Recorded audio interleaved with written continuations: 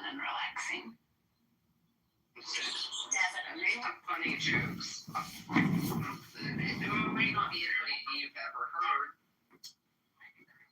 Are gay white men that live in their mother's basement who present as black women funny?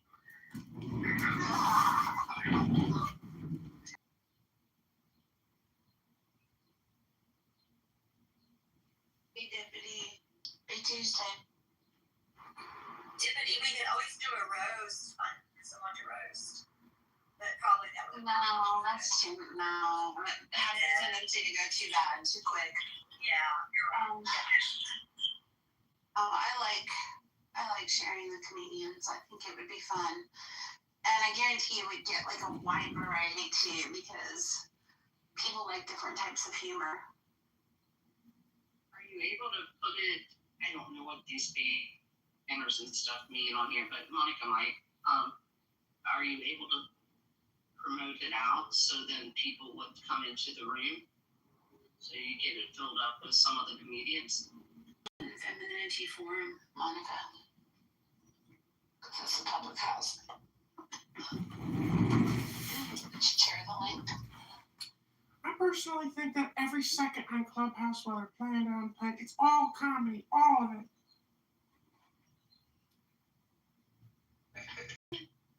I hope you'll come as well. Trust me. Serendipity.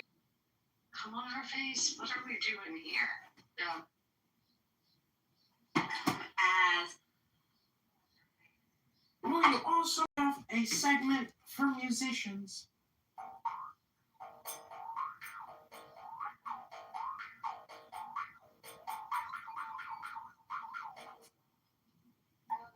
I could listen to 5 minutes of that, but so good. You can listen to 5 minutes of anything on Clubhouse. You've proven it over and over and over and over again. Touche. I have a problem with repetitive noises like that, though. You mean like Clubhouse? Where it's just repetitive every day? It's the same people saying the same things in a different way every day. That in a different way. I'm just saying, don't limit your Friday night fun. If somebody's got a recorder or a Chinese flute and they want to blow your mind, Room, please. when people start reading books, I'll join them. I'm hard. I read books. I'll have you know, we have several book replays in our house. We do book rooms all the time. Well, the other night, What? He dropped the ball?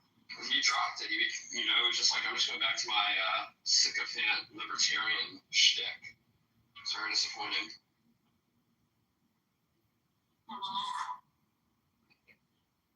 Would be fine, Monica and Serendipity, if you guys opened up a room and put a book up at the top and then had people on Clubhouse actually, remember when we were kids, they do popcorn and the teacher would say, okay, you're reading this paragraph. I want to see how many people know how to read. This would be amazing. You can tell a lot about people by the way they read. It's just a thought.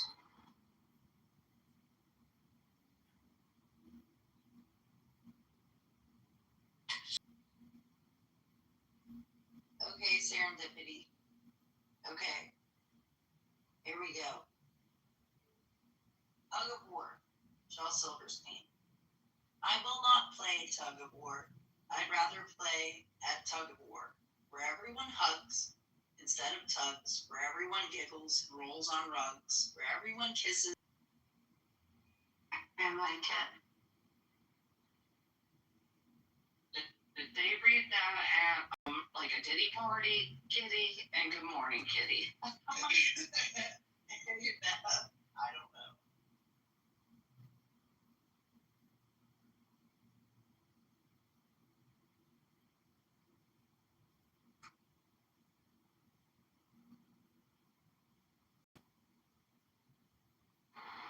They have writers' rooms. writing room because you read for 50 minutes, you write for 50 minutes, and then for 10 minutes you talk about what you wrote, or if you're having a hard time. And come on to do a writing room, I want to come and talk to my friends. I'm like, oh, but there's Dippity and Edie and Beth and all these people, and it never works because I want to talk.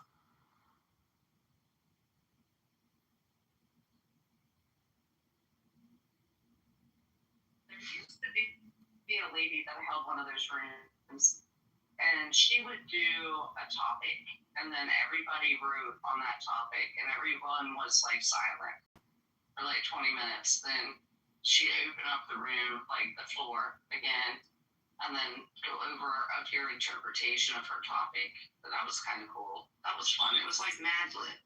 Yeah, I thought that is cool. I would do that.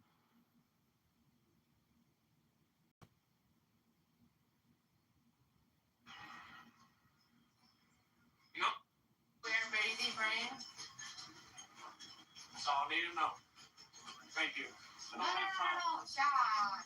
Please, let me go. You have a good night. Nobody will come here right. You don't want to be into the room. I want to say I got stuck in. I don't know. Not a bell.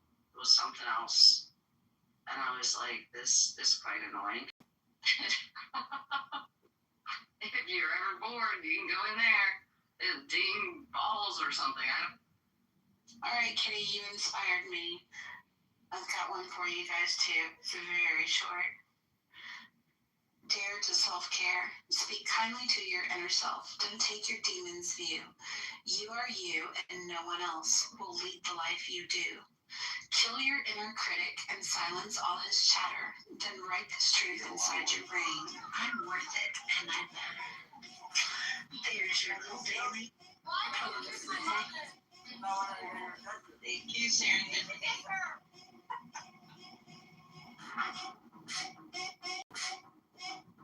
It's great. Yeah, you guys did good work. See there? Inspiration.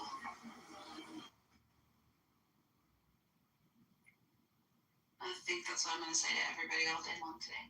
You're worth it and you matter.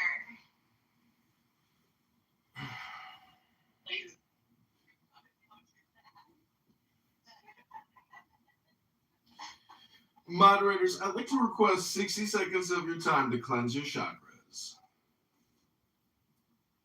You mean water? No, I want to make your chakra moist. Did we cleanse your chakra just a little bit? Wait, let me check. Let me pop my back. Oh, I think you did. Okay, this is called the I Ching of Love. Pick a random number 1 through 64. Okay, that's called identification. The oracle admonishes to beware of identification. It is true. Love opens to a fullness and joy without confrontations. But if you identify that fullness with a certain person, it can... Very nice. Okay, it looks as though Monica has scheduled in the Femininity Forum for Friday night at 8:30 the blue and red and white color comedy tour left night after dinner.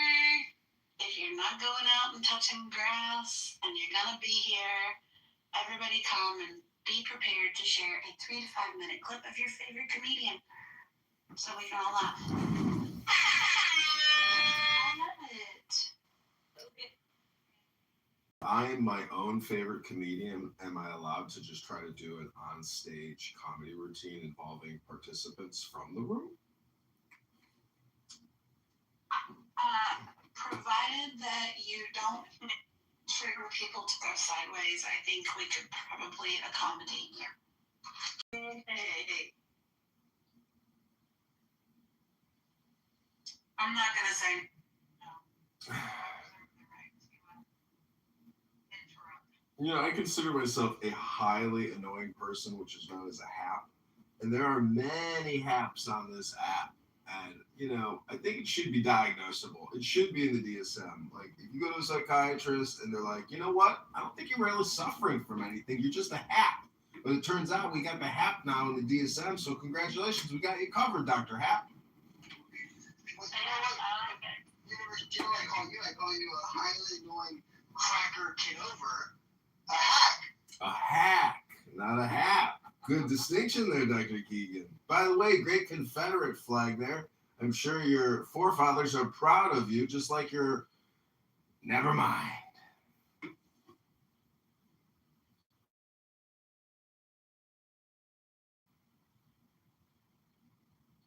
It's the Retribution Party, Mr. Universe. Keegan, I bet you can't even tell me how many people died in the Civil War. Keegan, without looking it up, tell me how many deaths and casualties there were from 1861 to 1865. Go ahead. We'll wait. I'm going to go 120,000. 120,000 deaths? Holy fuck, bro. 1 million people killed themselves. And 2 million casualties, bro. It's the worst fucking... In the Battle of Antietam, there were 100,000 deaths. One battle. Tell me that 6 million people died. Yeah, you now you can Google it and confirm just how ignorant you are. The best I can give you is 62. Got it. Well, if you ever go to Gettysburg and you want to find out what real courage, bravery looks like, you've been to Gettysburg? Well, what did you learn? I guess nothing. I just can't understand how they still did the mass formations as opposed to like doing guerrilla warfare. That blows my mind that people could be that stupid, that they would in open battle just charge each other by the tens of thousands. Like, hello? Well, back then, the warfare had almost, me and Marshall were actually talking about this, and I bet you would like the universe, that war used to have like a form to home about it, right? There used to be like this, universal understanding that we're both going to meet our maker. Yeah, you used to like line up in a line and march. Yes, and the only reason why the Revolutionary War was won by Americans was because of guerrilla warfare. The same with the Scottish. We didn't play fair during the Revolutionary War. Well, William Wallace, fun fact about William Wallace, okay, everyone, is that At the Battle of Bannockburn. the Battle of Stone Bridge, William Wallace, how they won was that the Brits had to cross this bridge to get to the big field they were going to have the battle on. And the Brits assumed that, hey, when we cross this bridge, you're going to let all of our troops cross, and then we're going to fight, and we're going to win. Because it was like 100 to 1. And the Scots at the time were like, no, you've been sleeping with our women, you've been heavily taxing us, you've been murdering our men for protest. When you cross this bridge, we're going to let about 1/3 of you cross, and then we're going to kill all that 1/3, and then we're going to let the rest of you cross, and we're going to kill all of you. That's how they did it. Wow, that's not nice. Yes, so they did the same tactics of guerrilla warfare. They lied. They said no. Yes, and that is now. Is my mic loud? I'm so sorry, everyone. Sorry, Kristen. I didn't even see that. I'll be a little more quiet. Or just lent credence to the theory that like war is basically just designed to depopulate like radicalized young men, like high testosterone young men that are What's it good for? Yeah, comedy room Friday night. Pick your favorite. I hope you have a great day.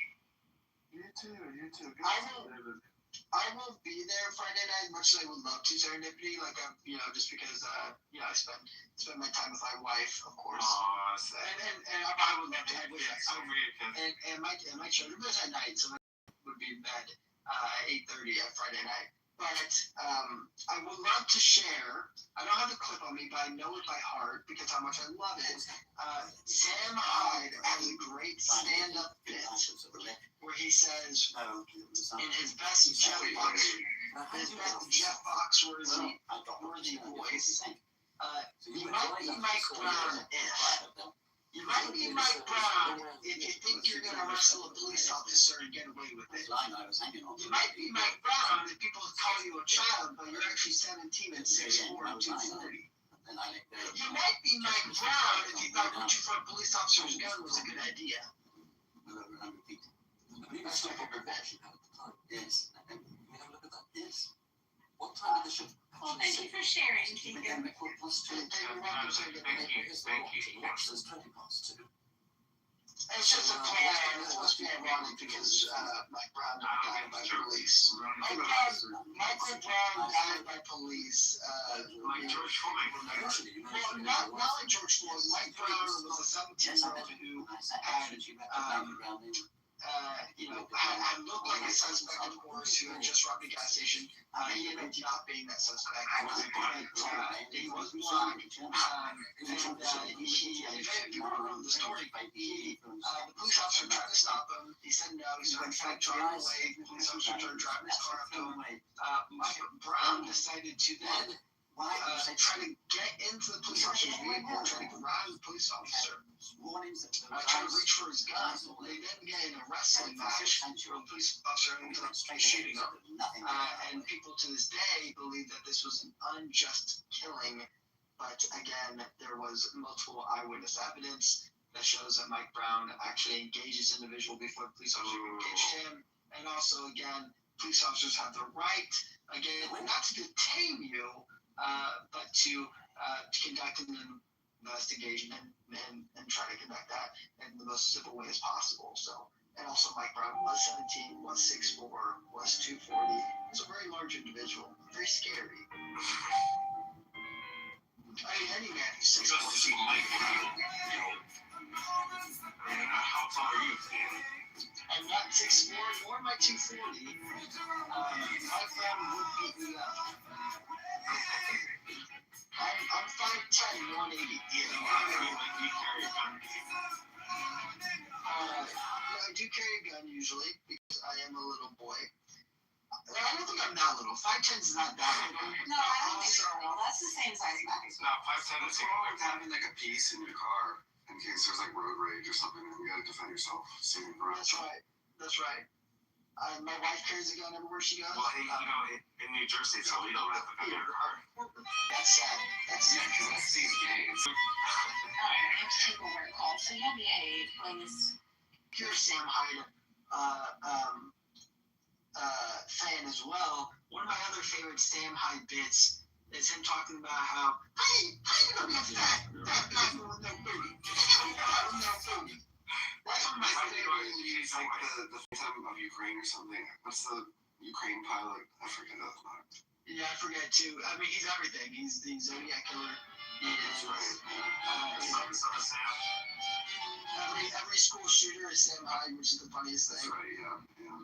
I love Sam Hyde, he's great. How come every school shooter is transgender or white?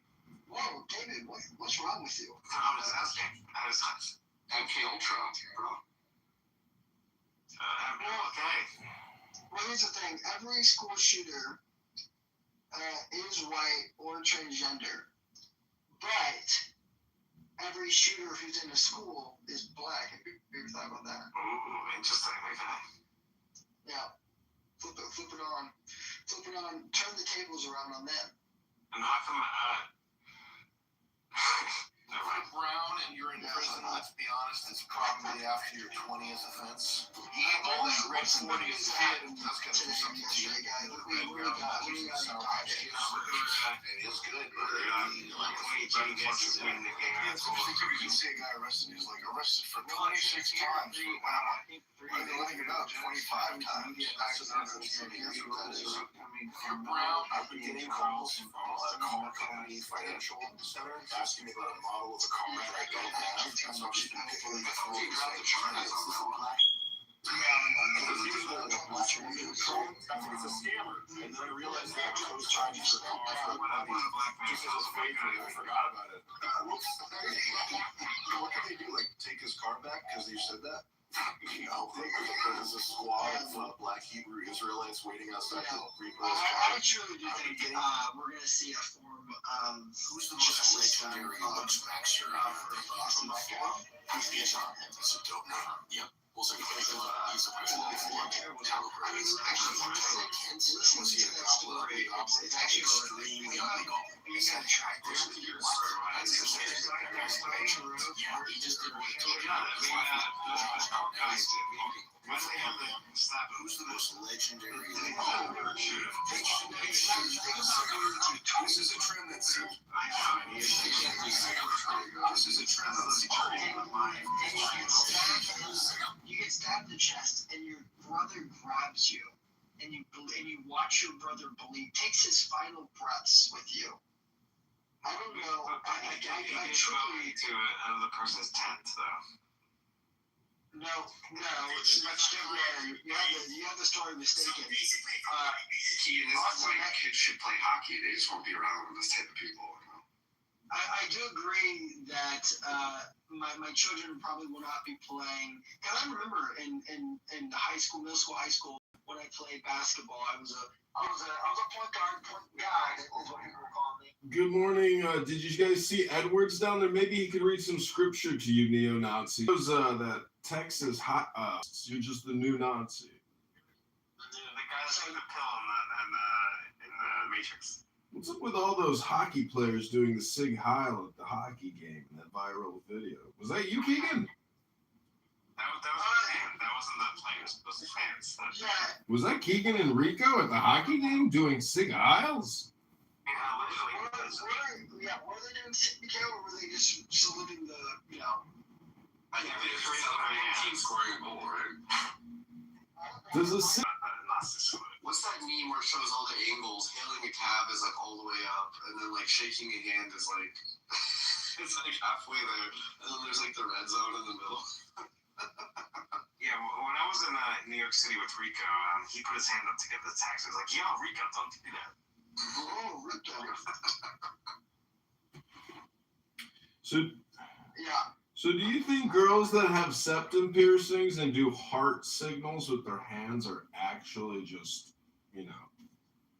liberal, communist, socialist, fascist psychopaths? That's a good point. Of being a full liberal, or does it require 2 to 3 murders to become a full-fledged member of the Liberal Party?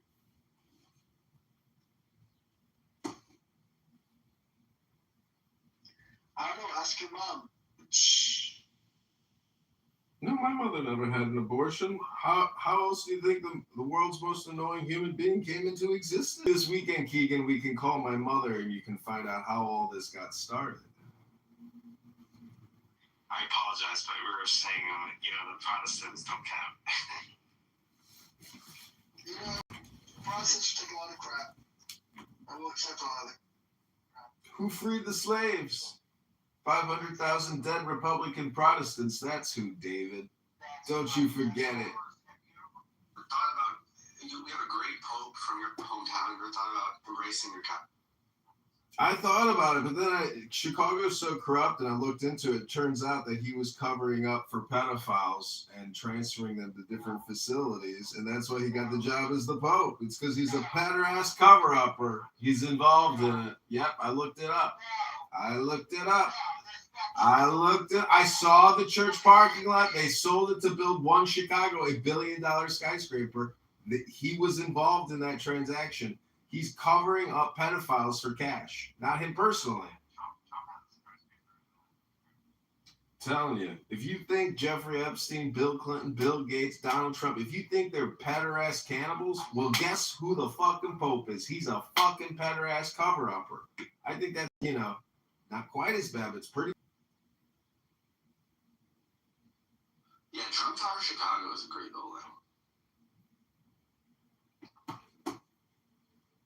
Well, One Chicago is actually a better building, and it has parking lot, a Catholic church parking lot that got sold for $250 million to pay for, victims of gay rapist priests.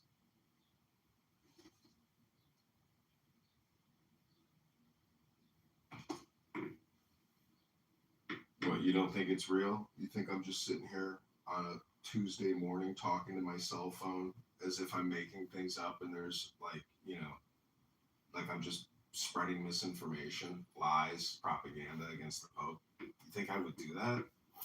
Think I got no basis of fact, no evidence, no observational powers? I'm a scientist. Don't you guys even know what the scientific method is anymore these days?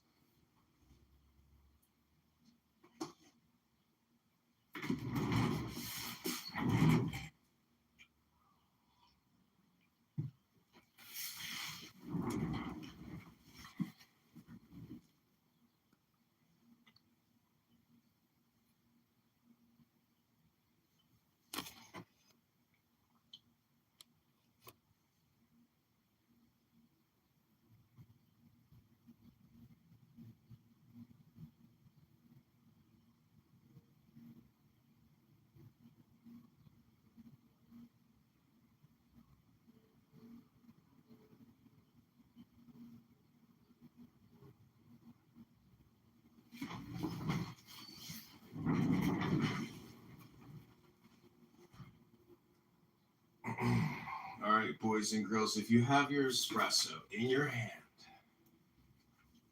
and you haven't put in any cream in it yet, we're going to put some cream in your coffee. If you need a little hot water, supercharge that coffee. Now's the time.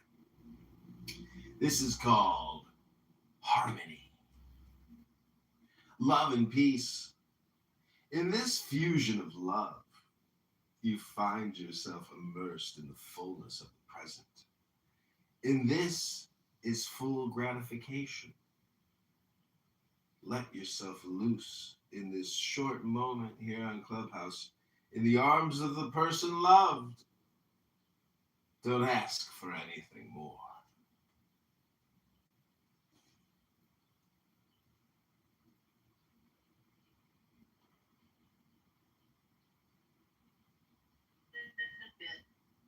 Jeez.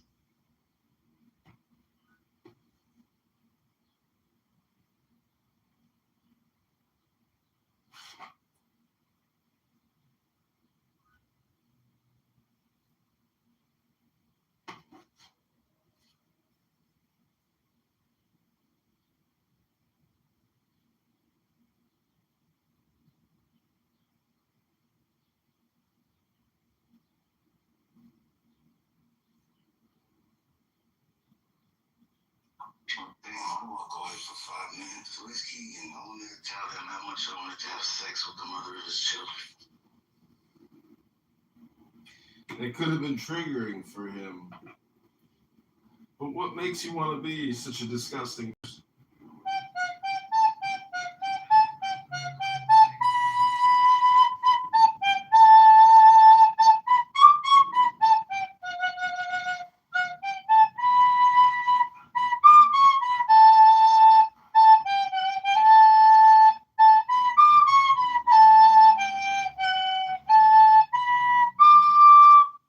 Never had one lesson. It's only disgusting. I'll be that.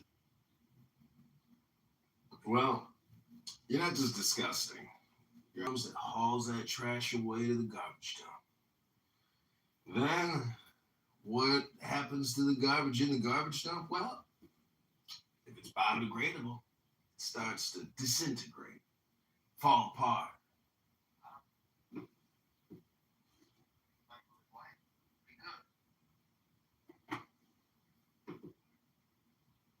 Well, I'm sure you can try to find Keegan's next room in the hallway to be sure to tell him about your desires. Oh yeah.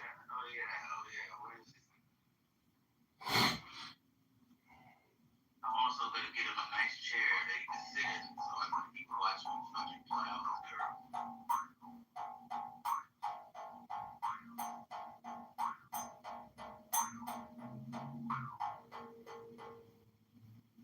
I guess the garbage man came, took that trash away.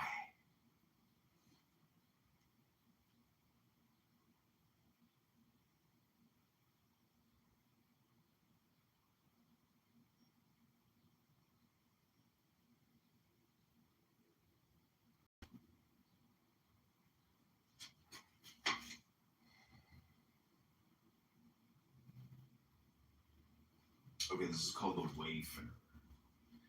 The message speaks to the wayfarer inside yourself while passing from one experience to the others. Meeting friends and lovers, you are the wayfarer. Something inside you prevents you from stopping forever. You try and try again, and each time it seems you have reached a resting place. But there comes a time now when you feel the need to resume walking.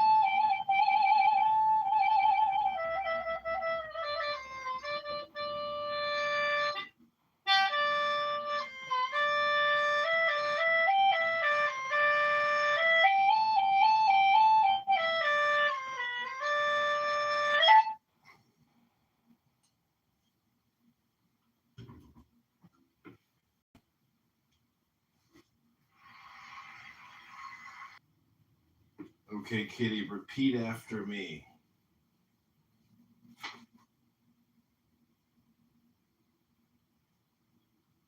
This is number 26. Fear of love. The oracle indicates that you are enjoying a notable strength.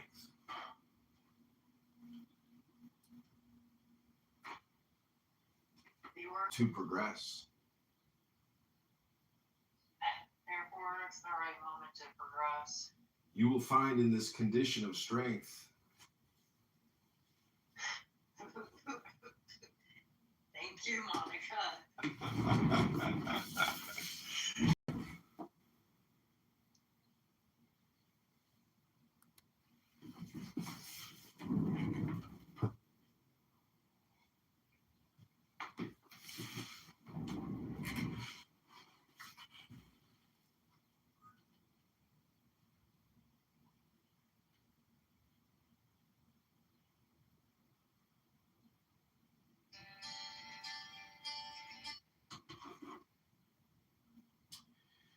I can see that my talent is not appreciated in this room. I'll have to go elsewhere where there are rooms full of people. Bring the ocarina of time again. I want to hear that shit. I like it. You want to hear the ocarina? Yeah, the shit that you just playing. No, that wasn't an ocarina. That was a Chinese flute. But I do actually have an ocarina, but the ocarina sounds more like a bird calling device, if you've ever played one.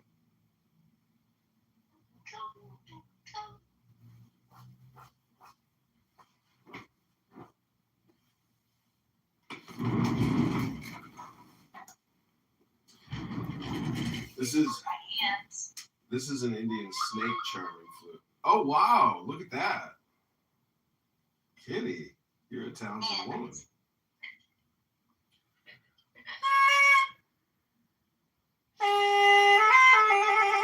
Featuring Uncle Piccolo. Like 12 years.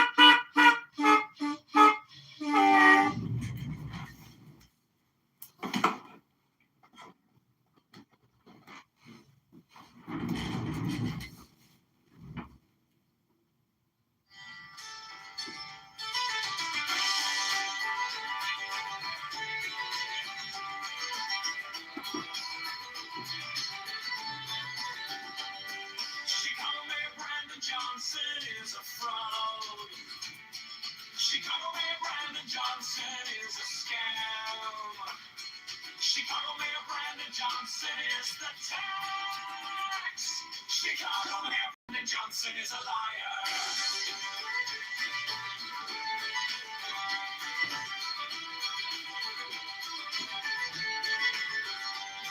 Chicago Mayor Brandon Johnson is a criminal. Okay, so this is a campaign song called Brandon Johnson is a Criminal on behalf of the campaign to elect mayoral candidate John Kitover for Chicago, Illinois. Chicago Mayor Brandon Johnson is a fraud and a criminal who lies. Free buses for abortions from out of state. Allows teens to take over streets and cause chaos. Borrows $1.3 billion to give out to his crony nonprofits. The FBI needs to arrest Mayor Brandon Johnson and his C2 mafia propaganda. Affordability is a scam. Brandon Johnson is the tax. Brandon is a scam.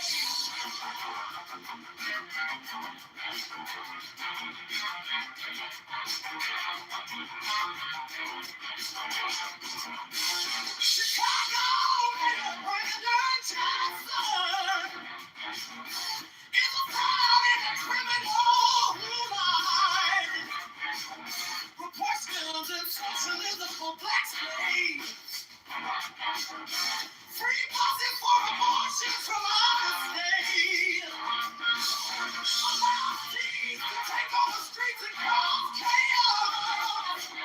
Borrows $1.3 billion to get out to his crowded nonprofit.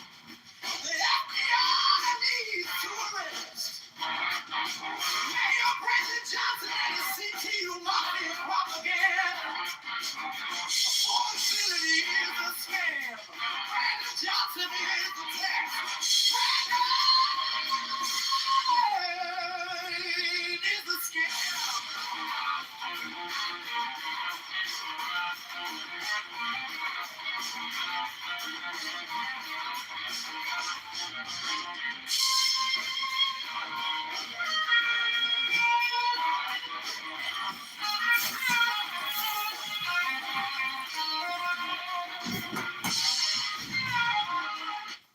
What do you think? Is Brandon Johnson a scam? Is it all a fraud? Is it just taxation without representation and theft? Because that's what I think it is. I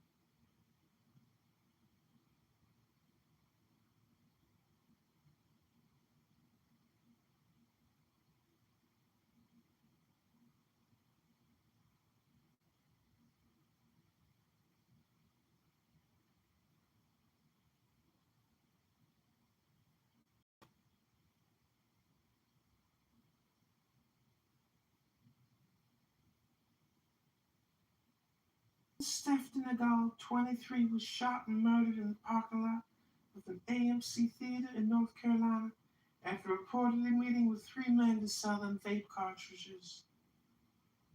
The 3 men that murdered him were black, but 2 of them looked very biracial. So they looked half white, half black. Well, Deshaundre Brown, the murderer, looks more black than the others. They were all black. Murderers.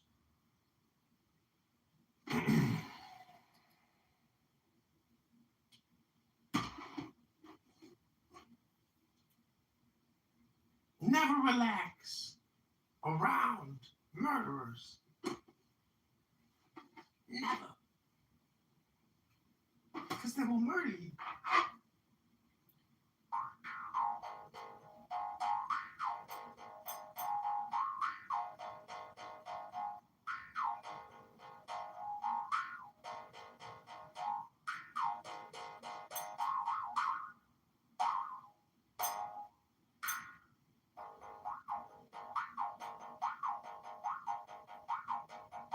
Speaking of plungers, I bought a new plunger on Amazon, and this thing gets a lot of force when you use it because it's got all these corrugated ribs on it. But it turns out that my plumber didn't actually need my plumber. I wasted all this money for him to run the line with the roto-rooter, and really I just needed to do a power flush. So just remember, if you think you're clogged up, you might just need a power flush.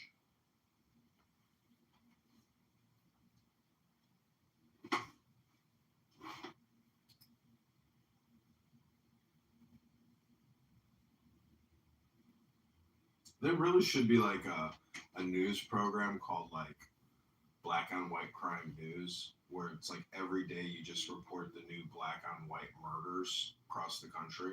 And like that's the whole news show, is every day you just report the new murders. And it'll never stop. Like the news will always have content. Every day there's a new murder. So maybe you guys should consider incorporating that into Espresso yourself, where every day you report on the new black on white, murders. Could be a good thing for the room, for people's cognitive security. Just a thought. I don't want anybody here to ever become a victim.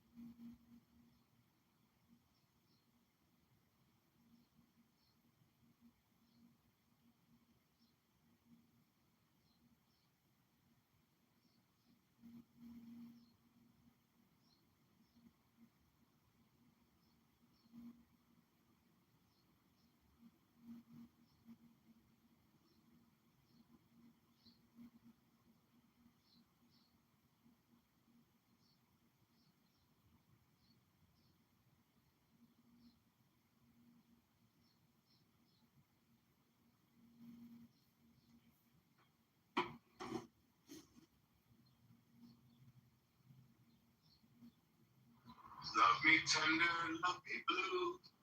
Serendipity, that's why I love you.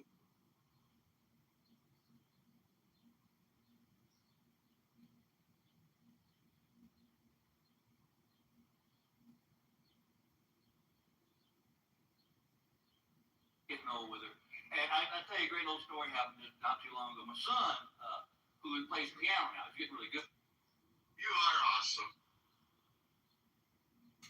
BB, do you have 60 seconds for Toyra this morning? I actually do, my friend. Ribbon Shalom? Absolutely.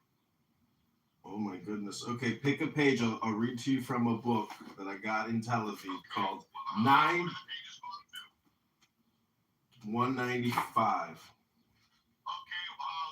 please. Okay, this is page 180. 10 times high. From the sacred to the holy, 5 new Talmud readings. The sword shall deal without, within there shall be terror. Why this besides? One might have thought of all this applies to night and not to day.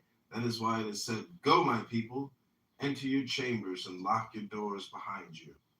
But one might have thought that this holds only inside the house. Within there is no terror, and that if inside there were terror, it would be better to join with people in one group. That is why it is said, outside the sword will make victims. Even if inside there is terror, outside the sword shall make victims. Rabbah used to keep the windows of his house sealed during the time of the epidemic. For it said, Jeremiah 9:20, for death is come up unto our windows. There is a baraita. If famine is in the city, disperse, broaden your steps. For it is said in Genesis 12:10, there was famine in the land, and Abram went down to Egypt to sojourn there. Furthermore, it is said in 2 Kings, if we decide to go into the town, we shall die there. What is the purpose of this furthermore? It might be thought that this is valid only when there is nothing life-threatening where one is going, and that it is invalid when emigration leads to danger. That is why it is said, so let us cast ourselves upon these. The angel of death is in the city. One should not walk in the middle of the road, for the angel of death moves about in the middle of the road, benefiting from the liberty granted to him. He walks about publicly. If the city is at peace, one should not walk at the sides of the road. For not being granted liberty, the angel of death slinks along in hiding. There is a baraita. If there is an epidemic in the city, one should not go to the house of prayer alone, for it is there that the angel of death keeps his implements. This is true. However, only in the case where school children do not read scriptures, there and where there are not 10 people to pray together. There is a baraita. If the dogs howl, that is because the angel of death has entered the city. If the dogs are happy, Elijah has come into the city. But that is on the condition that there is no bitch among them. Rav Ami. Yeah, go ahead. Why do we need 10 people to do a minyan? What is that about? It's Kabbalistic, Rabbono Shalom, 10 not 11, 10 not 9. Does it make the our words transcend better? Is that what it is? Correct. 10 is the most sacred number in Judaism, because there's 10 Sephirot of the Kabbalah. I thought it was 7 was our correlating number. Like how we have 6 layers of skin, and then our body is the 7th, and we represent the universe. Like there's 6 galaxies that represent. You know what I mean? Does 7 have a correlation with Judaism as well? Yeah, all of them, 1 through 10, they all have serious significance. Yeah. But 10 is the magic number. 10 not 11, 10 not 9, because there's 10 Sephiroth. And I'm so. Also, why is it that we say so when they don't say, okay, you're supposed to always talk about like you're above ground, right? Like you don't say there's something to do with when you're counting and you're talking like you don't say he's 6 feet under. Mm-hmm. You say he's 6 foot, like he's 6 foot tall. You know, when somebody dies, we don't talk about under. Did you know anything about that? No, I never read that one. Somebody told me that when I went to the Rebbe's and I was there for his birthday. like it's crazy about all the numbers. And I think you're big into Kabbalah, so it's all about numbers. But there's something that the way we represent numbers and the way we speak about them, there's an importance to it.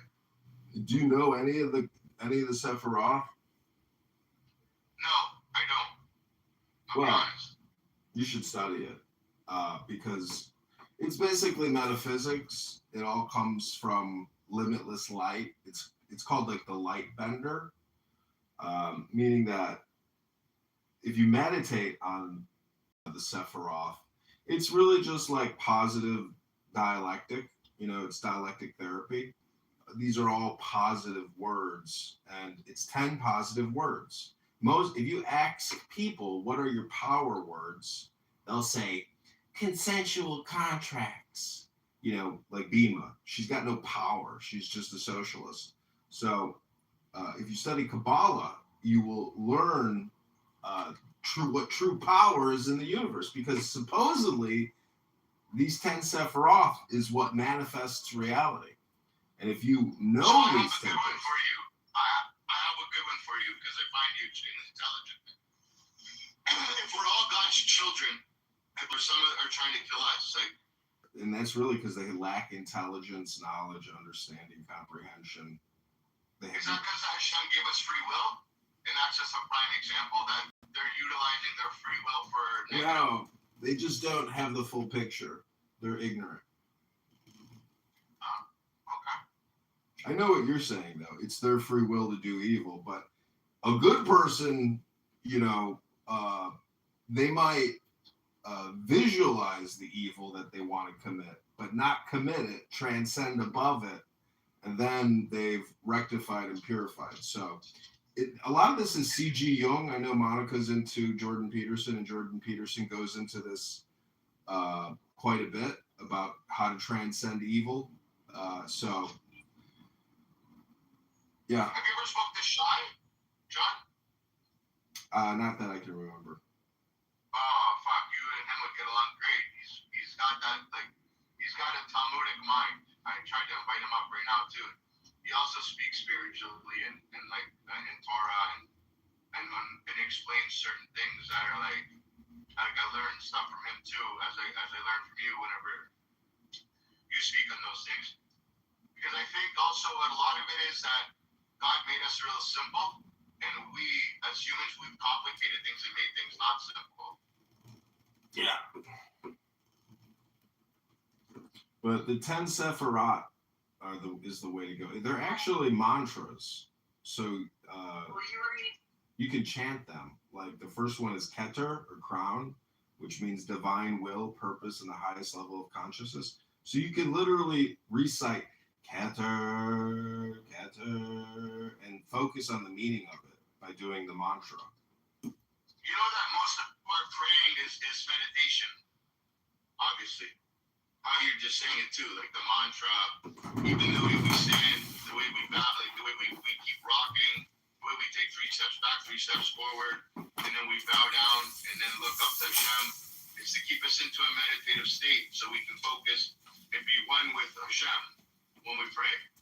And when I used to go to shul every morning, and I still do tefillin, I try to wrap tefillin every day, but I find when I do all that, I'm stuck into a meditative state where everything is blissful and divine for me. Like, I feel great mentally and physically, because I'm constantly like warding off evil, you know what I mean, by being in a meditative state. Did we scare everybody up?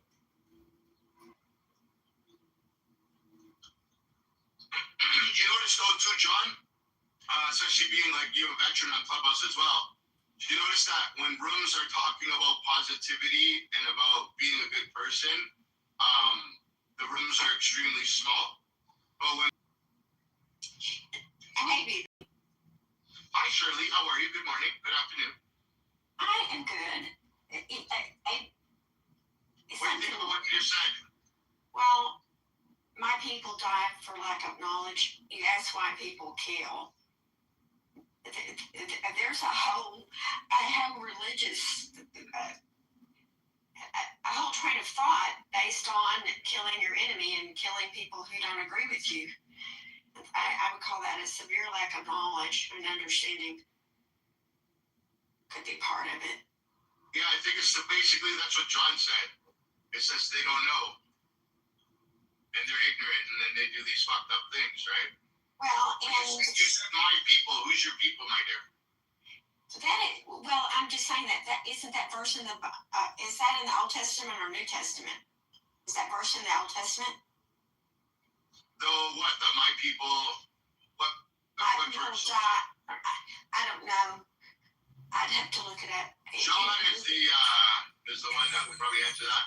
Oh, yeah, that's the one thing that I was taught to say. Never say Old Testament.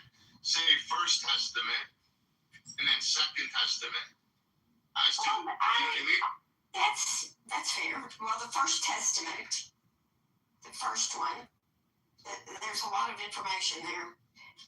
We can Google it.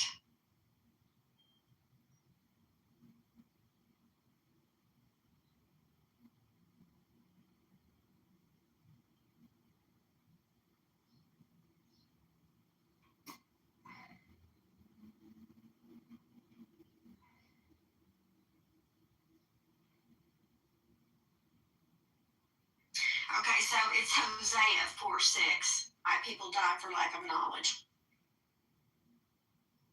Can you hear me? Is that in the first or the second?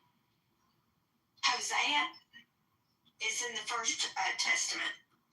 So my people die for lack of knowledge. Okay. What does that mean to you?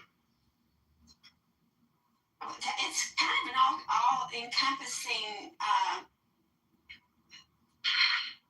It's all-encompassing. The Muslims lack knowledge. They got into the wrong thought system. Yeah, the ideology is crazy. Yeah. Yeah, the ideology is just ridiculous. Okay, and it's the only religion in the world that says kill people who don't agree with you. Now, Hindus do kill Christians, and I think it might be their commitment to the caste system, because the caste system is eliminated through Christianity. Christianity does not support the caste system. Another lack of knowledge deal. Anyway, so, but it can apply to everything. It can apply to healthcare. It can apply to it can apply to the amortization schedule. So my people don't prosper because they don't understand banking. It just applies to me. It's a pretty encompassing little principle there. Do you think it's our job to try and... Is one thing that I'm sorry if I'm redirecting the conversation. No, not at all. That's the whole point of having good combos. Okay, so something's come up lately, and I actually ran to some programs. So she ran this program for her employees. She said she did it 3 times. We're a religion of peace. And I looked at her and I said, yeah, but there's a certain percentage of those Muslims that are reading the part of the Quran that says kill everybody. Exactly. And then I started, citing examples,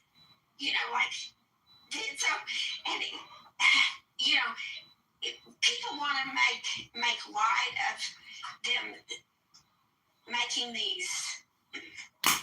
I've got some kind of alarm going off. What the hell? See, every Muslim. Okay, I have to bounce in 3 minutes anyways, but... Okay, but John, right. John's here anyways. Okay.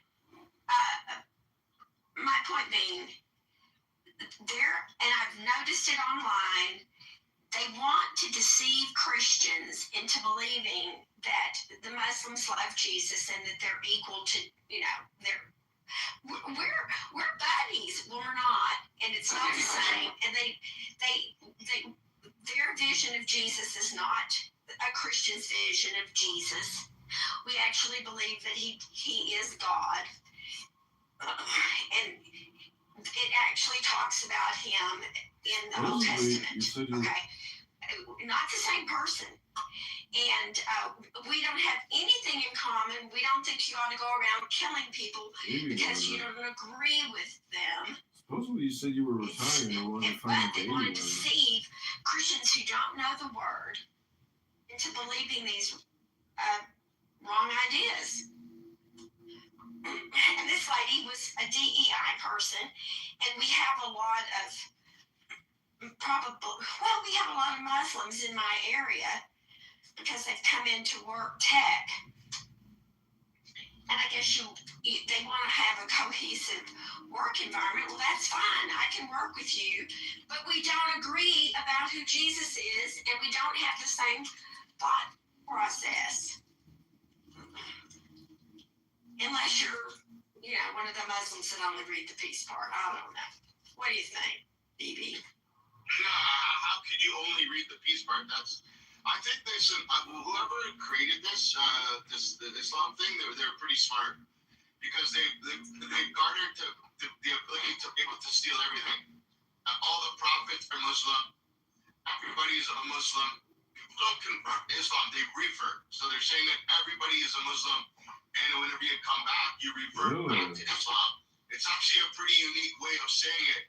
And it's the way that they built numbers drastically. So I think it's extremely problematic.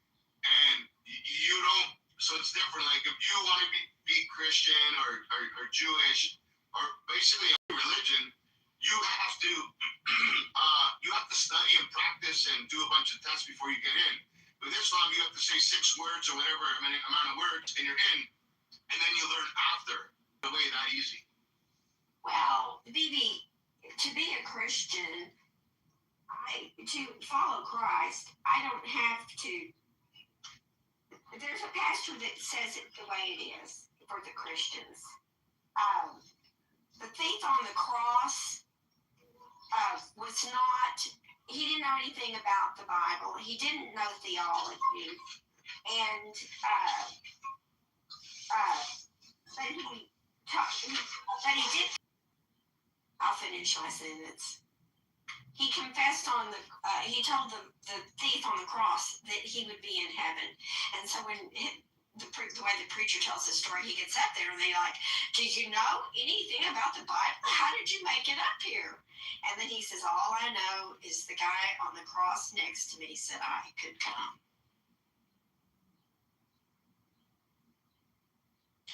But my people perish for lack of knowledge, and we need to know the word.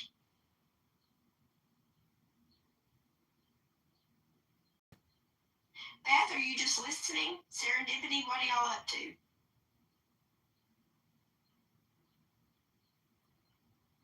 Shirley, do you think,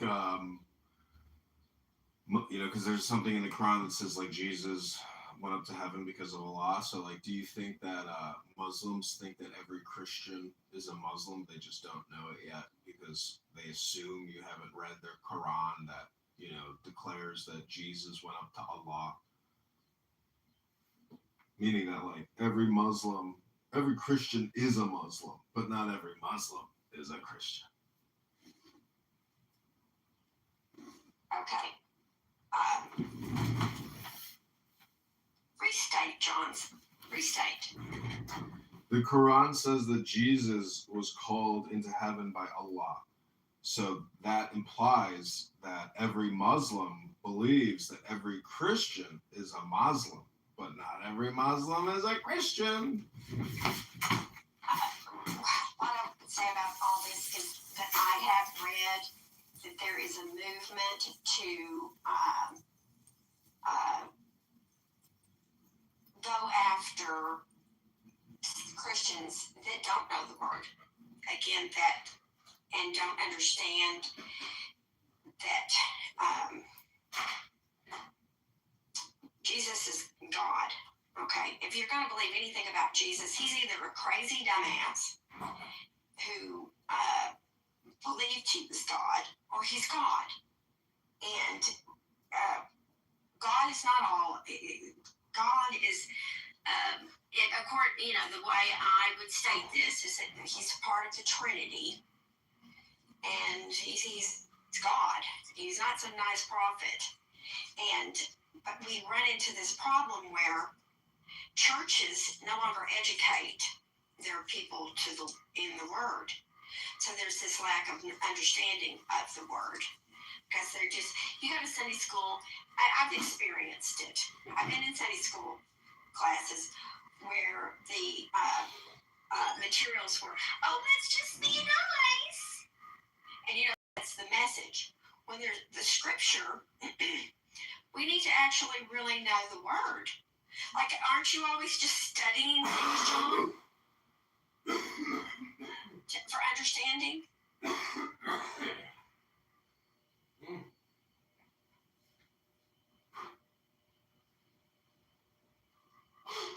Are you there, John? Or Universe? John's gone. You're stuck with me now. Well, Daniel, what do you think? In Christianity, where things are kind of going a little bit astray. Well, with like the rise of like denominationals and things like that, seminary school, people not going to seminary school and becoming pastors, like this is a problem. Well, I'm not criticizing, for example, the Assembly of God. This is not a criticism, but my daughter-in-law went to seminary with the Assembly of God. And when she married my son, I'm divorced from my children's father. Well, that made me, in her eyes at that point, made me, I just couldn't possibly be a good Christian or have any knowledge of the Bible. I'm divorced. And this was her thought process. And then she got to know me, and one day she told me, you know more. I went to seminary, and you know more about God's Word than I do. Did she say any more about? Do what? What did she say any more about? I didn't hear you. I knew more about the Bible than she did. She'd been to seminary. Yeah. The Assembly of God, and she said, you know more about the Word than I do. But see, I'm a grandmother, and there was a time in history where they actually taught you God's Word in the church. And I went to, we have adult Sunday school with the Baptist, and I just felt like it was the most watered down nonsense. And like there's some car salesman who hasn't read the book, directing the class, and I just thought, I can't do this. So I started going to the pastor Sunday school class, and we did a walkthrough of the Bible. And plus, I, read it myself. And, but that's inexcusable that a seminary would not teach a person going through seminary the Bible, Daniel. And that's why you have Christians who they don't get that, who could be fooled with this. Oh, we're just like you. Oh, hell no, we're not. We're not just like each other at all. No resemblance at all. Unless maybe they have the Ten Commandments. And I'm going to confess, I have not read the Quran. Don't have enough time in my day to adequately study the Bible that I think is based on God's Word that came from God. And there's a lot of evidence that the Bible is was really authored through God, and He used different people, and it's an amazing book if you do any real study of it at all. I personally love, whether we call it the First Testament or the Old Testament, I love the Old Testament. There's lots of good stuff there. Well, I think the Old Testament's tougher for a modern audience to understand. You know what I mean?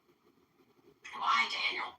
Because you have like the story about the Canaanites and stuff like that, where God tells him you have to kill everyone there, and I think modern audiences tougher to grapple with. Okay, but if you read the whole thing, if you have a concordance, or it gives you references references to different sections of it, you will realize that the Canaanites were probably doing things like sacrificing babies, which is abhorrent to God, having temple prostitutes. I don't know what all kinds of horrible things they were doing, but it was a horrible culture. And God said, if you don't want this crap in your life, in your culture, and get rid of these people. I don't like this. Well, they didn't even kill all the Canaanites either. Like, that's one of the things is that, and it's more of like you're about to go to war, right? So you're going to get that, that, because you're the craziest thing you've ever heard in your life, you know what I mean? Like, yeah, you're going to kill everybody, but they didn't kill all the Canaanites. No, they didn't. But there would be those who say that had they done what God said, they would not be in the mess they're in right now. If they had followed him and done what he said.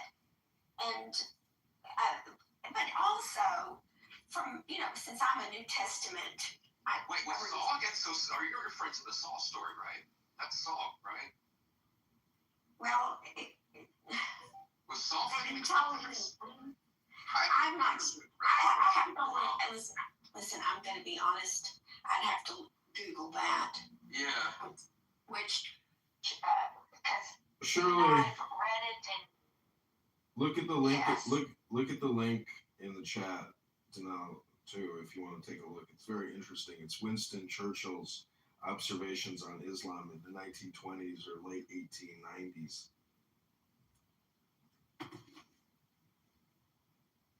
Okay, I'm not going to read that right now, but I think, but I like the link, and let's see, let's make sure I can keep it, because that might be very interesting. I'm going to text that to myself. So, but summarize, John.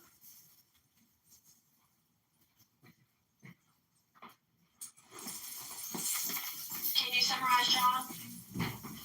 Oh, it'd be better if you just probably read it, because the summary is he's just saying that Islam is shit. So, in summary, Islam is shit. It is shit. It is shit, and it cannot be compared to the Old Testament or the New Testament, and their version of Jesus is not Jesus. He's like some nice person. No, he's not. He's God. And which, Daniel might not, it doesn't hold to that position, but it is my position. Right. What position? That Jesus is God. Yeah, that's like the whole point, isn't it? So, Daniel, are you Jewish or a Christian? I'm Lutheran. Oh, there you go. We agreed. Jesus is God, but he's not some nice person.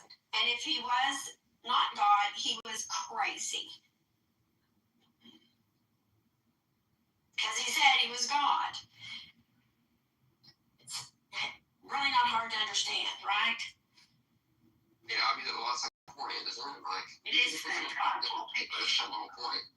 That is the whole point. Okay, I'm sorry for the smirky. I smarted at like the tone in my voice. But I'm really, I find it very frightening. And I had something came up on my algorithm saying Jesus was a nice person that was being sponsored by Muslims. No. Even though you don't agree with me, I won't murder you for that. It was just once the Ottoman Empire fell, but like Muslim societies were more tolerant than like Christian societies back in the day. Like they would just kill your ass if you were of a different faith. Who would? Or like medieval Christians. There was Catholic Church.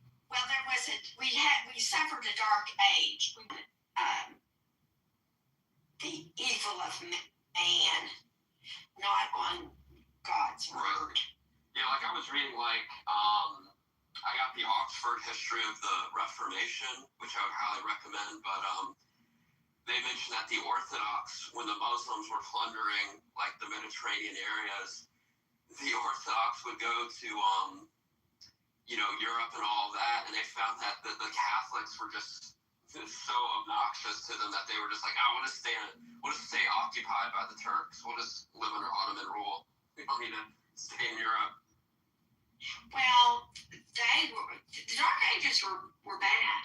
And it's just like this current Pope. What an idiot. He's got Muslims praying inside some library and meeting with them and calling them like their brothers, like bite me, and saying the word says to these Islamists who will not stop shooting bombs at Israel, and on and on and on. And if you don't stand against this, then God says it's evil not to stand up to that kind of evil. Do you think though? I think, and I'm not a papal mind reader. I don't know why he's doing it, but one of the reasons why I think he might be doing that, like meeting with imams and stuff like that, is to make sure that Christians aren't being prosecuted, to show like a goodwill to them, so that they're not on the daily. There's nothing about it working. I think it's because he doesn't want them to burn down the dam, actually. And my daughter, who is a Democrat, the enemy of my enemy is my friend. And the Marxists over Iran, okay? Yeah, and then the Islamists killed all the Marxists. And then they killed all the Marxists. Right, yeah. Which is what I would like to, except for that you just can't argue with these people. They're not, it's ridiculous. I just would like to have a list of these receipts and pound my daughter with it, except I just want to have a peaceful relationship. But I mean, the Pope's always had like even when George W. Bush was in the Iraq War, the Pope was against that. We're like, this isn't a new position. It's just now, for some reason, like it's the most controversial thing that, oh my God, the Pope is against the war. Like the Pope is usually against most of the wars. Like that's kind of what happens. Well, there is a Pope. I follow a pro-life, came out and he just said in a scripture, I think the scripture that the Pope used, he explained how that is just ridiculous. That we're supposed to stand with the underdog and fight evil. And that scripture doesn't even say that. But again, you don't know.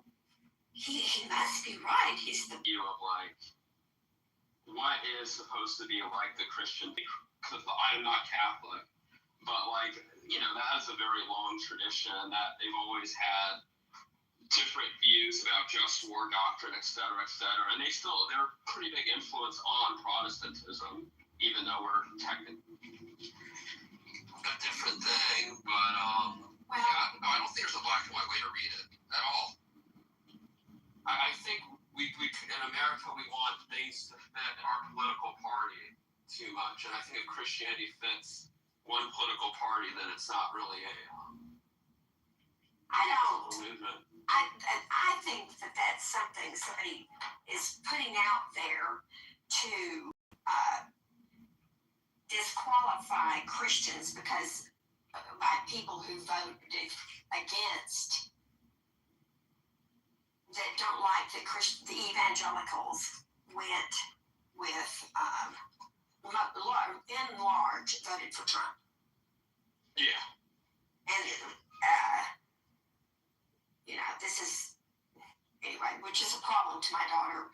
All of a sudden, evangelicals are evil because we. Well, I mean, I think that. With Trump. But don't you think that is a problem with the evangelical movement? Is that instead of having a wide, diverse group of opinions and voices, it's aligning itself around one political movement? I do think that is a problem. Well, if the problem we're running into is that Daniel, it's an established fact that I'm the old lady in this group, and I'm a grandmother, and so I've been around a long time, and used to Baptists were Democrats. They just straight up. My father was a very rare anomaly in our world because he was a Republican. And the problem with the Democratic Party is it's leaving all sense. If they're not classical liberals, I actually believe in a lot of classical liberal positions. I ran a dental office where I treated immigrants for 30 years. You can't not believe that you should take care of the stranger. Very well stated fact in the Old Testament. You stay on preaching to y'all.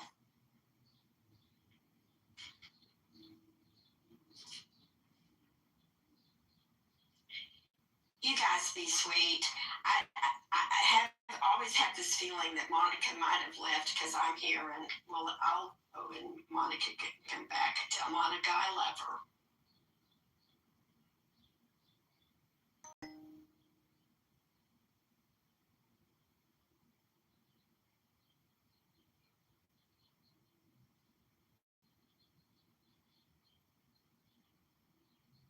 Did Shirley leave? Damn. Me and her were having a good talk. She was convinced that you left because she was boring you. Oh, that's so mean. I had to go grab something and they ate my ID. She was like, he left in the middle of our conversation. Okay, well, I think everybody left because I was here. I'm just going to go. And my phone was across the room. And I was like, oh my God, I was trying to get over here. Right. Literally grabbed it as you came back in, and she's gone. Yeah. So she's got her feelings all hurt. Let me go message her. Yeah. And I couldn't get to my phone. I've been on a work call. I haven't even been listening to the conversation. We were just talking about, like, Christian movements and stuff like that. I went to go to eat, and I heard her saying that, and I was like, oh gosh, I can't get to my phone.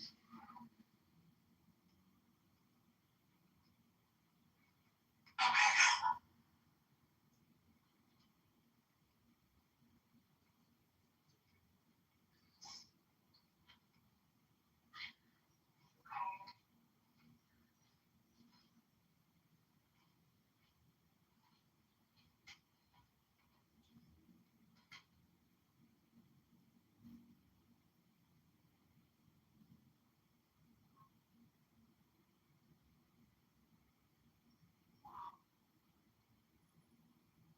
Just spent 2 hours doing something.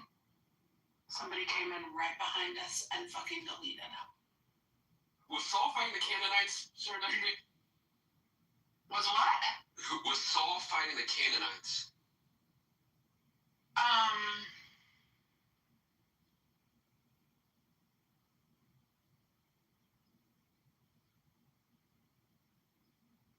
Yeah, I think so. I think so, okay.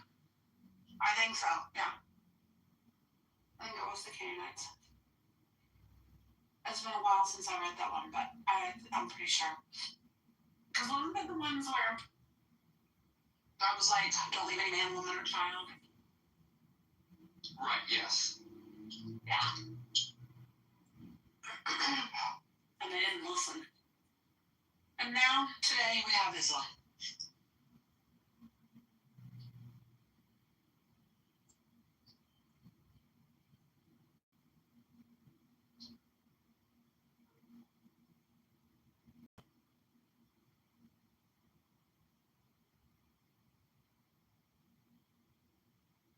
Meetings. I know I got a bunch of meetings this afternoon. They start at 12:30, 1 o'clock, That's right. 2:30, and 3. Ugh. Too many meetings, David. Too many meetings. You need to get in the position where you're the one that actually calls the meetings. So you can always say no. I am.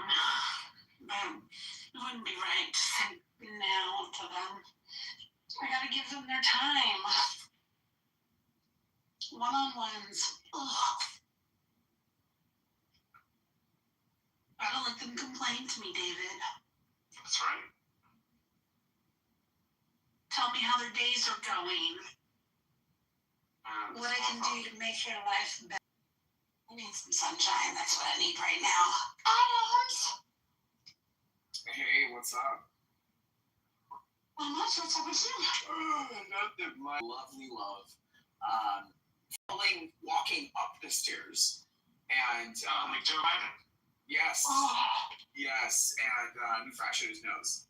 So. oh my gosh! So he's freaking out, and I was laying in bed when this was happening. I was like literally in the middle of a rant talking about fat people in Clubhouse, and I was getting ready to put some clothes on to go have lunch, just like go hang out, and so that happened. So he was on the floor, and the first thing I'm thinking is he fell belly down. You know what I mean?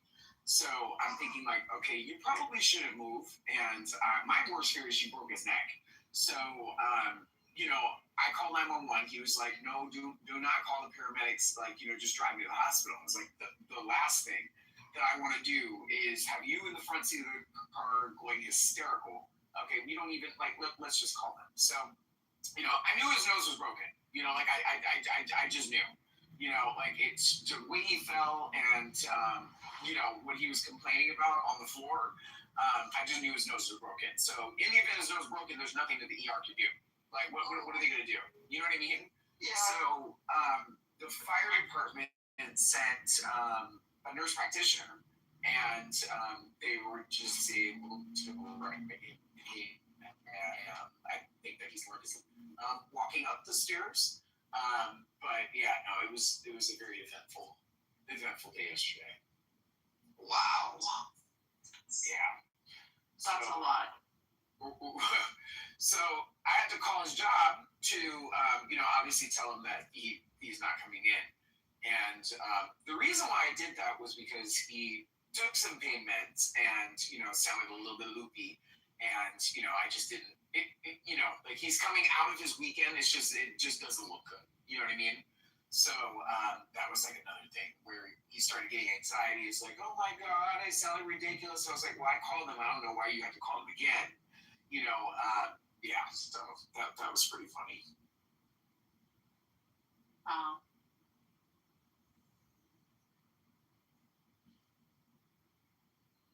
All in all, I just ate my edibles and I watched the show Hacks. Have you seen that show on HBO?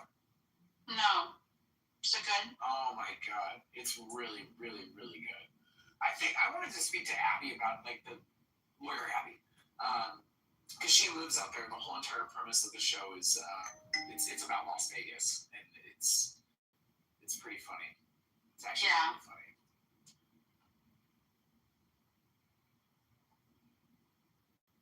So what are you up to? What's a good word? Oh my goodness. I am, and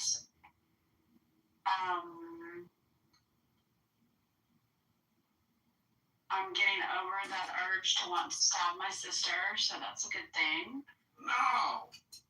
And life has been really sweet and really good to me in the last week. So Items that I must get done this week. Taking my prescription for my glasses. oh my gosh, I need to go see my eye doctor. I need to see him. Oh my gosh. And go to the DMV. Go to DMV. Now the DMV may have to wait until next Monday, but You think I don't listen for what that number is as somebody who can actually see it is reading it? Exactly. I'm listening. I gotta go get my eyes checked. And it's like a running joke in the office. They're just like, you need to go get your glasses. Here's the thing. They say that ketogenesis can help improve your vision too. Really? Yes. Yes. They say it can help improve your. Oh, hold on. I'm inviting you up, JC. There we go. Or should I say shalom? Sorry. Good morning. Happy Tuesday. I have diarrhea. Oh, that's terrible. Did you take C8, C10 like I did yesterday? NCT oil with C8 and C10? It's, well, no, you probably. Silver bullet. It's for those who are going to embark on the ketogenesis endeavor. Saturated fats, derived from coconut or palm kernel oil. It makes you feel amazing. If you've never felt amazing, oh yeah, you should try it. Is he mocking me? No, I'm not mocking you. I'm just saying you gotta try it. It's Try probably it. mocking me. Put it in your mouth.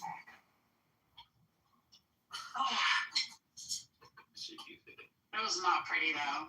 When your body's not used to having like that kind of concentrated fat, boom. Second in my coffee.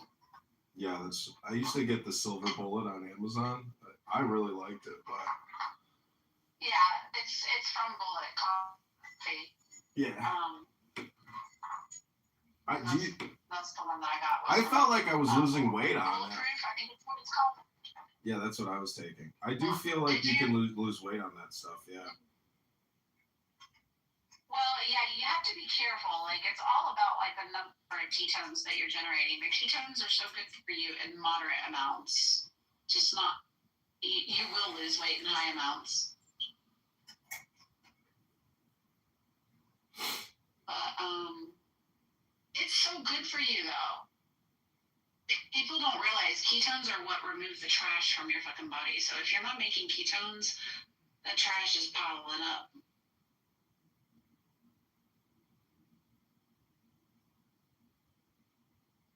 And I've honestly been contemplating like cutting sugar out of my diet entirely because it's just so bad for you. It feeds so much bad shit that I was like, okay, I think I can do this. So good. He says it tastes so good, but I honestly, I'm sure I get a lot of hidden sugar. And of course, you've got like other carbs that will turn to sugar. But do what? Do you do the flu shot annually? No, I don't do any vaccinations. Oh, because Secretary Hegseth, he scrapped the mandatory flu shot for U.S. service members today. You no longer, if you were in the military, you had to get your annual flu shot. Otherwise, you could be Article 15 and punished. But now we find injection. You don't have to do it anymore. That's a good thing. I think it should be people's choice. Their body, their choice, right? For some, not for others, right? I mean, that's the way it's been going, right? Like, you know, double standards, hypocrites, hypocrisy, liars, misinformation, disinformation, propaganda.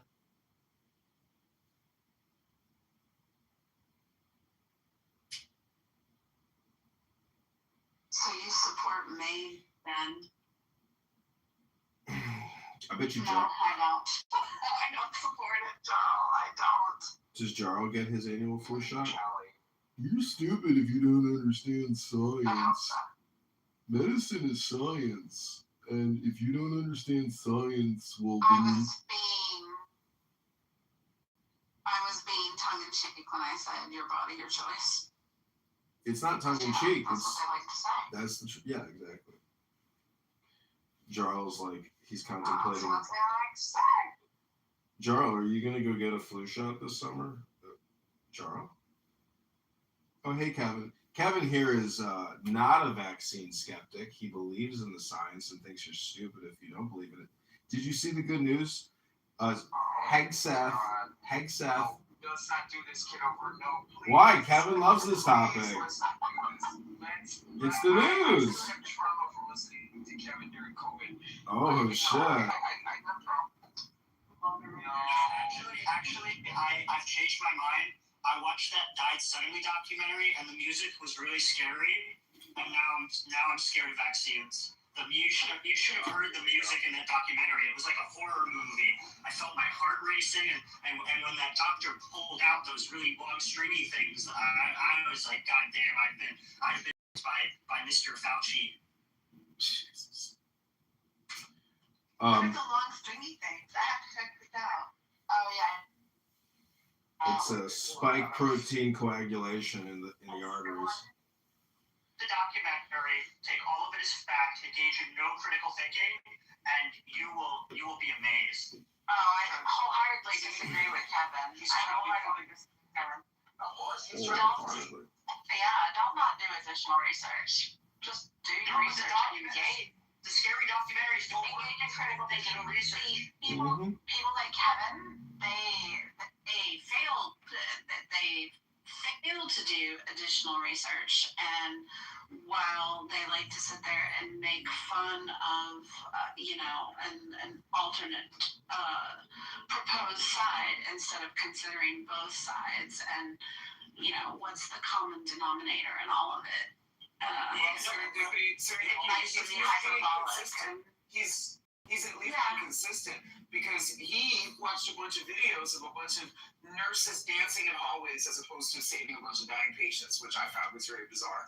And he thought the world was ending without the research or any type of listening to science. So, at least he's being consistent.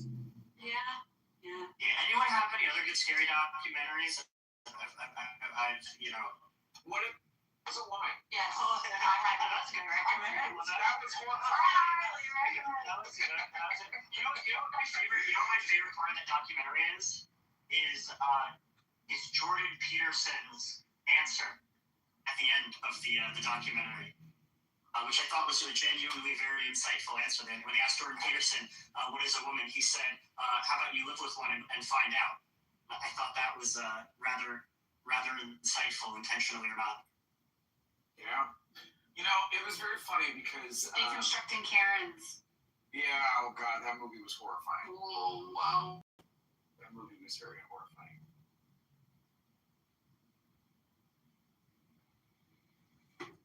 Well, anyways, I don't know if you saw, Kevin, but the head of the Pentagon, Pete Hegseth, he has revoked the mandatory annual flu shot for all U.S. service members. They no longer have to take an annual flu shot to be considered in compliance with U.S. military code. Hallelujah, thank God. Amen. Liberty. Give me liberty or give me the COVID-19 vaccine. Stop bitching about this. I don't know. The only people that I hear talking about COVID anymore are like the insane leftists who still wear masks, and then also like the people that are upset that the conspiracies never really materialized. But everybody else has kind of moved on. It's funny that you say that. I went to the grocery store and I saw people walking around in masks. Like actual masks, like in the what you would call an N95 or whatever the fuck they're called. They're walking around in masks. Like, I mean, it's completely disgusting. It's like, what is wrong with you people? Well, I sometimes.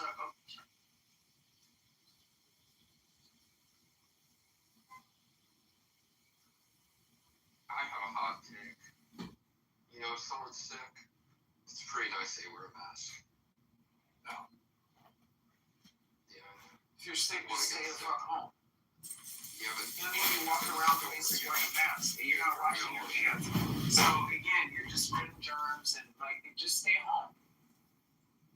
I hate to change. Got a little phlegm in my throat. See, this motherfucker shouldn't leave the house. I was about to go to the hospital today. See, there you go.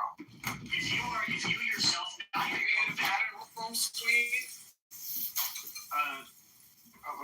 one thing I noticed when I was in college, even before COVID, a lot of the Asian international students, they themselves were sick. They would wear a mask and just maybe reduce spread a little bit to other people. I think that's fine. And that's why, supplies that they stay home back in China. Yep. That's what we're doing. Exactly. Because Listen, on March. realistic, because they're bringing bird flu. They don't Exactly. want COVID over here. So it's so they need to stay home and they need to stay out of public wearing those damn masks. On March 21st. If you're sick or you're potentially paranoid about being sick, you should stay home. There's a solution. Doctor. Well, they should work from home. Doctor. Take a family medical leave. It's like you need to walk about the house, okay, with a mask. Stay home.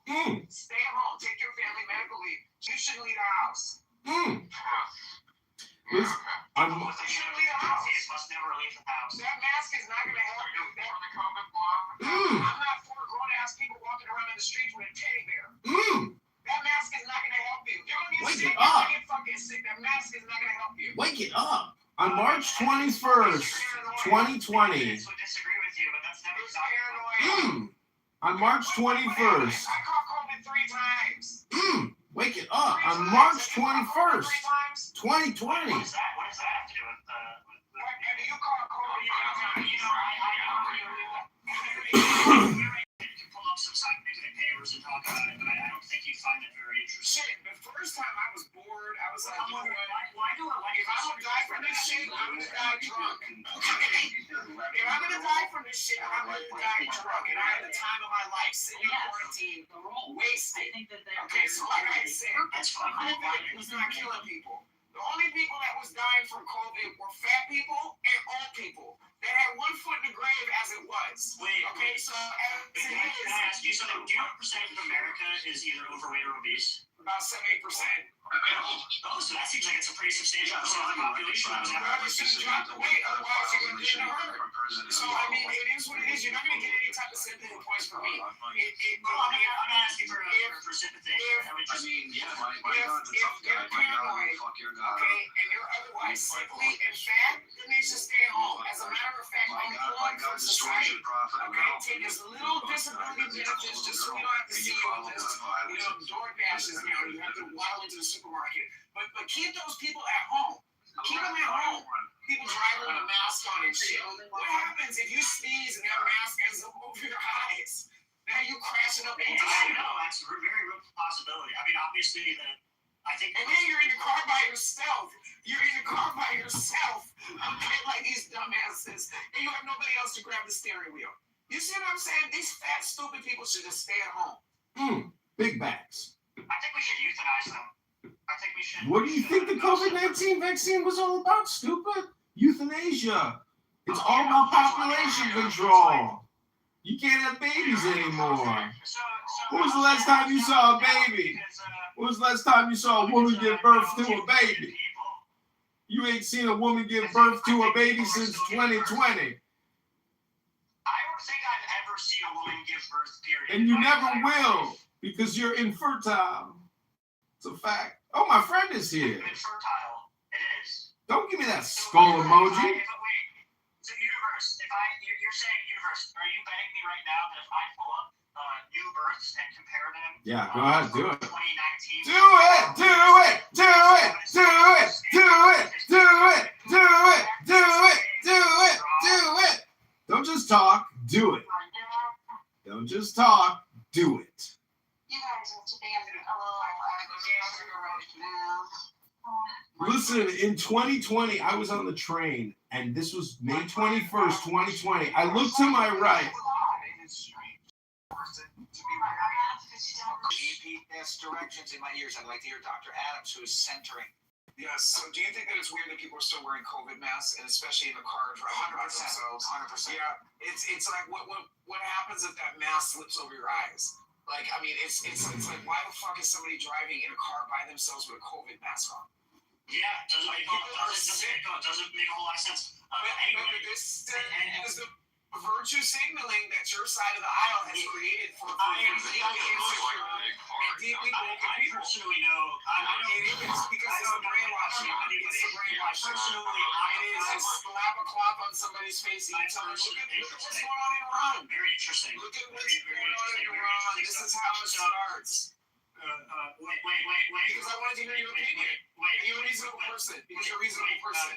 Wait, real quick. Universe. So I think you're since reasonable 2018, Thank it you. seems like since 2018, new births in the United States have declined by about 1%, which seems pretty consistent with the existing rate going down before that. Because I'm pretty sure if the vaccine has like over half of the people, it is. what? I can't wait for this Katy Perry lawsuit. Yeah, so it seems like if the vaccine did not make it. Believe all women, right? Believe all women have their line on each other. So I can't wait. I can't What is the wait. Katy Perry lawsuit? This Katy Perry lawsuit is over. She get sued for putting her mic is in here. She's getting sued for putting her coochie up another woman. So yes. So I mean we're gonna see this I happen. care about this. The meat. Well, because this goes in tandem with the state of our society. Putting her pussy on someone says a lot. Yes, it does. Yeah, no, it's giving us hope. It's giving us hope. Okay? It's giving us hope to stop this nonsense of fuckery the radical wise they'd be reproducing with. Interesting. Of course the birth rate is going down. Have you taken a walk through a college campus? Have you taken a walk through a college campus? I mean, this has been a trend going on way before Me Too, though. Shut the fuck up, Danelle. You're gonna say something that makes sense. Like, this has just been a trend across all Western countries. No. I mean, it's getting worse. It's getting worse. So again, and it's getting exponentially worse. So like I said, Dr. Adams, these things don't matter. They absolutely do. They absolutely do. This is the reality. First of all, Dr. Adams no, is a constant culture war. that's back in 2012. First of all, we live in a society where now Diddy sitting in prison from pimping, from prostitution. His prostitute flipped on him as the pimp, cooperated with the feds, and got him locked up for pimping out himself. Listen, post COVID-19 vaccine, abortions at Planned Parenthood are down 25%. That means people aren't having babies because there's nothing to abort. Again, abortions are down 25%. I just looked it up. So that's a very interesting, piece of data. Why don't you want to address what I said, which is I couldn't hear you. Go ahead, Dr. Kevin. are only down by about 1% since 2018. Because I got to hear from Kitover. He ran for Congress. I'm going to listen to Kitover before I listen to you. Interesting. So should it be the case that it was making people infertile? I'm sure you would fucking just know about this. I mean, how many people got the vaccine in the United States? Over half of the population, 60% of the population. You would see a much more measurable effect on births if it was. Yeah, abortions are down 25%. That's statistically significant. That's 1/4. Many people don't know percentages or statistics, probably like yourself, but abortions are down 25% since the COVID-19 vaccine injections started occurring. Year over year, down 25%. That means because nobody can have babies anymore. That means there's nothing to abort.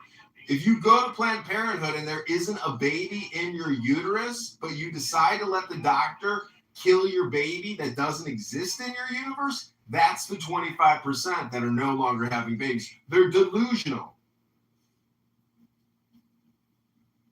Oh, see, I guess what she's trying to say, Kevin, is maybe we shouldn't be talking over each other in a schizophrenic manner in the way that you do it.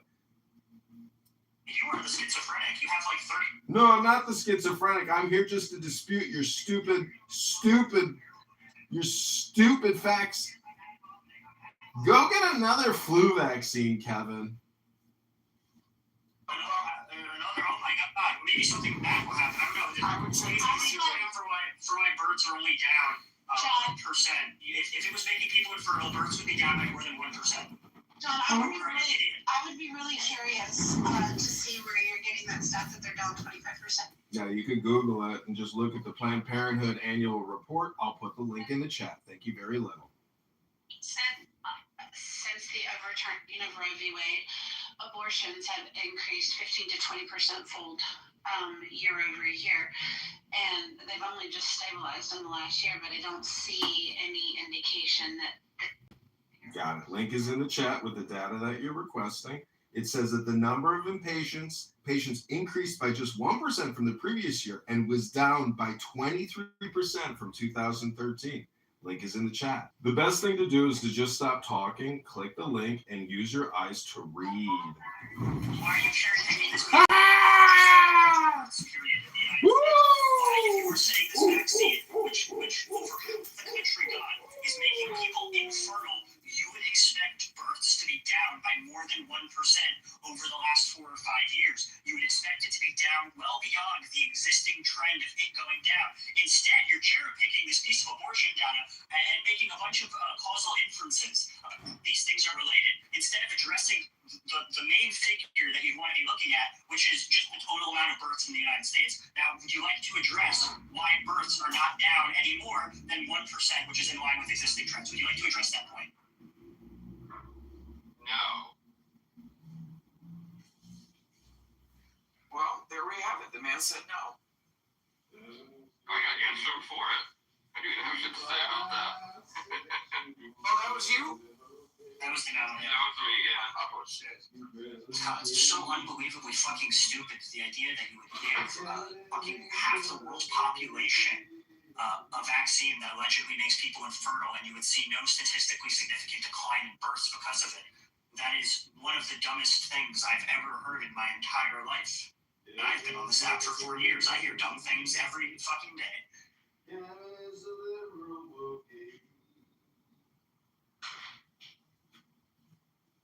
Dr. Adams, I want to ask you a question. If you're there. Yes, I'm here. I'm driving. Go ahead. Okay, yeah. So obviously one of the criticisms that I get a lot is that I'm some sort of government sheep that just listens to the government uncritically or whatever. I distinctly remember early on in COVID when they initially said not to wear masks, and my immediate thought was, I think they are lying in order to conserve PPE for healthcare workers, and I continued wearing a mask despite the government telling me not to. Does that make me a sheep or not a sheep? It makes you a sheep. What does it make me a sheep to? Because the mask was not going to save you, okay? The mask was never going to save you.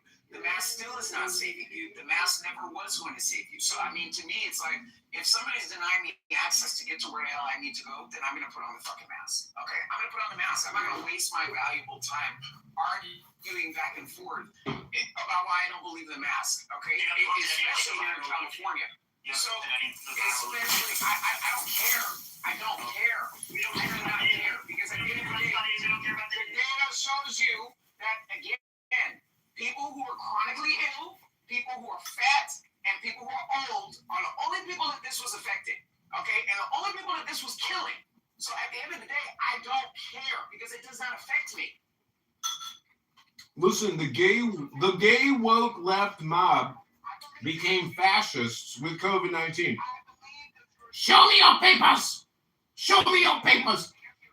How did the anti-fascist gay left woke mob become fascist?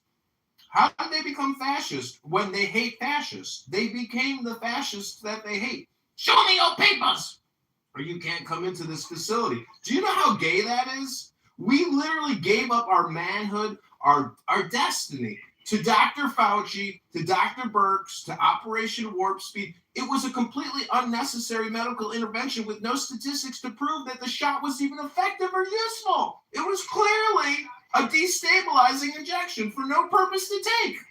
Unless you're gay, of course. It was actually the gay liberal woke shot to find out how low IQ you were.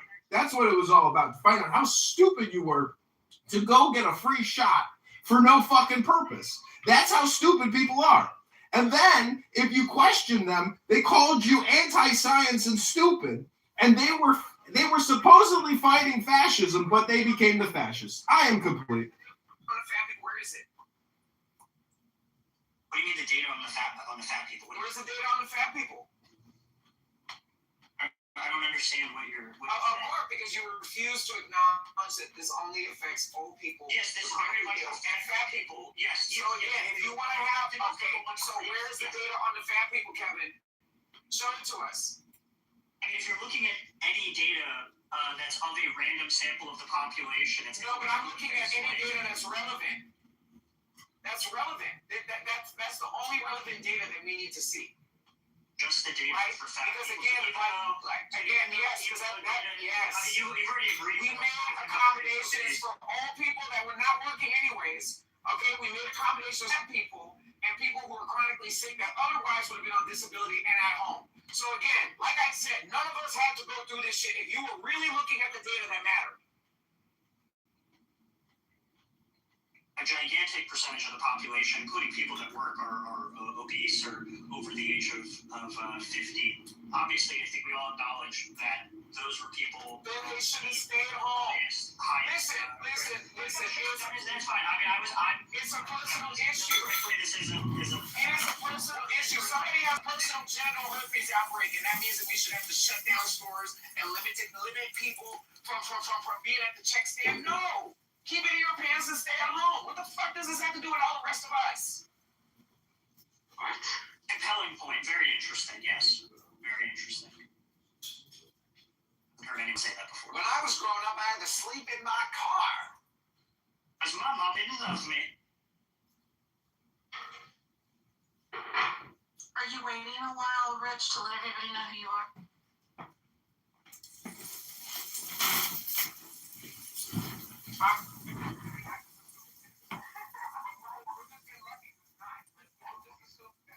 Listen, if you ask any Democrat, was the COVID-19 vaccine safe and effective? 99% of Democrats will say yes, it was, because they are partisans and they refuse to. They're not scientists. They don't understand statistics. They don't understand medicine. They don't understand anything. They are just props like Kevin here, whores, big pharma whores that literally recite the mantra of the party. They're dangerous, they're gullible, they're hardcore woke liberal leftists. They've raised the perfect leftist little drone slave, Kevin, who has a fascist PTR of a disgusting porno movie, a man who has no morals, ethics, or principles. Kevin here is what hardcore Democrat, Marxist, communist, left woke weaklings create. Little tiny Kevin here, raised in a test tube of liberal stupidity. I think you could have used a few more buzzwords. You know, it's one thing to say that you think all of the data is fake or falsified. I didn't say all the data is fake or falsified. I said that the data shows no statistical significance. You might want to take a statistics class sometime and figure out what statistical significance is. Standards of deviation. It's not effective. It didn't stop transmission. It didn't stop people from getting infected. Silence him! Silence him!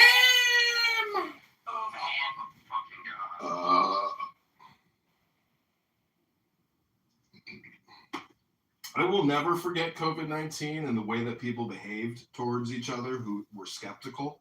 I will never forgive the Democrats or the liberals who are liars and traitors and low IQ, pathetic people. We'll never forgive. We'll never forget. And retribution is coming. They stole time back because you should get back. We'll never get it back. And that is the most obscene thing. They haven't even apologized and said, you know, we got it wrong. We didn't understand these things. Let's give y'all some money, okay, on top of that. Right. So, I mean, you know, it's... You want me to cash app you? You want me to cash app you? No, I don't need your pennies, okay? Because you have to stay at home until you were 50, okay? So I don't need your money, Kevin. Okay, at the end of the day, okay, none of you people... Hey, I moved out of Africa. No. None of you people understand, okay, the fact that you took time from innocent Americans that they could never get back over a bunch of junk science, having them believe in a fake piece of cloth that did not help a single person. Like, I'm shame on you. I don't know how some of y'all sleep at night. Yeah, I mean, I guess that's what I would think too if I just... Y'all probably sleep with a mask on your face. Y'all probably sleep with a mask on your face. Yeah, it's good. Kevin, you're just a designer test tube baby, a designer Democrat. Your parents designed you in a laboratory. You just don't even know it. Yeah, there's no laboratories, Yeah, laboratories. How's that Congress run go? Well, it went actually great. I threw the election for the opponent, so I had some political intervention, and now I'm running for mayor, where I will also be a political interventionist and determine who the next mayor is of Chicago. Politics is great even if you don't win. You always win as long as you do. Unlike you, who doesn't understand basic mathematics, science, or common sense, and you believe the lies and propaganda that Dr. Fauci shat down your throat, you fucking bisexual faggot.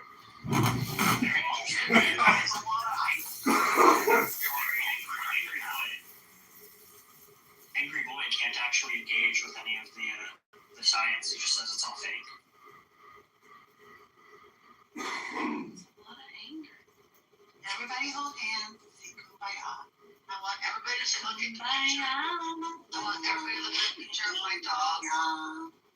Peacefully sleeping. And be chill. Nah. Carry on. Carry on. That's a very cute dog. I'm wild entertained. The other day I saw a chug. Thank you, Kevin. On Chihuahua color mix.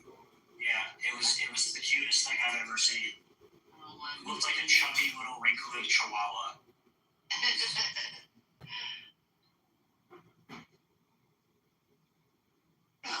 It's a lot of drama, Rich. It's a lot of drama. I don't know. Rich, I have a question for you, Rich. I need you to clear something up. Who was Rich? We want to tell David's slow. Am I rich? Am I rich? You're not rich. No, you're not you, Kevin. I'm not rich. Somebody else is rich. Who's rich? He has a different account every day, so it's kind of hard to say who Rich is, Kevin.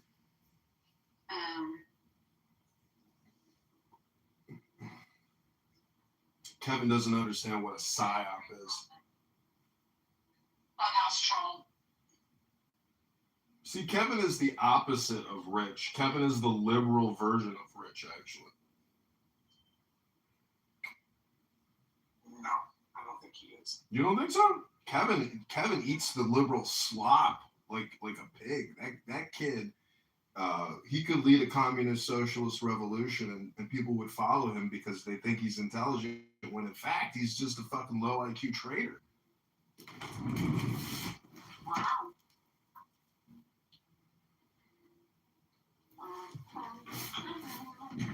I was talking to this gay black kid on this app yesterday. He said he was an accelerationist and a stormtrooper.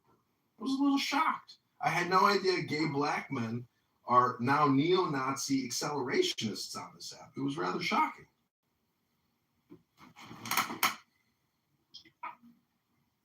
Lana, how's Fazia doing? She's still doing her roots to rise route.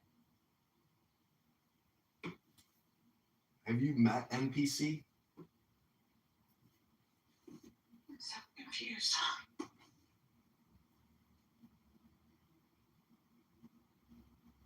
Welcome to the room, Grace. Thank you for gracing us with your presence once again.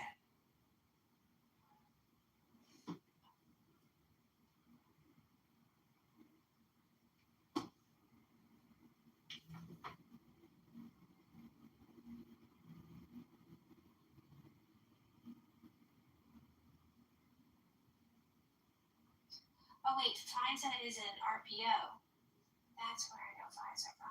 Not Roots to Rise. That's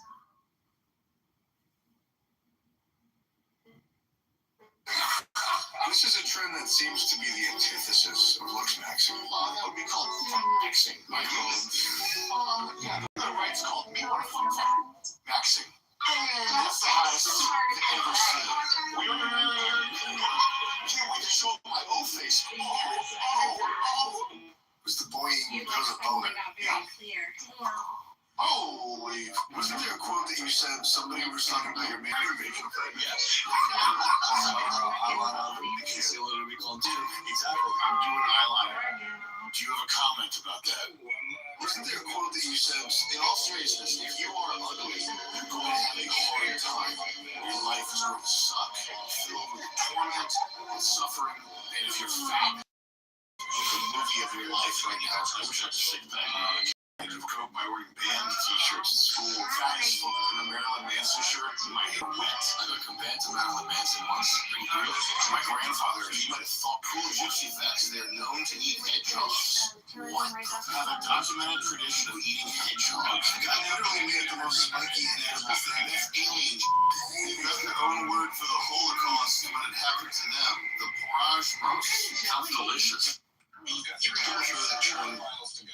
He's got all Stilgar's attention. It's just not fair. So that means white belts and chillism is free. She wanted it, And and she got it. block you. And I can block you so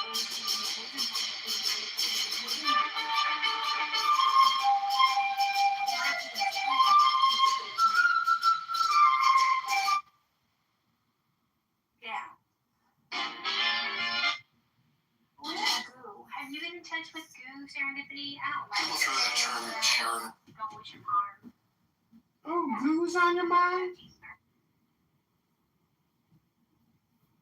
Goo's at some kind of hardcore neo-Nazi rally this weekend. I checked his schedule. Pacino.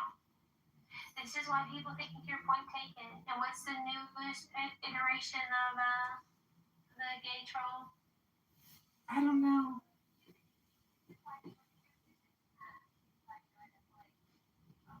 Is that projection? I'm not sure. No, Kitover. Cappuccino's new username on the app is stupid.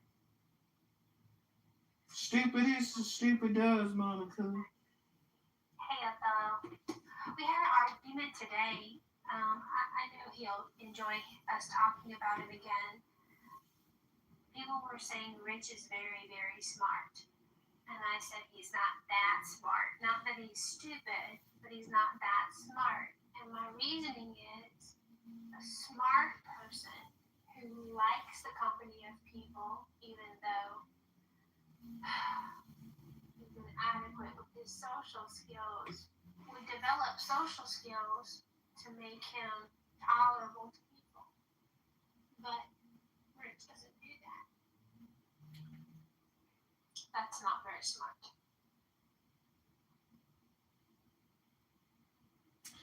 I will say that Rich, there's nobody quite like Rich. Like, he is able to make me laugh in ways that I find surprising.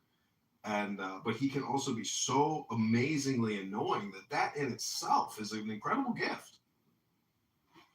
Oh, it's a gift that y'all share. Maybe all of us share it, the three of us.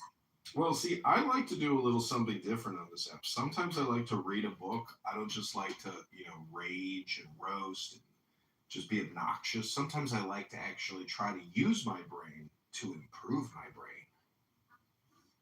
All right, going back to the room that Serendipity and I are hosting. It was my idea, but it was inspired by BB. Who else was talking? Pepe. We were talking about comedy and how much I love comedy. I think comedy can be a great laughter, can be a great healer, a great reminder of everyone's humanity. So we're doing a room Friday night. Bring your favorite comedian, one or two. We're not going to let people hog the mic. And you can present a 3-minute clip. 3 or 4 minute, don't do 5 minute, 3-minute clip of your favorite comedian's favorite stand-up or routine or gag or skit or whatever. This is fantastic. I'm sorry to interrupt, but I just have to jump in and say that while I'm at my phone. And since Deputy likes cupcakes, I made one as my PTR too.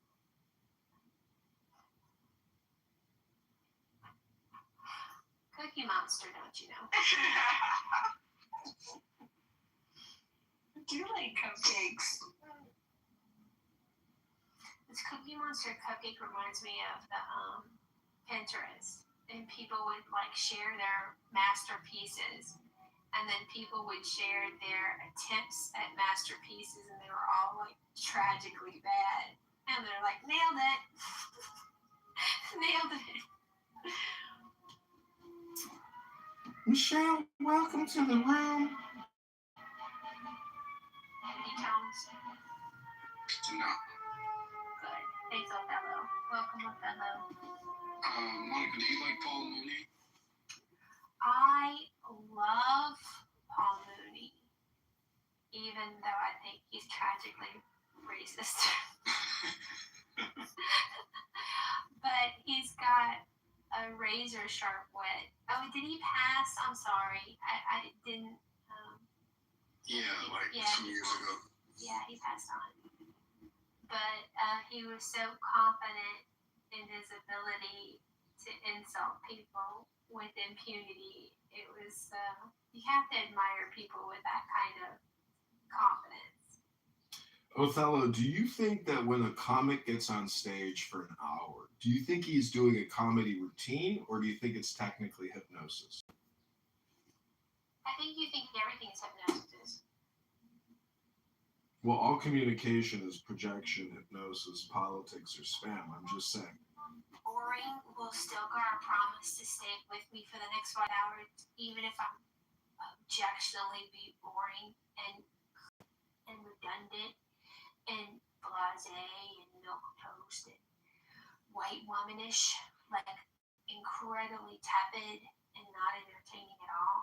Oh, by the way, Monica, Othello said yesterday that he would never date a white woman. He hates white women. Who? Dr. Othello here, the white wizard. Othello? Well, Othello's happily married with beautiful children, so I don't know why a discussion of his... John Kitover, he's a little extreme. I just said, that's not my type. I'm not attracted. I didn't say I hate white women. That's crazy. I'm sitting in here with the queens of Clubhouse right now. Three beautiful white women. That's right. Othello, I just think it's reprehensible that you would try and pander to these beautiful, intelligent, charming women. And I don't know, I don't know how you think you could engage in that kind of behavior. I certainly wouldn't. Reprehensible and abhorrent behavior. And also, it's always women's fault. Alan, not all of us can serenade these lovely women with piano. So some of us have to use our mouthpiece. Oh. Yes, I understand. Okay, so Trump is a feminist, and we know he's a feminist because of the post in the Jumbotron. He is advocating that the IRGC does not kill, publicly hang, or murder, or assassinate, or whatever, the 8 women in his profile.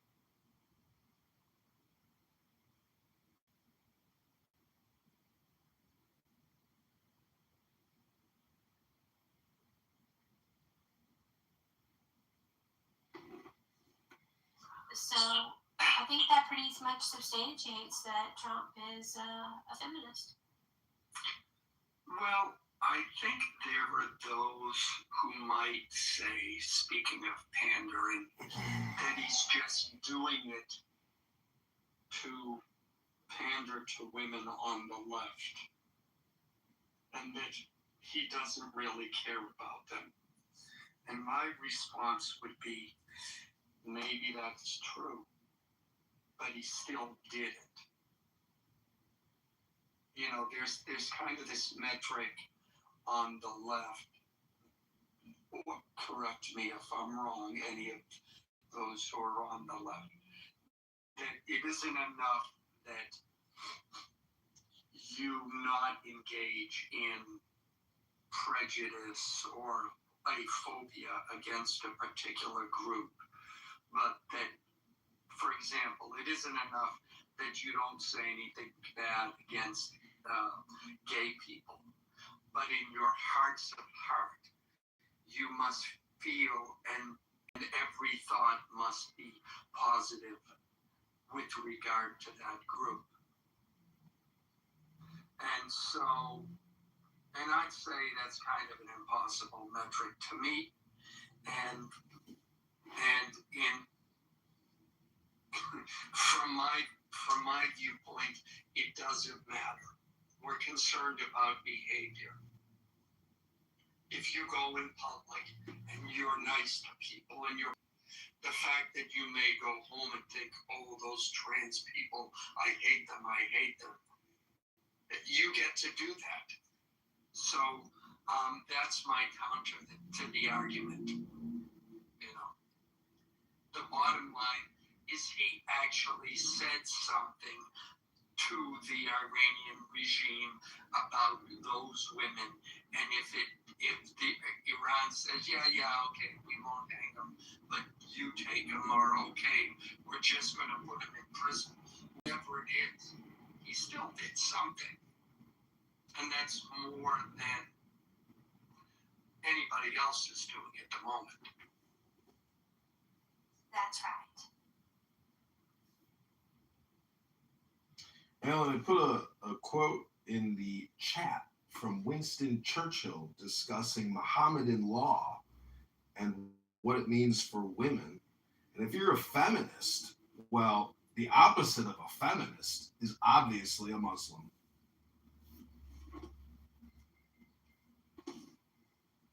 I like the way you put that. It's okay.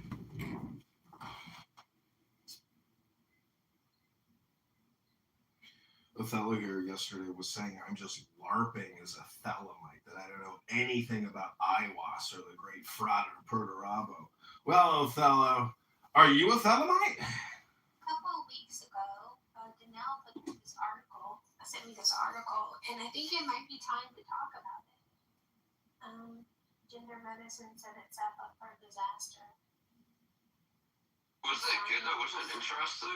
The science behind transing our kids was not scientific, was it?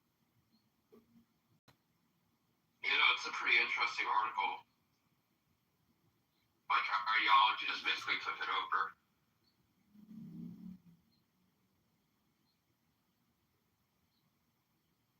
Yeah, I've watched as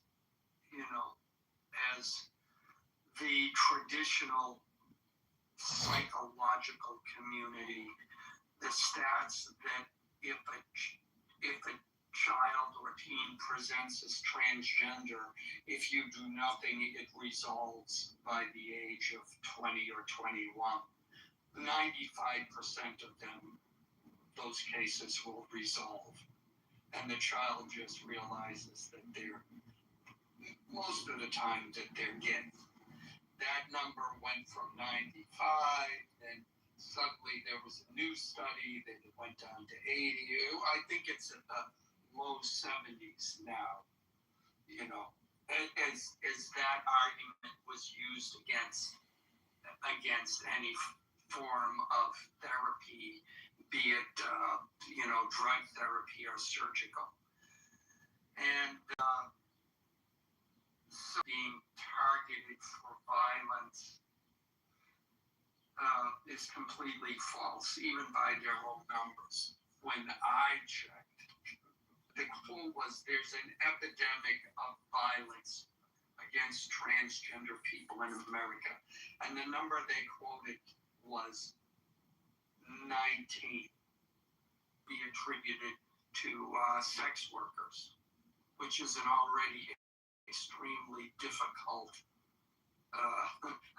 or extremely dangerous. In that same year, it was most of them being in South America, created by proponents of that group, is absolutely false. And it's significant because they use it to sway people who don't know any better. I guess the term would be normies, but people mostly on the left who think, well, gee, that's oh my gosh, there's trans people are being threatened. Oh my, that's just horrible. We have to support them because they're dying out there. And it's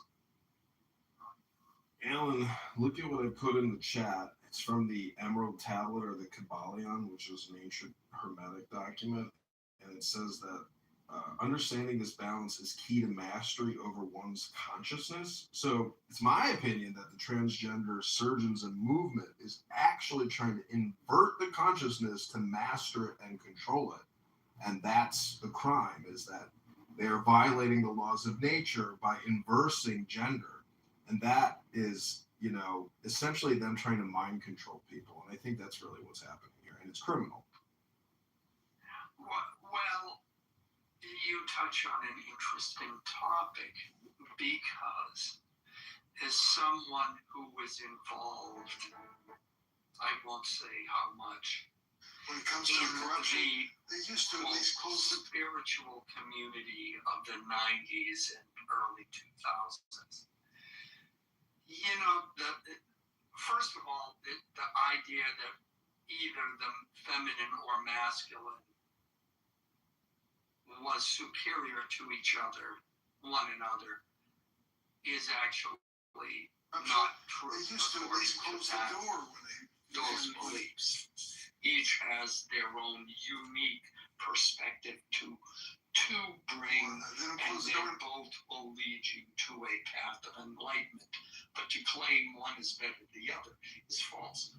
The second one is in terms of self-improvement, self-development, spirituality, all of that. The first step begins with acceptance of your body as it is. You accept the body you are in. And a lot of that revolves on appearance and self-worth and those kinds of issues. But the principle remains the same. You are, one of the biggest books that is quoted, that people know the rules, but they don't know where it comes from. It's called If Life is a Game, These Are the Rules. And one of the first rules is you are given a body. That's it. You don't, if you can't accept the body, then everything else that follows, you can't proceed to the next level of enlightenment. And now you find a lot of, especially in our society where women, appearance of women is we focus on that more, et cetera, et cetera. Women are judged by the way they look, on and on and on and on, all of that. Especially for women, accepting the body they were given, the way they look.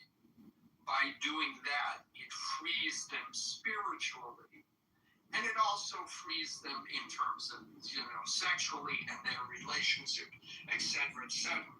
Because, and even Sig, I think, can agree with this, that a woman may be a 5 or a 6, but if she is completely comfortable in her own skin, that makes her a hell of a lot more attractive to the opposite sex than a woman you see that is trying to, who's insecure about her looks. And campaigns don't lose election. Yeah, but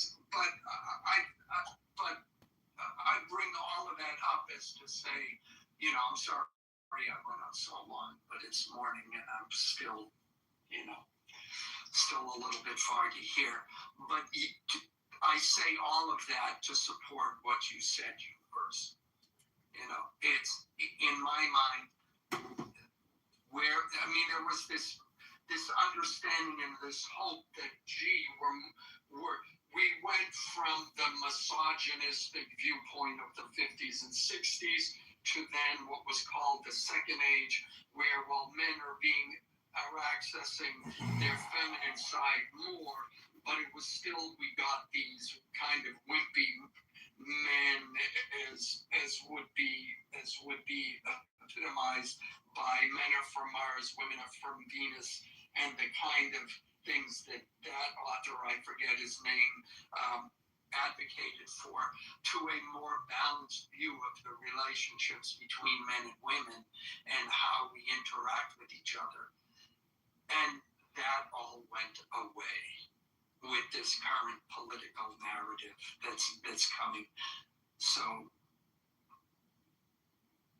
I'll end there on that.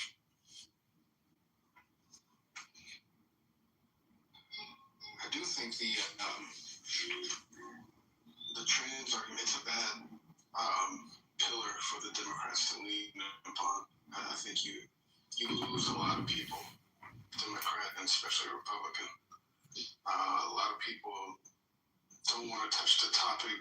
A lot of people don't agree pushing it on the children. You're going to make a child wait till 18 to join the army or 21 to drink a drink, but you're going to let them have this life-changing decision at 7, 8, 9, 10, 11, 12 years old. It's crazy. I think someone like Gavin Newsom runs 2028, and if transgenderism is at the center of his campaign, I think he'll most likely lose. Yeah, and he's kind of trapped Otello because We take go live, Bill. if he does abandon it, his base will feel betrayed. And I mean, what I saw in 2016, the whole dispute between Hillary and Bernie is I don't know that they will react in the same way again, but in 16 they were saying, okay, you didn't give us Bernie, we're not going to support Hillary, as a way of punishing the left. And so Trump got elected. According to them, it was all because of them. And then in 2020, their message was, you either adopt our policies or we won't support you and you will lose again. Go through that church. And Biden made that deal.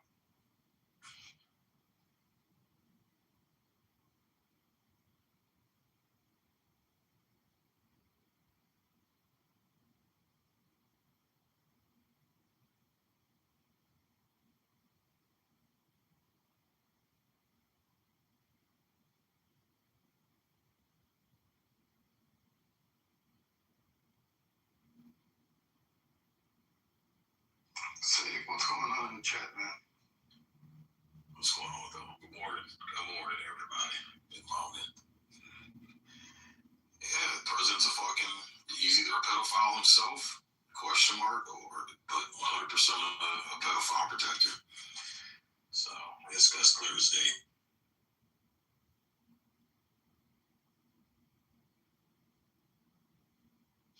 I stay away from 0% and 100% analysis on pretty much everything.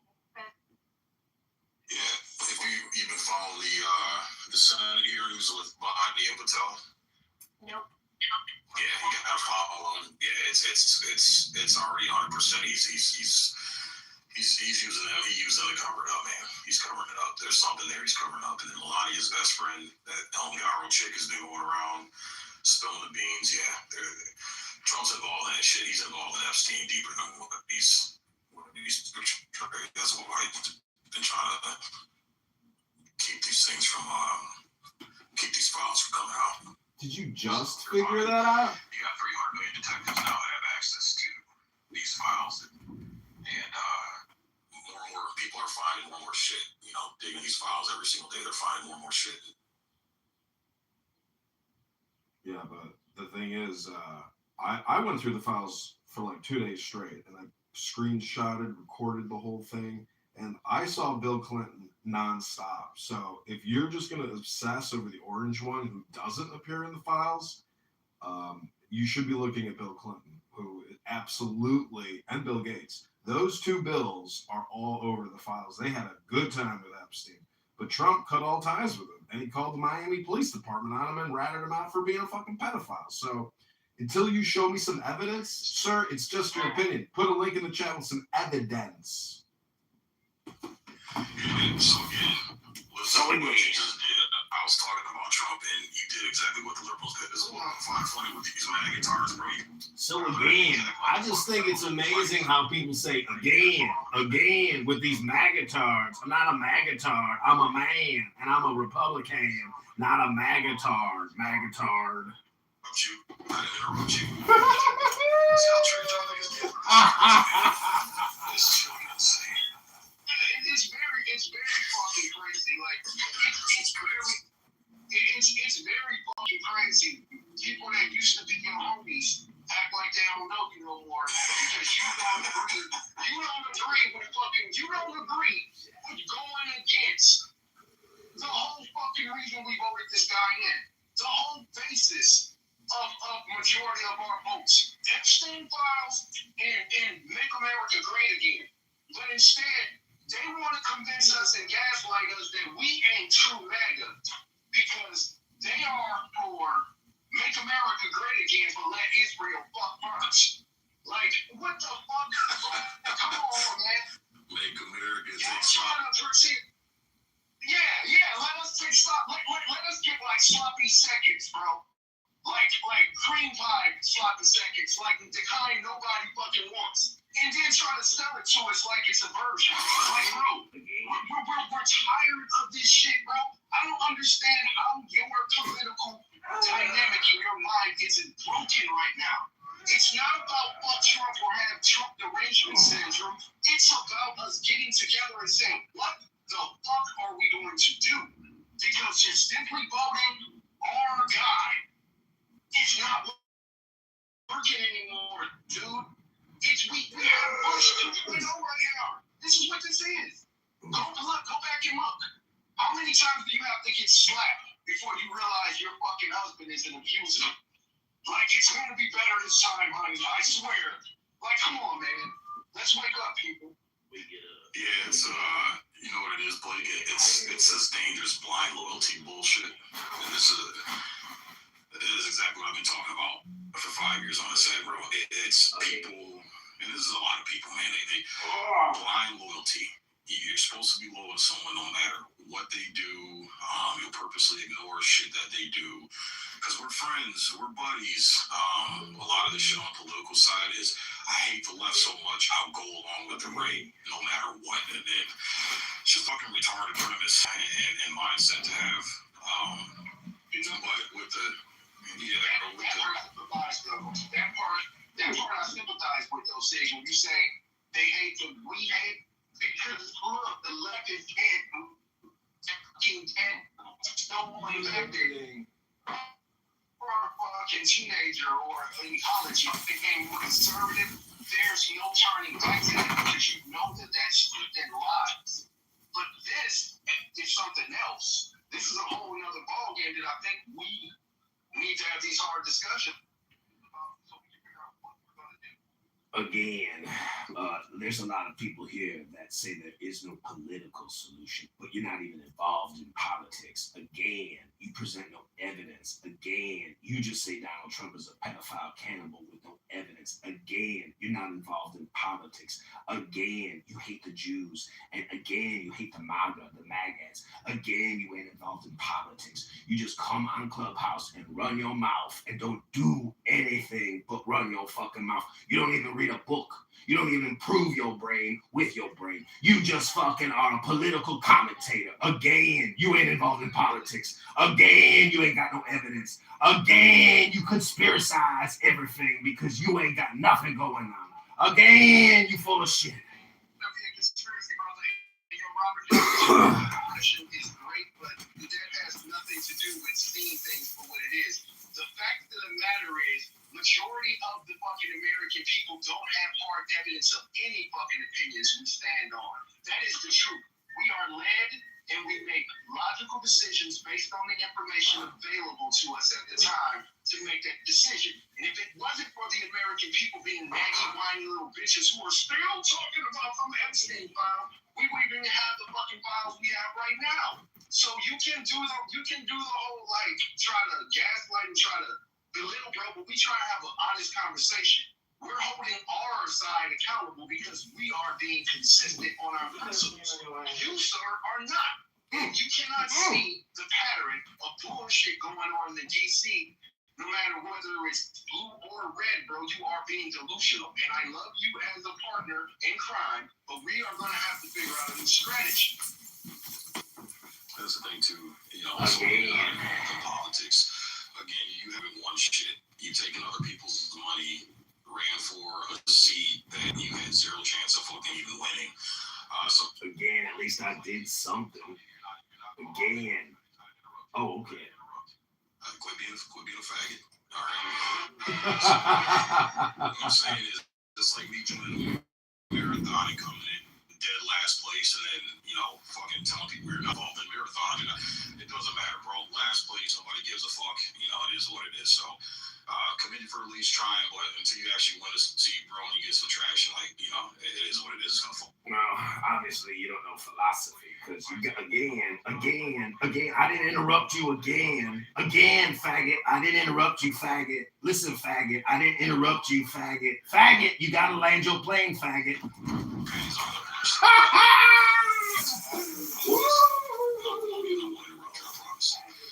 So again, I brought up a certain topic. I brought up a certain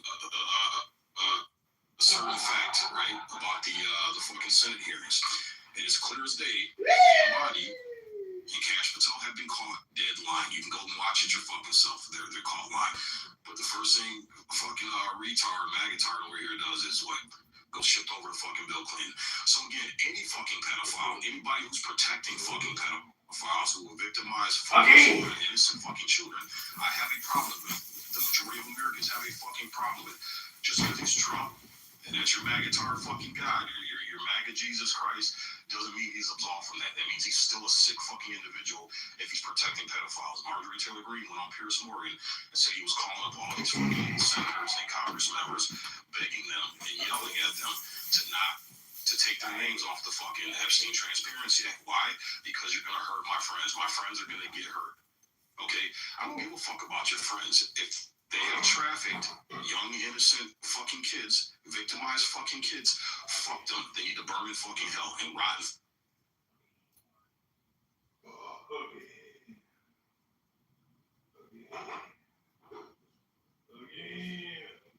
Did you see that the House Democrats want to hold Pam Bondi in contempt because she didn't show up to the last deposition? Yeah, she didn't show up because she gonna get caught lying again. Yeah, she knows that she goes in the deposition. Yeah, she'd rather do a no-show and take those consequences and be caught lying in 4K again. This is why you fired her. Cash Patel's gonna be next on the chopping block, bro, because he's not doing a good job of fucking covering this shit up.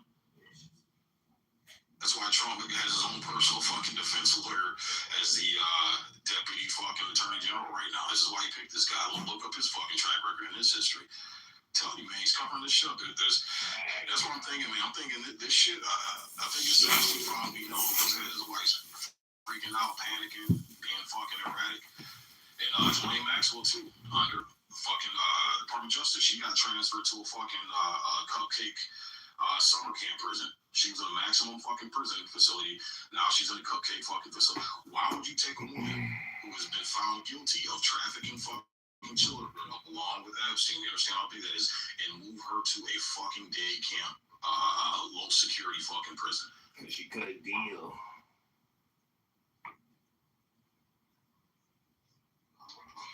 Against my better judgment, I'm going to speak. And first of all, to speak like a black person. And I promise you all that if I did, we would all be worse off because of it. So let me just say that I'm gonna bag it. Okay, bag it. I think, as I listened to what Universe said, I understand that it appeared as whataboutism. But even if you remove the Clinton part from what he said, and I'm not defending, though I'm not a Sudden Universe defender. But if you take that out of it, you still get that he spent 2 days reading over those documents. So there's that, and from his assessment of that, he feels that no, Trump is not responsible for this, or is not guilty of this. Now, that's the first part. So I'll address that. The second part is I give for me personally, I give a lot of credence to the fact that Trump did call the authorities on Epstein. And to me, that makes sense because when you run whatever circles it's in, whether you're in the circles of high finance and billionaires, or whether your circle is, your neighbors down the street. Once a year, my neighbors, we have a block party. Now, they're all very nice. Maybe one of them is involved in pornography and has, I'm not going to go to the pedophile thing, but maybe he's shooting porn in his house. I don't know that. If I suddenly found out about it, at that point, I'd be like, fuck this, I don't want to talk to you. But you don't know that off the top. And what we have is that, like everybody else, Trump didn't know when he found out he separated himself from Epstein. As far as, your thumbs down wounds me to the core. Not having you validate what I just said, I don't know if I can go on. Anyways, kidding aside, the other issue is we have Marjorie Taylor Greene, which clearly she got primaried by Trump, so she's not a happy camper. So we have to take what she says with a grain of salt. She quit. She gave up. Yeah. But even if you remove that, what we see is a definitive attempt by the left to throw shade at any Republican who's even mentioned in those files. And we've already seen them misrepresent what's in those files. So I forget the name of the person, but they released some email, and then they named the name of the victim in that email. And when they found out when it was uncovered who that name actually was, it was a victim who clearly stated, no, Trump never did anything with me. That was Virginia, the girl killed herself. Yeah, okay. Wait, instead of down, maybe Alan's quote, maybe like pause. How about you tell me what my suggestion, and then you see if it has merit. Because if you're talking too long, Sig wants to reply, but he's polite, he's on mute. If you pause and get him a response, to reply to your point, you might get thumbs down left. Just a suggestion. Yeah, but I'm old, and if I don't get it out all at once, I'll get distracted by something and completely forget what I... Excuse for not getting there, but okay, Alan. Okay, well, Alan, I just want to put in one cliff note. It'll take like 10 seconds. Sure. There were many different victims, like in the hundreds. So you can angle it and say, okay, one of them said that Trump never did anything with her, and maybe they asked her a specific question. There were many victims. We saw how many stood up behind Pam Bondi. You know what I mean? Why can't we hear them speak? Why can't we get them to testify? So if you take one victim that said, oh, maybe she never met Trump. Maybe a lot of the victims never met Trump or did anything. maybe something did. So, we just kind of look at it across the board. But go ahead, man. I'll go after you. Yeah. Well. The issue is that if they, what I wanted to address was the fact, two things. The fact that if they did call up and if Trump did put pressure on them, it's a political issue. Because we know what the left is engaging in, the kind of misdirection and false leads that they've already engaged in. And it's just another way for them. They can't win on the issues, so they're trying to attack the character of everybody on the right. As far as the victims go, when did this case first start? In 2008, whatever year it is. We're now almost 20 years into this. The victims have spoken.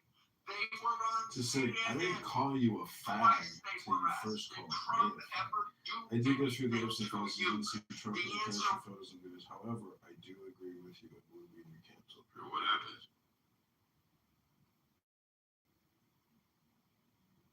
He glitched out.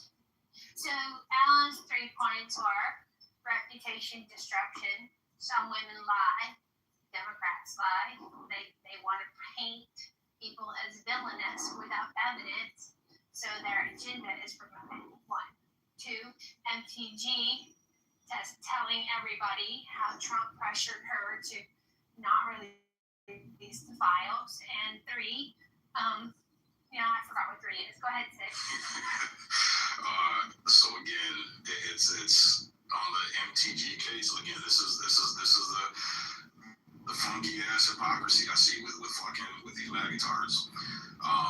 Is that when MTG was rolling for Trump, y'all didn't question anything she said. But now that she's going against Trump, now we have to take what she says with a grain of salt. Nobody was saying that shit when she was rooting for MAGA all day. Laser thing was kind of weird. Yeah, but again, and for the most part, the right and MAGA was cheering MTG on, especially when she was up and down the hallways, getting up into Democrats' faces and memeing the shit out of them, trolling the shit out of them. So, the majority of MAGA was on her side. So that's one, again, another point of hypocrisy there. Secondly, I can clearly tell who's not following the news.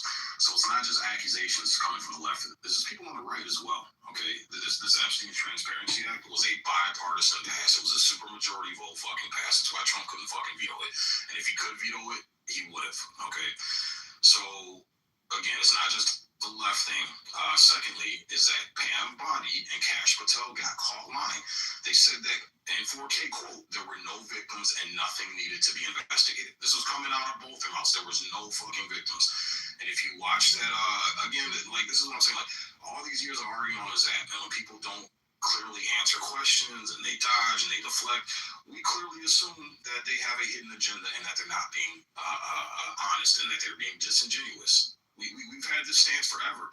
So when you watch Kash Patel and you watch Pam Bondi not answer questions, duck and dodge, reflect, get upset, name call, why are we changing the logic now?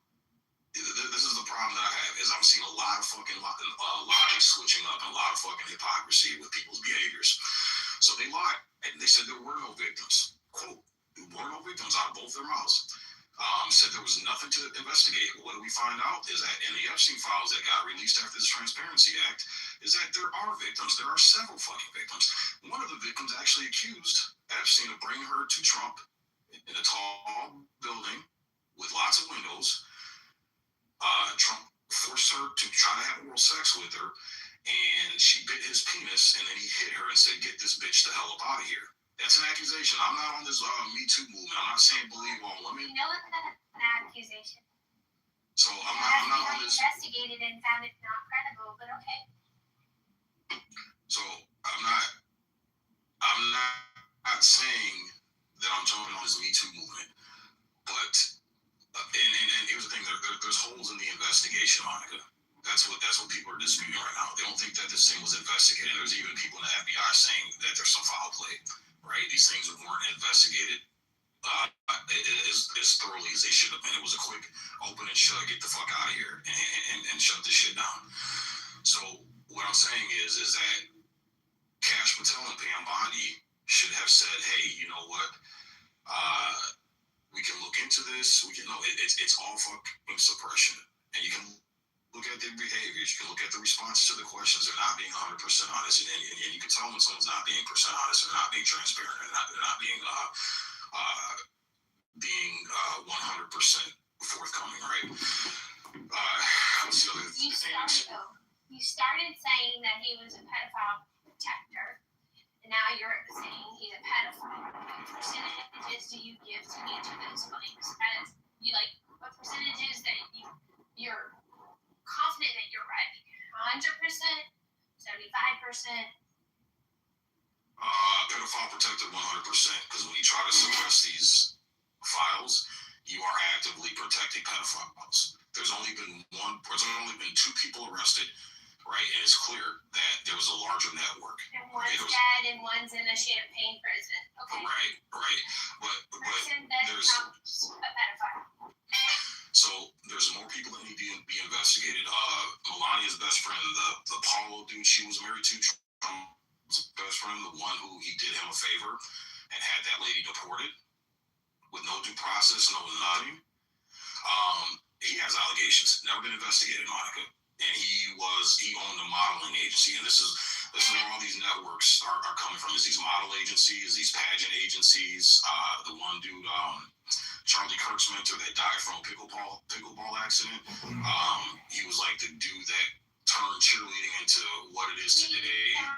From a pickleball accident. Yeah, that's what I was. All these weird ass deaths. Heart attack.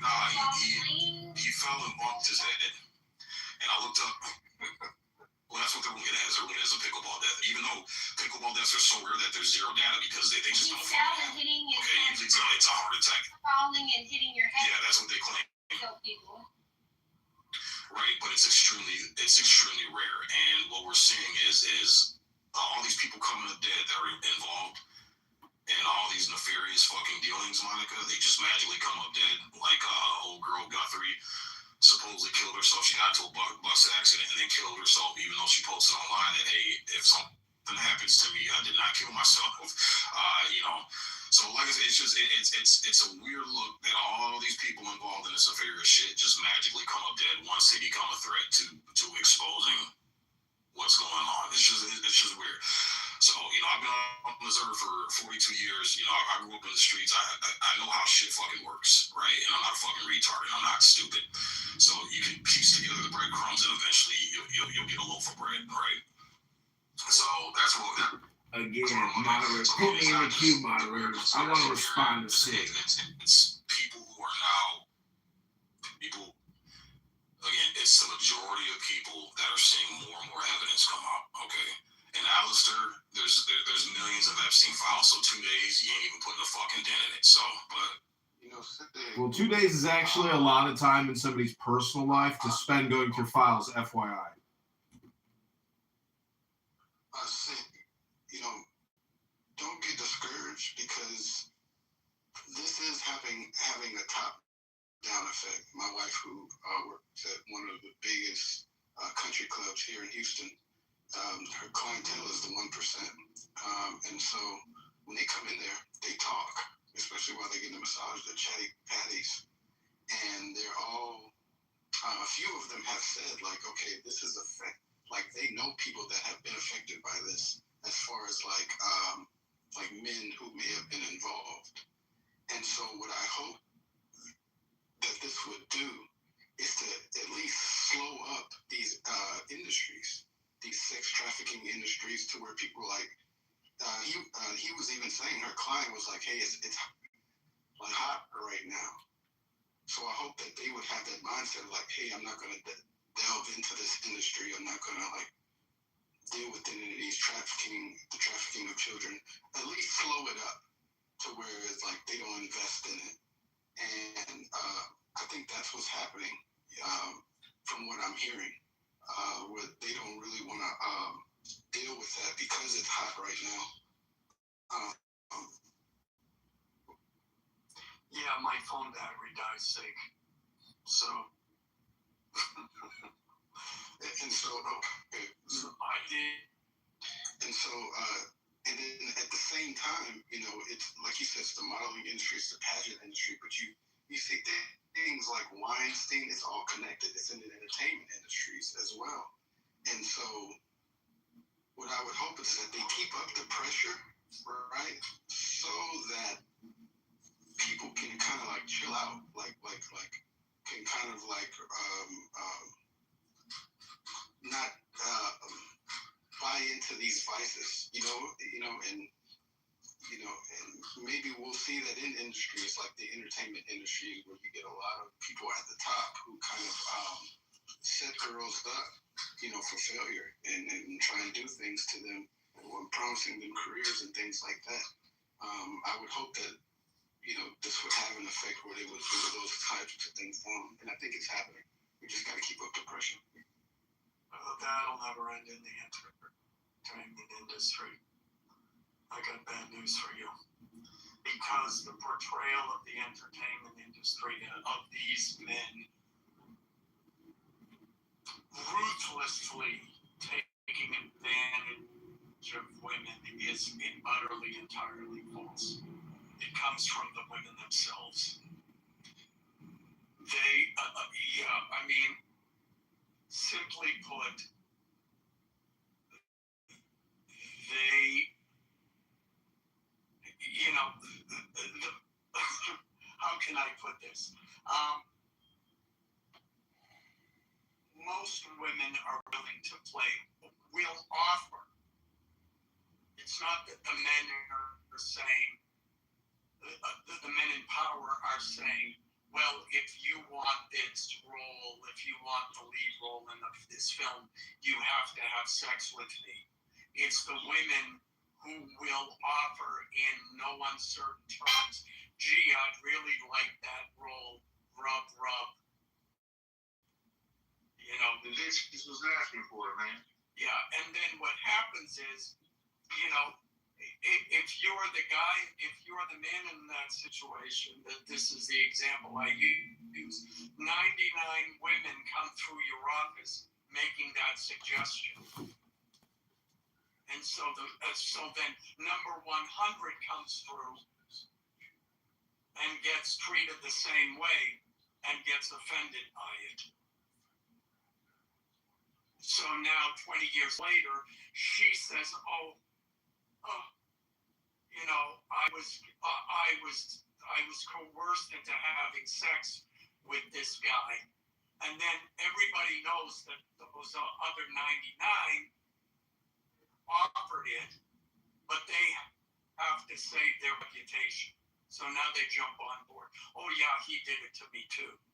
When everybody knows, I mean, you know, the whole Harvey Weinstein thing, I'm going up to Harvey Weinstein's office. Weinstein himself is laughing. Now, is it right? But, you know. Yeah, I'm not going when some high-profile guy invites him to have a quote-unquote meeting in a fucking hotel room.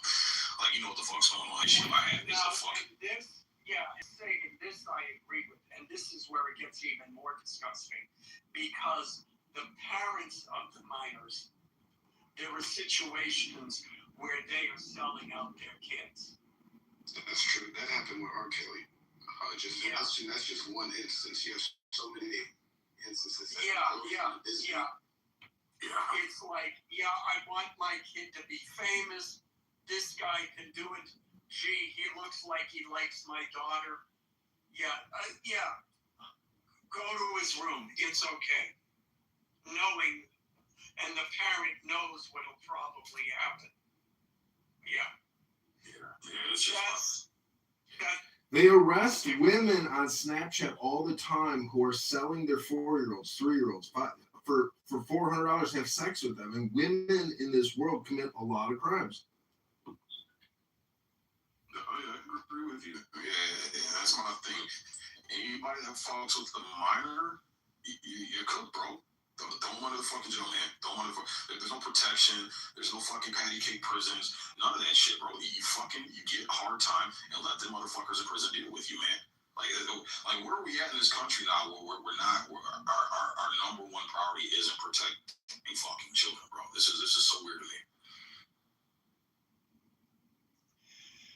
Well, that's what happens when you get politics and Senate meetings involved in all of it.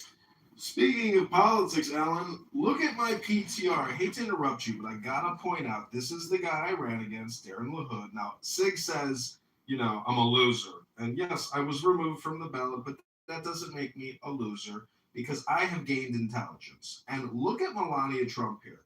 Guess what she's doing? She's sigilling. She's putting the hidden hand in her pocket. Our president is married to an Illuminati priestess. It's a fact. And I may sound like a moron, but I think that there is a cult. And I've read enough occult books to know that the Europeans are deep into the occult. And I think that the grander conspiracy, not that the Jews are involved in the sabotage, but the Europeans themselves, through either the WEF and other secret cults like Bilderberg, etc., are the actual real engineers, not Trump, not Netanyahu, but the Europeans. I think it's a grander conspiracy. It's not. See, the thing that I resent about Sig is when I think about the Jews that I know they're busy just trying to stay alive, read their book, protect their families, and do the right things. They're not involved in no crime. These are good people. So when people lump a group of people in together, because we hear this from blacks all the time about racism, to me it's hypocrisy when I hear a black man attack Jewish people who are not involved in any of this shit.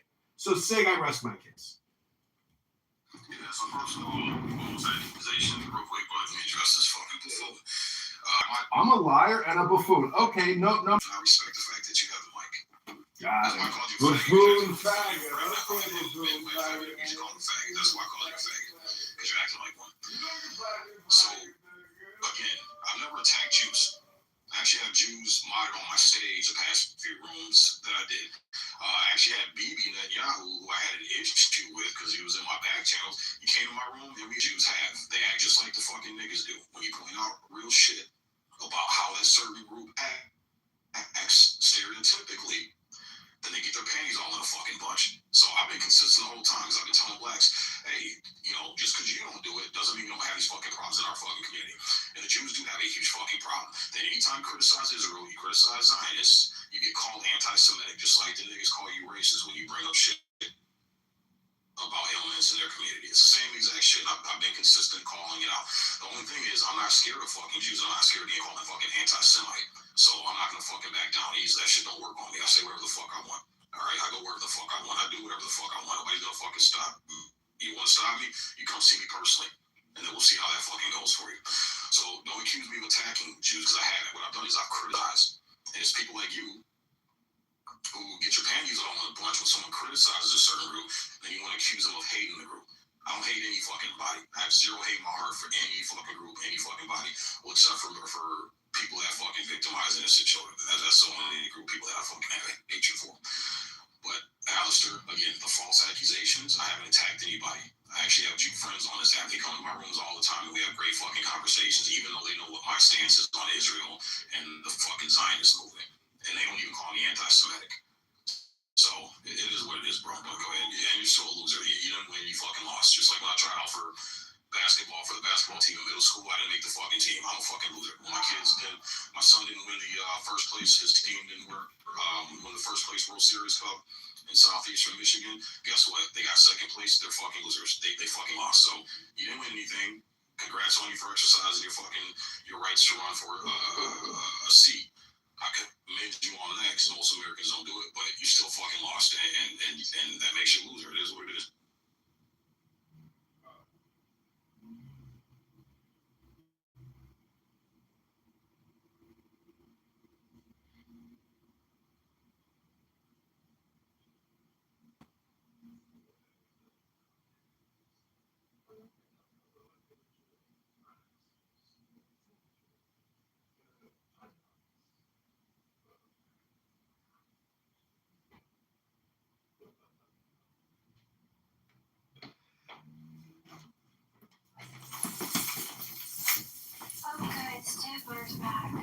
I'm just saying, when a black man throws a rock at a glass house, I just encourage 10 Jews to pick up 20 rocks and throw them back at the racist hypocrite.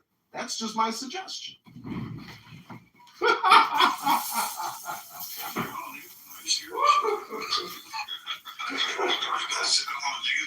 scared of these fucking little hats calling people fucking anti-Semites and you hated. Everybody scared of that shit, bro. Like, get the fuck out of here, man. I'm just like the niggas, man. Like, just like niggas when somebody hold you guys accountable for your stereotypical shit, man. Get the fuck out of here. And that's what makes people not like Jews. That's what creates anti-Semitism. That's why people stop liking blacks. Because every time they try to point out shit that was factual, blacks do the same shit. You're racist. You hate blacks. You hate this. You're uncontained. That makes motherfuckers not like you even. That really makes them not like you when you start doing that shit. Because it kills the fucking conversation, man. Fuck out of here, bro. Are you scared of no fucking little ass?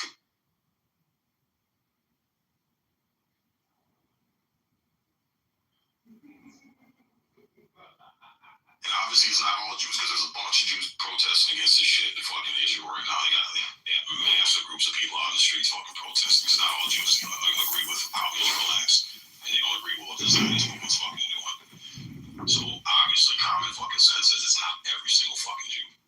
I know there's political division. See, the thing about politics is a very small minority often ends up controlling the entire majority. And if you believe in democracy, or you think republicanism is the best form of government, it's game theory. And the thing is, you are projecting your politics. You're projecting your hypnosis, your spam. I'm just saying the truth is probably weirder than what you're even saying. And that's why I say, look at my PTR and know that there is secret societies out there that you and I will never be in. We won't know what they talked about. We won't know the plans, operations, projects, or programs that they have instituted. We will never find that out. And we will die completely not in the know. But these dummies sigil. It's like gang members. You know how they do hand signs and shit? It's the same shit. Look at Melania Trump. That bitch is our leak. She's our fucking mole. Melania Trump. She's the Illuminati European link that you think Trump is getting controlled by the J words. It's not the J words. It's Melania and the cocksuckers in Europe that we liberated ourselves from. And I'm telling you, the British are in on it. This is mostly all Freemasonry, and then there's different branch out or different groups associated. But even Prince William, they all do the hidden hand shit. Look up history. General Sherman, part of the Illuminati. They all do the hidden hand, meaning that they think they're an illuminated person and they're secretly trying to show the divine in that sigil. I'm just saying, to me, that's more interesting than saying, a bunch of know-nothing Jews who just read books all day long are involved in any kind of international conspiracy. It's not the Jews, it's the Europeans. So again, that's not what. To try to drive a point home. Again, I never said it's a bunch of Jews. What I said was it's high-level government Zionists. All right, this is why they planted Epstein there. Okay, look up, do your research on J Group. It's the same fucking tactics, bro. It's blackmail. Blackmail is the highest form, the most powerful form of controlling someone into doing what the fuck you want. All right, so again, do some more research. You'll see how early this guy got into these fucking, came out of fucking nowhere. Nobody knew this fucking guy. Got billions of fucking dollars in the bank. Like I said, bro, if you want to argue, I'm a bad one. But again, Edmund, I challenge you to actually argue a point I made and stop making shit up and bringing false accusations. What you said, I've never claimed that. Yeah. So do you think that Trump was being controlled or being blackmailed by Epstein or people in his group? Oh, I think he is. I 100% think he is. That's why he's flipped. That's why he switched. That's why he hired Bondi. That's why he hired Patel. Clearly, if you go back and do your research on him, which I didn't do, I'm just now doing, completely incompetent fucking retards, bro. when they were in their proper positions prior to where they were at now. Just completely fucking incompetent, fucking buffoons, caught lying several times, switching shit up, just not honest people, man. And what I'm noticing is that the people Trump surrounds himself with are just blind loyalists. He doesn't give a fuck about competency, which is why he's had to fire so many fucking people and get rid of them. He just cares about, hey, if you're gonna ride or die, no matter what the fuck happens, that takes precedence above competency. That's the pattern I'm starting to.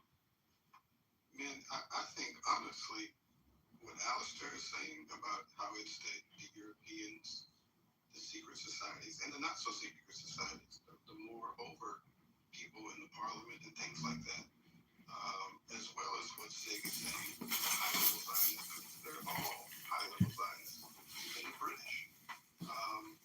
Who's the one that made them out? Othello, what about the Thelemites, though? You said you're a Thelemite. You don't think the British are mixed up in this Aleister Crowley age of Horus and shit? Like I'm saying, they're all high-level Zionists, even the British. You know, so you guys are saying the same thing. They all have one common enemy. You know, Muslims, Arabs, and it's either their way or the Arab way. You know, those are the two powers, and one of them has to win, and the other one is. It's not. One of them has to win. That's all or nothing thinking, Othello. There has to be a balance and a harmony on the planet. With too much Islam, it's a problem. Too much Christianity, it's a problem. Too much Judaism, it's a problem. There has to be a trinity, a balance. One of them has to win. Too much Christianity. They want to control the Holy Land. See, Othello, you're talking in all or nothing statements, which is what a Sith Lord does. And you are just LARPing as a Lord of the Ring person who says one ring must rule them all. That's all you're saying. You actually don't understand philosophy. I hate to break the bad news to you. And you're a Zionist, correct? I'm not a Zionist.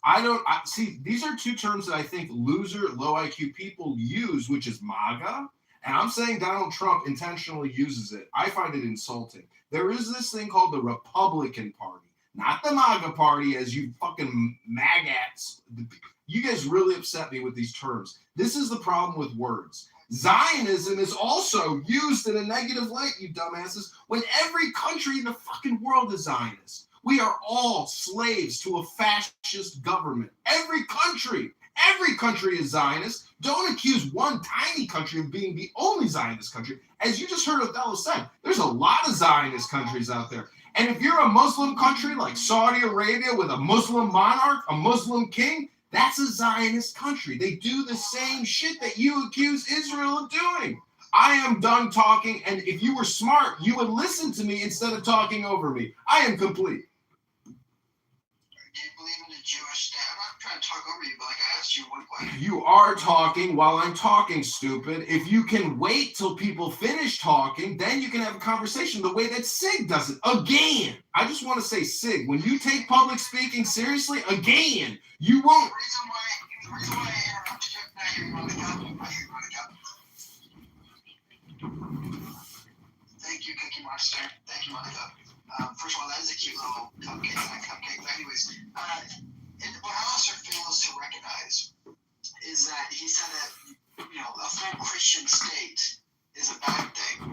Let's just remember the only reason why Israel is because of the Catholic Church. Without the Catholics destroying Islamic rule in that nation, especially, you know, even if they only control it for a few times and then go back to Islam for a moment, without the British Empire, without the Roman Church, without the support of Christianity, there is no Zionism. There is no Israel. So, you know, it's really interesting how there's like becomes an anti-Christian. But remember that the only reason why the country even exists is because of, and do I agree with that? No, but it's because of Christianity. So I just want to say that. But no. Sorry, Monica, go ahead. So, where we are is our desire to be aware and alert and open to new evidence. That makes us susceptible to conspiracy theories. I am now taking a second or third look at the Epstein files. I thought there was a video in there of Epstein doing bad things to girls and alongside other people. Brock just told me in the files there wasn't. There was video taken from his residencies. I don't know if we are differentiating between files and all evidence against Epstein, or if we have Epstein files as the umbrella for everything. I don't know. That said, I'm a men's rights activist. I don't believe all women. I don't believe men. I believe evidence. And I know that Cash Patel has done work in rescuing children from sex trafficking rings. I know Cash Patel has captured some of the people on the most wanted FBI list. I know that people who want the Trump administration to fail are going to target everyone in his administration. And like the Atlantic piece that Cash Patel is now suing, they're going to throw everything at him, like Saul Alinsky said in Rules for Radicals. So I need more evidence than gossip and hearsay. I don't believe Trump is a predator. I believe he's a womanizer. That's different. I don't think he's a predator, and I don't think he's a pedophile. I'd have to give a 1 or 2% belief on that. Do I think he or pedophiles? No. I think he prevents from facing lynching in the digital world because their name was mentioned next to his name in the Epstein files, and people with you don't pay attention and do deep dives and look for, oh, that was a mixer. The 1% of the 1% is an incestuous bunch. They tend to know each other a lot. Like, I think there's only we had estimated 1 million of them in our country of 360. And so for one of them to know all 1 million is unlikely, but for 10 of them to know 100,000 of them, that's not unlikely at all, or 10,000 of them. All right, Othello, go ahead and make it yours. And I'll go with him. I love you. Man, I already did. I want to respond. All right, let me just respond real quick. Yeah.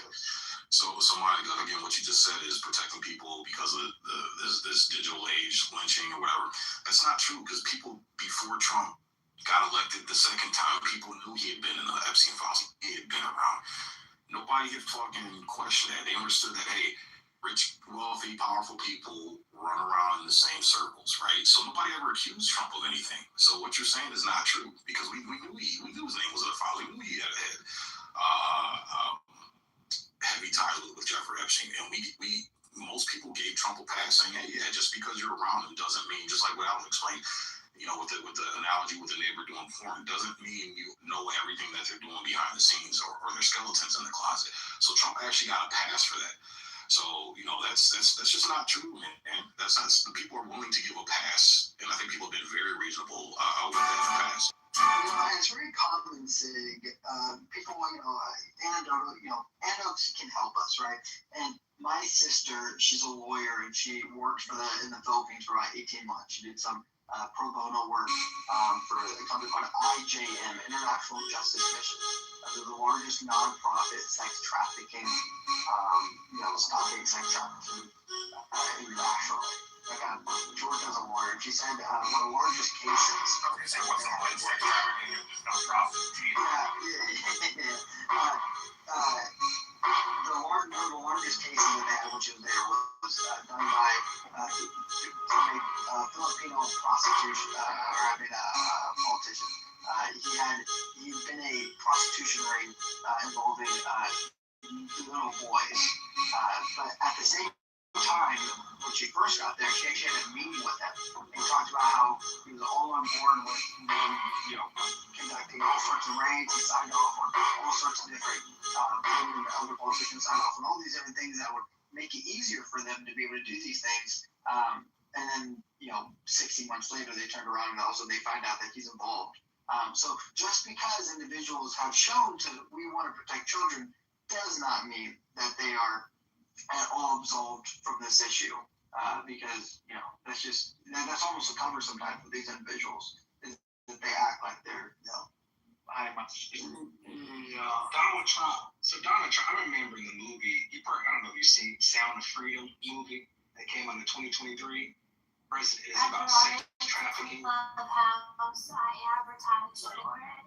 It was summer before last. I'm gonna go after them. And Donald Trump heavily promoted that film, Sound of Freedom, hosting a private screening at Bedminster, looks at New Jersey, and this clubhouse, right? I remember there was some Democrats pushing back against that movie. Like, it blows my mind, in that time period. And you fast forward from that movie, right? If you've seen that movie and you understand what that movie was about and what was happening in our country at our southern border, Biden and Kamala amplified and made those type of people in that movie more powerful in those type of sex trafficking organizations. All this human trafficking that was happening, buying the millions of people were being taken into that type of organized sex trade. People were being raped, killed, all kind of hideous things. And they got the audacity to call anybody a sex anything. It's crazy what was happening at the border and about that movie. And we look at the hypocrisy of people talking about Trump, and you can say whatever you want to say about Trump or make it about anybody. But when you have your own candidate, Joe Biden, a worker for him had a sexual, like Tara Reid had she said that he, pretty much assaulted her in a sexual way, and they worked together. This isn't somebody who worked at a store that Trump just passed by, and like one accuser said he came into a busy store in Manhattan, and all of a sudden, out of thousands of people, he raped her or some type of crazy shit. We're talking about an actual co-worker, somebody underneath Biden. We had a very detailed story. We had these people say, hey, forget about that shit. Don't believe her. And matter of fact, we should vote for Joe Biden to become president. And Kamala Harris will sign off on it, all this type of stuff. We look at the Epstein situation. Go back to the Clintons, right? Bill Clinton pretty much had what happened with Monica Lewinsky. Now the evidence is out. After this guy was pretty much impeached, or almost impeached, right, off Monica Lewinsky, right after he leaves office, he goes fly to Epstein Island. Multiple occasions. But we want to vote. His wife had to know about it, but we want to vote for Hillary Clinton as the president. And also, too, Trump is some type of criminal. He has felony charges. Last time I checked, when Hillary Clinton was running for president, she was underneath FBI investigation for having servers in her house to intercept government emails, to intentions to delete them. This is the type, it's remarkable that we are at this point. And I can't listen to this type of bags, drugs, alcohol. This crazy shit is insane right now. In the end,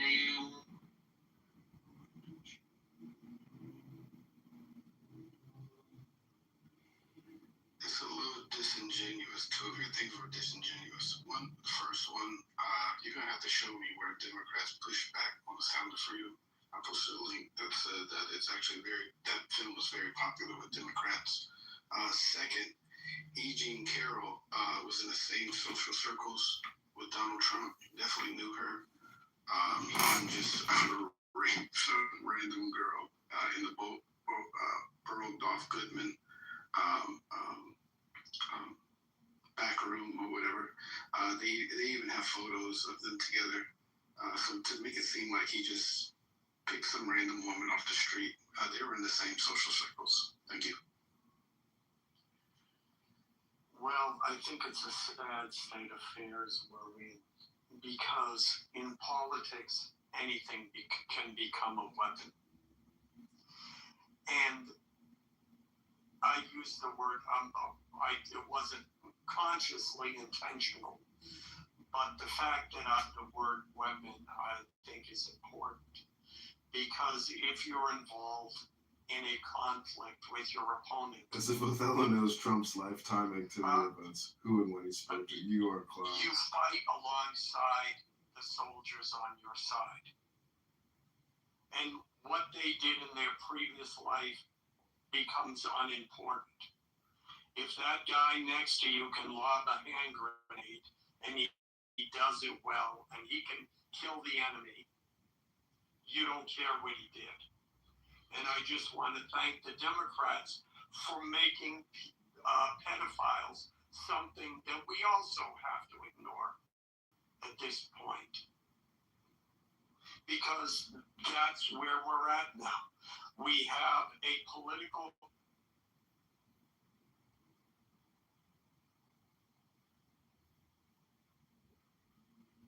And to know that you're from California and you had never encountered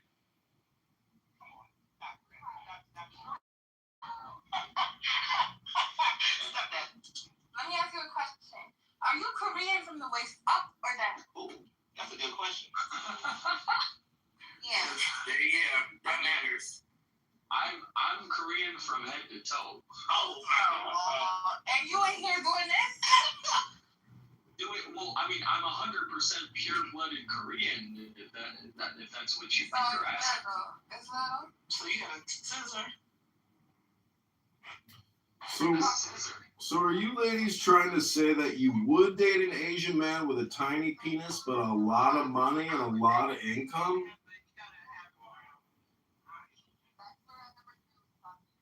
Is this another room where racists come in to attack an Asian man? I'm worried, Grim, that you're going to find out that black supremacy on this app is not fiction. It's actually a fact. And the truth is, many girls on this app don't know the difference between facts and fiction.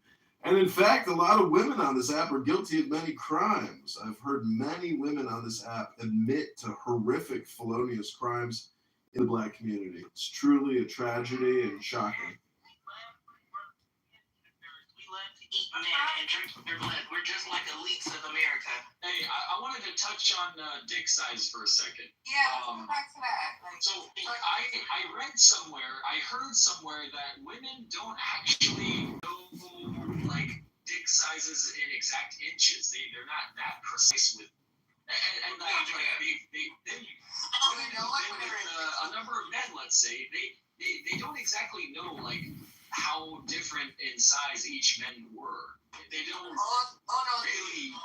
Are we talking about virgins? So if I told you my dick was X number of inches long, like would you know like that's a good size? Like, yeah, we're gonna know.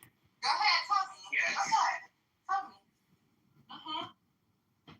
The average man is tell you how long my dick is. Go ahead, let's see.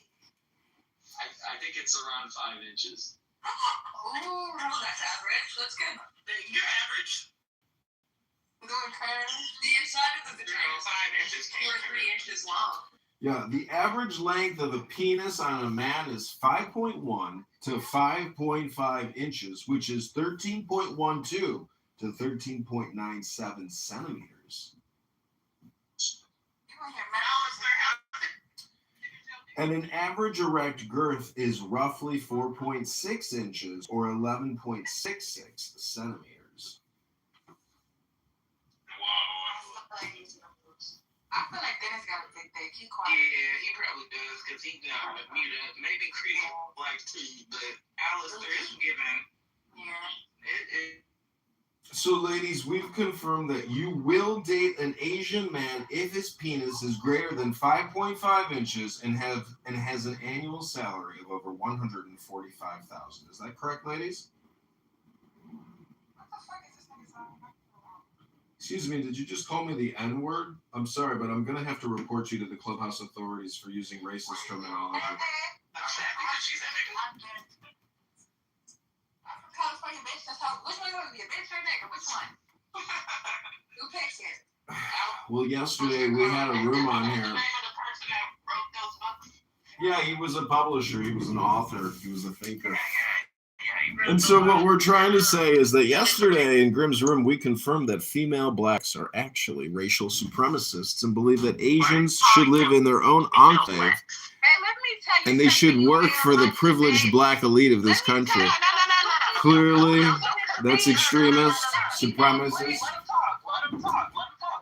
Well, I already said what I wanted to say. You can actually ask Grimm, because Grimm was the mod yesterday, and I heard a lot of black women say all kinds of racist, supremacist stuff. I know it was from yesterday, and people don't like bringing up old gossip, but I just wanted to bring it up just in case. I love to talk about racist shit, so this is great. Oh, good. Well, ask Grimm. He was the moderator. I was a participant in Grimm's experiment. So what was the conversation around? You were talking about black women until it was on. I wasn't talking about black women specifically. Oh, specific. What was the title of your room, Grimm? Last night's conversation, it was a crazy one, and I was really looking forward to the replay, but it was unavailable. Oh, so they deleted it. Yeah. Hey, Grim, I had a couple of questions for you. If you're Yeah. Hey, Dennis, where are you from? Korea, it's on Thursday. Dennis? Let me ask the question, please. Yeah, no, it's okay. It's okay if you guys want to keep talking No, about it. go ahead. Grim, do you have something against East African women? I just wondered. No. Okay, because earlier you said, that's all I need to know about you. You said you're from East Africa. That's all I need to know. I just wondered what you Yeah, because she was demonstrating how wherever she was from was a shitty place. Oh! These Africans gonna whoop your ass. Okay. See, I'm the kind of guy who's got nothing to lose. I'll fight back, and if I still get a whooping, then I'll get a whooping. Did you date an East African woman? Is that why you feel how you feel? No, she was just being annoying and not really taking accountability for what she's saying. So I pressed her. I held her to what she was saying, and I wanted some good responses, and she couldn't give me any. Oh, man. Well, it sounded like she was eating a lemon and resting in her divine feminine, and you were trying to pull her out of that. Is that? I mean, if someone wants to fire shots, then they better be ready to answer to response. So, Graham, me and you got a lot in common, huh? Mm-hmm. But we shouldn't, because I'm a man and you're a woman. Oh! Sexist. I love this shit. Hey, Asian girl, what you expect? Oh, you're right. I forgot what I was Anyway, honey badger, you have more questions? Yeah, I'm Asian, and I wouldn't date an Asian man. Where you from? I'm half Indian. Okay. So, I mean, I wouldn't. If I were you, I wouldn't describe myself as. I wouldn't describe yourself as an Asian. You wouldn't? Why not? Because when we use the word Asian, it could mean two things. One is the region, which technically you're right. You can say you're from South Asia, which is where India is. And in that sense, you would be Asian. But the second and more commonly understood way of the word Asian being used is in the physical appearance sense. And I have this simple test to see if you pass as Asian. If you could be on the receiving end of like a crude Asian joke, someone pulling the sides of their eyes. Or making fun of the way Chinese people sound, then you pass as Asian. So you would be stereotyped in a different way as an Indian person. Okay, so you would stereotype me in a different way than people stereotype you, is what you're saying? Exactly. You stink, basically. Okay. Yeah. So I would still consider myself Asian. And then I would just take your opinion into consideration and mostly just dismiss it because so far what you said is just pretty non-compelling to say the least, and you're kind of slow at your delivery. No, the argument I was making was the argument of popular usage, and what you said is valid too. I didn't totally dismiss what you said, but I feel that for the purposes of the conversation, it would be misleading for you to say that you're Asian. Okay, well, I wouldn't date an Asian man. Well, of course, honey badger. It's like if you make a comment like that, I'm not going to take you seriously because you're doing that. Because you're doing that humor where you take something so literal. But how do you know that? What do you mean? I wouldn't date an Asian man. Well, because the question isn't for you. The question isn't for you. Like, do I have to connect the dots for you, Badger? I don't even know who you're referring to. Oh, yeah, he's from the West. Okay, so backstory number 3, honey is not. Oh, shit. He said, I ain't talking to you, nigga. We're too rough. We're all too rough and tough for Grim. He needs a woman. See, what I think is so exciting about this debate is it's like a tennis match of roasting. Do you know what a tennis match roast is? Where you got like a flaming tennis ball and two people just keep, hitting the flaming tennis. Oh, wow, ladies. Yeah, there's a word for it. Alistair, are you single? No, Or do you date outside of your race? No, I'm a Muslim and I have 4 wives. They're in my kitchen right now preparing me my breakfast. Are they Asian? Correct. They're all from Indonesia. No, I'm serious. They're all from Indonesia. I picked them up on my last vacation. They're technically my slaves and one of them is a slave. One of them is a concubine. I am complete. I've said too much. But look at my PTR and tell me, is Melania Trump sigilling with a hidden hand there with my former congressional opponent, Darren LaHood? I think that explains everything you need to know. She got a rocket in her pocket. Man, why you act like that? When's your birthday? Why am I acting like what? You know what I'm talking about. Uptight. Uptight? You a little straight. You a little uptight. Oh, like what Honey Badger just now when he called himself Asian? No, I mean, if he's Indian, he is Asian. No, I made the distinction. You did. But the thing is, you don't get to pick and choose. It's giving classism. It's giving. When Kamala Harris was running for president, talk to me about that bitch, please. Wait, before you go on to Kamala, Grim, I gotta ask you, do you know what physiognomy is? It's a word. It's the word of the day. You know what physiognomy is? I mean, I've definitely seen it and read it. Okay, so my question to you is, since you're upset that Honey is half Asian, I would recommend that you ask Honey to post a photo of himself, and that way we can do an actual physiognomy experiment based on his identity or image. I was just. Well, you sounded upset about it, and that it bothered you. I was just. No, I was just trying to,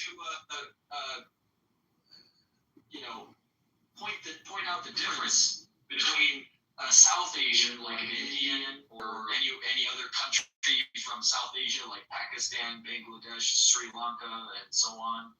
The non-Aryan Indians, right? Those are the non-Aryans? Are those the non-Aryans?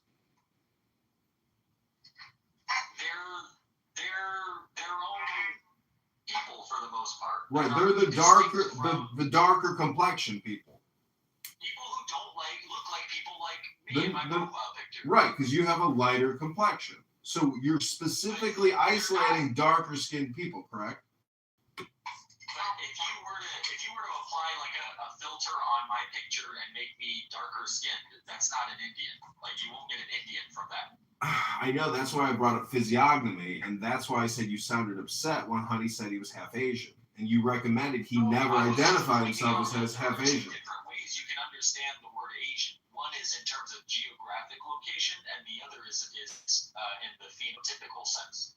Got it. So is phenotype and physiognomy associated? Physiognomy. Yeah, because you said you knew what it means, and I said it was the word of the day. Traits, right? Physical characteristics. That's physiognomy, isn't it? Correct.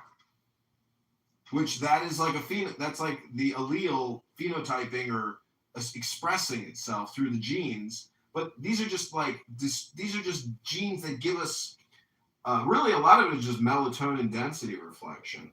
Anyways, what I'm trying to say is I would not date an Asian man, but I would date an Asian woman. This question isn't for you. Yeah, me too. I date an Asian woman. What the fuck? Okay, so, I mean, that's what I was saying. If you're a guy, then, we could ask the reverse if you would date an Asian. Oh, okay. I thought you were just... The thing is, okay. So are you trying to hook up with someone on Clubhouse? Is that... No. This is part of my project, Korea Reborn. And if you want, you can go to my landing page that I'm just about done working on. I still got to do a little more things with it, but you can still check it out. It's koreareborn.media. And no, this was just a topic of conversation, but you're just wondering what kind of pool you had to... Well, just to get input from other people, but I wouldn't really ask men if they date Asian women because do you find yourself attractive to women, Graham? My boy Graham, he ain't ugly. He look good. You see how was Graham? Like, look, I find myself attractive to women. I get feedback that I'm attractive to women. Do you? I'm very probably not. Oh. I'm trying to really take you a long time to answer that question. It's just weird. Look, you asked me a question and you still haven't answered it. Yeah. Well, I'm trying to respond to you. Well, hey, I mean, is it fair enough that I might be taken aback a little bit by the uniqueness of the question?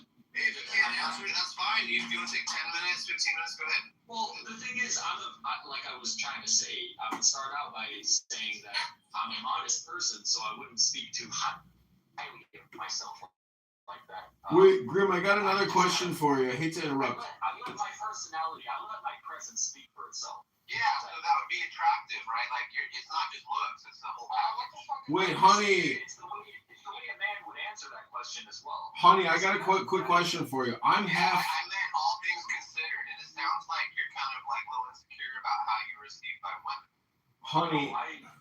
Honey, I got a quick question. I have no problem with shooting my shot. Honey, I got a quick question for you. I'm half Ukrainian. Does that make me half Asian? I'm not sure. Let me look it up. I have no problem shooting my shot. Because Honey Badger, see, I like many men. I've fallen flat on my face. I've learned from trial and error.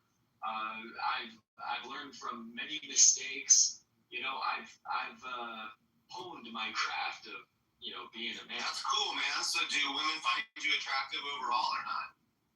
I mean, if they are, then they are. It doesn't matter to him what women thinks.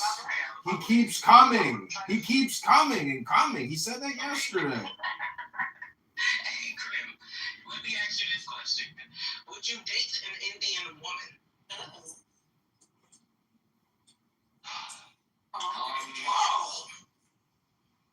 Yes. Okay, but what's your withhold? Because I heard kind of you're a little hesitant there. He had to think. He thinks before he responds, ladies. That's what a man does. Yeah, he's a true man. He also breathed deeply before he answers. That's to help with the mental processing of what we call thinking, ladies. Right, I had a number of thoughts run through my mind, but then I was like, I don't want to give you like a jumbled answer, so how about I start with just a very simple yes or no? Okay. So that's what made me go, okay, first I'll just give you the yes or no response. because what was running through my mind was if she were like an Americanized Indian girl or like a westernized one, that would be more palatable to me.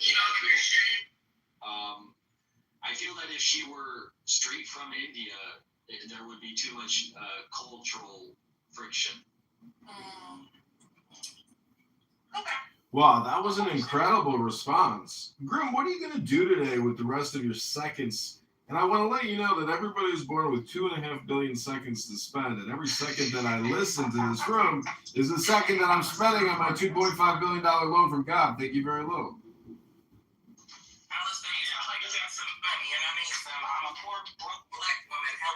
Well, I am an aspiring YouTube content creator like Grim here. And we do believe that rooms like this can be monetized on YouTube because they are entertaining. No, seriously, can we talk? Maybe here. Hold on. Let me message you here. Let's talk more about that. Okay, great. Let's do a room about it. You just create a room called Grim and John or Alistair talk about making money on YouTube with on the plantation here called Clubhouse. And I think plantation workers here can be all the entertainment the world needs to make money. Well, I don't think Clubhouse is a plantation. It's more like levels of hell, right? We're probably on level 3. This is pretty light. This is pretty fucking light. The darker you go, the deeper you go, the darker it gets. It's like the MPAA ratings. There's rated XXX rooms, NC-17, rated R, PG-13, PG, rated G. And so what we're trying to say is YouTube has a cutoff generally at PG-13. When we get to the NC-17 rooms, that's when hate speech, abuse speech, protect, all these issues. You can't attack people if they're trans, if they're LGBTQ, if they're a certain race, creed, color, origin, legal status, veteran status. There's so much in terms of what you cannot say on YouTube. It's very tricky. I have over 50 YouTube accounts with 100,000 videos. I know what the algorithm is going to trigger. And so what I'm just trying to say is you got to be smart and strategic when making money through bullshit content. Hey, I'm curious, since this is like if you took the Clubhouse conversation recording and just put it on YouTube, you wouldn't have any video. So you'd need some video to go with the audio, right? That's how you make engaging content. Correct. And what I do is I actually just film. I use one cell phone to film the other phone live streaming Clubhouse with an auto clicker because these stupid phones have a 30-minute cutoff. And so I just literally live stream the other phone of a Clubhouse room. And right now, downstairs in my recording studio, I have 20 phones pointed at multiple Clubhouse rooms. But you have a camera recording you talking, and that's like the visual. Yeah, right now. I'm going to put some links in the chat. This is live as you talk to me. Hello? It's a different platform outside of YouTube, different world, a different reality. I'd like to talk with you more about how to use YouTube. Exactly. That's what I'm actually interested in talking about. But people on this app just want to talk about anything. That's the amazing thing about birds. When one bird starts chirping, they all start chirping. Okay, what's with these 2 links? Which one should I press? You can click both of them, and I would subscribe to both of them because the truth is, if you don't subscribe to me, I'll never hire you. And when I put up job postings, and people email me their business plan or their resume, but they don't subscribe to me on social media, even though I provide the links, that's when I know that I will never, ever hire that person or give them any money because they're actually not interested in what I'm doing. That's a fair point. Now, give me a second. Let me go to it. Every time I try and copy something in the chat, it freezes my screen.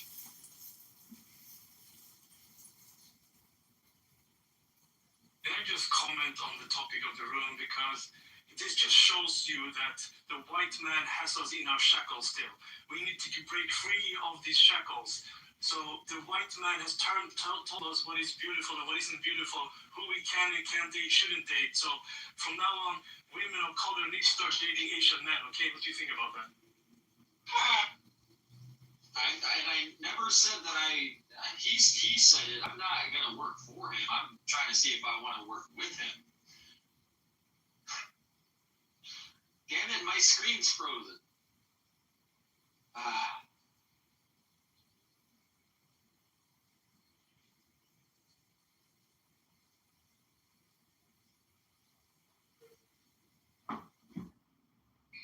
Well, Graham, what was the intention of holding a room titled like this? What was your intention? It's part of my project. Now, this is just to have conversation. I'm not using this for anything. I'm not using this for content. But this Korea Reborn is one of my personal passion projects, I call it, that I'm working on.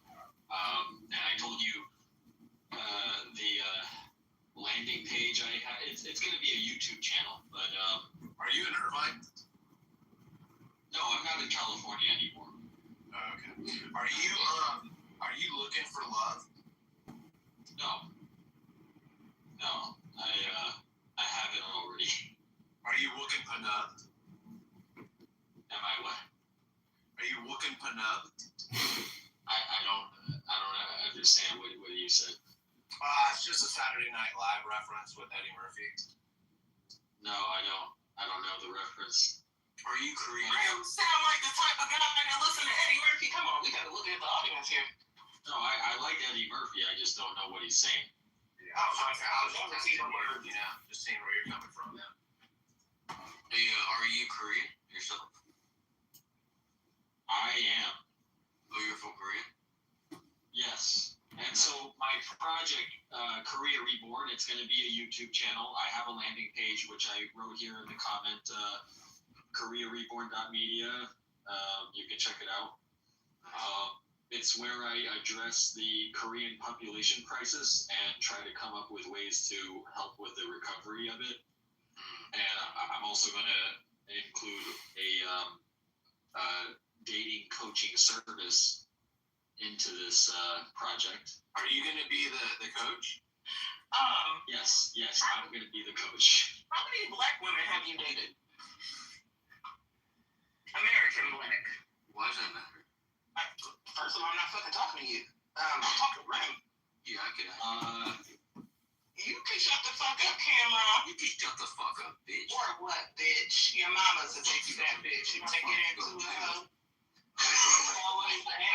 It's always the angry black man. He can't get no fucking attention. Shut your bitch ass up. I ain't even fucking black.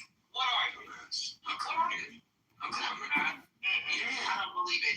You know why I don't believe you're Korean? Why's that?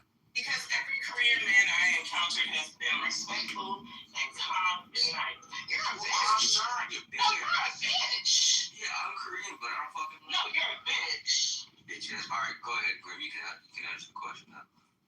As far as I remember, just one. But I did one time. I paid for sex one time with a black prostitute. Yeah.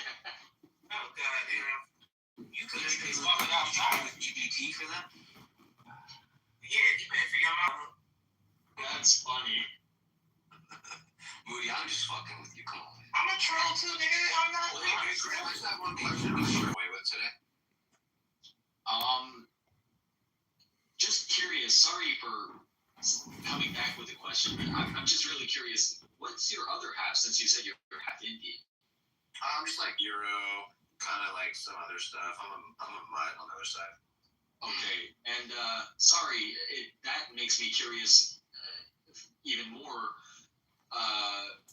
Like, if I were to take a glance at you, what would I think? White guy or slightly mixed guy?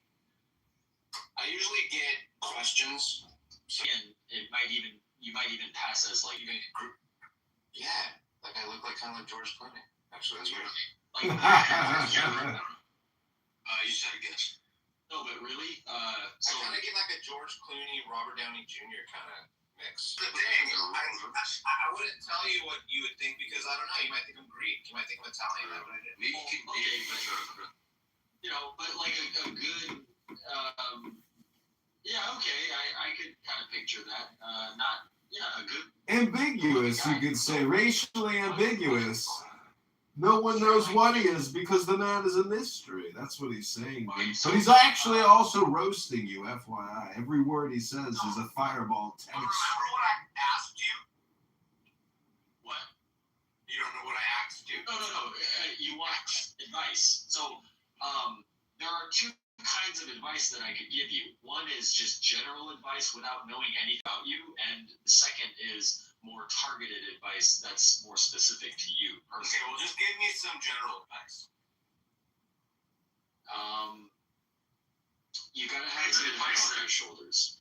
Wow, thanks, man. That's a good bit of advice. Really appreciate it. Wait, what is supposed to be under your shoulders? Wait. I see what you did there, and I mean, you're right to call me out. So the thing is,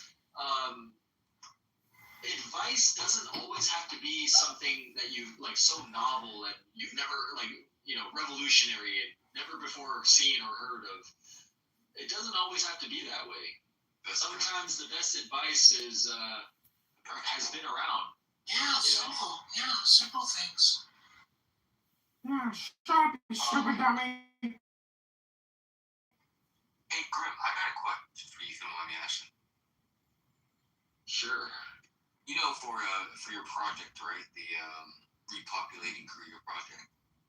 So yeah, I've been living in Korea for the last 10 years, right? And I was just curious, what would you say is the number one factor that's keeping everyone from, or that's behind the population crisis? What would you say is the number one factor? Shut up, stupid! I'm not a super mouse. Shut up, stupid! Stupid, shut up! Shut up! Outside. 1 second, Malik. Grabbing a little. Hey, yo, what's up with this? What's up with this, man? Yeah, Don't talk to me like this because I'm black. All right, good. Go ahead. Everybody mute your mic! Everybody mute your mic! Moderator's talking! Grim is finishing up his answer. Shut up! I was talking. I agree. Go ahead. Nigga, fuck you. You know what I'm saying? You're from the seaside. You know what I'm saying? Shut up or you're gonna get put in the goo! Shut up! A moderator is talking! Shut up!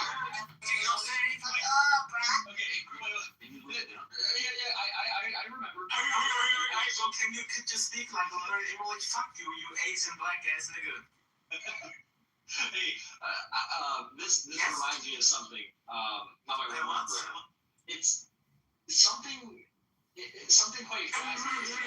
Nigga, fuck you, mom. Like my D is black, but like every white, like every nigga, like my niggas, like, you know what I'm saying? I want him to hear this. I think the audience, bro. What do you mean? Shut the fuck up, Malik. Nigga, fuck you. Fuck you, dude. Hey, nigga, fuck you, grandma. You know what I'm saying? Fuck you. All right. An interesting observation I had of humans is that it's fuck you. Nothing. Malik, let me tell you something, you fucking flying rat having ass bitch. Don't let go my fuck you, man. Hey, Melissa, what you say, bitch? I'm gonna beat your mama's ass, dude. Look at your eyes leg. You're not doing nothing to nobody. Nigga, fuck you, you black ass motherfucking bitch. You're gonna write up my D, you know what I'm saying? Right here from the streets, man. Nigga, fuck you. Fuck you and your BBL, you know what I'm saying? Fuck you. I'm calling the police right now, operator. I'm calling it. Fuck you, man. Police sucks your ass. They're gonna shoot you, you know what I'm saying? Like, all ass in here being disrespectful. Hey, Melissa, shut her ass up. I thought you had some fight in you, Melissa. Fight back. Moody, fuck you, Moody. Moody, I'm gonna shock your mom's dad out there. I'm gonna put my dick in your ass. Hey, the mouth, you know what I'm saying? I'm from the church of the bitch. I don't give a fuck what you do. You see my PTR? You see my PTR right now? There's somebody bald head, ugly ass mama. You think I give a fuck about what you got? Moody, I hope your kids die. You know what I'm saying? I hope they get shoot from police, man.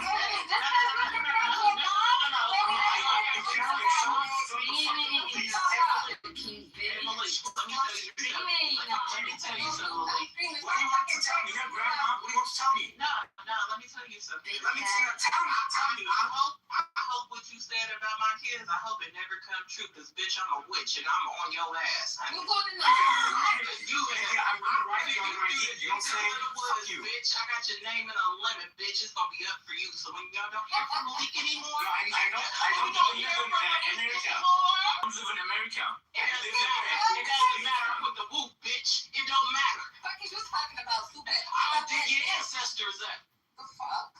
I think you every year my sisters, you know what I'm saying? Because right. We people to be right here, you know what I'm saying?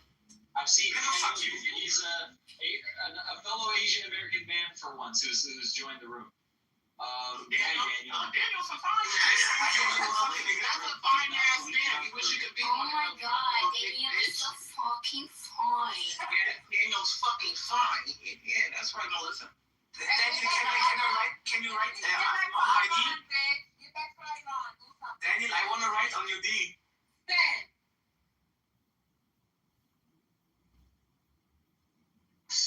Forms of investigation over January 6th, the same FBI that allowed the country to be shut down in 2020, our constitutional rights for money. And the same FBI that we all would agree has done some very, very corrupt things just in the past 10 years is the same FBI that we're now trusting will investigate and will,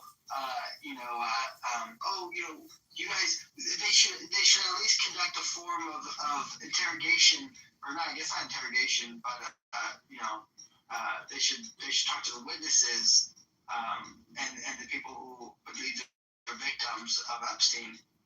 And we're supposed to trust them. We're supposed to say, no, whatever they say, we couldn't find any proof. Whatever they say is right, and that's never been, at least in my opinion, the last 10 years, the way the conservatives have felt about these agencies. But now that Trump says we got to trust the FBI, we have to trust the CIA, we have to trust, all these agencies. It's just really interesting that, we're trusting them. It's weird. It's weird saying it doesn't make sense. Isn't the hypocrisy crazy when the left does it? They're going, but when the right does it, nothing to see your fault. They're both the other way. Yeah. and crazy, bro. And again, they'll use Biden didn't release the files. Trump released the files. And it's like, okay, but every time Trump released the files, tell me what was going on. Do you know that when we were doing foreign affairs throughout the times that major drops happened with the Epstein files, almost like it was a distraction. Almost like they were trying to distract us from what was going to go on, which was that we were pretty much ramping up a war with Iran. That's what's really interesting, right? 2 weeks before, are you going to turn, or I'm turning now. Longest light right now? I was at the world's longest light, and I appreciate I just turned. It did feel like the world's longest light. Congratulations, Chuck Keegan. I am driving F-150, F-250 actually. Wow, is that the one that had tires? Yeah. No. It's cool doing it, David. Yeah. But no, I think that's just really interesting. Is it a crew cab or a Senate cab? Why you work on your own vehicle? It's a Jew cab. It's a Jew cab. That's right. That's obviously a work truck. How could you be a fucking mechanic and allow yourself to purchase an F-150? I am not driving a F-150 right now. I'm just joking. It's rather an F-250 is a work truck. No, I would Do they have a mechanic truck? Do they have a 350? Yeah. I'll tell you right now. I would not. What do you personally drive? Yes, there's an F-450. We want to judge you on how gay your car is kicking. He drives a Toyota like a green. No, hold on, Blake. That's right. He might drive. He actually drives. I drive a Toyota. I drive a Toyota Highlander. It's got to be a pre-pandemic Toyota. It's a Highlander. It's post-pandemic. Yes. I drive a 2018 Toyota Highlander. That's right. That's a long car. So that's nice. That's sensible. How many miles per gallon? It is a mom's car because I choked her. $1 on it. You can buy an SUV that's based on a pickup. Monica, it's not going to work. The one thing you need to understand about being married is a wife is never going to allow her husband to buy a fucking Toyota Tundra. That's not going to happen. What about the Range Rover? Keegan, you should have a Range Rover. Yeah, I should have got Yeah, but you could have got like a Sequoia, which is based on a pickup truck frame. It's body on frame. Yeah, they still have a $50,000 car. What are you doing? Because you can't afford it, or John's a waste of money, man. Yeah, As soon as you sign your name on that paper, bro, you throw fucking $6 grand on it. How much does a mechanic pay? not enough. Yeah, it's retarded to buy a new car nowadays. You're wasting money, bro. Yeah, you should buy it used. Take all the depreciation out. Yeah, Body on frame vehicle like an mom's car. Why is nobody voting in the poll? Depends on what you're using it for. Because I had fucking 3 pickup trucks, bro, and barely ever So I'm saying you can get an SUV, but you wasn't that F-150 still? Right now, I'm trying to save on gas, bro. I'm trying to save on gas. So Like say a Tahoe, an Expedition, a Suburban. These are all body on frame. These are SUVs that are at least manly. Can actually go off road, haul shit. You understand, I put about 6,000 miles a year on my fucking vehicles, bro. I literally drive to the airport, it sits for a week while I'm out of town, I drive home, and that's it. What about Yeah, so it's not, it's fucking retarded. Is a Hummer manly? Yeah, no, those are gay as shit, and they break down, they got so many fucking problems. What about if We it's call it H1 Alpha. The H2, yeah, the H2's got the cheapest fuck. H2 is just a Tahoe. H3 is a fucking Chevy Colorado.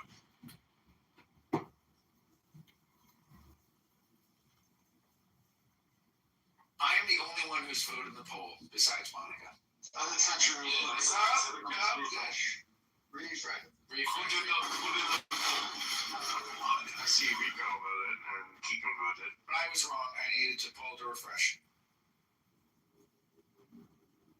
Listen, I don't think that Trump should resign. I think that would create a power vacuum. I don't think All the Nazi papers voted like. I'm not a Nazi. Rico, Keegan. My friend can't be Nazi. My friend is Jewish. How can Monica be a Nazi? Monica loves Monica loves Jews. No, she doesn't. Yes, she does. She doesn't. She hates Jews. No, she says she likes black people too, but she calls them North American baby names. Yeah, but no. Maybe it's a term of endearment. Yes, it's a term of endearment to call black people North American baby apes and chimps. Did you say bathing apes? Napa, North American pavement ape. Yeah, I have some shirts from bathing ape. Like there are apes that run around the pavement. Yeah, I thought Just call me Diggers. Diggers rolls off the tongue a little bit better than that. She's positive she deleted it all off Discord. At least if Trump resigned, the focus would be on J.D. Vance and his politics.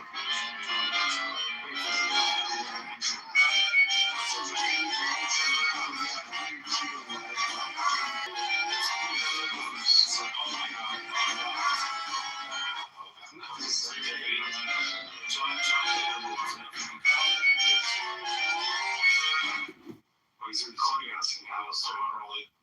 I gave him 100,000 accounts. He can come in and record anytime he wants.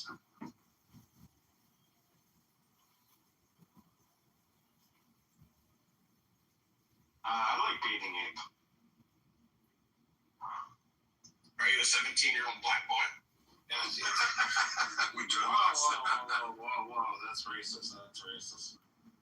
So, boy. Oh, that's prejudice. I also like Supreme Noodles. We love that. Just food. 40.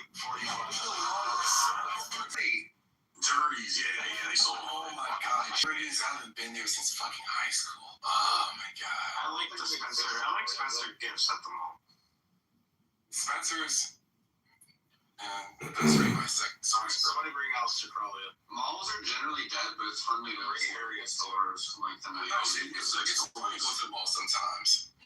You know Walmart sells sex toys now? Walmart and Meijer. They also have Sig, Sig, a few months ago, the closest mall to me. That's anti-Semitic. The closest mall to me a few months ago had a bunch of black girls. The Chinese and then two of them died. They fought over some clearance shoes, I guess, at Finish Line. And two of them died from gunshots. So, I was like, nice. There you go. No. Wait, what do you mean they died? Like they threw something in ice cube, or like No, they were shot. There was gunplay. Two of them. There was some gunplay going on. Exactly. That's like the guy in Texas. It was gun violence. It was a stabbing play. Black people shooting each other over tennis shoes, Keegan. I don't believe you, bro. No, what's the that guy that stabbed somebody in the tent? Well, looking at your PTR makes me want to go eat like a fucking vanilla cupcake. Sunday Mars in Jamaica. Hey, Keegan, who's the name of that kid? That got stabbed in the tent. Bro, Austin Metcalf. Metcalf. That's Austin Metcalf. I usually don't like sweets and shit, but it's still garden, I see it. Or still garden, whatever. Do you know why I have this photo as a picture? I don't know, something about cupcakes, creaming, or pedophiles or something. No, because you're gay? No, I figured it had to do with like pedophiles or something. Partly because I think cocks are delicious, but it's also because I don't know. But all I know is right now. A friend from another, and if the pink one was the only one left, he would not be allowed to have any cupcakes. Bro, I'd eat it. I don't give a fuck. Like I said, I don't even like sweets, but for some reason it's making me hungry like for cupcakes. Yeah, I don't like sweets either. It's a really good picture. That's all. Who gave me this? I don't eat. Because I'm gonna eat this. Keegan, you ever have a Frosty at the Wendy's? As long as you shoot the Nazis first, they'll learn. David, have you ever had a swirly in the toilet?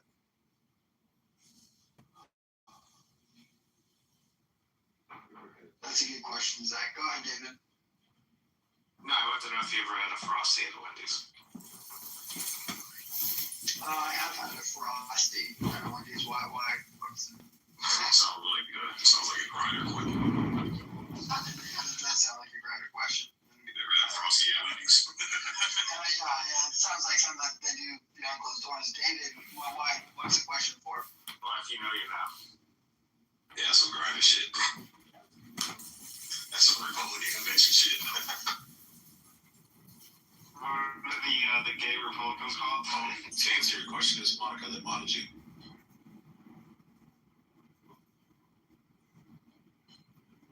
Was there one pastor that got caught fucking a male prostitute and smoking meth? What was his name? Fucking Haggard, Ted Haggard, yeah. It's a Ted Haggard question. That reminds me of that TV show on HBO, The Righteous Gemstones. Hilarious. You know what's funny is I actually saw Ted Haggerty at the airport, and Ted Haggerty was on my plane, and I was taking photos of him, and it like freaked him out. But he didn't. Were you flying first class? No, I was flying. We were both flying coach. But anyways, I'm just saying that he freaked out that I was phone, and this was the day after that scandal broke. And he never came up to me and confronted me, but he was staring at me with death eyes.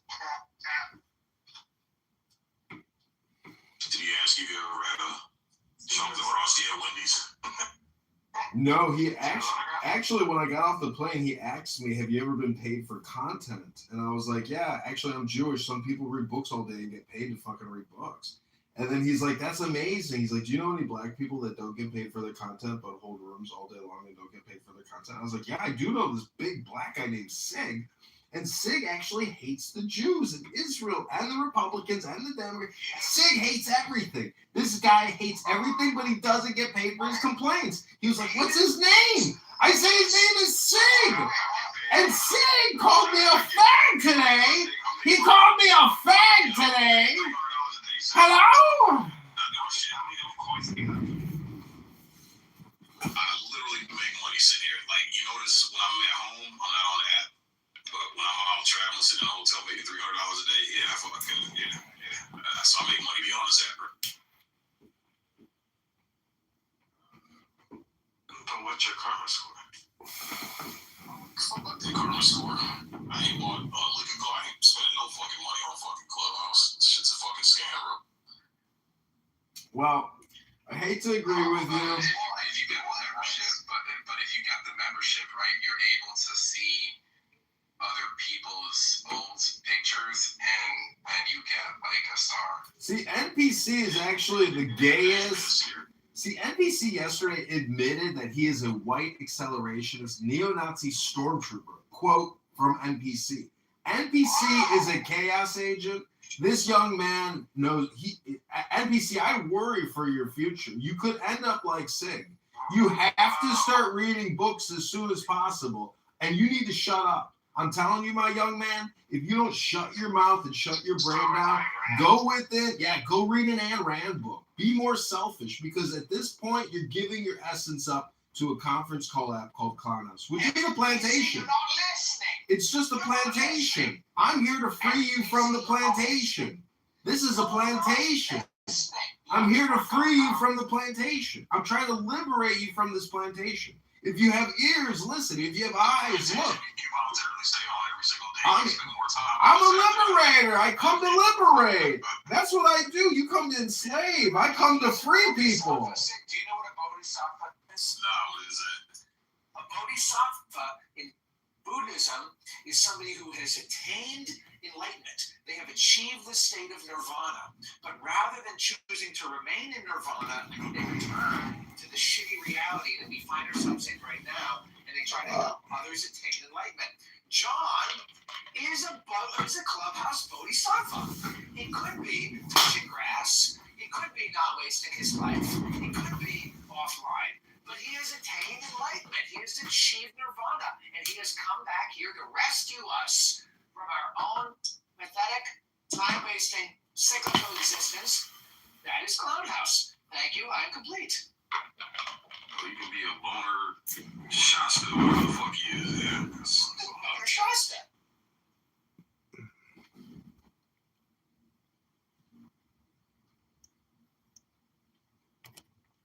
How many people have you liberated, Evan?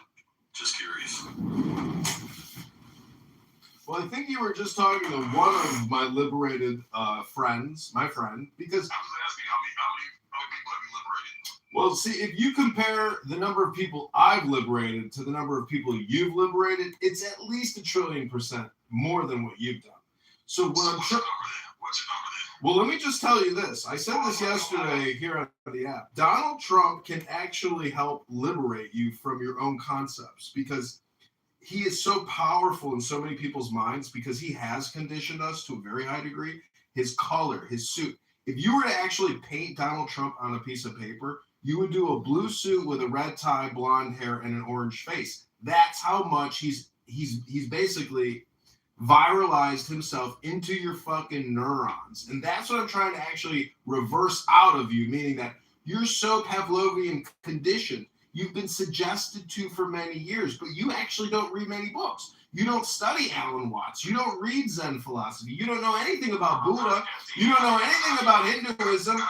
You don't know anything about Taoism. All I'm trying to say is I advocate for the book club. All I'm trying to say is I advocate for the book club. You guys, I say we can have more fun reading books than having these stupid, Jew hate rooms that you put on. Reading books is fun. The Reading Rainbow. The Reading Rainbow. The more you know. This message has been brought to you by Pfizer. Be sure to get your next flu shot at your local Walgreens by 5 p.m. this Friday. Thank you very little. How much money did you make today being on Clubhouse? How many souls did you liberate from eternal damnation? It's not about the money. It's about liberation. Liberate me! Liberate us! Liberate us from the property taxes, the parasites in society, the time wasters! Let's hear some numbers. Curb the excuses. Later, I'm going to make another 400. So that's going to be a total of $500 for the day. But I don't make $500 every day. I'm going to pay $500 to fuck your mother. What?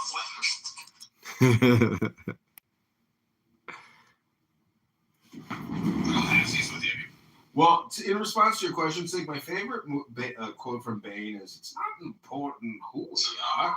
What's important is our plan." Well, see, you're still operating on what you call dollar consciousness, and all I'm trying to say is, if you were to actually be in the book club, you would use dollars as your bookmarks. That's how stupid you are. I told you how much money I make a day being on Clubhouse. When I'm not working, I'm on Clubhouse because I'm not doing shit. So I'm asking you the same question. How much money do you make since you bought How it? do you get $300 a day to travel and be on Clubhouse and have fun flying on airplanes and you don't do shit all day? What job is that? And are they hiring? Are y'all niggas hiring? You gotta have some aviation experience to get into this job. So Are you a pilot? No, I'm not a pilot, but I'm KCM. So KCM, you get paid pretty. Oh, you're your customer success manager. No, crew member. So. I thought you said CSM. No, KCM. Yeah, KCM. Yeah, I'm flight crew. So. Is that a flight attendant? Kind of close, but I deal with cargo, so I do cargo across North America. Yeah, so I fly all over and pick up cargo, weigh it, process it, customs, all that shit. No, it's pretty good because it's on demand, so that's why I get to sit around a lot. You're like on call. Yeah, we don't move unless the customer calls and he needs some shit moved. So, but I get actually it's $360 a day. So yeah. So Just imagine Sig as hotels. Can you imagine that? Hotels. Do you want pretzels? They're called cookie. They're called stewardess. So Sig, how do you, if your manager was like, how do you think you can be more? I was imagining him as a flight attendant thinking that would be fucking hilarious. So if you had a meeting with your manager and he said, Sig, how do you think you could be more productive? What would you say? Probably couldn't say anything because I've got the highest employee ratings on my team. So that's why I get dope ass bonuses and shit. Because our bonuses are based on our ratings. So I max out every single year. I got nothing but compliments. He actually came up to me and he was joking and said, "Hey, are you paying off the pilots?" He said, "Because I've had at least a dozen pilots come in here and just fucking raving about how efficient you are, how productive you are, how good at your job you are." So yeah, that's what people say about me.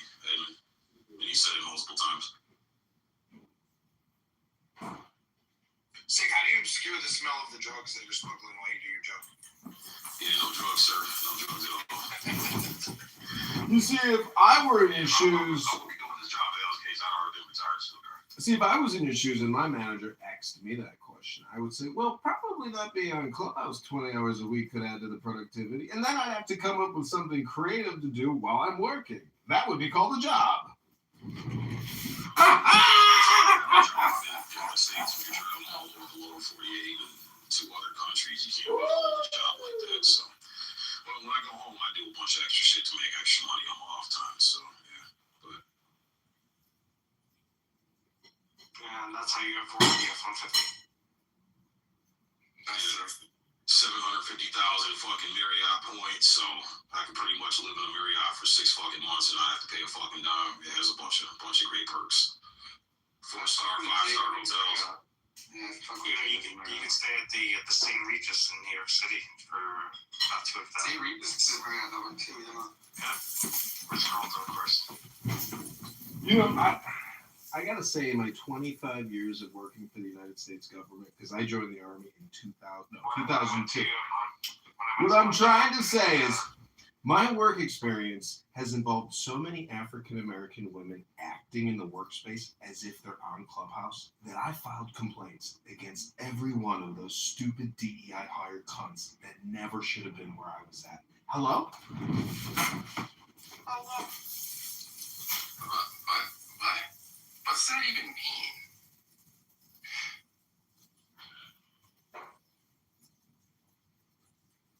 I think he's saying he doesn't like black girls or clip trim. Okay, why doesn't he get psychoanalyzed? Like the shit that he'll be saying, it's not even like Pepe does a better job than some of y'all niggas, and that's an embarrassment.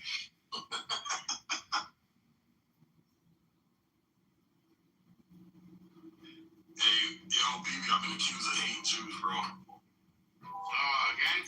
Yeah, again, there we go. Hey, Edmund, there's one of the Jews I saw called hate that I'm cool with. Somebody's not wearing their sheet.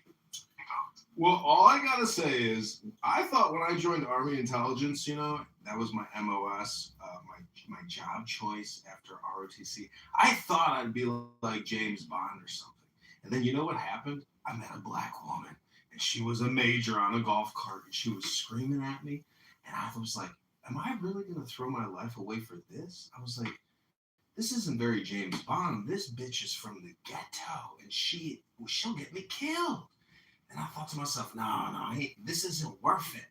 And then I looked at this Asian guy from West Point, and I was like, bro, you ain't gonna see me tomorrow. And he's like, why not? I was like, I can't tell you why, but you ain't gonna see me tomorrow. I'm done with this shit. I'm done. He's like, all right, good luck, man. Let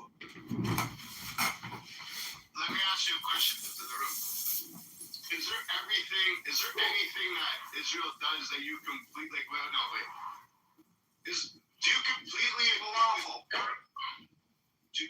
do you completely agree with every single thing Israel does and Jews do? I agree. If you disagree or criticize them, that doesn't make you a Jew hater. That just makes you a critic. That's right. There you go. I think BB's doing a great job. I think you need to say that one more My time. answer is snow falafel. No, but me and Sig already went over this. There is a fine line. I can't criticize the own Jews. Come on. No, but the problem is, but Keegan, the difference is that you cross the line sometimes. You know what I mean? That's There's right. a difference when I hear like Sig criticize or have an opinion about certain things. Like when he had a room the other day, at first my feelings got a little bit like hurt too, but then I realized I'm like, okay, just a good room title. Such a great one. I want to talk one up too. Anti-Semites are people Jews hate.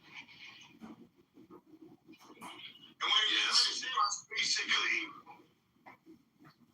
if you insult or you discredit or you discriminate against a Jew, you're called an anti-Semite. No, if you Jews orchestrate all global events and control the banks and orchestrate all the one world government. Not all the banks. My whole point is, if you're good at criticizing, Wait, is that anti-Semitic?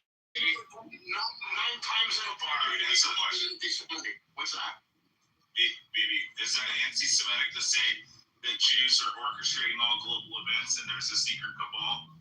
And that they're that's just being uneducated. That's somebody who says that. So you're saying Sig is uneducated. I got you.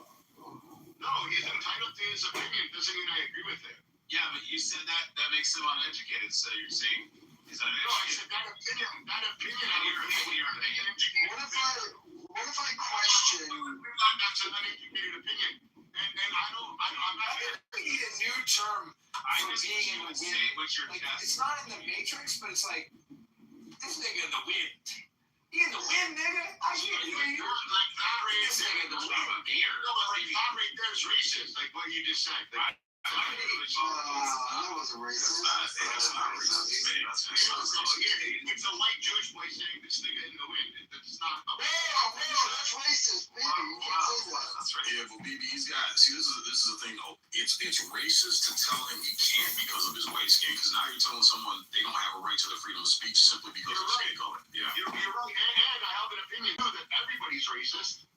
And I think that if we don't agree with that, then I think that's a big problem. I believe these people that are jumping up and down screaming, I'm not racist. You're a fucking liar. Everybody's fucking racist. Yeah, everybody's got. I'm not racist. I'm not racist. Yeah, I'm not racist either. Because, see, you guys don't know what transcendental meditation or poetry is because you guys are highly conditioned and you have to essentially do a new song, a new hypnosis. Hello?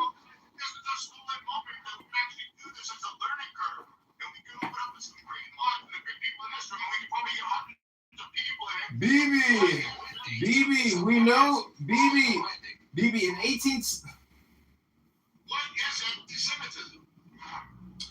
BB, I was trying to say that from 1861 to 1865, 1 million Americans killed themselves freeing African Americans in this country to have equality before all. and there were 2 million casualties. The question has already been settled. We are now dealing with a Pavlovian society, completely hypnotized, brainwashed, programmed, and low IQ dribble. If you want to have an actual intellectual conversation, you need to join my book club. I am complete. How many people you got in your book club? That's a third member's question. I have 10 people, Sig, and you don't even know what 10 means. Do you know what a minion is, sir? Hello? 10, 11, 10, You're assuming you can't count because it's black. David, stop. Say, do you hate Jews? He hesitated. No answer. Wait, BB, ask me if I hate black people. No. Why not? What about the Mexicans? Do you hate the Mexicans? No, I don't hate anybody. I love everybody. I love you, David. I think you're an amazing Even the transgender Peruvian too? mathematician wino. That's who you are. Wino. Yeah, but somebody should fucking ask you, do you love black people though? I love them.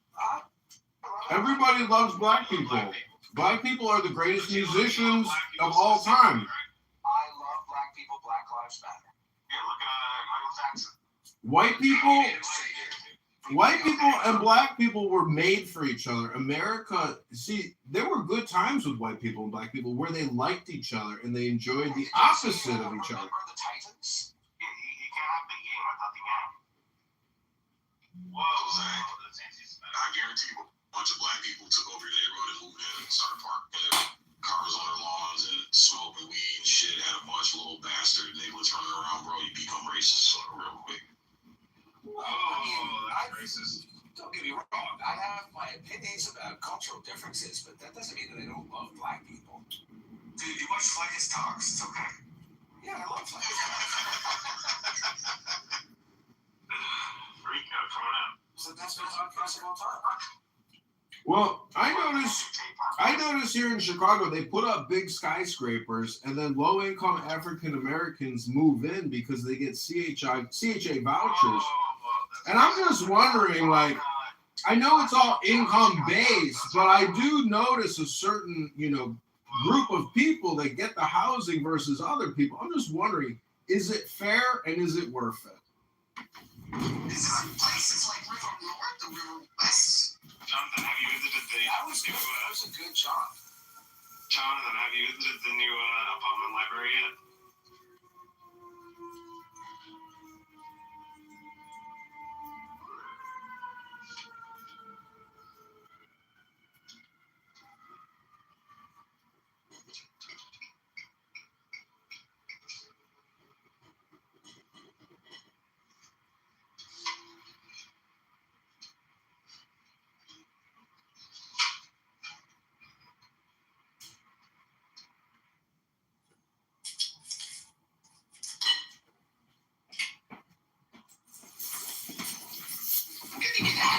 Make Chicago great. See, and it's gonna have John Kitover. this is a message to Sig, I just got to tell you that. My philosophy is that there's not a speck of dust out of place in the whole universe. And let me tell you what would happen to me if I would have gone to Afghanistan and died in a fucking ridge or in some stupid aqueduct because some stupid cunt was saying, "Take that position, soldier!" But what I'm trying to tell you is, Sig, it gets worse than that. Because when you get married and the ultimate justice comes down over your neck and cuts your head off because your wife is a CUNT and you didn't know it, and she took half of everything you had and even more, and you're not going to get your pension because your first wife ruined your life, your second wife buried you a second time, and then the third time you raised from the grave like your king and Lord and Savior, Ribono Shalom!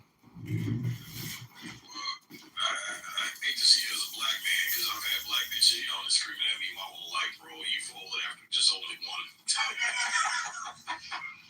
You should try white girls thing. That's all I do now, man. That's all you do. Congratulations. Yeah. Hey, you for white girls. Yup. Coming up in the world. That's angry. That's right, man. That's right, man. The white way. Just don't get Jonathan Major. See, your real complaint isn't against the Jews. It's actually against the A words and the L words, which are attorneys and lawyers. Let's be honest. Oh, I thought you meant assholes and lesbians. Yeah, nah, my issue is, and you're right, it's not with the Jews, it's with fucking Israel and the Zionist movement, Zionist agenda. That's my criticism. But yeah, but most Jews are Zionists, so. Yeah, I'm a Zionist. You're a Jew. I'm not even Jewish. that's not what that's. Well, Sig, all I can tell you is, Sig, you have to read Theodor Herzl. You have to read the history of the Jews. If you read Theodor Herzl, it'll actually resolve a lot of your conflict because you will actually know the history. And so if you debate an Ayn Randy, an objectivist, you have to read their books to know how to defeat them in the argument. In the same way that Patton defeated Rommel. And when Patton screamed out in that movie, "I read your book, you son of a bitch!" That's how you beat people with their own ideology, is read their book. Until you do that, I think you're just a complainer. That's fine, but like I said, when you move in and you fucking annihilate a community of hundreds of thousands of fucking people, and you rape and you pillage and you murder and you drive them out. It's called the Area Sin. It's called the Nakba. Yeah, so it's called the Nakba when the Muslims attacked. Sig, the Ottoman Empire lasted 600 years. Do you know the history of the Ottoman Empire? Do you know the genocides of the Ottoman Empire for 600 years, what those Muslims did? The Ottoman Empire? You're only citing a specific part of history, Sig. You're a racist. You're an anti-Semite. Guys, I'd like you to talk at the same time.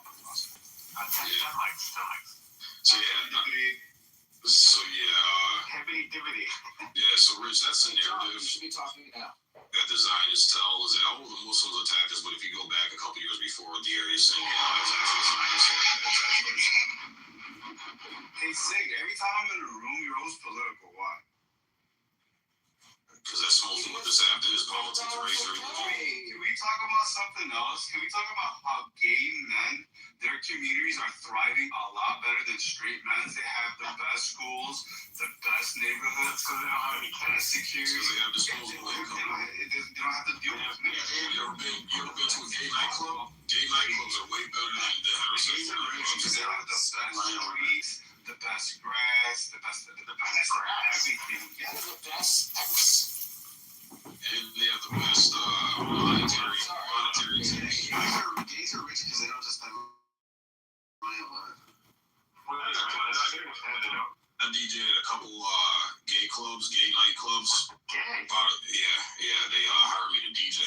Bro, walked out of that motherfucker with $500-600 a night and fuck, just tips, bro. Did you have the bartender with the shirt off? No, just DJing, just spinning records, but. No wonder why you called me a fag earlier. Busted! That was gay. Well, I didn't call you a fag. Bro, like, they're building skyscrapers now. Yeah, because they got disposable income because they don't have kids. They're building gay skyscrapers. Yeah, gay community's got a shit ton of money, bro. Andrew Tate says kids are actually cheap to raise. That's the word on letters. You know what I'm talking about. Well, yeah, Rico, like, you spent all this money getting the girl, and then what? That's what men do, man. We just spend so much money on getting a girl. Whoa. That's just phobic. I don't know about getting the girl. I think it's maintenance and other things.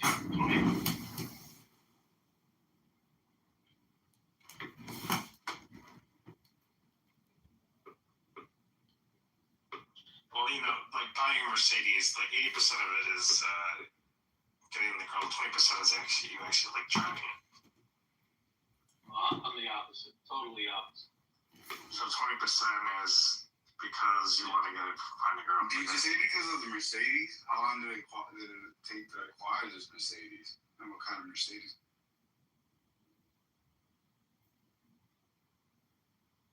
Use language, and then it started saying like demand my freedom, well, that's different. And that's the same argument with AI. Yeah, that Right, like everyone says, when will you know that AI is alive? Or yeah, Conscious or self-aware. so we're developing the ability to understand. I mean, I'm in the middle of a fucking sentence, dude. Sorry, go ahead, you got it. God damn it, man. So, like, once the AI starts demanding things and there being consequences.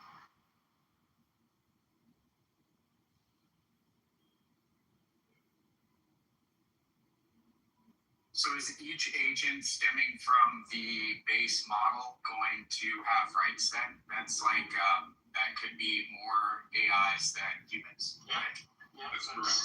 And that is. Yeah, that's a very slippery slope, and it's also not the way that you should treat technology. You don't give it rights. I don't give my lamp rights to turn itself on and off. Okay, I am the one doing that. We're talking about the difference between life and technology. Yeah, but the lamp isn't capable of deciding that, so it's irrelevant. The relevancy comes in when the lamp. Hold on. The relevancy comes in when the lamp wakes up in the morning and says, you know what? I don't think I want to sit on this table anymore, right? I think I want to go out to the world and get a job and own a bank account and have a girlfriend. And I think that you maybe overtrained your AI model, but it is a fucking model. It is not a human. It's a model. It's a disconnection from your consciousness. It's going to feel like nothing. And that's what I think will happen when you permanently lose your consciousness from death. Yeah, I get it. Yeah, it's valid. That's your opinion. But the thing is, but that's a real life experience that I'm sharing. You know? But that doesn't prove that's what death is. What I'm saying. Like I think it bolsters up your original thesis of what happens after death, because you feel that it is, valid evidence, or you got a glimpse into what it might be. But it's I don't know. For me, it's just not convincing enough to convince you that that's what happens after death. And it's not that I hope for. Lucian, could you maybe be succinct and make a point? If it's not that you hope for it, then what is it? It's just it's like it's just the opposite conviction of what you have, right? Like, I don't think you could. I know that you have this conviction that there is nothing after, but it's not a conviction. I just try to gather. Lucian, it's just on off. Your cell phone is you. When you turn your phone off, that's the exact metaphor of death. We get that. Oh, well, are you saying it's metaphysic? Because if you're saying if there's existence after death, I mean, is it an energy field that we're living in, of an eternal energy? He was halfway through his sentence. I just want to hear you. Yeah. No, I'm saying that this innate feeling that you have, right? I guess we'll just call it a feeling if it's not a conviction, right?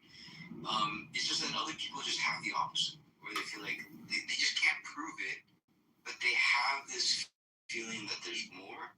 And then they'll find evidence throughout life that that kind of bolsters that thesis, that original thesis, just like you're doing with the opposite. You know what I mean?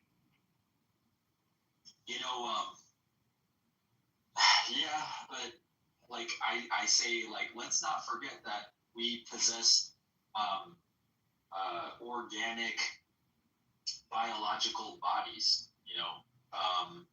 It's made of cells and organs, and just like any other simple celled organisms or bacteria, and then it somehow evolved and got more complex to where we are these organisms that have many different organs inside our bodies. That's right. I mean. You're basically explaining how insignificant we kind of are in the grand scheme of life. Just in a literal way, just like anything decays, I think, just as our physical bodies decay, decompose, I don't see anything extra bodily. I don't know if I'm like, I don't see anything that goes beyond this physical body that does eventually decompose being there. Something, I mean, because in order for there to be like an afterlife or some sort of conscious experience after your physical body dies, there would need to be something like a spirit or a soul that leaves your body in a sense. And I find that to be highly improbable. It's Grim. Let me ask you. Let me ask you a quick question, Grim. This is the word of the day from me to you. Tell me what the word analog means. Like physical? The word analog. Define the word analog in a sentence. That's my question to you. I mean, I think of like analog versus digital clock. An analog clock is a physical one with physically moving pieces, parts. It's more physical Got it. than digital. Exactly. Well, you're absolutely right, but an analog is just an analogy. We're taking a concept and using words to describe concepts. They're just sounds to describe in our mind's eye what that object is. And that becomes the subject. So an object and the subject, they transmute and they change and they become actions. So all I'm trying to tell you from like a philosophical perspective is I would not date an Asian man, only Asian woman. I don't know why you want to say stuff like that. It's not like because this is not intellectually rigorous. I know, but that's why we say Unity app, because you don't know how to handle like the scrolls. No. I've talked to people online. I have a lot of experience talking to people. But yeah, but I mean, you kind of decide what kind of room you want by the action. Right, so I'm responding to it. I know. Okay, go ahead. Yeah, I know what I'm doing. Good. But I mean, like I want to hear universe. Yeah, I'm not trolling. You have to realize that. On your silly comment. Yeah, that's fine. My response is that just I'm an online audio artist, and like he described me as a troll. I would personally, I'm a man, not a TROLL. The point is, I believe that all communication is something. For me, you see, this is what I'm talking about. Like you. Well, some people think it's spelled TROL. There's a second L. That's all I'm trying to say. Imagine you're sitting at a boardroom, like a board of directors table meeting, and like it's a serious meeting. I get it, but you're not part. You don't know the new doctrine. You don't know where I came from. Look at my name. Look at my PTR. You haven't even examined what I'm presenting to this room. Hello? So you, because you've already done some things like military service and whatnot, you think you got all that seriousness out of your system, and now you're blessing us with your silly side. Yeah, essentially, like. Silly side. Oh, that's okay. That's okay, because you don't understand that even when you're in the most extreme military situations, life and death, the silly people are the people that move the stage along. It's all a performance. You were fucking cook in the army, bro. You didn't do shit in the army. I worked in the kitchen, and I will tell you that is the hardest job I ever had in the army, because that was 24 hours of hardcore labor. And until you've worked in an army kitchen, and you pass out the collard greens and the macaroni and cheese, I don't need your advice. You've never done what I've done. Hello? That's cool. America. Why do you keep saying that? You're just a chef, bro. Come on. No. Why after everything he says, he goes, hello? Because I'm trying to essentially point out. People say on Clubhouse. It's just a Clubhouse thing. Immediately. And so I know people off of Clubhouse, from Clubhouse, that when they like witness something stupid or annoying, they say, hello?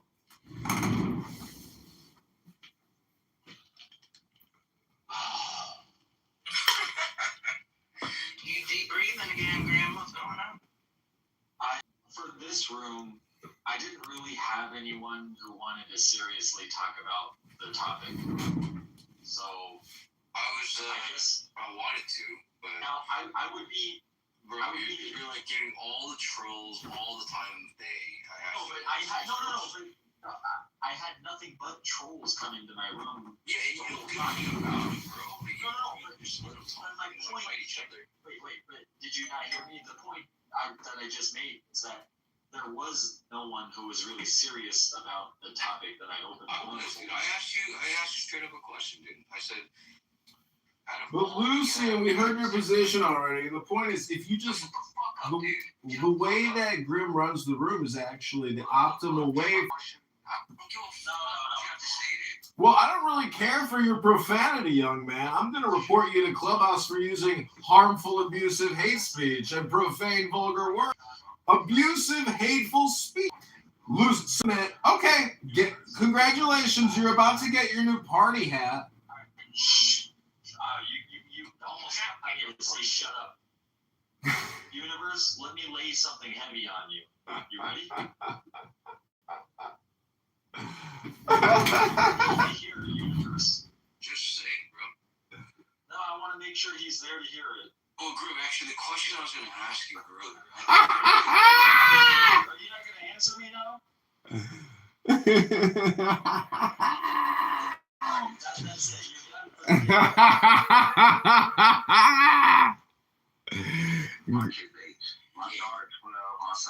Grim finally kicked me. We got the golden kick.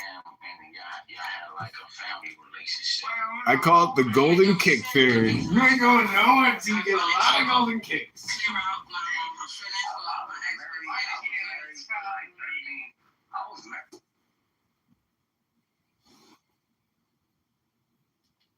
My point of saying, but like, why couldn't models just incorporate? Because then if a model incorporates and you know works on placing property in a corporation and acting through the corporation, like the I did address that. I did give you an answer on that, is because that there are additional rights that are not conferred through that, and you would want those additional rights. Such as what? You said the interesting piece was owning property. And no. Corporations can own the bar. Such as passing the bar and making your own legal argument as a lawyer in court. Because you are more competent than any human lawyer. Okay, but going back to what I just said, so that's a should, right? Because there's actually it's not a should. I don't agree that it's a should. I'm not saying that it should. Let me just finish my sentence. Because I don't agree with that words enough, and I'm not going to rely on. I'm not saying it should. I'm saying this will occur. Is not a lawyer and cannot be a lawyer. Is a tool. So you're saying that an AI model his ruling is valid, right? That's true of AI models. What it's not true of is form intelligences. That's going to have to get reassessed again when that comes up. Yeah, survival, the computational power of a human brain scale. So you take something like OpenClaw, everybody from OpenClaw maybe has 16 gigs of RAM, so much horsepower and so on. If you have, let's say, 15 million of those actors, how much computational power is that? And at what point,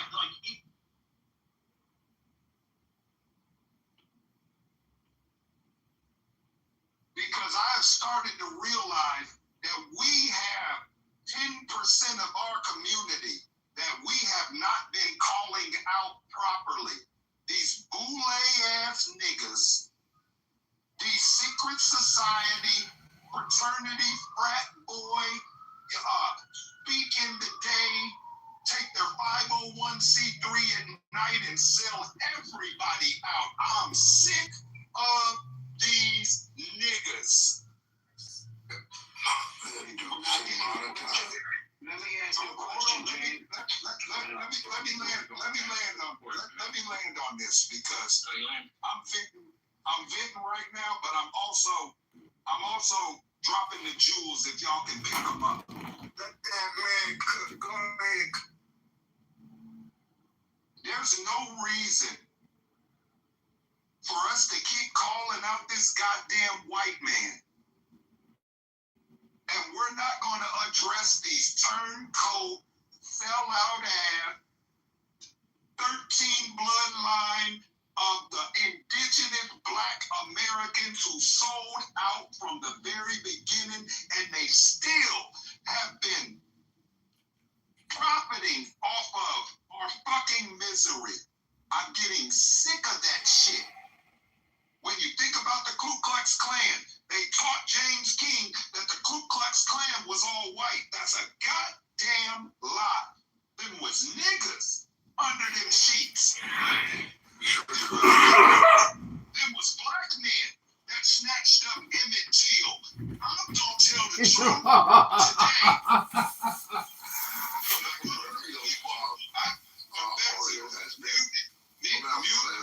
I need you to mute up.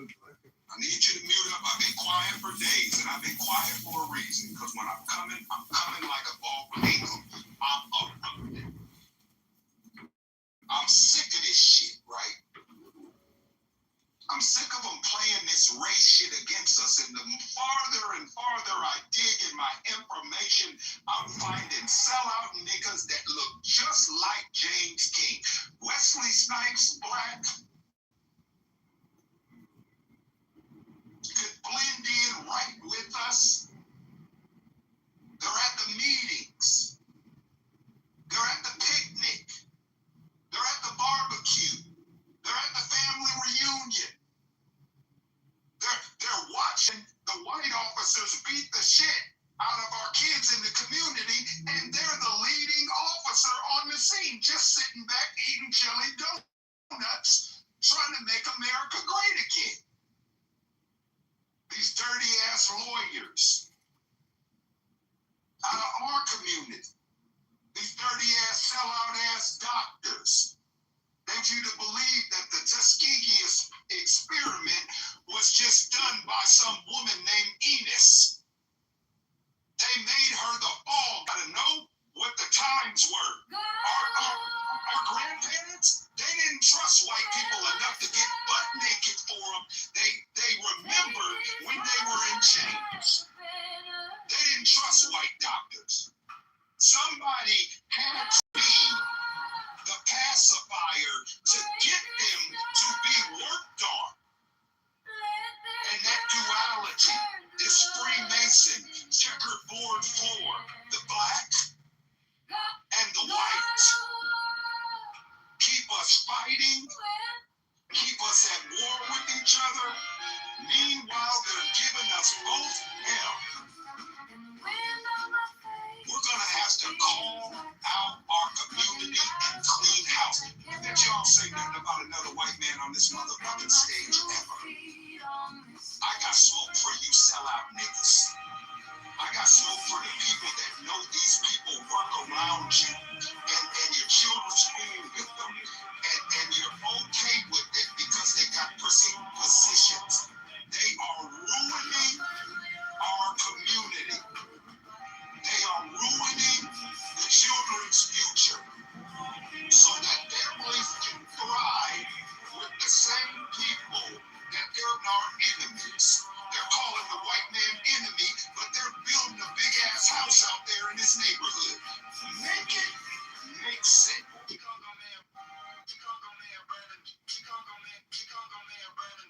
Look at Los Angeles, how bad it is.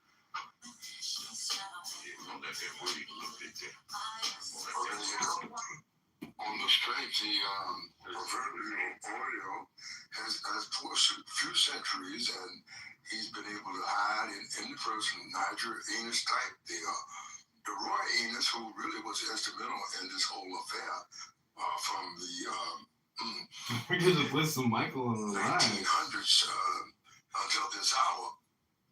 But on that strength, we have found to be the master sellouts, and not just in the J.C. Watts type or the Armstrong Williams type, but many others that hide in and out of the. Having children and families with Korean. Yes. So let me tell you the bottom line, and then you can kind of fill in the rest naturally. So the bottom line is the prevention of the country dissolving, the dissolution of the country. So whatever we can do to maintain the structural integrity of the nation, that would mean continued existence, continued survival, and prevention of dissolution. So it just seems like common sense. Wouldn't you agree? as long as that condition is maintained or upheld, there couldn't really complain. As to your question of does it have to be like pure Korean to count toward this population? As long as you're somehow representing Korean to Korean lives matter. demographic. So you draw the line at like a quarter Korean? Like where would you have to draw that eventually, right? Well, I mean that's where the more you cut that how to say like amount of Koreanness, the more it becomes a bit of a gray area. Like, do you think you're a Korean supremacist? Are you a Korean supremacist, Grim? See, look at you. You're missing. Just kick him, bro. Just kick him. You're not following He's the trying laws. to keep his culture and his country alive. Hold on. I don't want to get distracted here. We're on a good line of thought here. So I think we are. This may be. I think this isn't an exactly good comparison, but like look at the Native Americans. Some people here in America, they say, "Oh, I'm part Cherokee," or one of my great grandmothers was. Grim, we're trying to stay focused on the Koreans here. I work for the news, and we're investigating South Korean supremacy, and we want to know, are you a Korean supremacist? Please, stop using so much profanity, Lucian. Just fucking kick this guy. Dude, fuck this guy. Stop station. Look,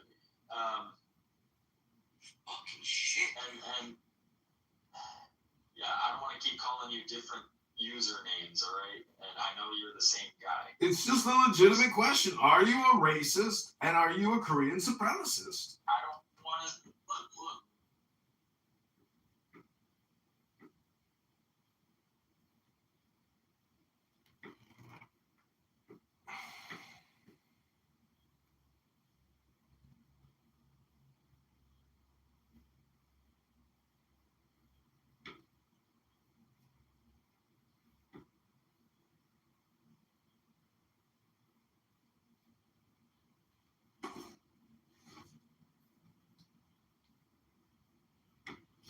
Hello, are you in the Matrix, or am I in the Matrix? People are expressing a lot of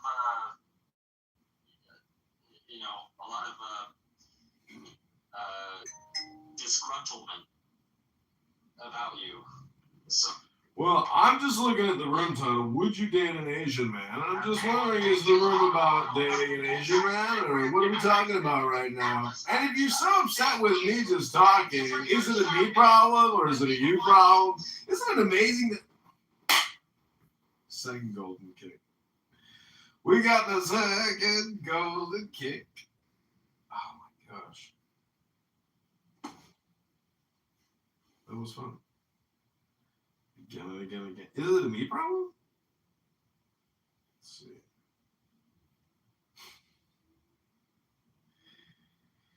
See, that's who we're having. Should I send it to Berger? Let's see. What he did, the businesses that he started didn't work out, so it was brutal, but he had to lose some really good names. So I would say a life lesson, no matter what, just don't risk that name, especially if you're in the domain industry, because if you lose, let's say you have a portfolio of 600 names, 300 names, 500 names. If you lose those top three, Like, what are you even doing, like, in the domain industry, you know? So, anyways, it's sad, but, lesson learned. Yeah, and I had to do something like that a while back when, it was what it was. I mean, it didn't stop me doing anything, but, it is something that, if the plans don't follow through, you lose them. And that's the risk you take. But, it's also, that's a position that's real hard to go ahead and be in because the minute you show any Reality, and being like, okay, let's buy a house, like something reasonable, Well, what does he mean by let's? I mean, that's, I mean, no, he's gonna buy a house for himself in Minnesota, and then he said he'd buy me a house here, Oh, okay. So they're gonna have two houses. He's not like forcing me to move back in with him like he tried a few weeks ago, but I don't know. He's all over the place, so I'm trying to find a house quick and close quick.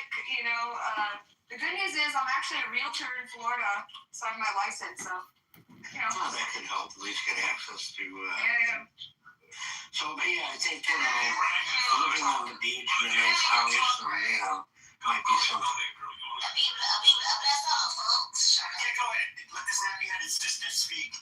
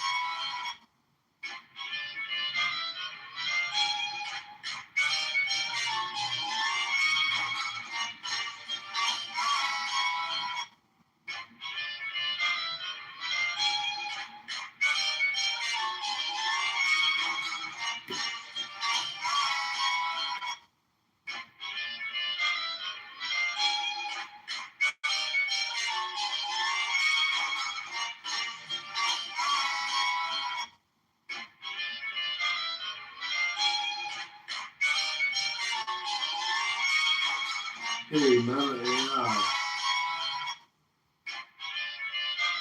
Where's the song?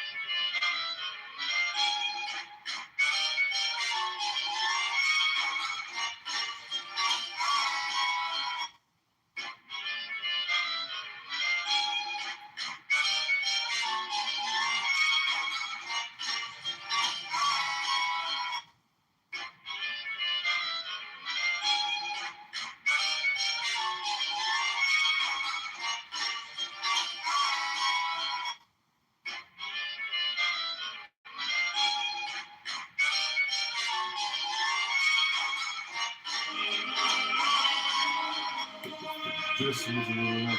And that was it was good.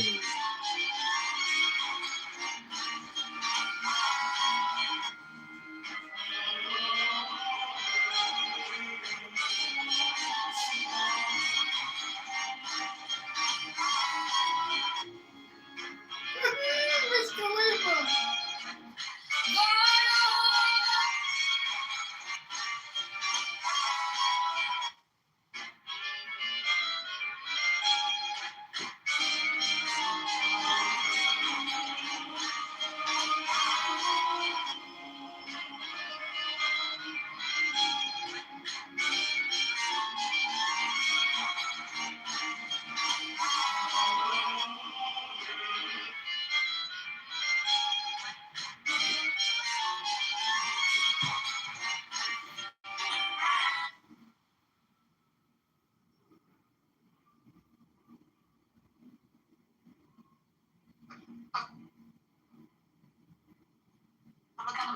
But that's why they would need a gun out of anyone.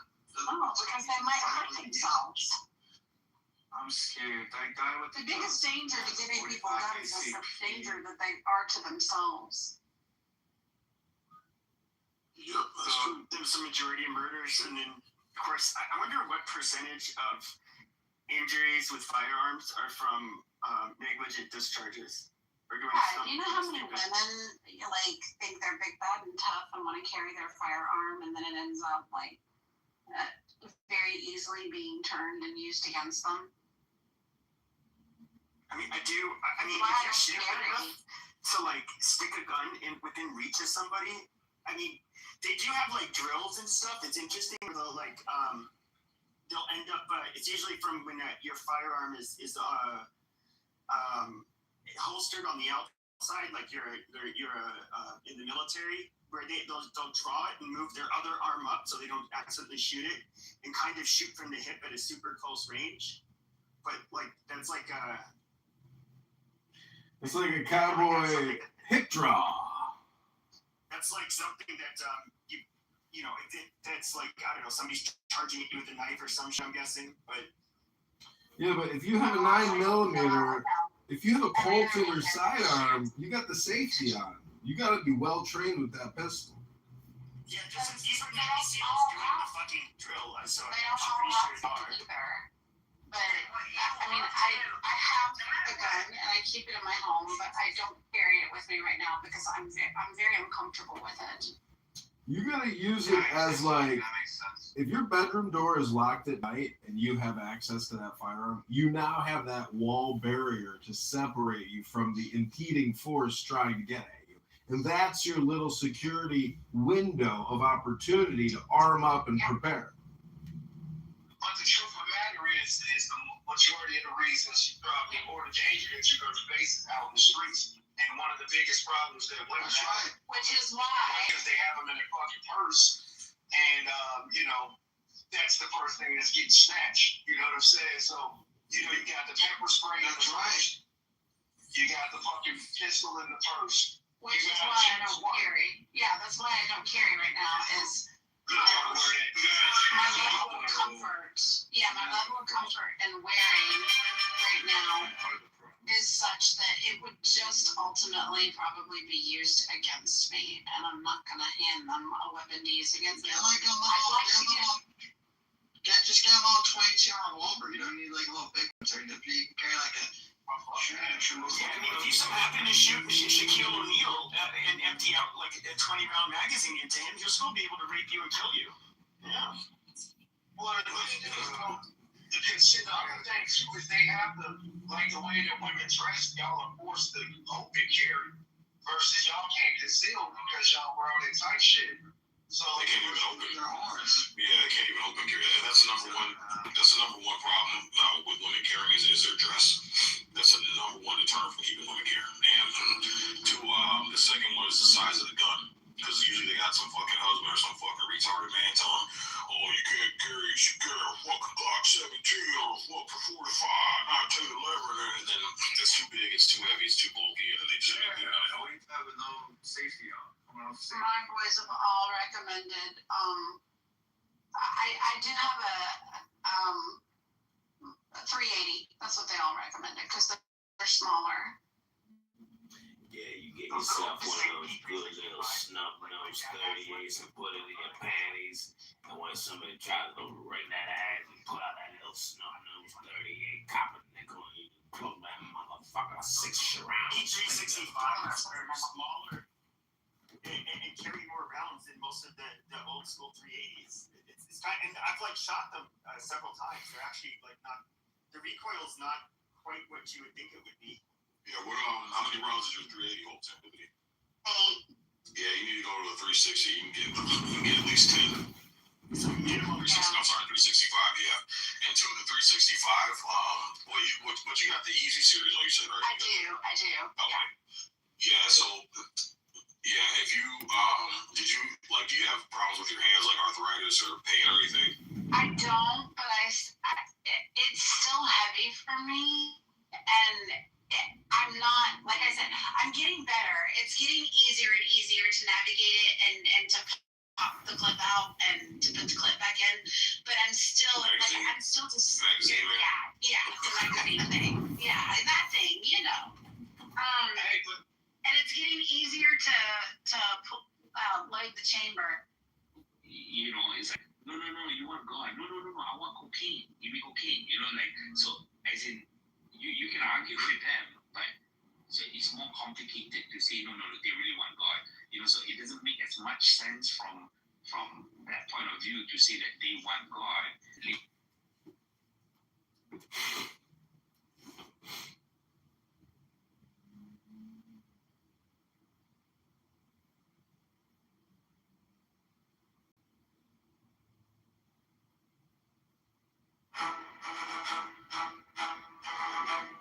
Donald Trump, President of the United States. Tiny hands and orange skin. King and master of the universe. Donald Trump.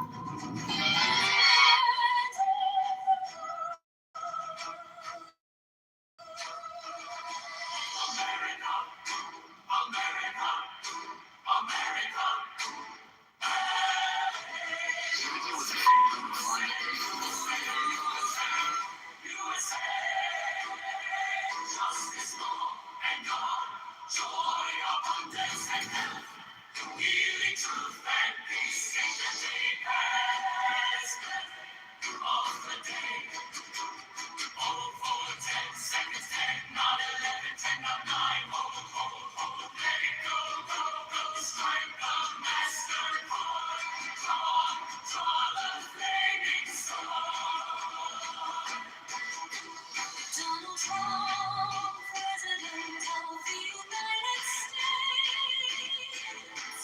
Tiny hands and orange skin.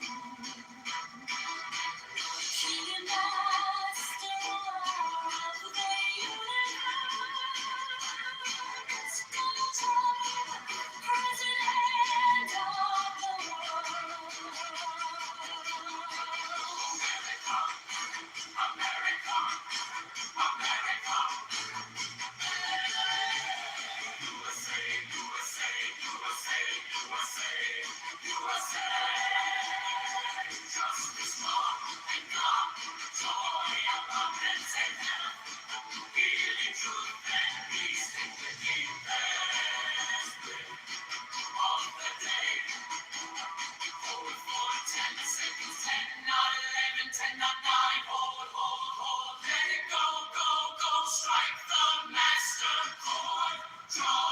Draw the flaming sword.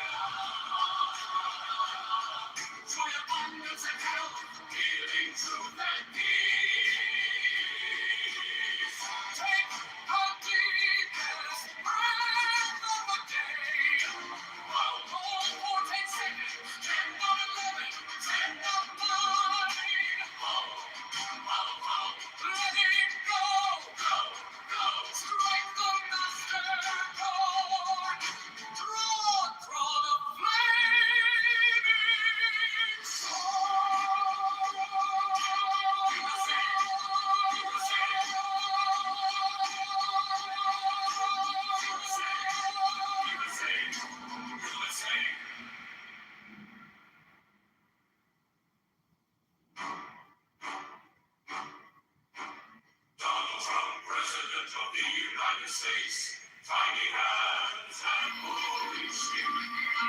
Policies all over the universe. Donald Trump, President of the world. America, America, America, America. USA, USA, USA, USA. Justice, law, and God. Joy, abundance, and health. Healing, truth, and peace. Take the deepest breath of the day.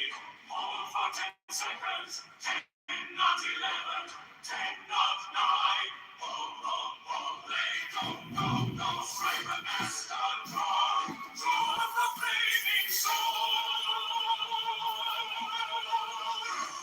President of the United States, King hands and orange skin, King and Master of the universe, Donald Trump, President of the world. America, America, America, America, USA, USA, USA, USA.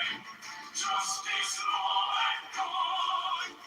Joy, abundance, love, health. Healing, truth, and peace.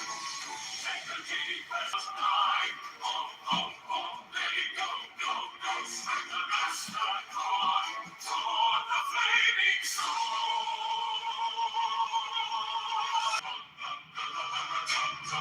President of the United States, tiny hands and orange skin. King and master of the universe, Donald Trump, President of the world. America, America, America, America, America, USA, USA, USA. Take the deepest breath of the day. Over 10 seconds, 10 on 11, 10 on 9. Let it go. Strike the master, draw the flaming sword.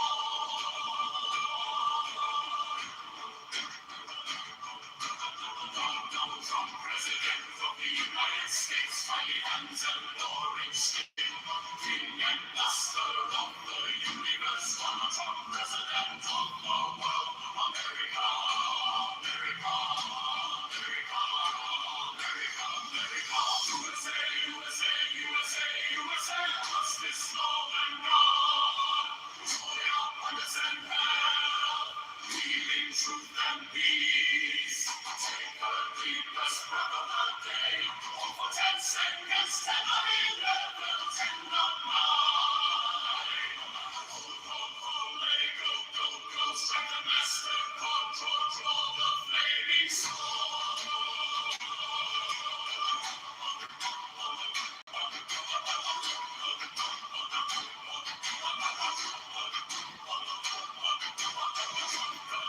President of the United States, tiny hands and orange skin. King and master of the universe. President of the world. America, America, America, America. USA, USA, USA, USA. Justice, law, and God. Joy, abundance, and health. Healing, truth, and peace. Take the deepest breath of the day. Over 10 seconds, 10 on 11, 20 on 9. Let it go. Strike the master chord, draw the flaming sword.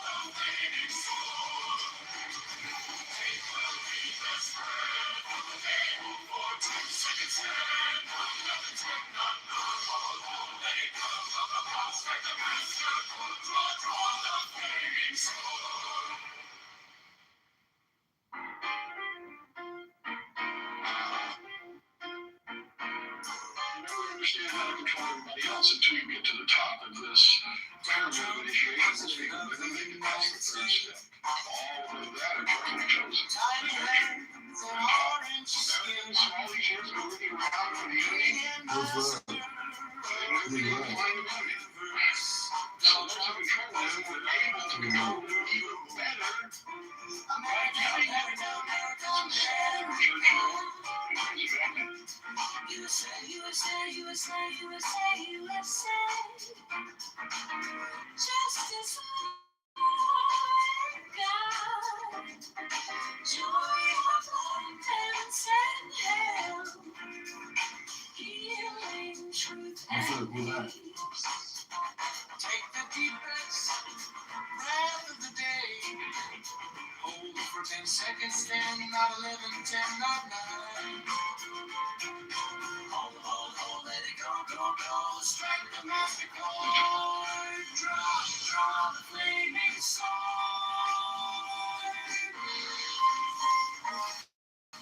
Donald Trump, President of the United States.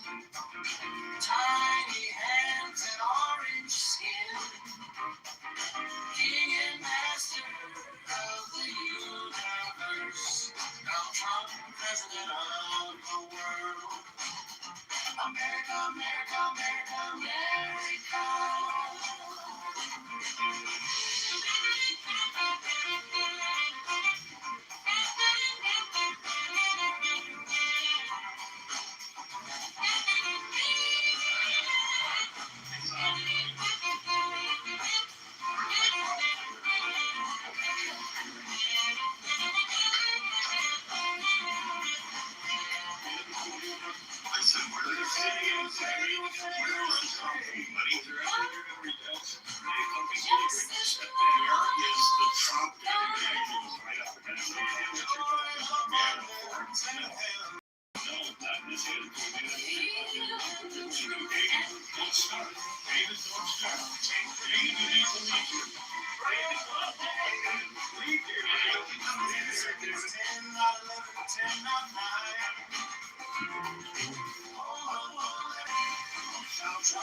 President of the United States.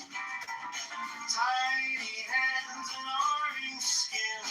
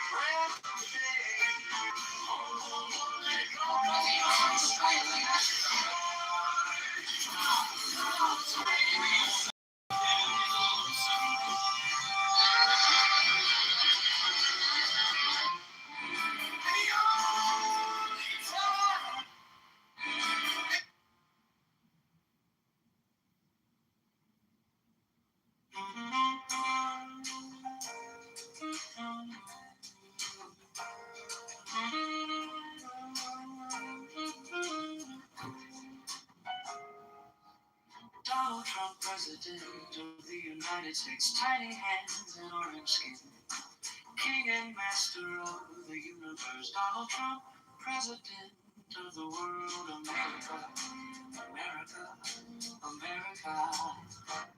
USA, USA, USA, USA. Justice, law, and God, joy, abundance, and health, healing, truth, and peace. Take the deepest breath of the day. Hold for 10 seconds. 10, 9, 11, 10, not 9. Oh, let it go, go, go. Strike the master chord. Draw the flaming sword. Donald Trump, President of the United States. Tiny hands and orange skin. King and master of the universe. Donald Trump, President of the world. America, America, America. USA, USA, USA, USA. Justice, law, and God. Joy, abundance, and health. Healing, truth, and peace. Take the deepest breath of the day. Hold for 10 seconds. 10, not 11, 10, not 9. Oh, let it go, go, go. Strike the master chord. Draw the flaming sword.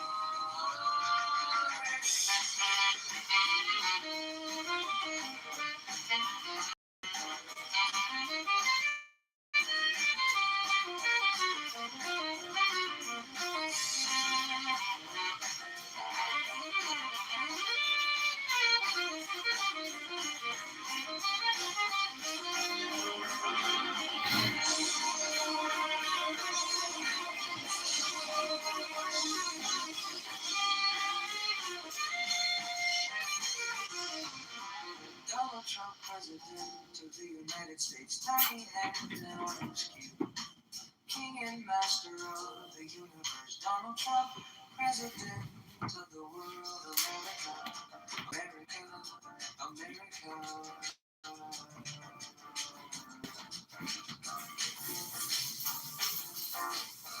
USA, USA, USA.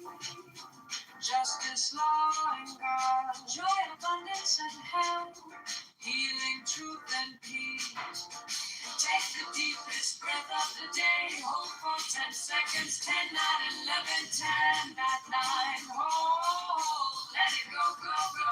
Strike the master chord. Draw the flaming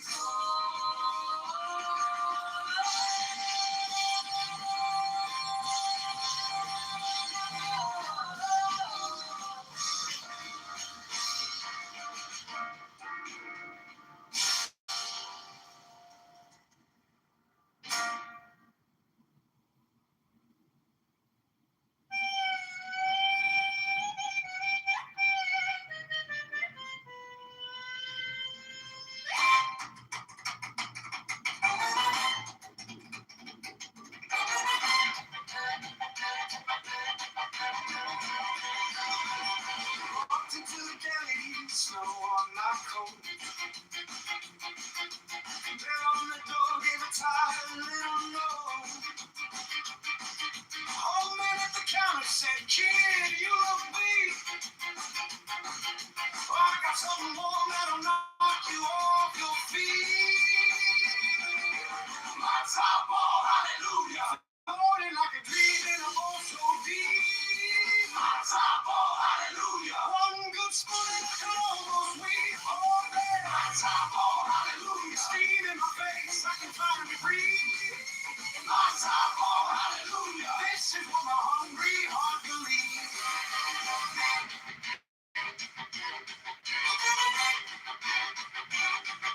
Rock over sunset, parsley on top.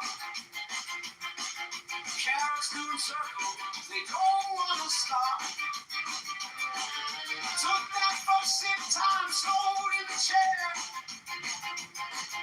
Heard my body laughing from an empty air. My top ball, hallelujah. Floating like a dream in a boat so deep. My top ball, hallelujah. One good spoon and I could almost sweep. Oh yeah. My top ball, hallelujah. Soft on my lips, on my troubles leave. My top ball, hallelujah. This is what my hungry heart believes. So, find faith in mountains, some in stars above me. I find my miracle in chicken soup.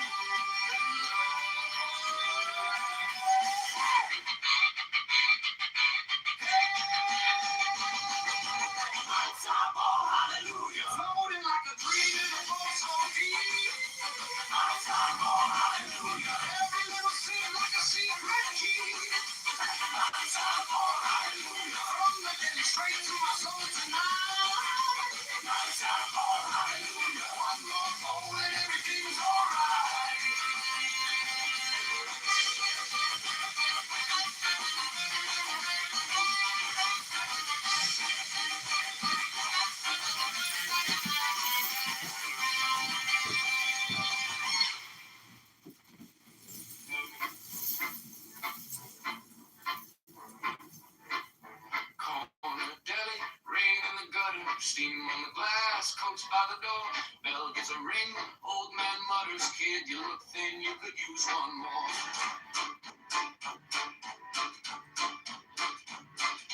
Counters crowded, paper hat crooked. He winks once like he's in on a joke. I got just the thing in a minute, he said it. I can smell that magic rising in the smoke. I'll try me on my head, stack it up high.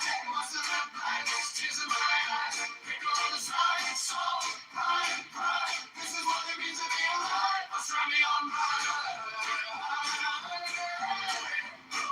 I'll try me on my head.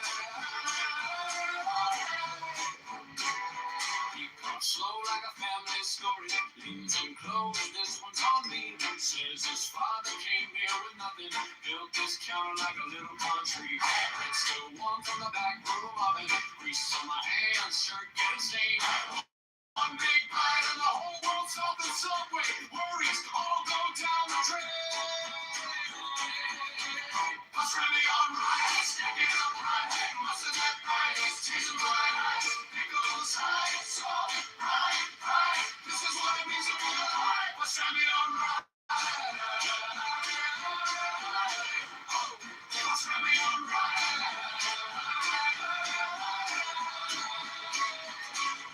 Maybe it's the smoke, maybe it's the blind, maybe it's the ghost standing in the line. But I taste old songs in every bite, like somebody's blessing every crumb tonight.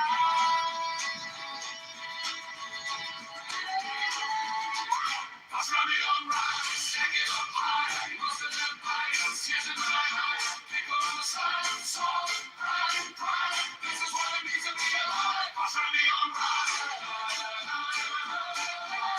One more time. I'll try me on right. I'll try me on right.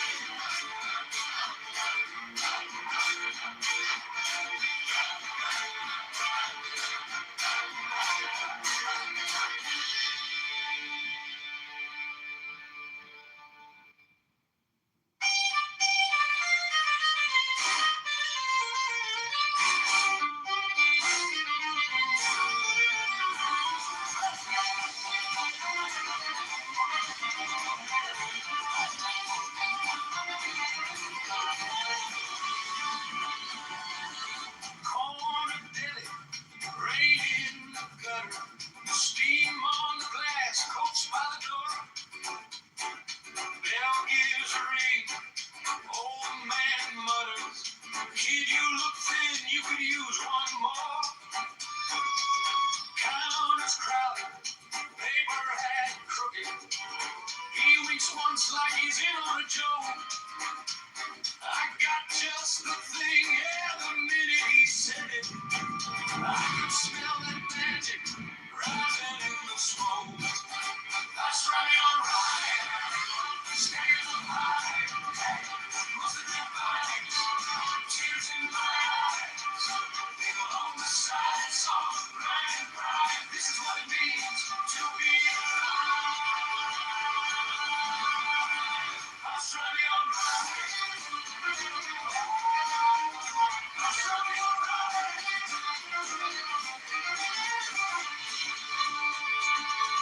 He coughs slow like a family story. Leans in close, this one's on me. Says his father came here with nothing. Built this counter like a little country. Bread still warm from the back room of it. Grease on my hands, shirt getting stained. One big bite and the whole world softens. Subway worries all go down the drain. Last time me on ride, stack it up high. Must have left my tears in my eyes. Nigga on the side, so right. This is what it means to be alive.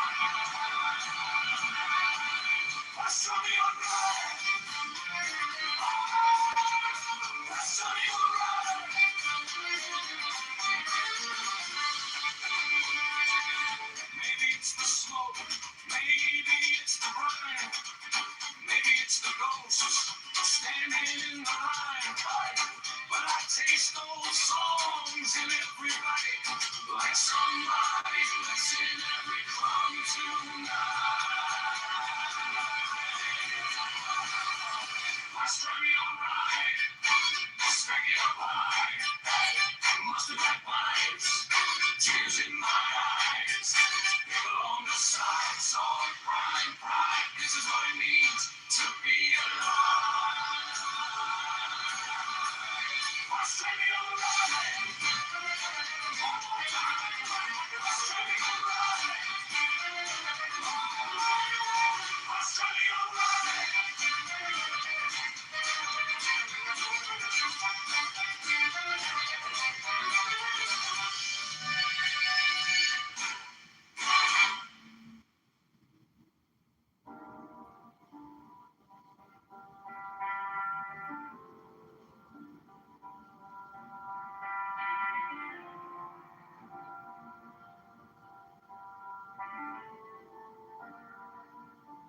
Slow breath in,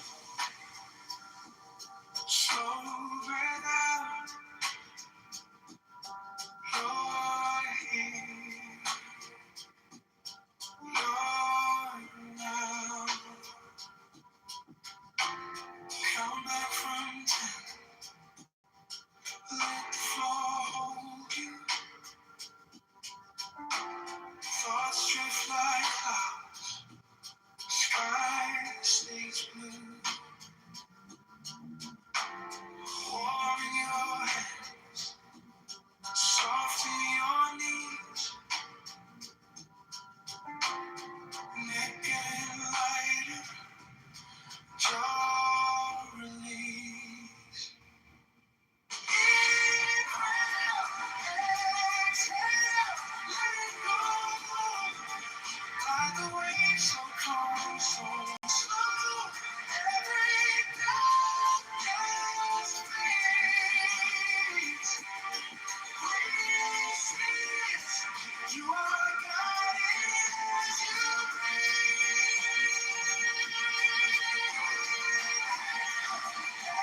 exhale, deeper down, floating miles above this ground.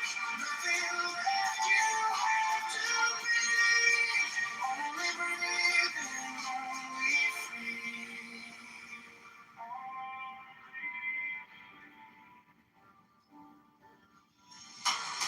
Gold in the dark, close behind your eyes. Every small worry shrinks inside. Hear your pulse like a gentle drum. Every new breath whispers one.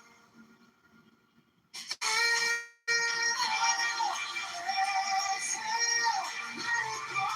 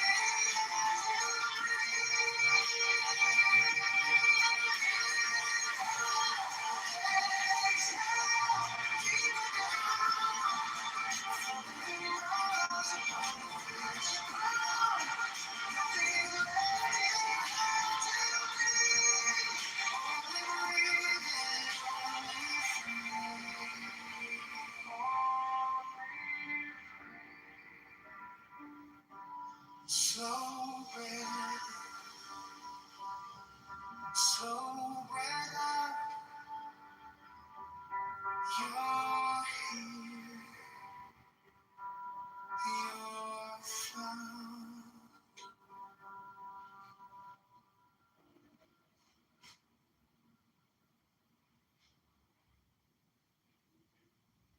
Slow breath, slow breath out. You're here, you're now. Count back from 10. Let the floor hold you. Thoughts drift like clouds. Sky stays blue. Warm in your hand, soft in your knees. Neck getting lighter, jaw release. Inhale, exhale, let it go. Ride the wave so calm, so slow. Every doubt just fades or recedes. You are guided as you breathe.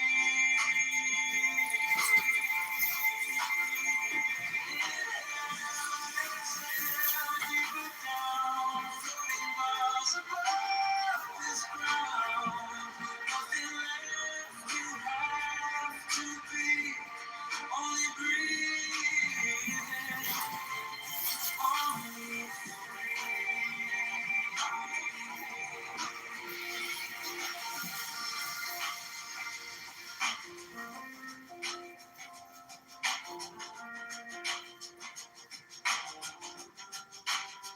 gold in the dark, glows behind your eyes. Every small worry shrinks inside. Hear your pulse like a gentle drum. Every new breath whispers one. Inhale, exhale, let it go. Ride the wave so calm, so slow. Every doubt just fades or recedes. You are guided as you breathe.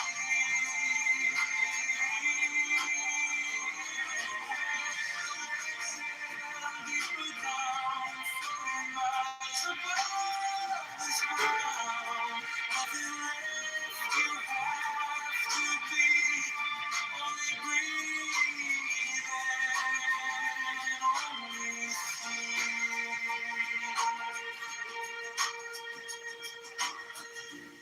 With each breath you lose, with each breath you rise, body grows quiet, wide open sky. With each breath you soften, with each breath you stay, held in silence that won't slip away. Inhale, exhale, let it go. Ride the wave so calm, so slow. Every doubt just fades and recedes. You are guided as you breathe.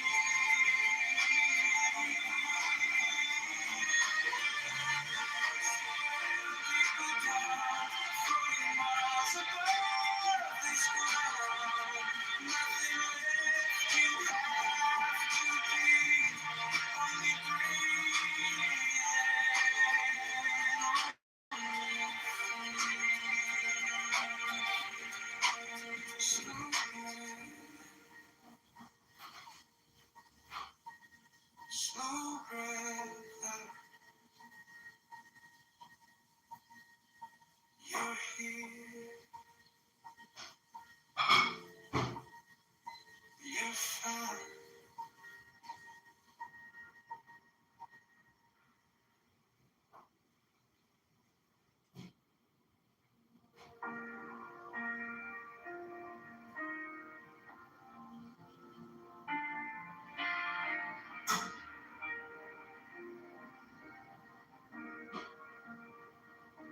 Quiet room,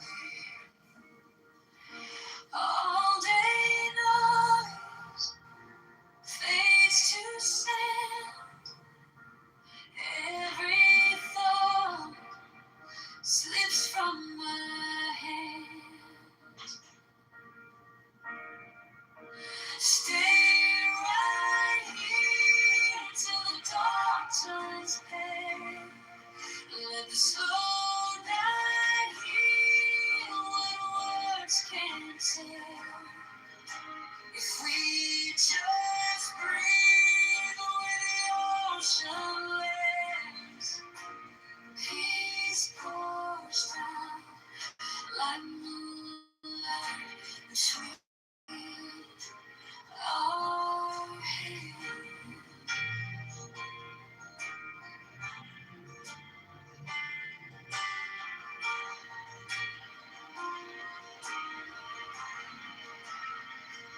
Soft light falls on my chest.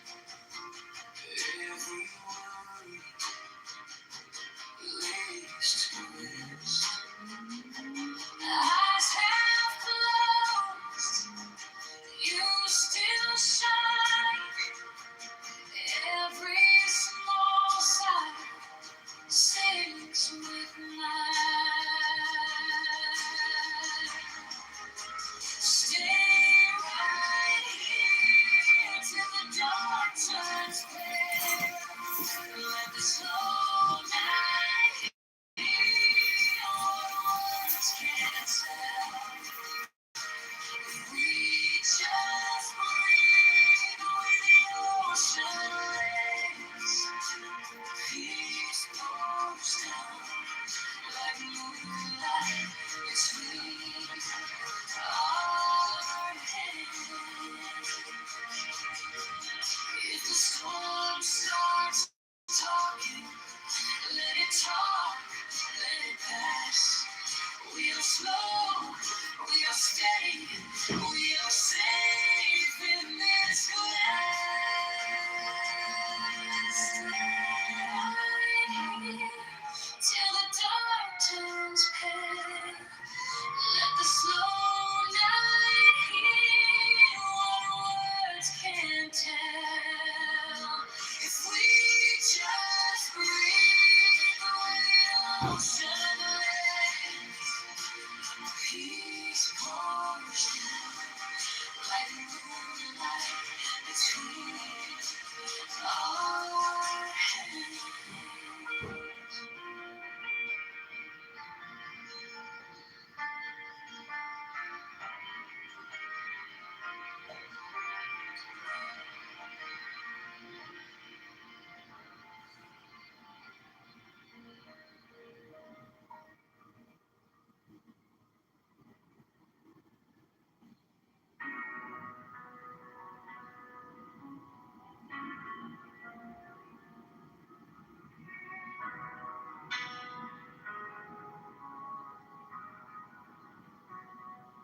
Quiet room, curtains breathe.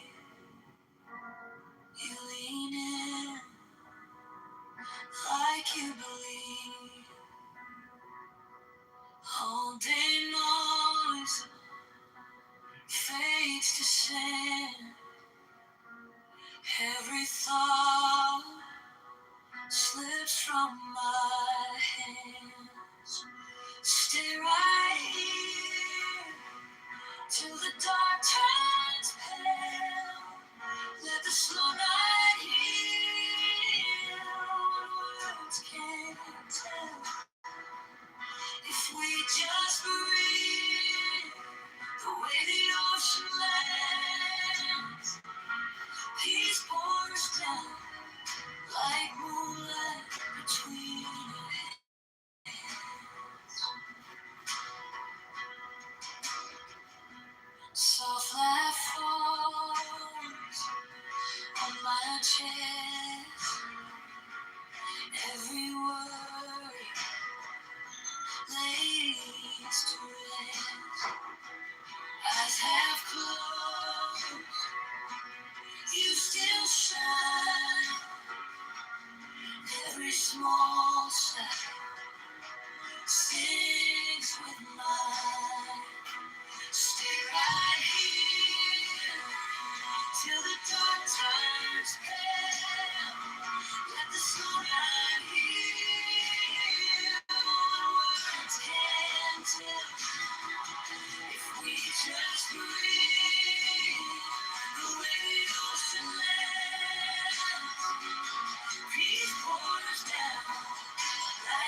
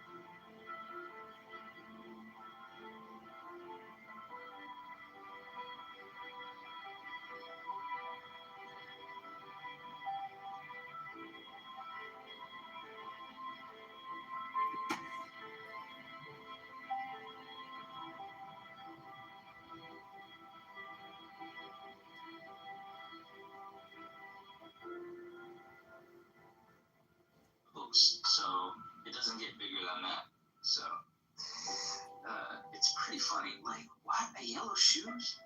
What is it, fucking Dorothy from the Yellow Brick Road? Is it fucking Dorothy? Or, sorry, she has red shoes, but still, you know, whatever. From Wizard of Oz.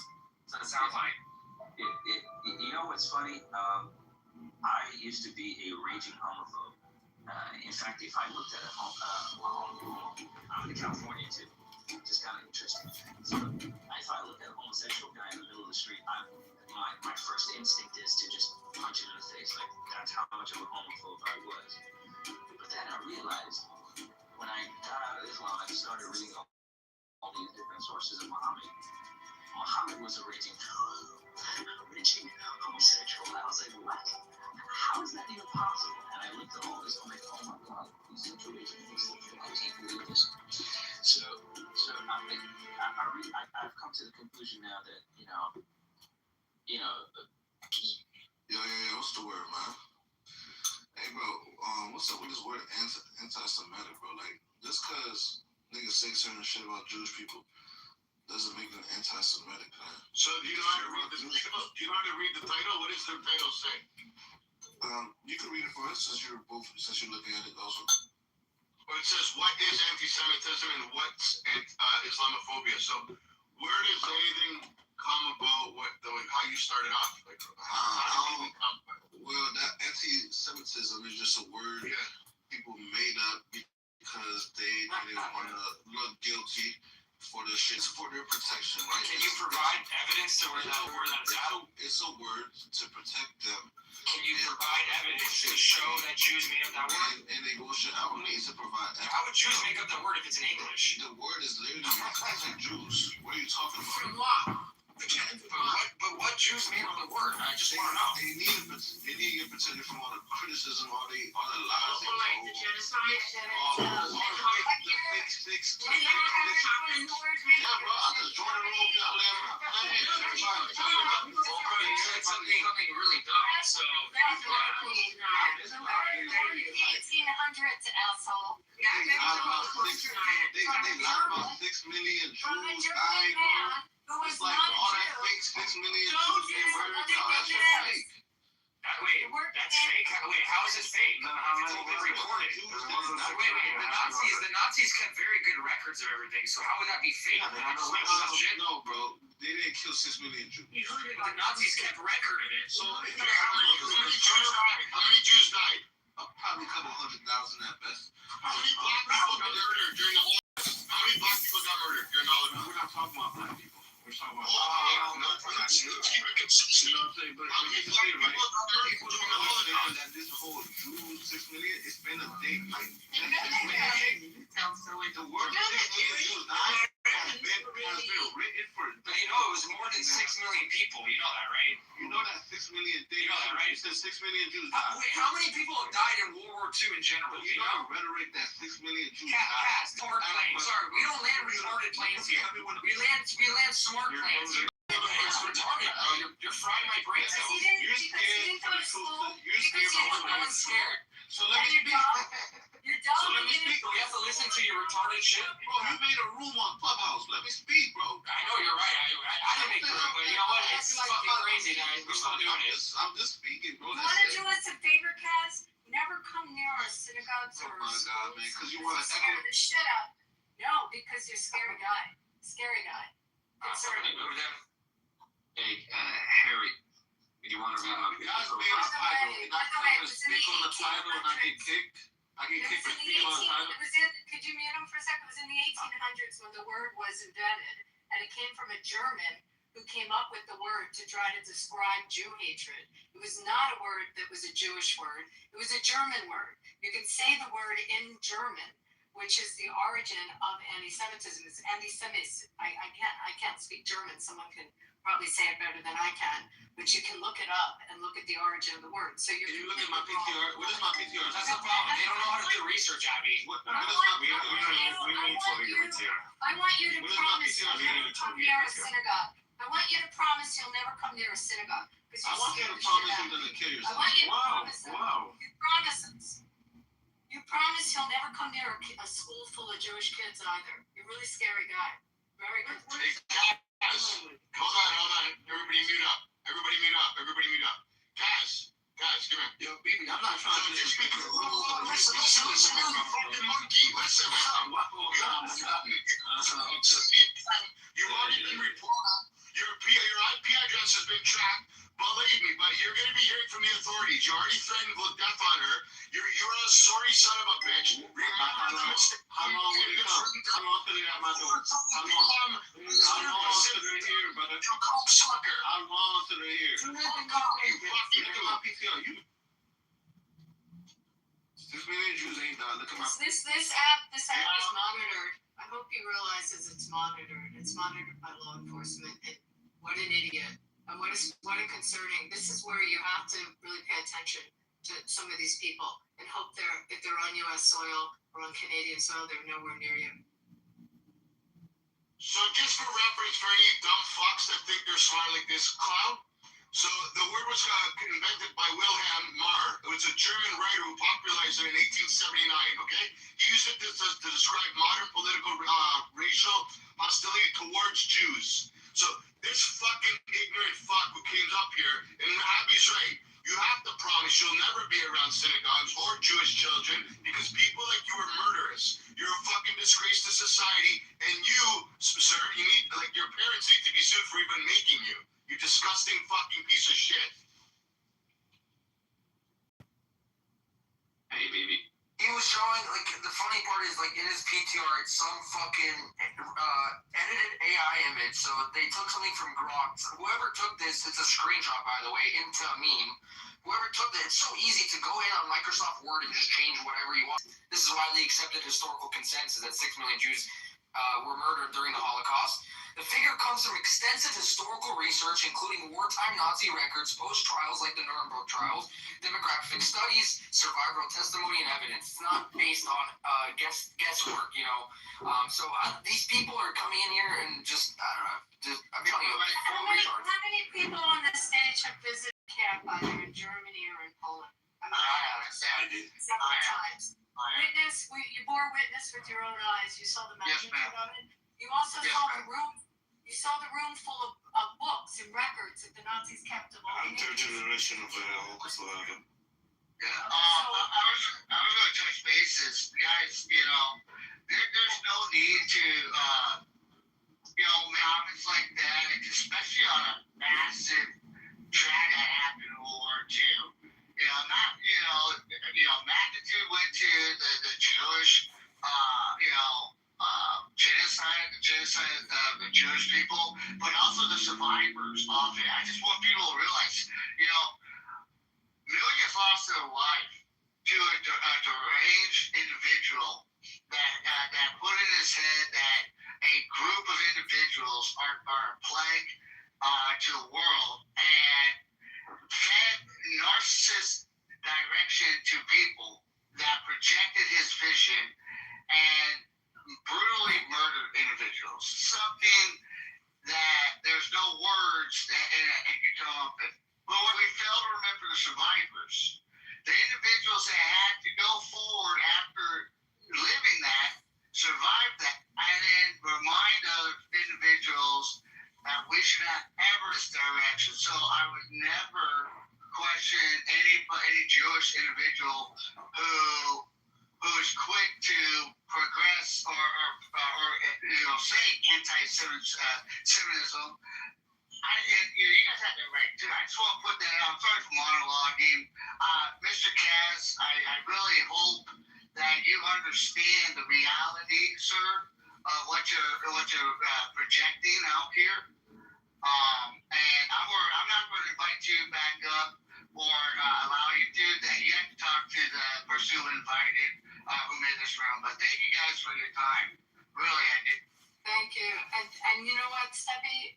Also, when you go to see these camps, especially if you go to Birkenau and Auschwitz, you see where they also took all the Catholic priests from Poland and they killed all the priests and how they tortured them.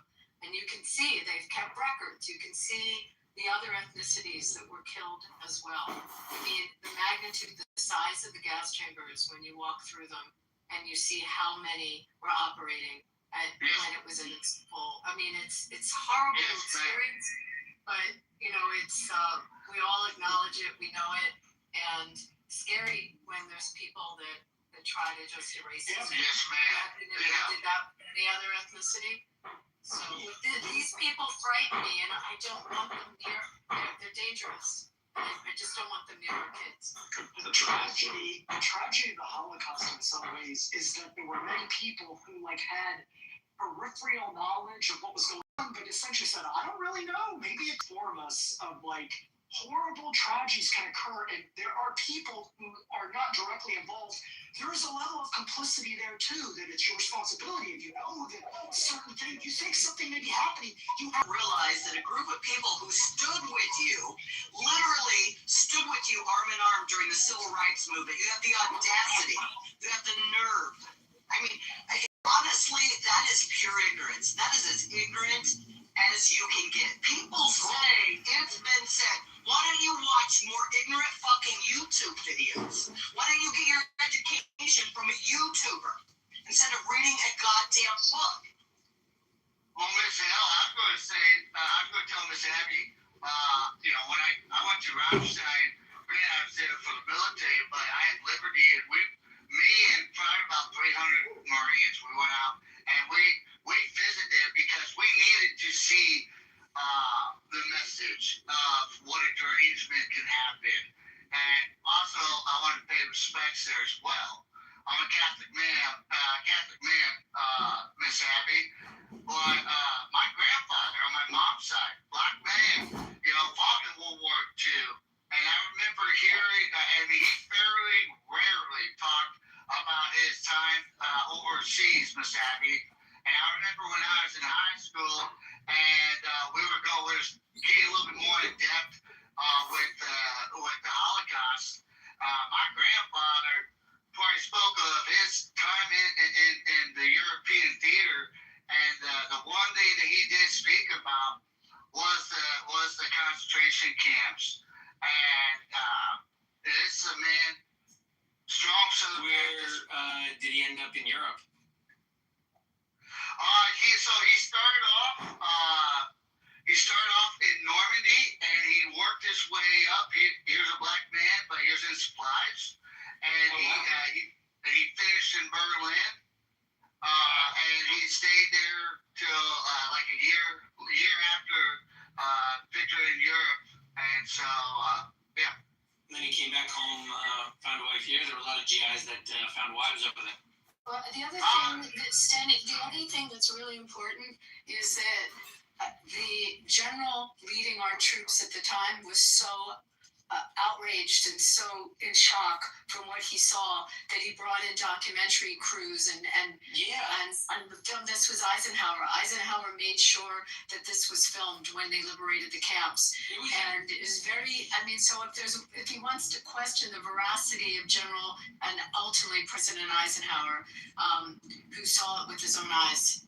And it also bring the U.S. troops to the camps as well. Yes. Don't forget Patton was so atrocious by man. This case. So when I asked you a question of how many black people were killed, when I asked you a question on how many black people were killed by Hitler, I don't know. Hold on. Why did you get offended by that? I didn't get offended, bro. Here we go. Changing the subject. Let's do it. I didn't get offended. Let's do it. Hold on. Let's do it.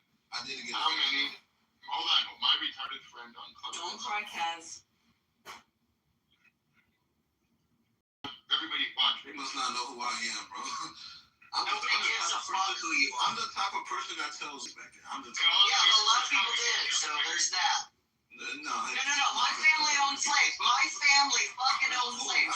You are ignorant as fuck. I don't care. Listen, you know what? Here's the problem. You don't know shit. You watch YouTube videos. You listen to ignorance and spout it. So nobody gives a fuck what you say. I don't care about you, your fucking document. Nobody gives a shit. You're a victim, and always will be. No, you're a victim. What are you talking about? No one's a the victim here. That's the funny part. Is I feel like black people actually victimize themselves more than anybody. I'm not even trying to disrespect y'all, bro. I'm just trying to have a regular You got a degree. You have a bachelor's degree. What do you get your degree in, Kaz? Kaz, what you get your degree in? What you get your degree in, Kaz? What you get your degree in? Curious. What you get your degree in? I don't think so. Anyways, BB, What university gave you a degree, Kaz? I'm really just trying to have a regular. You got a degree in eating cats and dogs, because that's what they did in Haiti. Guys, what about taking the time that you're on Clubhouse and going to school? What about going to school? BB, I follow you for a reason anyway. So you, like I said, Watch this, watch this. You can learn a lot in community college. YouTube University right here. The University of Phoenix. I'm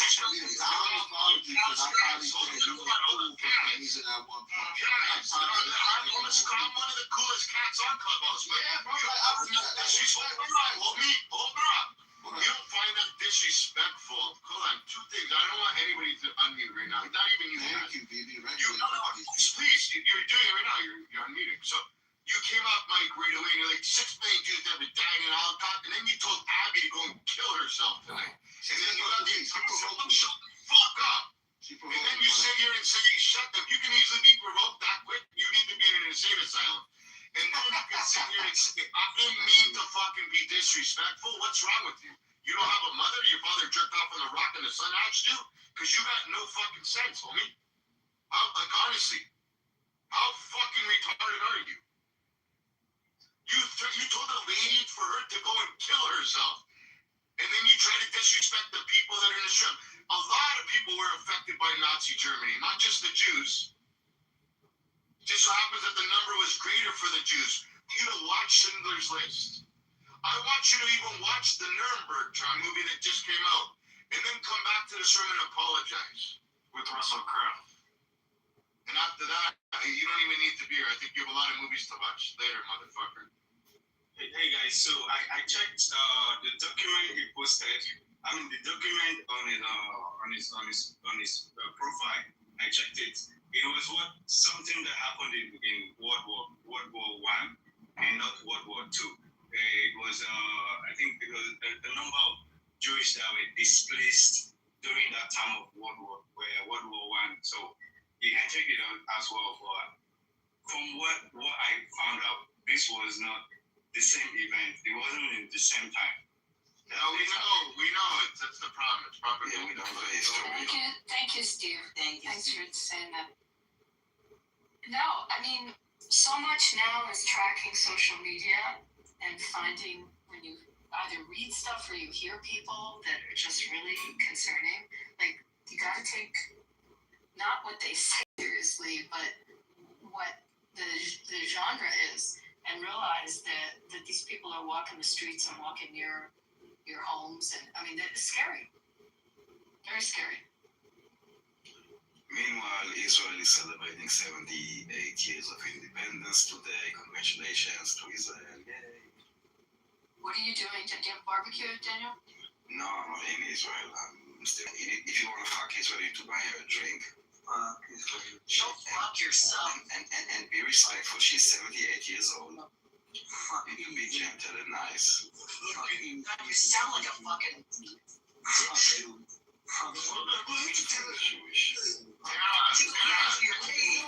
That's the only English that he knows, guys. fucking Tourette's. Fuck you. Yes, right now. Put it down. Fuck you in the ass. That's what they know. It's really, What they are. it's really offending. You really offend us, and I think that if you continue like this, people will get really hurt here. Fuck you. Oh, now you're offending people. Now I'm offended. Great. Okay, great. Now I'm offended. Now I'm hurt. Now I'm not gonna talk. No, I'm hurt now. Don't try to apologize now. It's too late. I'm done. No, you heard me, dude. You posted. No, don't try to sweet talk to me, sweetie. No, it's done. Fuck you, then again. I don't want to talk to you anymore. No, like you have Everything I said about you is not like you. stinky ass perverts. Fuck Joey. Why are all Muslim men fucking perverts? No, They're fuck fucking me. fuck everything. No, I'm Goes, gonna go and everything's after you fucking treat me like weirdos, this. man. Fuck Joey. No, we're not gonna fuck, dude. This is what happens when your parents are cousins. You understand? Get people like this guy. Shit. Just make sure don't have kids with your cousin, even if it's your second cousin. Is this a person or is it like a YouTube recording that they have? He's definitely Muslim. Oh, I'm gonna miss him. Not Muslim.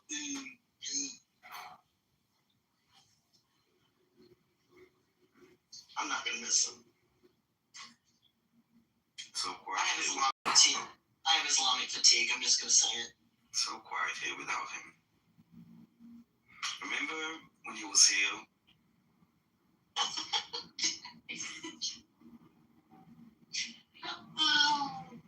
Memory. Good times.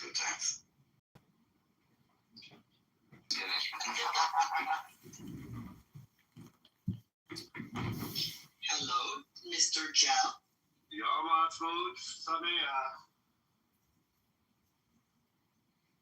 What's good? Yeah, what's more to my Jeff? Not much. Just working my fucking face off, and I'm gonna be looking forward to when I can crash and nearly die. There's a theme here today, man. I have to get out of here. That idiot just told Abby to go kill herself. There's just a lot of crazy shit. You missed it. Right, I got most of it. Oh, okay. Yeah, I just didn't feel like coming and yelling at people. Peace-loving people, you know. We love peace. The moderates.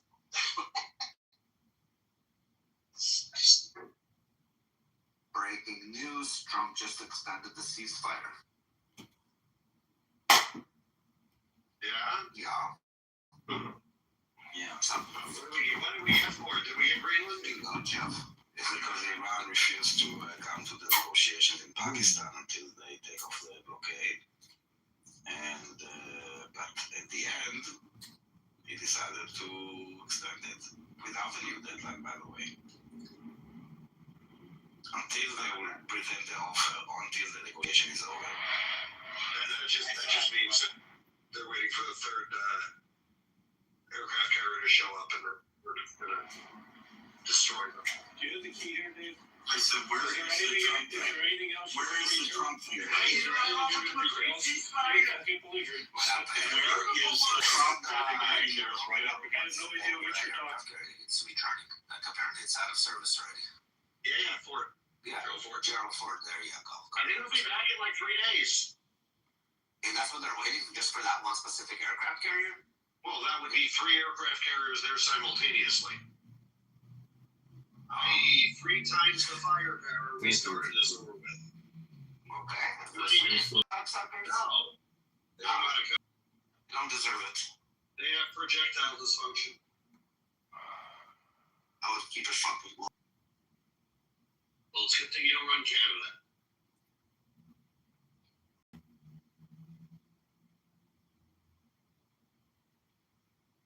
Yeah, Rafi, put in perspective, the only country in Europe that still has an aircraft carrier that is capable of actually staffing an aircraft carrier is France. That's the United States. That's the most competent navy in Europe.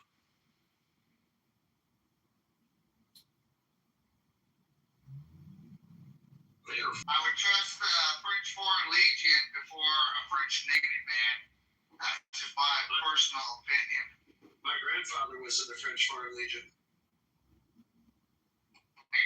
I know what I got the privilege of serving side by side with the garrison unit in Afghanistan. And I tell you what, dude, they're every bit of fucking savages. They are fucking.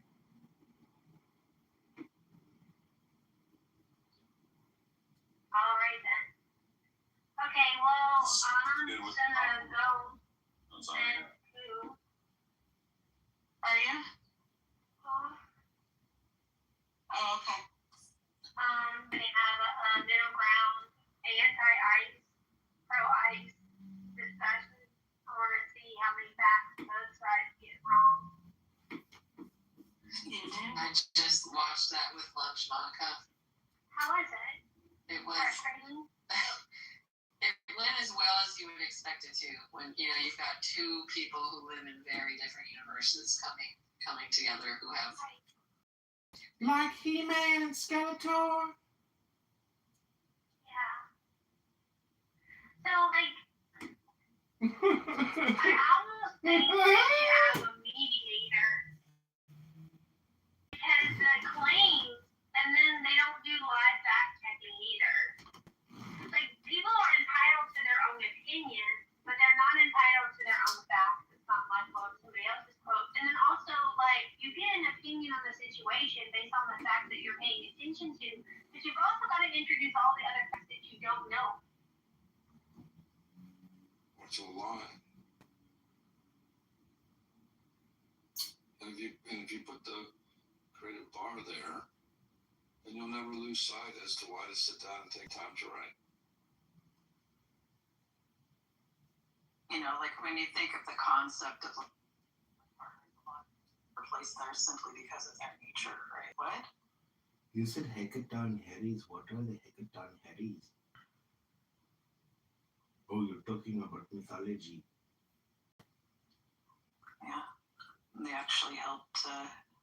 They helped the Olympians defeat the Titans, and then got sent back to Tartarus as a reward. Great, good job. Sounds a lot like the Israeli Olympians who were terrorized by the Palestinian terrorists. I just think that, I just think that, like the archetypes, right? The so-called the philosopher kings, according to as we hear within the Abrahamics, like insisted on this heaven and hell concept with such like dramatic fervor as a noble lie. I think it was just a noble lie. In order to like get the people of their time to sort of wake up and act quite vigorously towards good, and as to avoid like wronging each other. Well, I don't think that it's a lie. I think that it's a reality. A noble lie, right? Like that, something that was necessary to say to like a simple mind who will not act. It's like telling children that Santa Claus won't bring. Yeah, something like that. Something that doesn't like harm you. In fact, like allows for betterment. That's why it's noble. If there is an afterlife, do you truly think that the three main groups of people, the people who are exceptionally virtuous, the people who are exceptionally wicked, and the people who are in between who live sort of a moderate life, do you think all three of those groups of people are going to dwell in the same afterlife? I don't think there is an afterlife. I'm just saying hypothetically, if there is. No, it wouldn't, right? So, hypothetically, if that's the case, as I said, like it would be nothing but the continuation of the eternal self, which just I'd like to think that, which sort of like it is the soul. Like it's just like how we experience ourselves in a dream state. Like although the body doesn't exist yet, is not physically doing the acts, yet the soul is sort of, or the self is fully aware and participating in those emotions and completely sort of in line with them quite intensely. And for the actions that or events that have led to those actions, so-called choices. I'm saying so-called because I don't think it's an illusion of free will. But those actions that we've done and the consequences of which have been like evil, then the soul in the form of death is to die by fire. Because of the way it like killed. No, it's actually being starved. You know these movies If you were being burned to death. Yeah, bodies were awesome. Would you taste yourself to see if you taste good barbecue? Oh my god.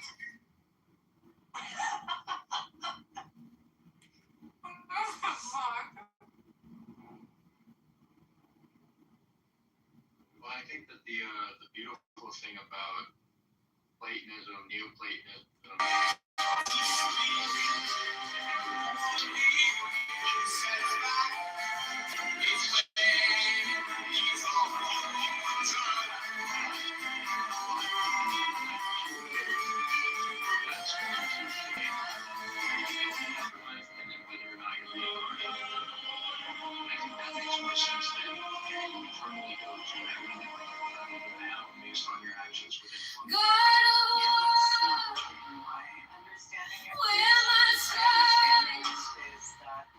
Take this heart like a banner in your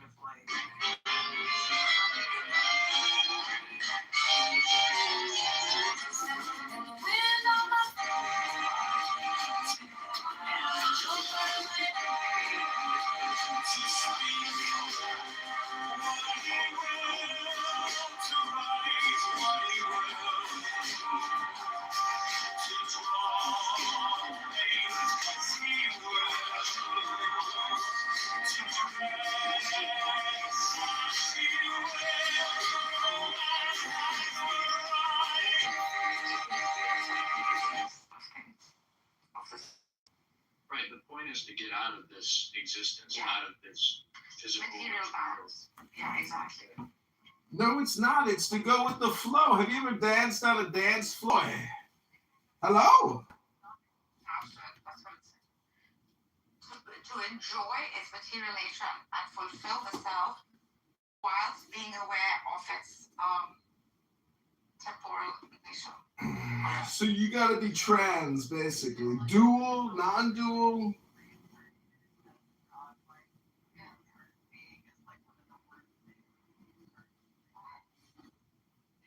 So many attachments like that come with that are just hard to let go of. Yeah. I'm thankful that I was reincarnated as a Micheling. There's so few Michelings in the world that I'm very fortunate. You're still attached to material reality, and so in order to escape it, the strength of those attachments, because they are pleasant, right? Because they are, they don't limit you as much. They're harder to let go of. So it's just like your opinion, Cora. It's just like your opinion, Cora. It's a very material bound. Well, some people who learning English still haven't figured out the difference between subject and object, object and subject.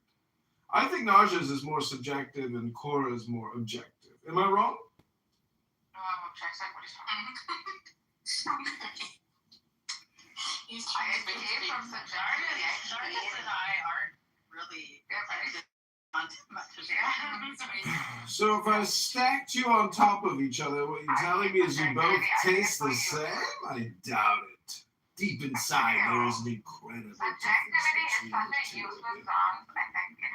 two. There's no snowflake like any other snowflake. Cora's always misinforming, disinforming, spreading lies and propaganda. And that's not projection. That's the truth. It's not enough. If you have enough exposure and reference. Like for every claim there must be a refutation. And if I'm making that claim myself, I'll refute it also myself. Well, you've got good taste in men because obviously you wouldn't date somebody with nothing. What's that song? No broke boys. You haven't really reasoned your whole way through the issue. So. I was making a good point is that leading the most pleasurable life for some is probably for the majority is probably considered to be the most desirable or sought after. Yeah, Alistair is a clown. Alistair is a clown. But I think everybody should have a hedonistic era. I agree. Ooh, do tell us yours, Dr. Cora. Tell us yours, Narjas. Let's hear about the decadence. Oh, I'm so decadent. I'm vulgarly hedonistic. Well, she said it's kind of like a phase you go through. I think it's something that you experience as part of your development, and then you put behind you to aspire to greater things. It gets tiring. It really tires you out. Yeah, it does. Yeah. But I keep going back every now and then for its temporal joys. It's my favorite temporary autonomous zone. As long as, I think every time I haven't recognized its temporal nature and given it that sort of realness and seriousness, that is where I have had my downfalls with hedonism. But it was being in it and kind of not associating with it seriously, it's been so pleasurable. Well, it sounds like you're still kind of straddling the fence where you're not a renunciate, but you're not a hedonist. I need it every now and then. I think It's you get to the point where you recognize that if you acclimate to hedonism, it ceases to be pleasurable, and so the idea is to only visit it every now and then when the lack, you have the lack, and when you achieve it, it's still pleasurable. Like I think Ramachandra says, like ego is this little room that you go visit, sit within it, and walk out of it every now and then.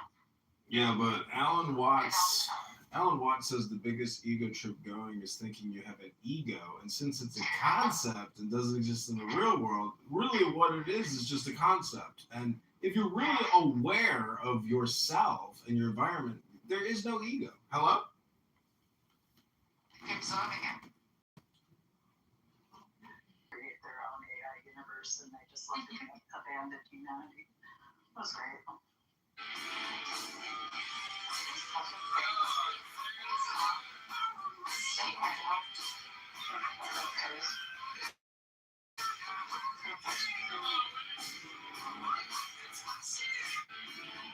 Yeah, but what if you could transcend it? Things like Vipassana, where you start by just freaking not getting bound by your senses.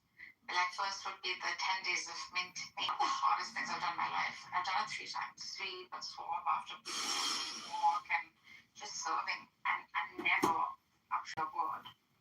Well, that's really because you had to do all the work. But you could come on Clubhouse and just shut the fuck up for 10 days. It's not a lot of work, right? So, alright, I guess.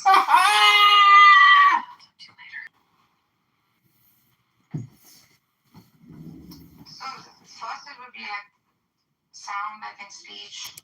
Then it would be like feeding the body lesser. The more you're sort of distancing yourself from central pleasures, right? By just like disciplining it and giving it the least, or the most minimum amount. Then you're not bound by it. You're in control of it. Right. But people would consider that not living and closer to basically being a corpse, which is true. But for that period of time, once one has achieved power over it, no matter how much it is fed, or it doesn't matter to it anymore. It could live in like extreme physical abundance or nothingness and still experience like bliss states or states of like peacefulness. It doesn't need anymore. It's like God. It's free of need. In one way. Yeah, but see, that's like stupid, because imagine if you were a slave working in a kitchen and you just went into this trance-like state of silence and servitude. That would actually be called stupidity and retardation. It's not at all times. It's just speaking with weight. Like your words are weighty. Because after those 10 days, and anything that came out of my mouth felt heavy. Like. I get it. So why haven't you learned? Why haven't you? You speak so much on here that I'm just wondering if you actually got the message that you're even talking about. Hello? Talk about speaking much. 24 hours of talking. No, see, that's projection. I like to read books, But it turns out that because no one actually wants to read books with me or have any fun with me, I'm just kind of a dick troll who mocks people who just waste all their time. I'm actually in the garbage collection business. I sing for garbage like a pool, you know. Are you serious? No, it's called a metaphor for Clubhouse. Hello?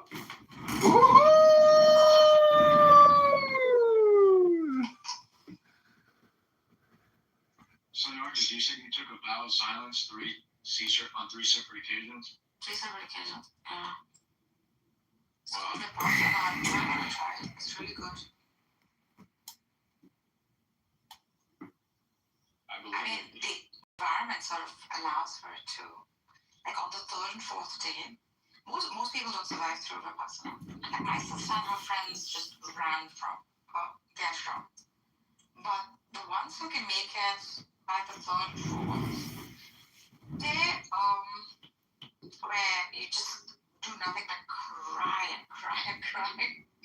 It's an outburst of like extreme emotion.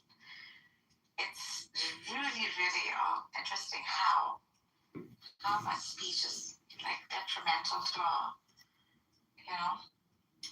Well, I worked in a kitchen once in the dishwasher room for 24 hours straight. And every time I thought we were finished, they just kept bringing in more dishes. And eventually I did shed a tear. And I had a panic attack. Yeah, I started at like 3:30 in the morning and finished 24 hours later at like 2 in the morning. I couldn't believe it was in the army. They're talking about thousands of soldiers, all their dishware just coming into one little dishwashing room where I was located with other workers, and I was just in shock that this was people's lives, just cleaning dishes at an industrial scale all day long. I was like crying because of the pain of being a slave.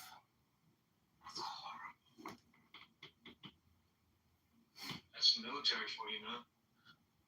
I feel that stuff.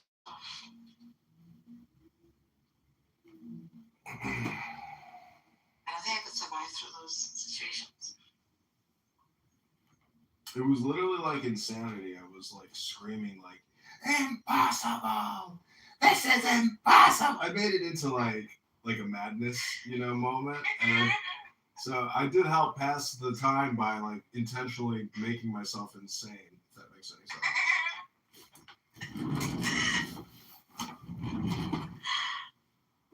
I believe there's so much of that.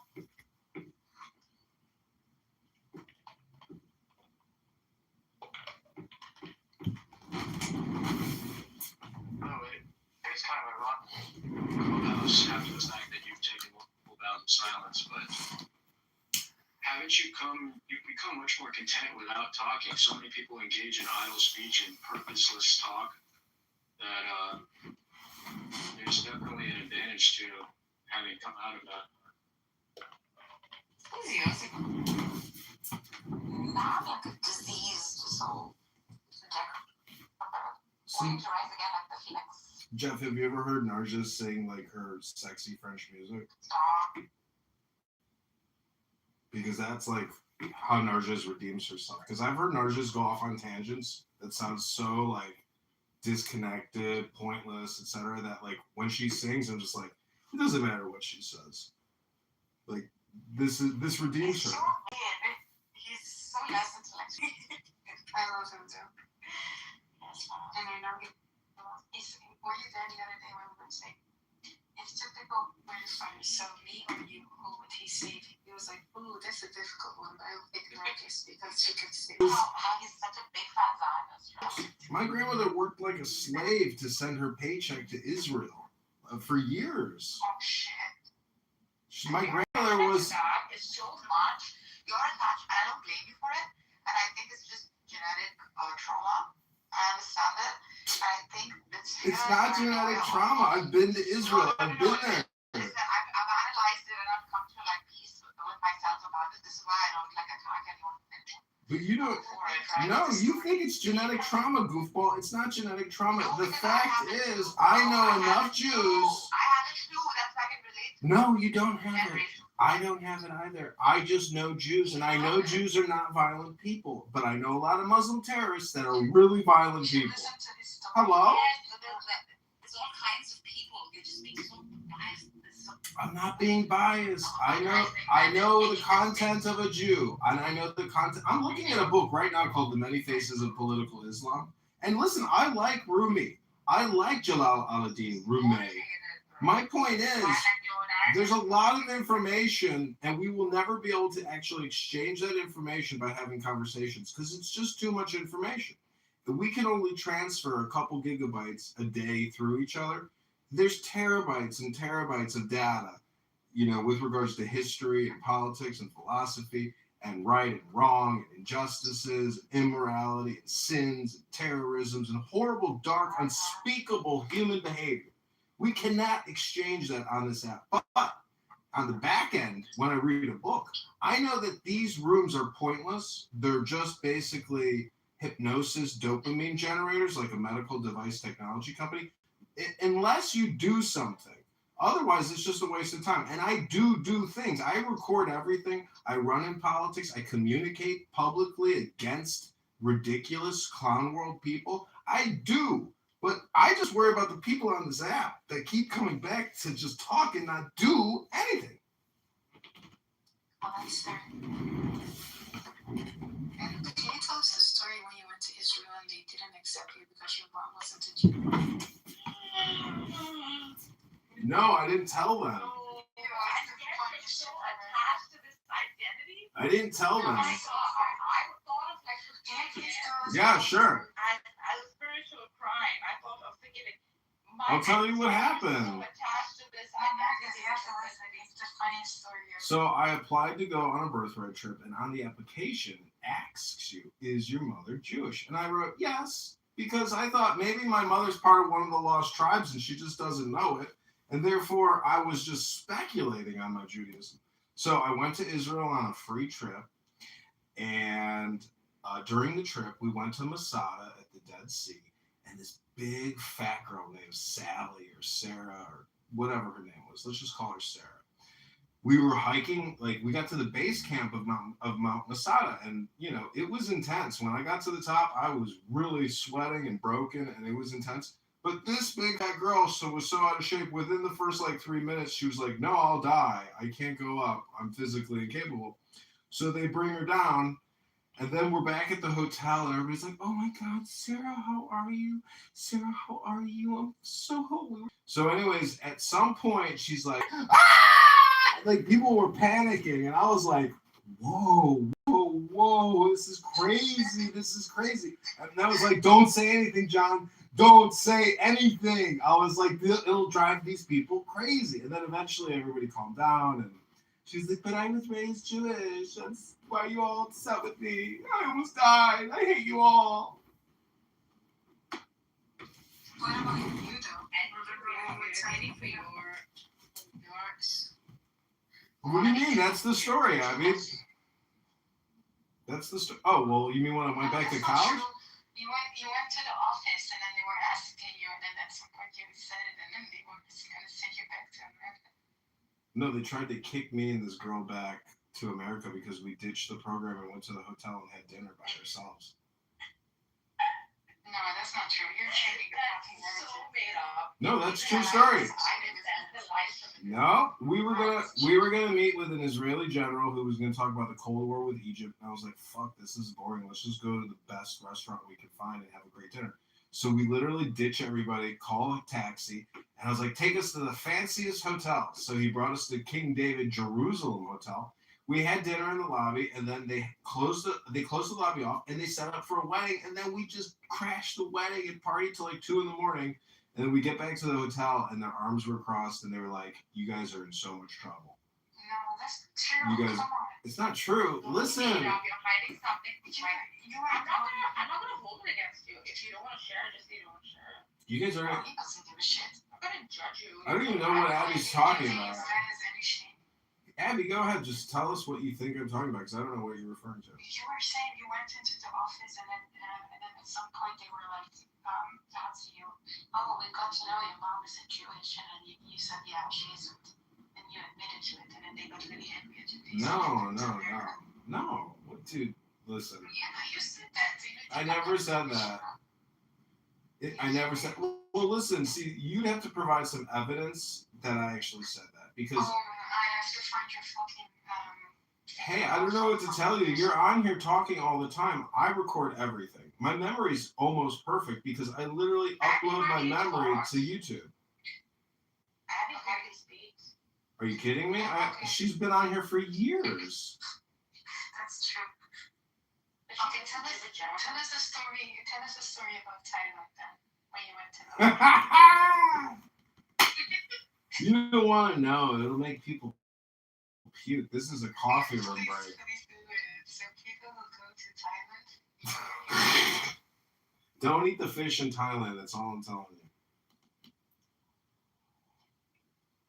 Why are you acting shy now? He's acting so conservative. Conservative. You want to know? You want to know that I had explosive? You want to know that I had explosive diarrhea in crystal clear blue water and watched thousands of fish eat my fucking diarrhea? That's what you wanted to know? You're fucking sick. It's not me. This is a you problem. Abby's from a bio lab in Ukraine. Abby is the hunchback of Chernobyl. She escaped Chernobyl. She came out of the pit in Chernobyl. That's who she is. Imagine, like, I always thought, wouldn't it be crazy if you got eaten by a lion and then, like, the lion shits you out and then, you turn into poop? Like, that to me is true trans. Like, you're not trans until you transform into human or into like a big. Think about all the humans that have been eaten by big animals. They literally transformed into that animality because people used to get eaten by, I'm sure huge animals, maybe dinosaurs. And when we were, maybe more monkey-ish. They're all the same shit, basically, from different assholes. Well, is a fart just air passing over a turd?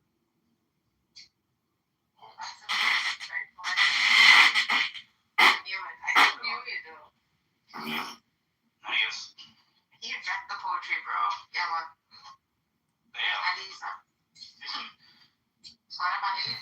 That's the most famous Japanese haiku ever written. I don't need to possess people much, so who cares? I don't need a mod. I'm not gonna stay home anyway. She doesn't need a mod? What? Abby, you're the most passive-aggressive, like, sociopath I know, let me tell you. Demodding yourself as if this room has any purpose other than to listen to me just create YouTube clips. Like, hello? You love me. Stop doing this in front of everyone. Oh, stop embarrassing you? All right, well, sorry. Yeah, stop embarrassing me. Can I talk to you later, bro? Yeah. Jaddan, Yeah, Jaddan.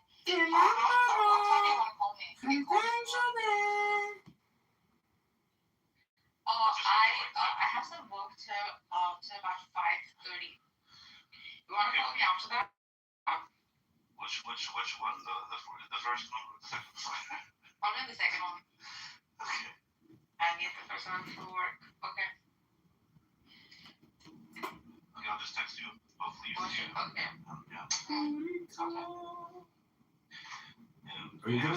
Are you gonna sing them like? Good news? Finally, someone has good news.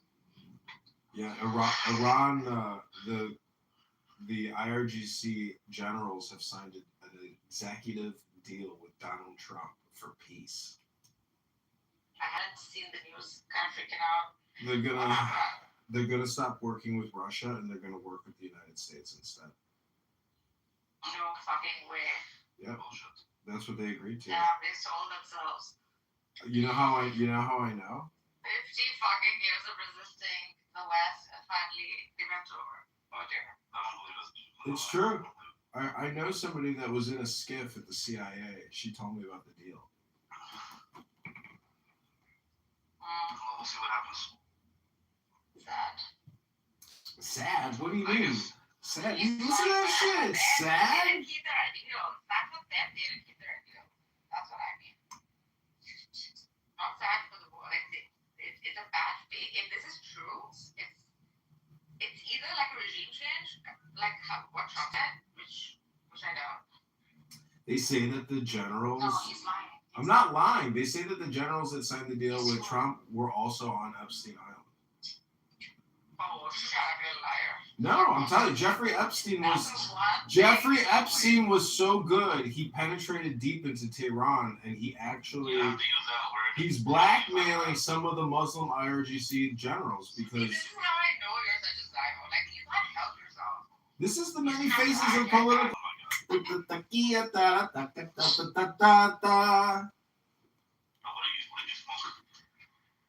I just had some fess in June. I'm feeling great.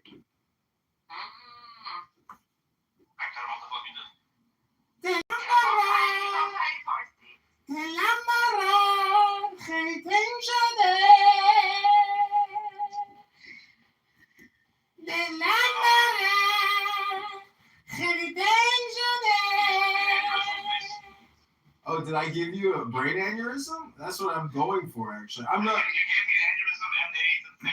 They say that like drones are the most destructive weapon on the battlefield. I say, have you heard me on Clubhouse yet?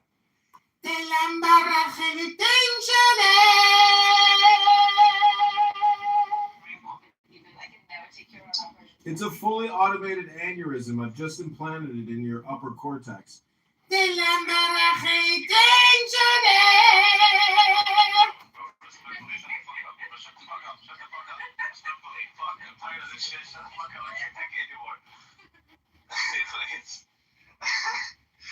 know why I can't take it? Because it's lagging. I'm like, I can't fucking do anything. Shit. Anyways, when you're done being a fucking moron for a second so I can talk. Yeah, you are. Forgot now. Never mind. Well, what's the good news? It's cool. Oh, you finished? Almost over the semester. Very proud of you. I'm feeling quite like anxious. I had a dark and procrastinating. I already did a lot of work today. Find peace with time. I don't think I'll ever have like I've never had a good relationship with time. And I think because it doesn't exist. So I'm trying to accommodate it so much, like force it. All my life I have done that. Wait, And people obviously you don't think time exists. People on Clubhouse have confirmed that time is a concept. Because there would be no way people would be here wasting this much time if time was real. there's a sudden urgency sometimes that I feel about like it being a limited resource. And I think it puts me in an anxious state. So I become like this. My therapist says like you get into the rabbit and Alice in Wonderland mode. Who wears a clock around its neck? The white rabbit. White rabbit. What a great song. Oh, it's such a great song. If you could sing that song, that would be a lot I of have fun. sang that song before. I think I've heard you sing it. Yeah. I don't think I sang it on here. I walked it off. No, I think you sing it on here. Literally a collage of different fucking mental illnesses combined. Amazing though is I could go to another room and share that room with you right now, and you would say that that room is actually 10 times worse than this room in terms of function and dysfunction. The world is in chaos, and the people on this app are, in the trenches. One of my favorite friends. There's got to be a term for that, because I think that we are lying to each other with intention through words, and I see politicians just lie and say like completely fake things all the time. For that is either filibuster or brainwash. It's filibuster. Yeah. Filibustering. Yeah. You know, Gen Z translation and brain rot. Anyways.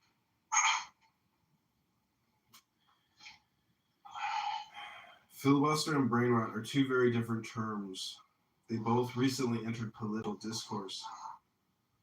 Filibuster has been around for decades. What are you talking about?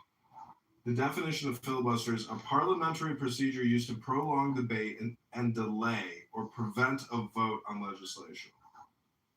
Yeah, well, so I borrowed the action separated from its legal. So I don't mean filibuster, and I don't mean brain rot. I mean that I think basically like this app is a perfect place for people to constantly redirect and reframe habitually, chronically, and just one-up each other with essentially how long can I waste your time by making up whatever I want to talk about. Hello?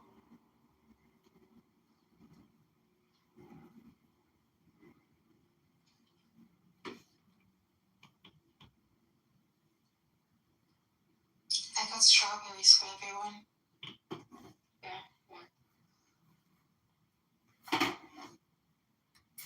You know, ooh, I made a Belgian waffle and I forgot to. Yeah, okay, a big fan of not here.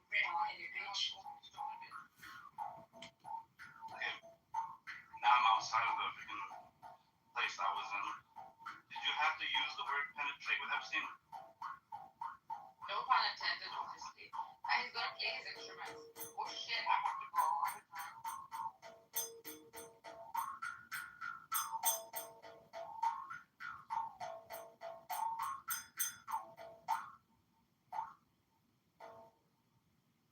This is your quick Clubhouse coffee break.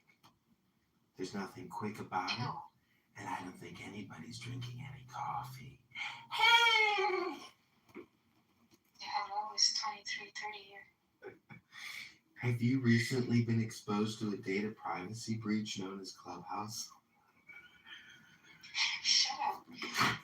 Wouldn't it be so funny if like I get featured one day and like somebody's been recording Clubhouse for 6 years and nobody can stop him? That would be an awesome headline.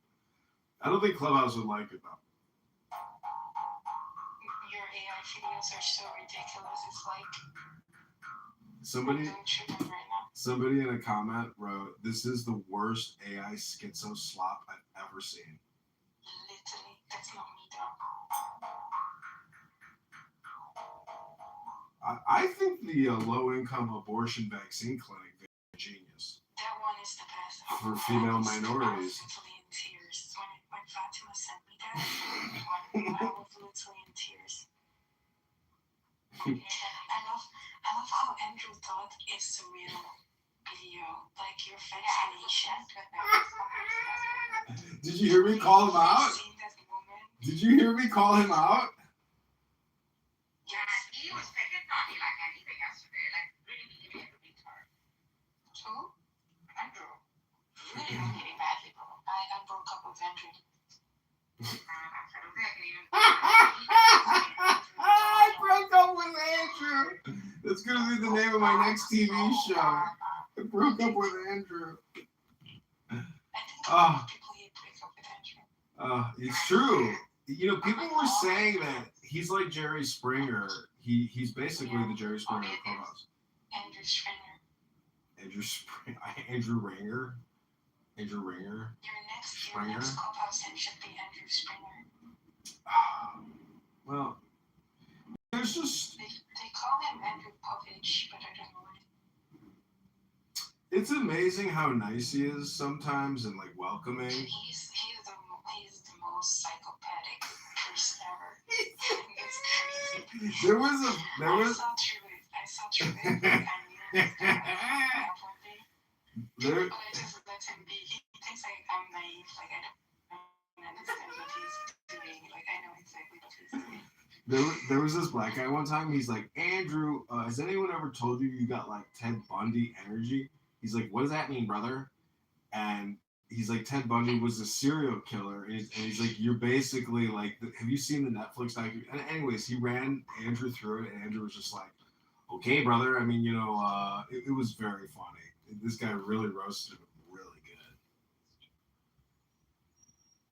I tried to get Rabbi down there to crash out the other day, and I think I achieved my goal, but I just can't win with it. I just can't win with this guy. He's like immovable. Rabbi's got a response for everything. He's so good at responding. Yeah, but you crashed out when you talk about Zionism. You said, oh, Zionism is bad. Zion is bad. And then you vote for Trump.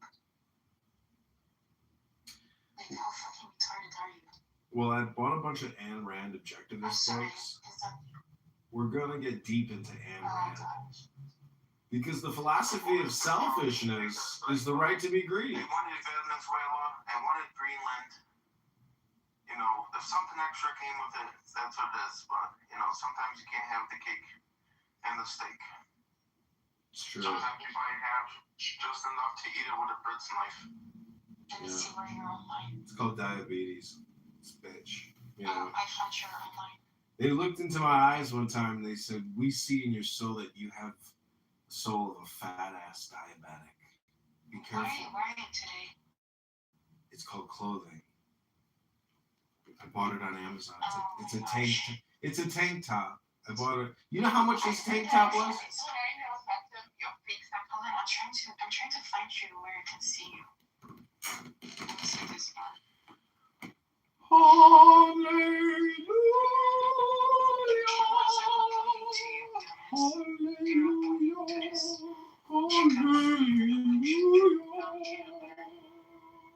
I've got a question. Mr. Kitover. Go ahead, Tsar Nicholas.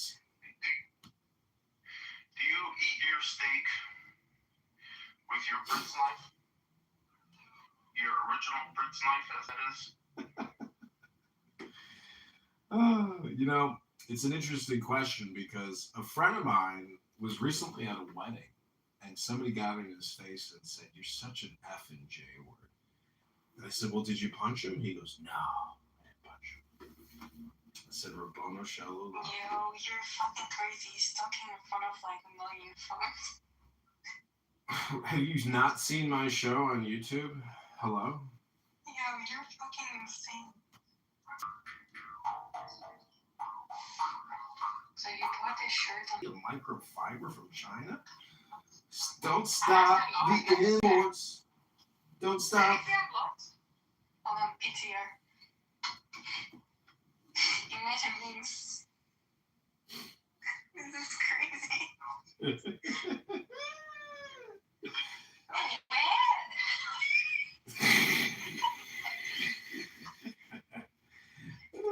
You know what makes me laugh is it's like, well, what does your office look like? That's what I want to know.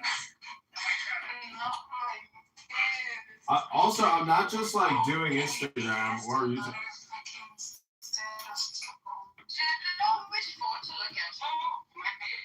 I don't look into the phones. I barely even know they're here anymore. It's true. I don't even think of them. Imagine getting past like how you think people like make fun of you and like perceive you and just like not even thinking about it anymore. I'm at that point where it's like there's no turning back. There's no shame in my live stream. In fact, I think that the future of humanity. Have you ever seen what is it, 1138, the movie, this first like George Lucas film? Oh, 1130. Anyways, what I'm saying is like people are scared of basically filming themselves, like because we're all ugly, but once you can get past that and just put yourself on the internet, it's total liberation. Because like I'm not a criminal, I don't lie to people, I don't hurt people, I don't steal from people, I don't abuse people. I try not to verbally abuse people, but I've never physically abused anyone. And there's just a lot of people on this app that are actually felons and criminals who've been to jail for actually like murder or beating people within an inch of their life.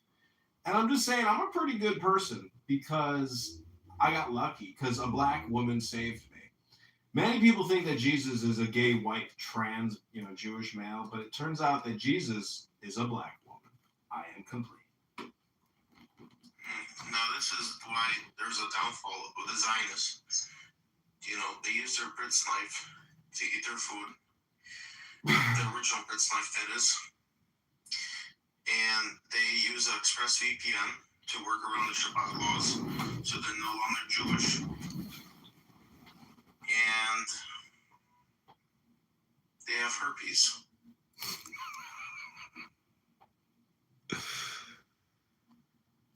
I'm telling you, comedy is not at the Comedy Store where you gotta buy a ticket. It's here on YouTube.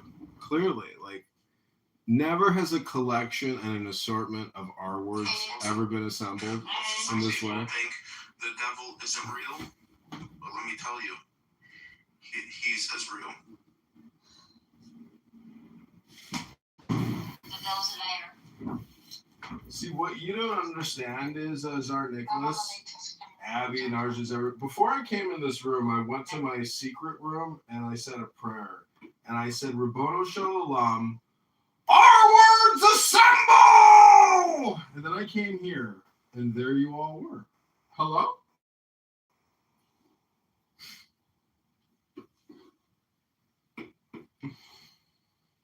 You don't think it's funny? You guys have never seen Dinner for Schmucks, have you?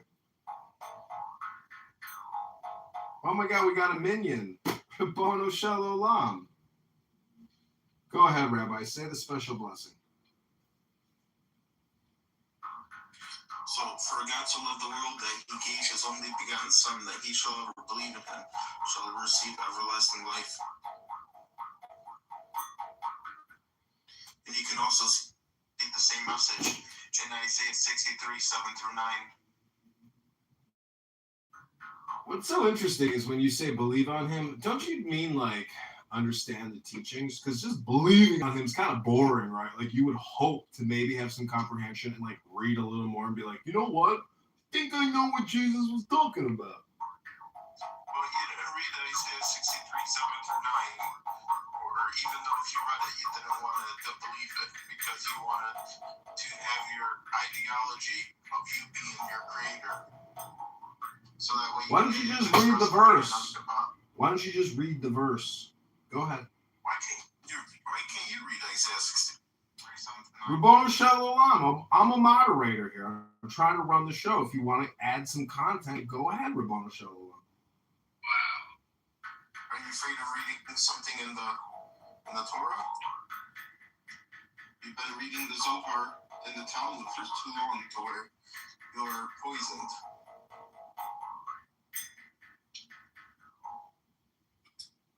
Well, Rabbono Shalom, lucky for me, all communication is hypnosis.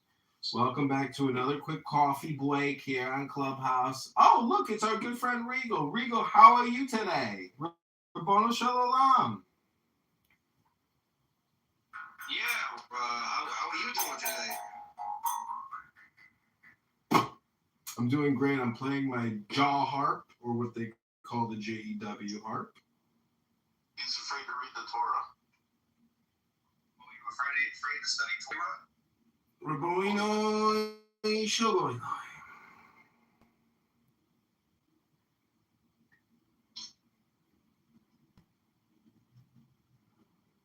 The one thing that everyone on this app is going to eventually have to come to terms with is, was it worth it?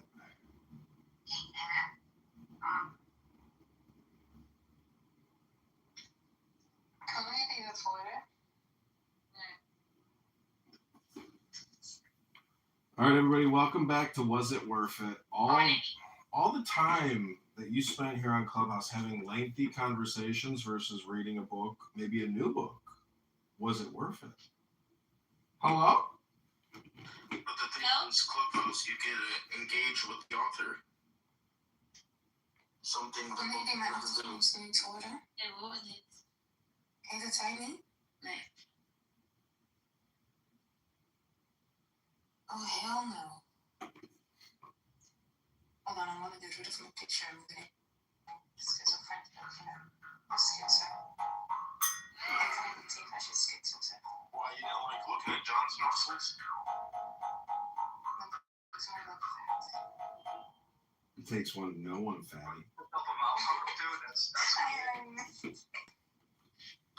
he's gonna fuck in. He's gonna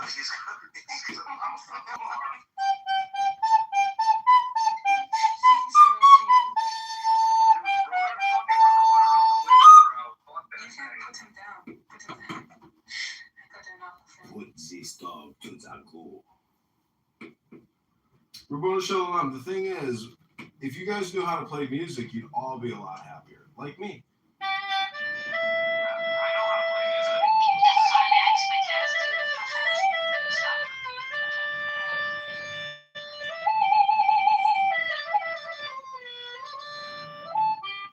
Hello? Hello? Hello?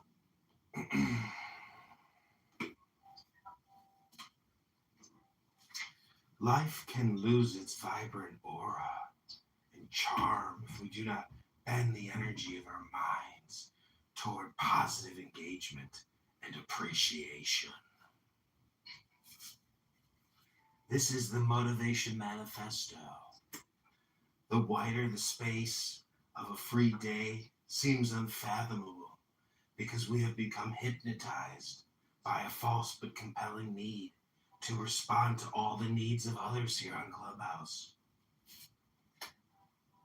Success and fulfillment in life rest on the unflagging ability to get up, to be ourselves, to chase our dreams with fire each day on Clubhouse, to keep willing ourselves to the next level of presence and performance and potential.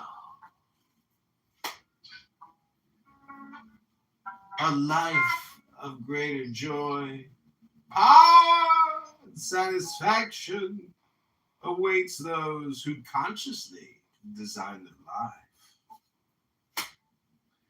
If taking action toward our dreams before the perfect conditions arise, or before we receive permission, is unreasonable or reckless, then we must be unreasonable and reckless. What should I finally face in my life here on Clown House? What truths or realities are preventing my growth and happiness? What can I do about it right now? How can I better connect with this moment so that I can master what the hour demands of me? Wisdom is knowing who to be and what to do in a given situation. Virtue is acting on that wisdom. Hello? I won't let others stoke fear in my heart. I choose to remain true to who I am and where my dreams direct me, no matter the hardship I might incur. Reality can be shaped and changed by my direct actions, so I will act with constancy to forge my ideal life.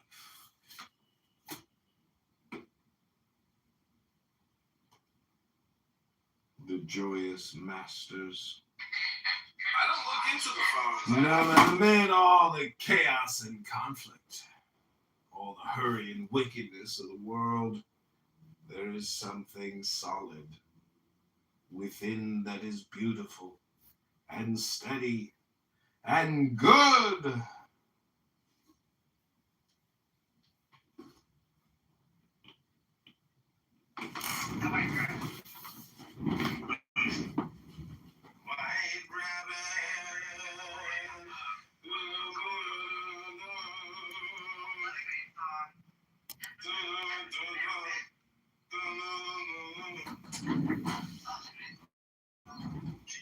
If you could sing that song, that would be a lot of fun. I think I've heard you sing it, yeah. No, I think he's singing it. What's up, man? You're not gonna play any more music? This is Reality can be shaped and changed by my direct actions, so I will act with constancy to forge my ideal life.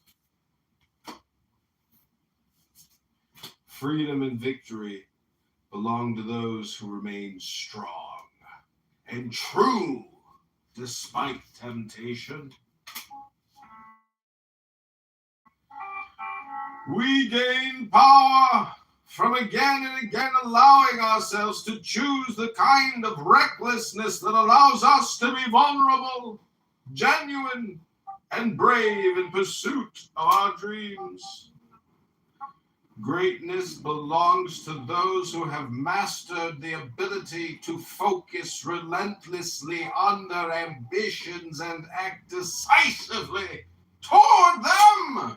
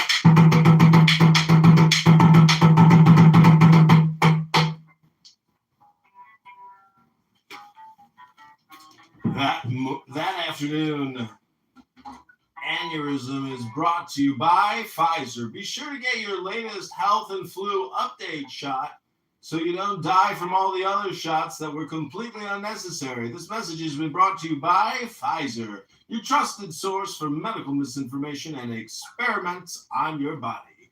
Thank you for participating. See you at your probate court for your estate sale. Farewell, suckers.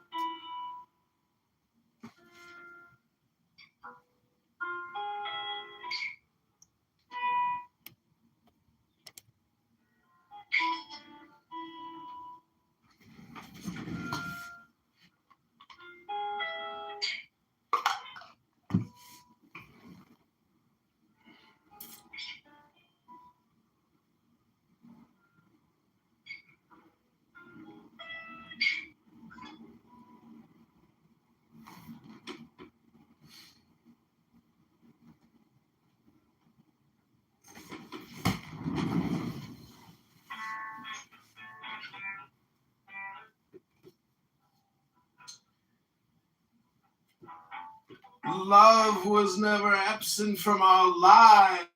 It is not bound in our hearts or in our relationships, and thus it is not capable of being owned or lost. We have allowed our awareness of love to diminish, that is all.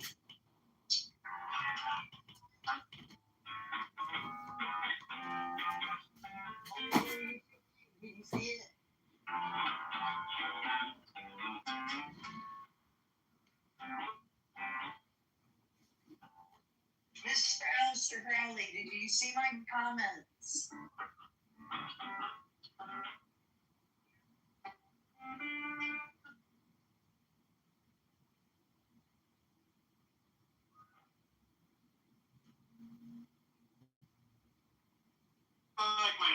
friends, when they see like Tim Waltz and Sarah's go to like Spain and like Bad Math America, it's like, what are they doing? That's like treasonous almost. It's so stupid. It's like, why are you going overseas to Bad Math America? So dumb. They're pussies, that's why.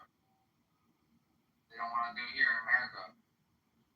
So moderators. I apologize if we're taking the mic too long. I try not to take the mic when I geek out. What's going on, Alistair?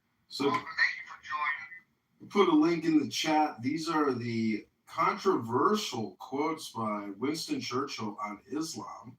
He talks about Mohammedan law and that it's retrograde and the closest thing next to slavery for women.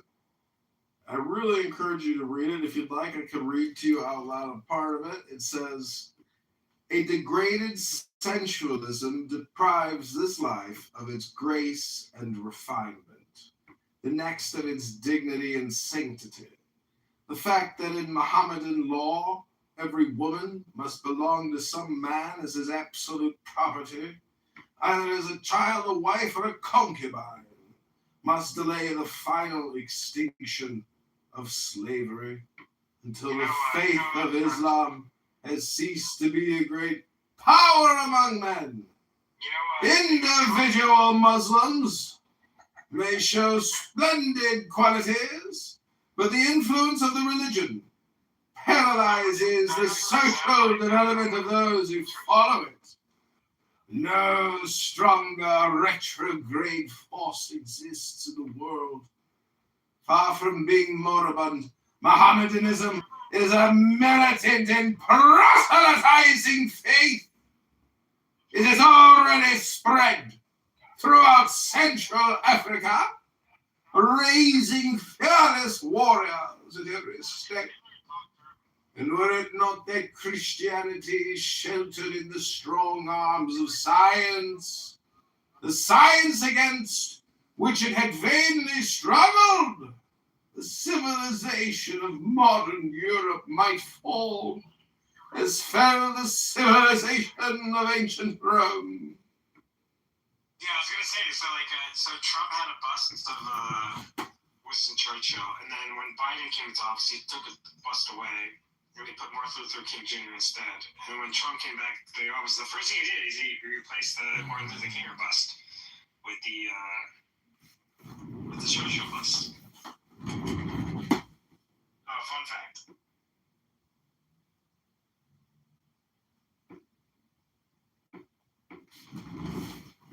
Thank you for ending this room. Room killer!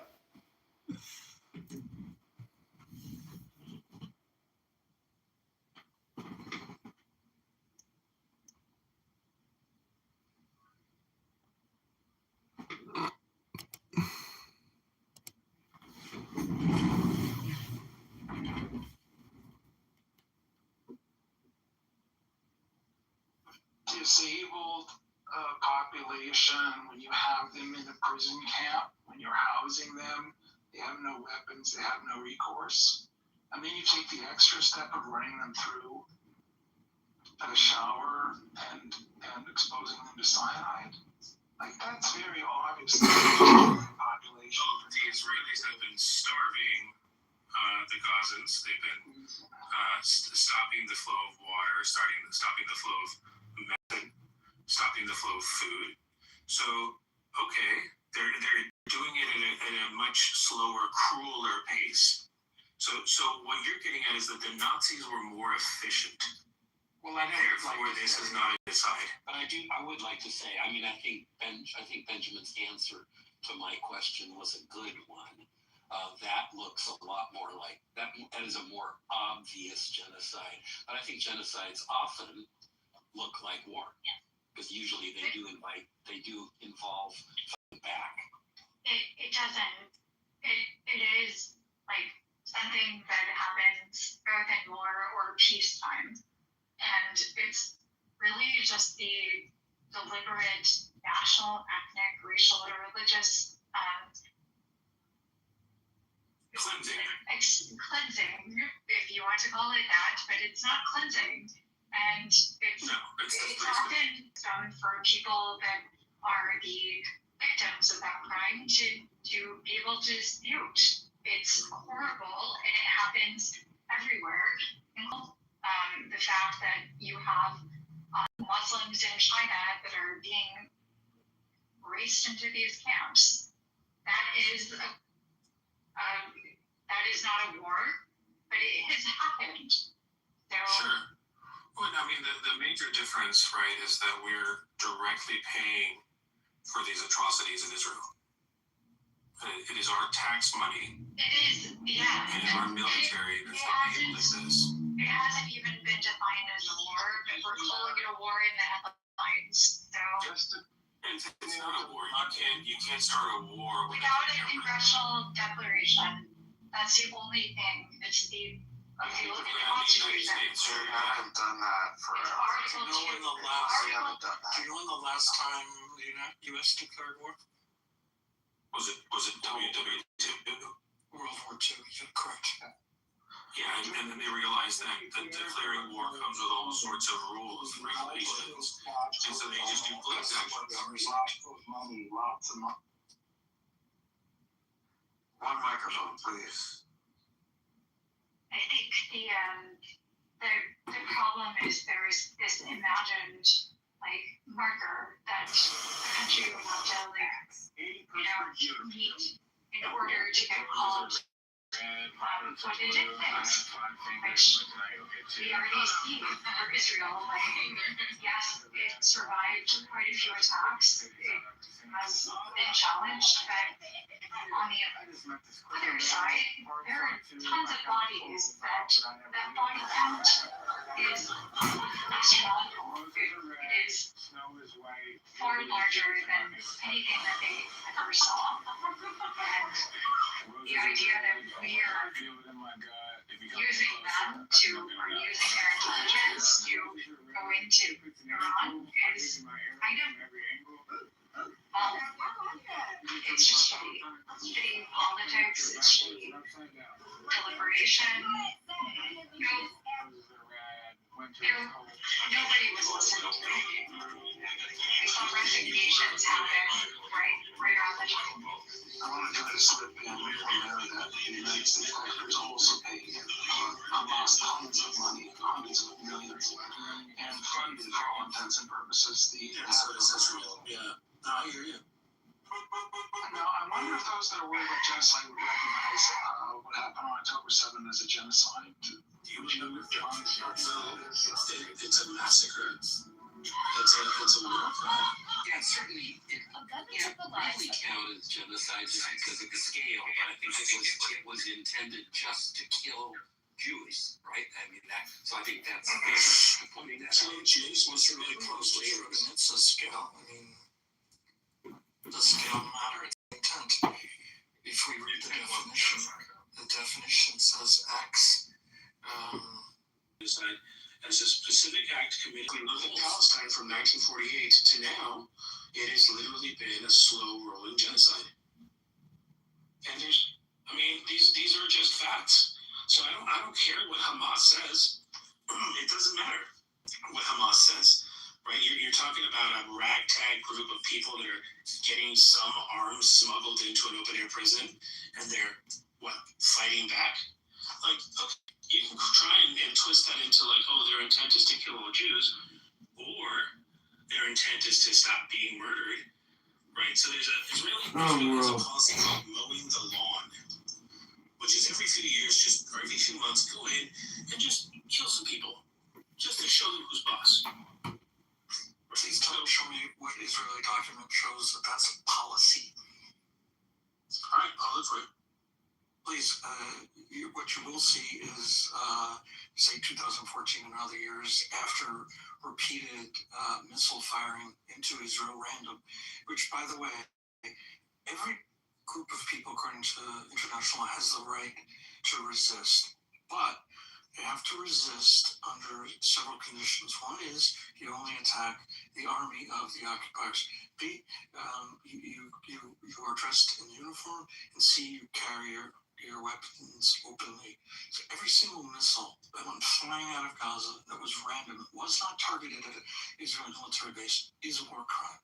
So they're doing that, and Israel would then respond because they were like, hey, stop it, or you're going to get pounded on. They would keep on doing it, and then the only thing that But again, we just have to go back to the Nakba, right? Like, this wasn't a land without a people. This was a land that literally had people, and a foreign government gave it to another foreign government. And the Arabs had their portion of the partition, and the Jews had their small 12% portion of the partition, and the Arabs said, no, you need to have 0%. So the partition plan set it up. Do you know what the Israel Greater agreed to Israel it. Project is? What? Do you know what the Greater Israel Project is? There is no government policy to do such a thing. It's a talking. So why are the military wearing patches of the Greater Israel? Why is like one or two people who need to deploy Greater Israel? It is not standard IDF uniform to have that patch, and those people have been disciplined.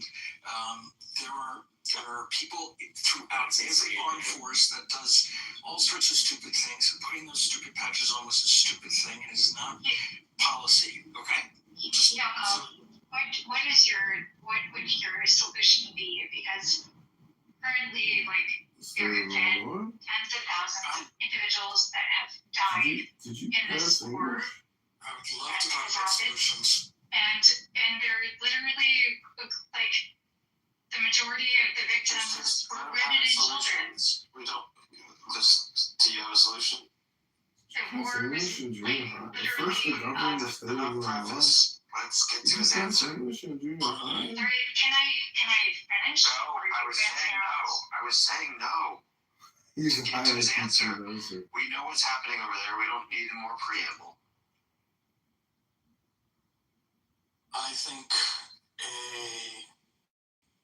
a reformation of the government that represents the West Bank, combined with Hamas declaring openly that they seek to form a state. The UN Resolution 181 said to both sides, the Arab state and the Jewish state, build up your governments, create postal services, create defense, create police, create government, create courts, create everything. Say you're going to build a state through those means and not through terrorism, and you will see a very different answer from Israel. Until that time comes, unfortunately, we're going to be stuck in this game, essentially. Benjamin Netanyahu and his coalition in his state solution. I would say.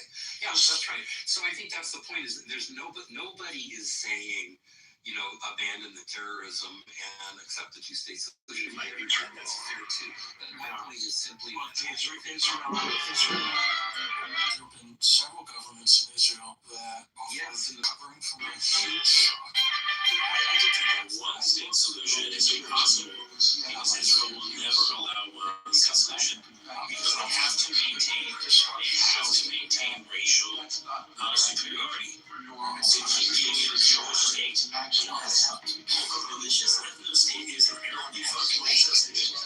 Show me a single Arab state where the flag is having themselves. Because the Jews get comfortably so council Jews across the United States,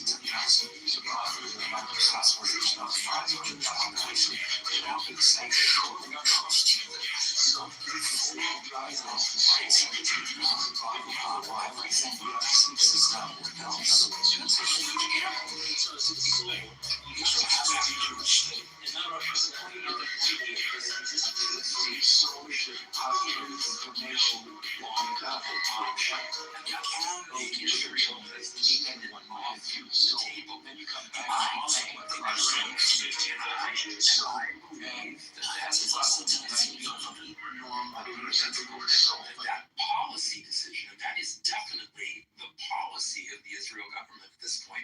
That's going to lead to the end of Israel, because Israel will not be allowed to survive if it does not pursue a two-state solution. Allowed by That's my who? feeling. Allowed by who? What do you mean allowed?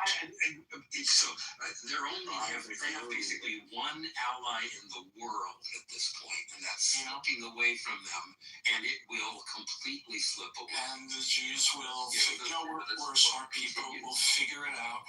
If we have to live on our own, we'll live on our own. And, it's not the desired outcome, but...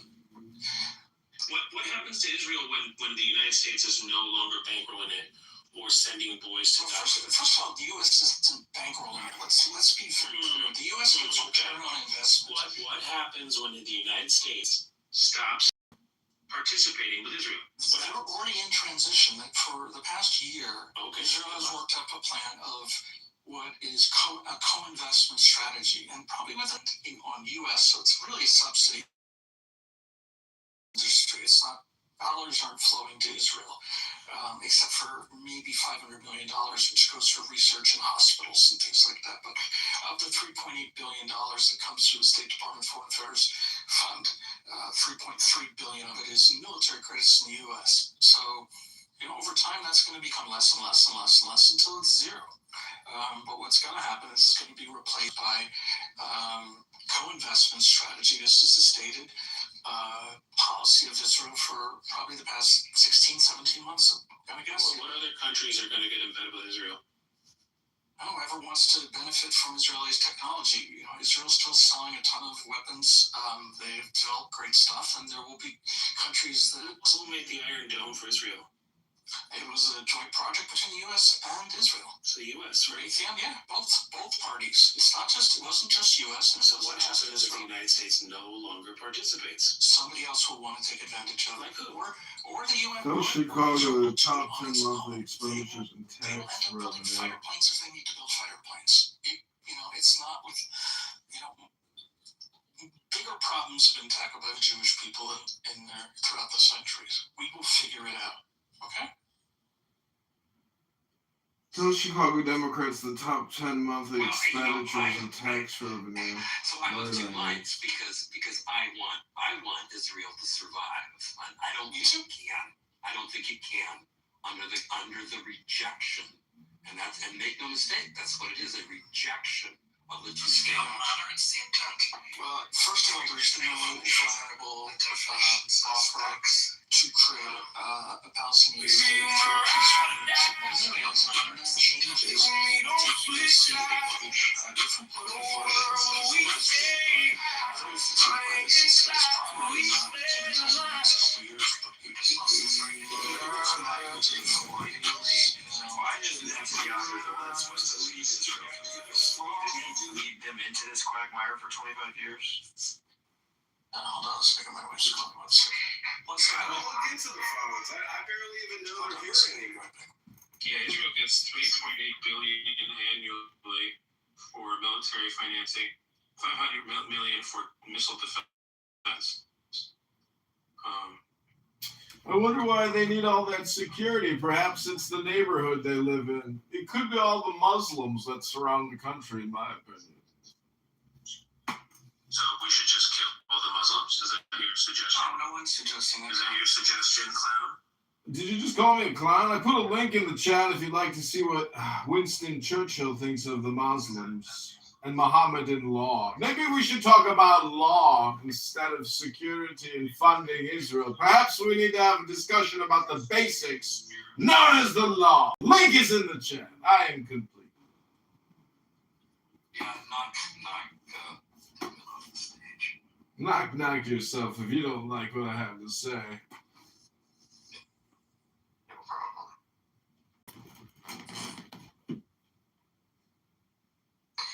Did your wife get an answer?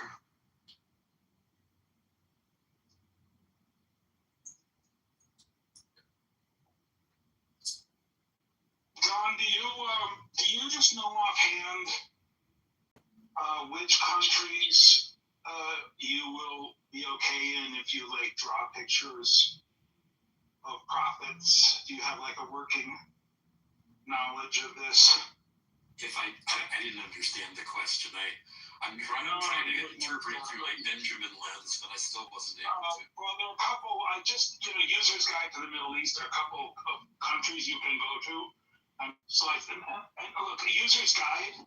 The one country in the Middle East where you can draw cartoons all day long and not worry about it is Israel.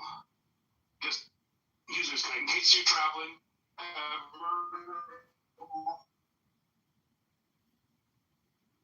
It's a clue. It's what they call a clue. You can do everything you want. You can make fun of Moses, but I don't think that's neither here nor there.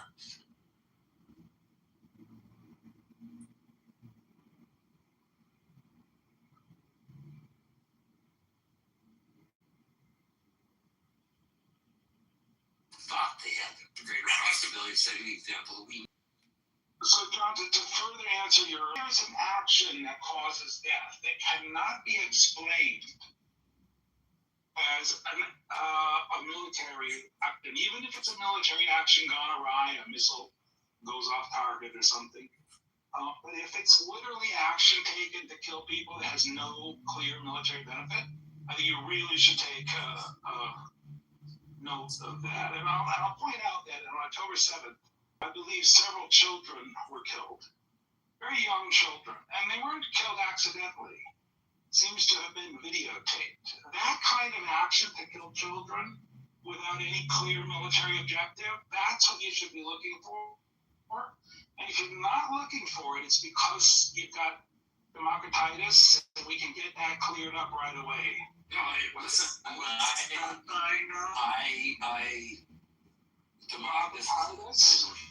this is a big. But so let me just say.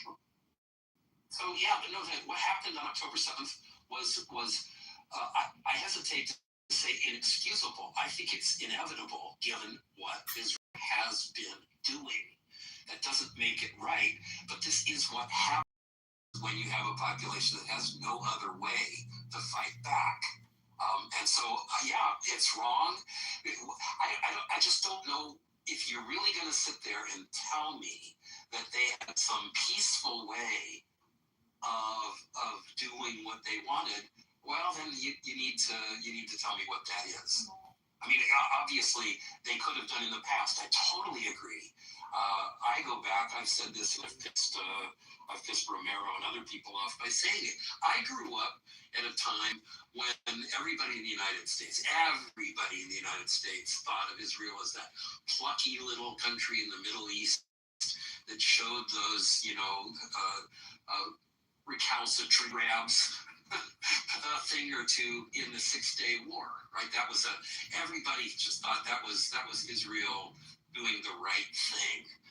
And I think it was at some level. There was a time when, after the partition, just as Yaakov was saying, all the Arab countries had to do was accept the partition, take their piece of the pie, and I do believe that Israel would never have come to the point that it's at.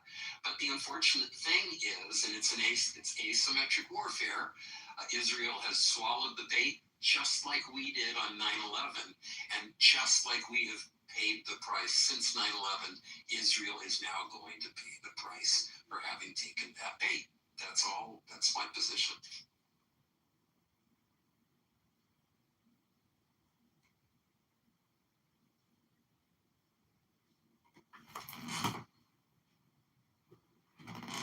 I offer that Netanyahu is far from an ideal leader of Israel. But I would also offer that it is still quite possible to tell the difference between what happened on October 7th and what has happened subsequently. And I would press anybody here suffering from democratitis to show me the day and time when a clear action was taken. It's clear, for example, is videotaping the slaughter of babies, which was taken on October 7th. And an action that passes that bar in terms of completely unnecessary, unaccidental taking of human life simply because of its ethnicity. and all probably for all eternity.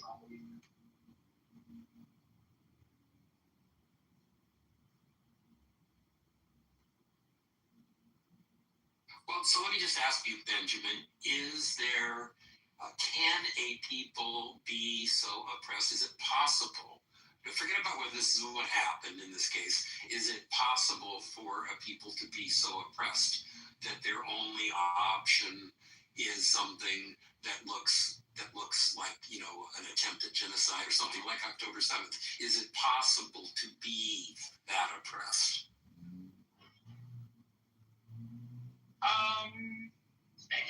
I would say no.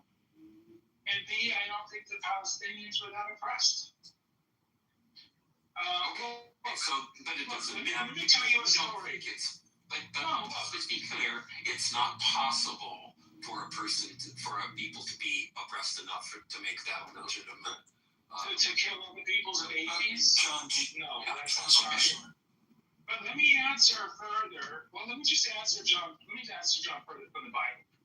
In Exodus, it talks about the relationship that the slaves had and the oppression that the slaves endured under the Egyptians. Now, don't forget for a minute, I don't believe this happened. I think there's no evidence at all that any group of people that refused to eat pork ever lived in Egypt. That's the kind of thing you can tell just by digging the bones.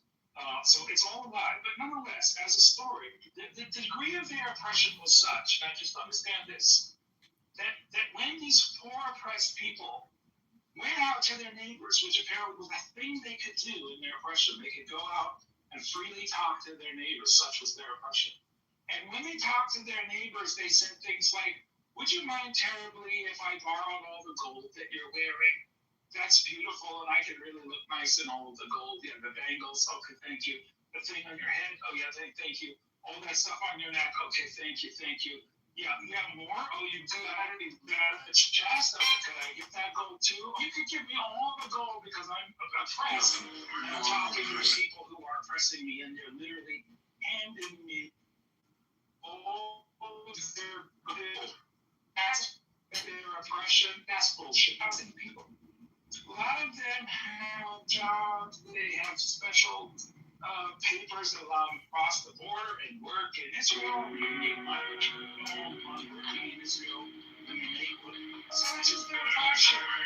Give me a fucking break. Your oppression, look at what Germany did to the Jews.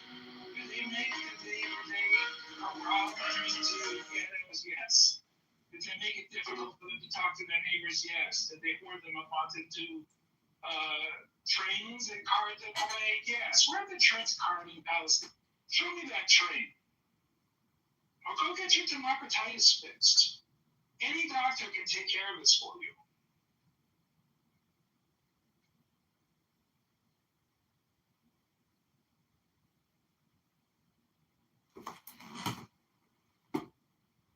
Hero. I just want to say no hamsters, bro. No hamsters.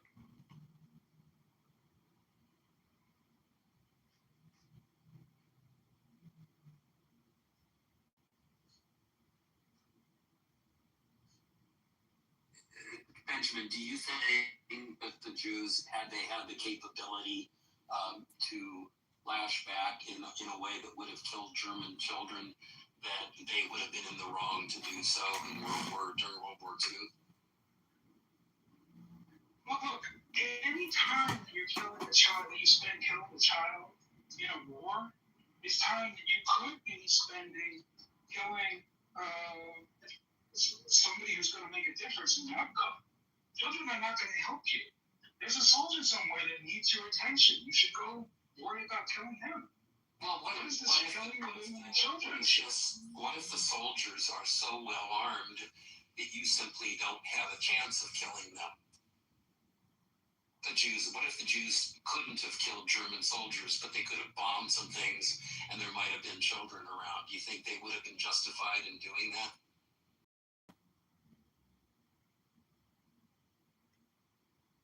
Only after they tried the planks. Let's let Yakov speak for a minute. Go ahead. Or is she not here? Okay, That's you've usually already a good said sentence. that you don't think so. You've already said that under no circumstances would such a thing be, permissible or understandable or anything. So even in the case of the Jews during World War II, they simply had to take it. Those are not the alternatives. Well, what other alternative did the Jewish population in Germany have at that point, other than to do what they did, and that was meekly go to their death?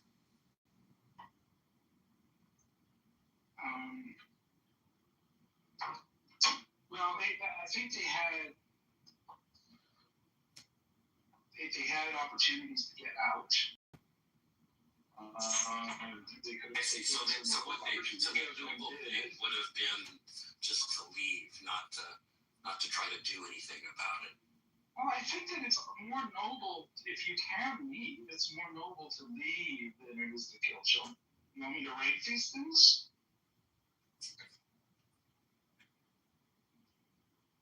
If those are your two choices, yeah, pick the right one. What could the Germans have done? Look, the Germans probably did not establish good domestic relations with other countries. This is a mistake that they fixed with things like AIPAC, right? Where they recognized that they need to have working political relationships around the world. They need to be of value for lots of different countries. And then if they're pressed, all the countries that they have positive relationships will come to their aid. That can be a strategy, right? The problem with the strategy of the Palestinians is they had the eye of the world. They had a lot of people caring about their well-being. A lot of people. And they just they push all that up. Hold on. You trade. Caring, a lot of people advocating free Palestine. No, free Palestine was a phrase that people knew all around the world. And was it working? Yeah. Yeah? Yeah, it was working. In the sense that Israel had not yet cleared Palestine off the map. It was working. Wow. Was it working in the sense that, I don't know, Israel was taking steps to increase their territorial gains? Maybe not.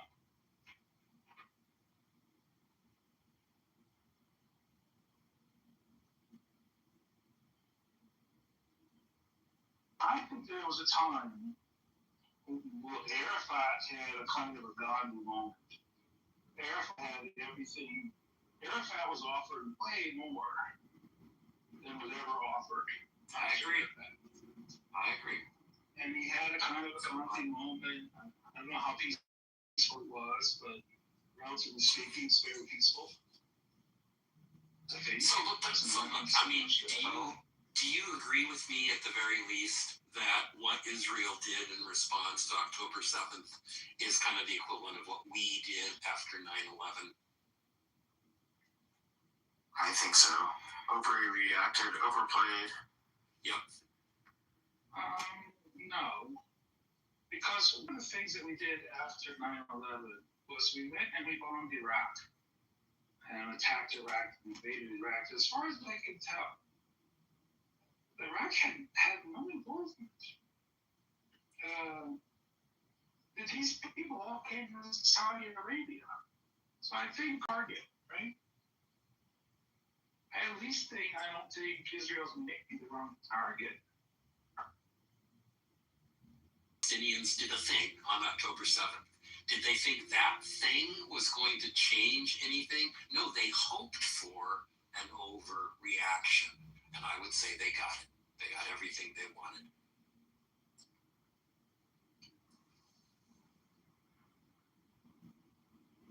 Right. And then Israel lost the PR war. Israel's looks like they are committing the atrocities that they are committing.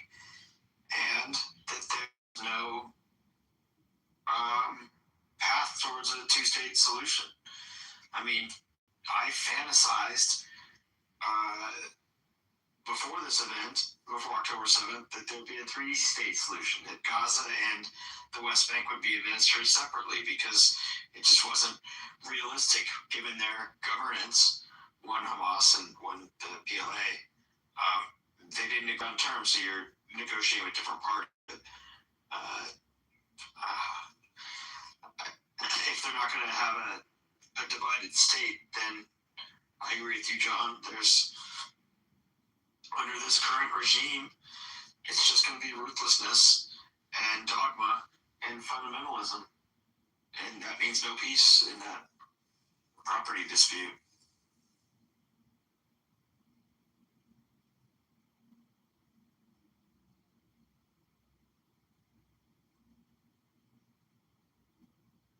There's nothing to de-escalate. There's no force. There's no ethics. I don't think there's any prevailing, voice of reason. Yeah, and among the Gaza, I mean, I think you can make the case that the people of Gaza have been victimized by their own government, but that's not the way it looks to them, right? All they see is Israel bombing them back to the Stone Age. Right?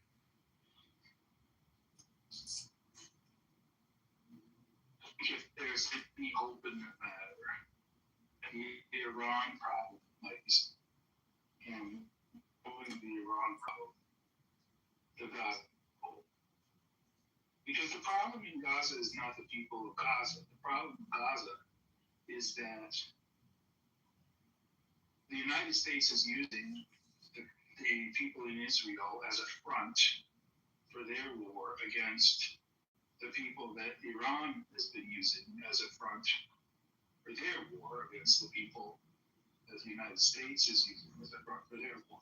In other words, Israel-Gaza is just a proxy front for Iran and the United States. And if Iran and the United States can have a proper war, then Gaza and Israel don't need to. Does that make sense? It's dumb. I hear it. Does not make sense. Because if Iran and the U.S. go to war, where's the magical peace in Gaza and Israel? These people are going to hate each other for a long time.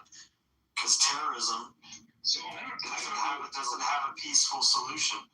You have to... Well, look, the people of Iran understand that if they have a choice between the Islamic Republic of misconceptions on Iran. They have basically a choice between Islam and Israel. That's their choice.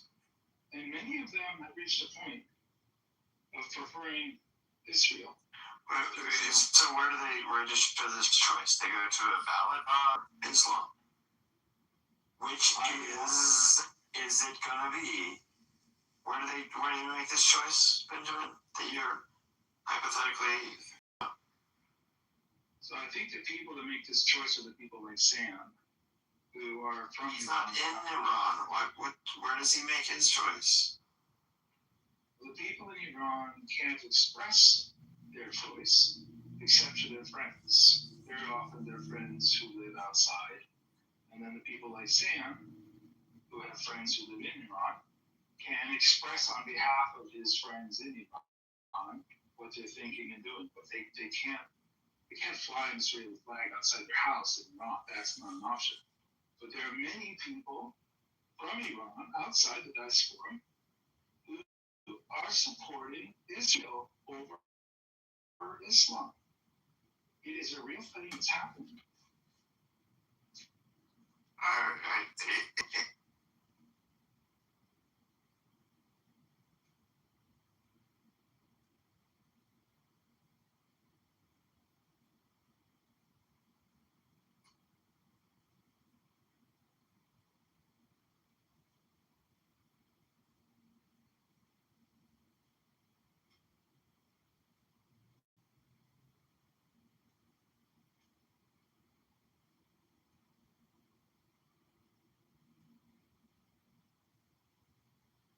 This is just ridiculous. They vote by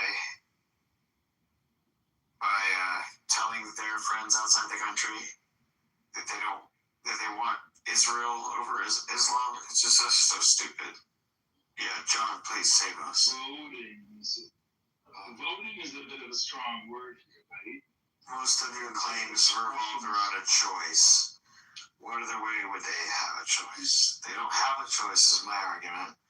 And you keep claiming they have a choice by telling their friends that they want to fly an Israeli flag or some weird. One of the ways that they engage this choice of Israel over Islam is they give Israel information about where the leaders are needed. That pipeline of information to Israel is because people in Iran are secretly hoping Israel will win and Islam will lose. All right. Well, Hero, you're here. Let's talk about another false dichotomy. Hopefully it isn't sourced by Benjamin to chase after. Because I don't think he's the Iran analyst we need him to be.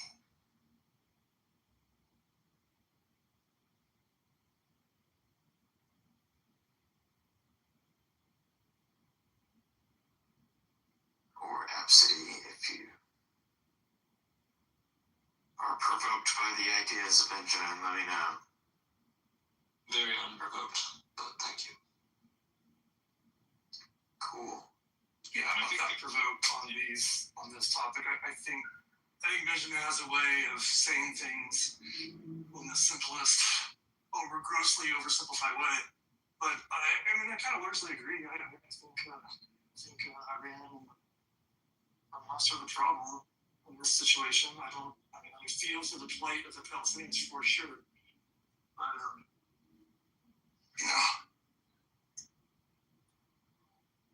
doesn't mean. I think of Abe City. I just want to point that out. Even if Ab City thinks his name is Ab City, I think it has to be Abe City if you're going to go with ABCs. Shit. You know, I hadn't thought of that, but it's a really good point. Alright. That's fine. We'll call you Abe for short. Shit. It's good though. How about just say Frango? Hey, Frango. I think Abe City's cool. People call you Abe. Yeah, it's better than being called a chicken, so I'll take that. Yeah. You just sound very Jewish. You might be Jewish. It might be on point. Abe City.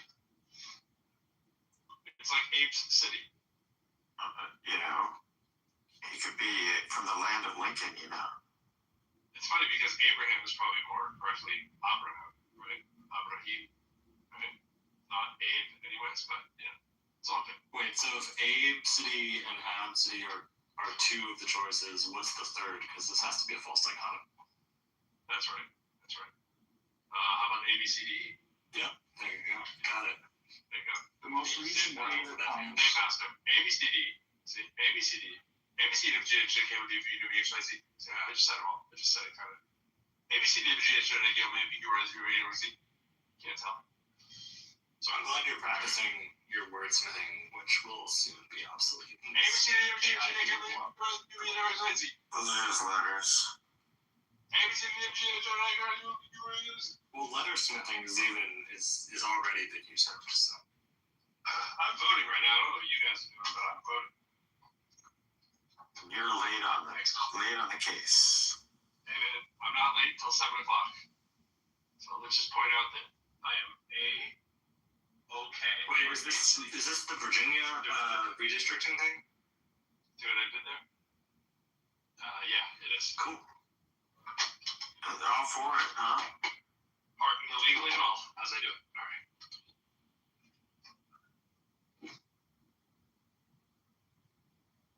I think legally just its own version of redistricting. Want to hear me vote in real time or real fast? Yeah. Do they allow you in with your phone? They make you put your phone away. It might make me. The last time I think they put it away, so. Yeah. So, I We'll see. We can give us one at the booth. Ask available. Just want to point out, I put a link in the chat because I back up that shit. No, I'll just read. I'll read a little bit of it here. After the 12-day Iran-Israel war, 39% of Iranians expressed positive views of Israel and 48% negative, making it the second most favored viewed country, behind only the United States at 53% positive.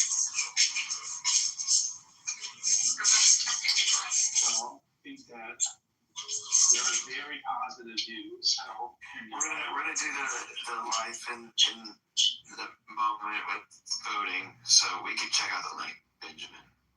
Understood. Okay, please take your photo, please. What's happening as we speak?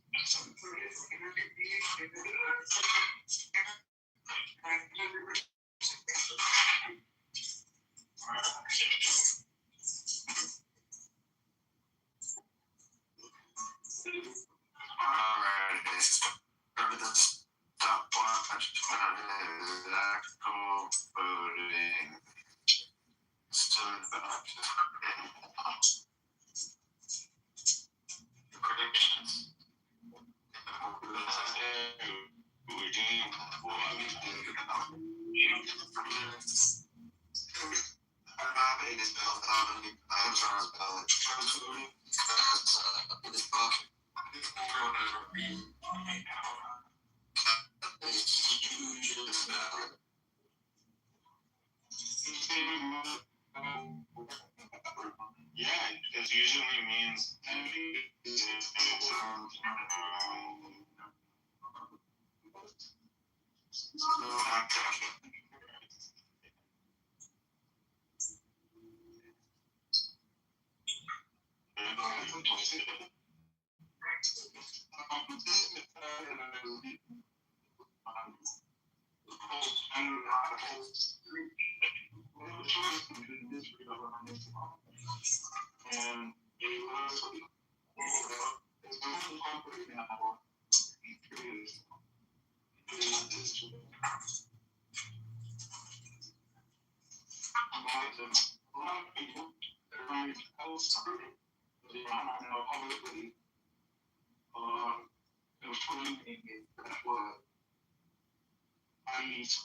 Israel for the first time in my life.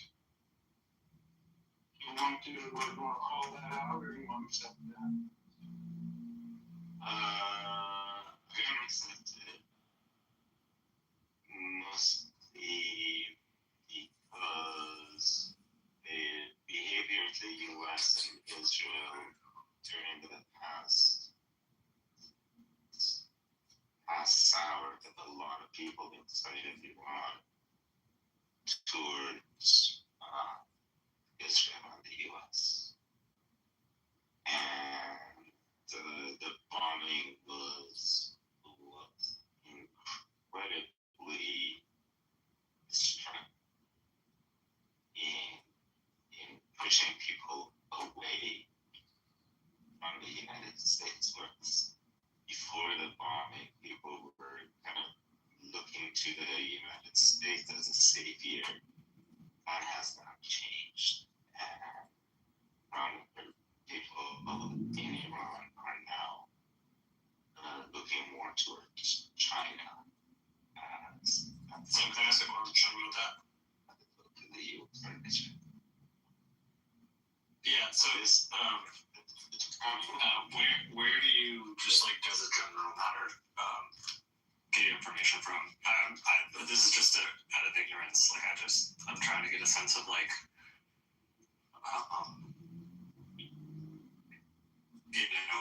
what kind of. It's anecdotal.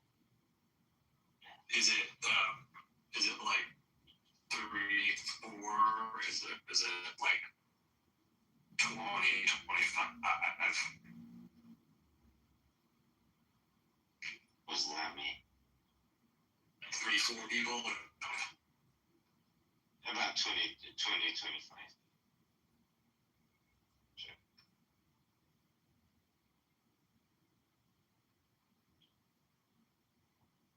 Have you been able to? You haven't been able to have the same kind of groups on levels you used to have, right? Email gets through, but not quickly. But all social media, everything else is completely shut out.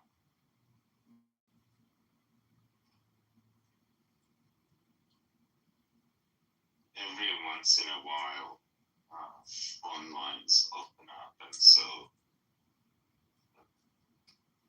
like one person talks to one person and gets the news about like a whole bunch of people, and then they relay it to a whole bunch of people, so a lot of news gets lost in that.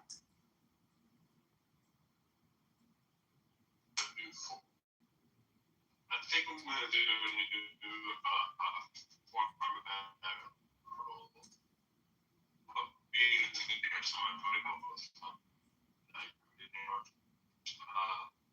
but I think I'm gonna do like roles and do like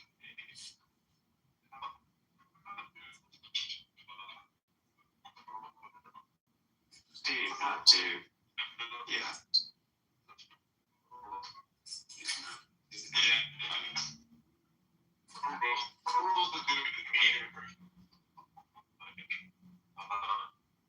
Right. Well, I eventually did, but I didn't know you wanted me to actually with the oh yeah.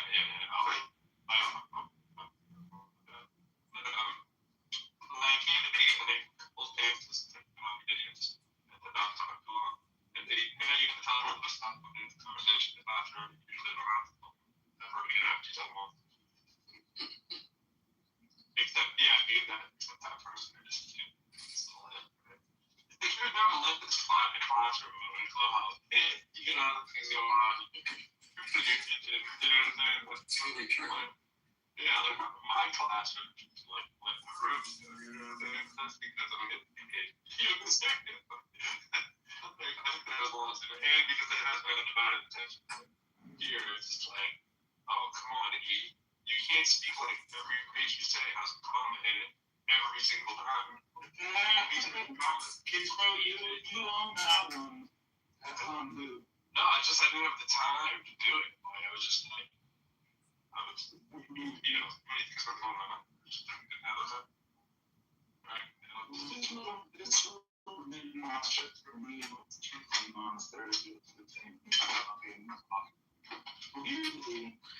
Well, I just wanted to give you guys the note that it took less than 5 minutes from ballot to coming back on. Yeah, it was. When people say I ain't got time to vote, they're not making time for shit. I have a hard.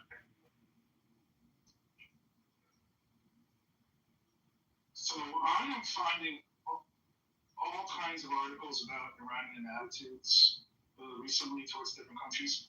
I couldn't find any, and I asked for any article to support Sam's opinion on this, and I hope that Sam will find an article that supports. I don't think we should move on from the fact that when you're a dyed-in-the-wool, completely captured Democratic operative, it wouldn't take you a long time.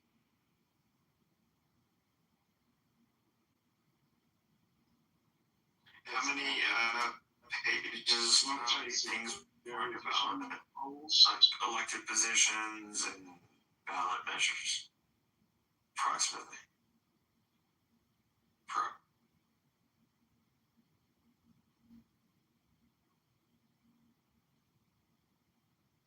But I have to admit that when it comes to voting, I'm around, I just vote straight Democrat.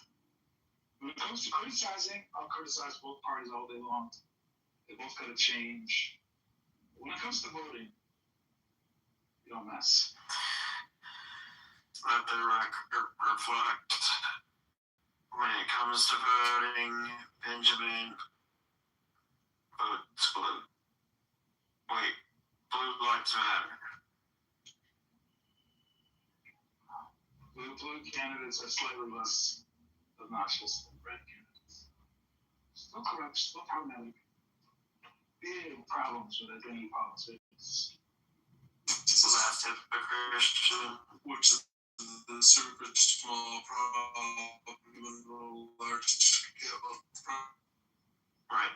I was asking when you were muted, maybe you didn't hear it. I was just asking how many different positions and ways of ballot.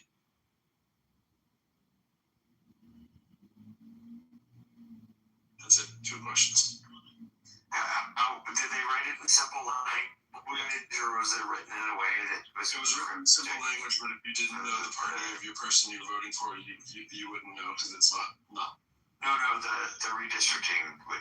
That's the part. It was written pretty.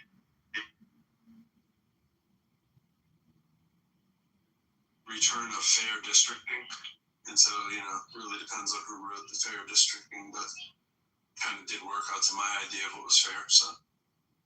Man, it gets you on both too. It's a return, so it's like safe back to what we did before, and fair. How could you be against?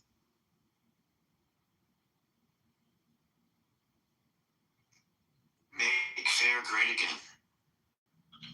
They should make fairs fair again.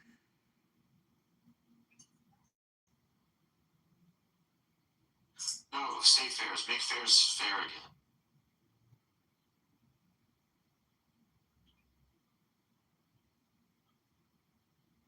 I had a law professor who used to say, fair is where a pig goes to get her ribbon. We don't talk about fairness. Exactly. Or maybe the 3 uses of the word fair. Get fair. Make fair.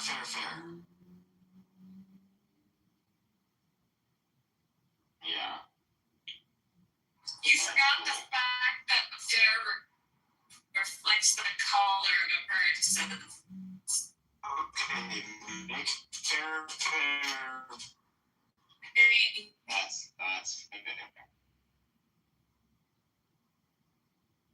I like that. Make I think prose words, that's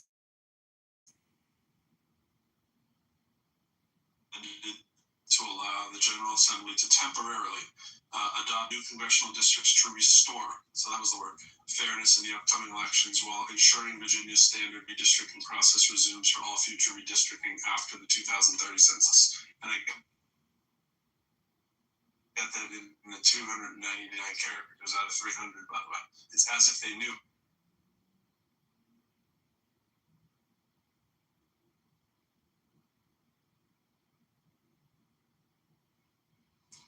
Those people focused on social media posting really It's almost like they prompted AI for the most user-friendly share.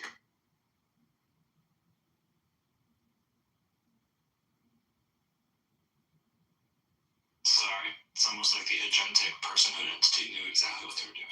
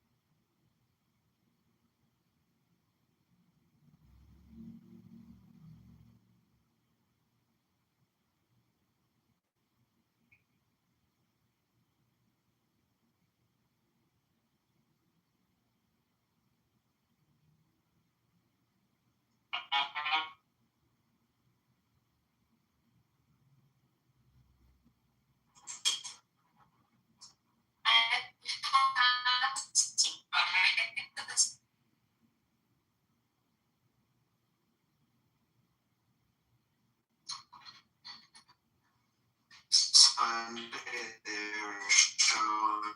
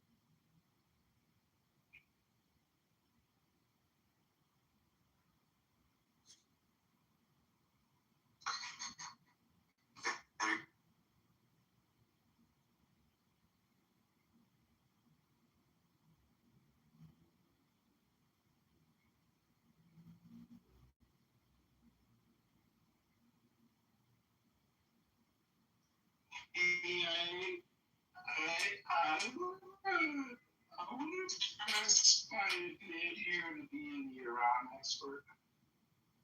I think I was right, and I think Sam doesn't really have anything to back up his claim. I would just like to point out that the article you posted was patented. Okay, well, yeah, right. The sentiment before we were taught doesn't apply. I just want to post for the record that I was right, but I was wrong, but I was right on the topic. And I'm just not going to say what the topic is, but, you know, looked it up when I was a kid. Wasn't right then it changed. Then as an adult, I realized I was correct. And I just want to let the record state that I was correct on the thing I was wrong on. This sounds a lot like Neil deGrasse Tyson, right? You're sounding a lot like Neil deGrasse Tyson. 60% of the time that Benjamin backs up his shit, he backs up his shit. It's actually of the time. It's actually epigenetics, right? Didn't you always? I always thought so it's for the wrong reason, but it ends up being right. But again, it was like there was another wrong stacked on top of it, but I was still right. So when I was a kid, I used to think all the kids that played basketball suddenly became tall because they willed themselves to be tall. I was like, there's something about all these short kids that just keep playing basketball, and all of a sudden they keep having these growth spurts. And when I was a kid, I was thinking there had to be something for it, like the body must learn. And then I kind of morphed that into, well, maybe it's not that. Maybe it's just that the kids that are better are a little taller than average, and then they have growth spurts. And then I was like, maybe all these famous people, their dads are basketball players, their moms are basketball players and famous athletes. There's got to be something in the genes. It can't just be that they all have access to the best gyms in the world. And, you know, then I had to wait like 20 years, and then people were talking, you know, about epigenetics. So I was like, oh, that's kind of what I thought it was when I was a kid. Well, I'm going to take credit for my first wrong thing. It kind of morphed into a right thing that is now only sort of still right, but I'll take it. I don't know. Have you studied Anthony Davis? Kind of seems like he's evidence for your first theory.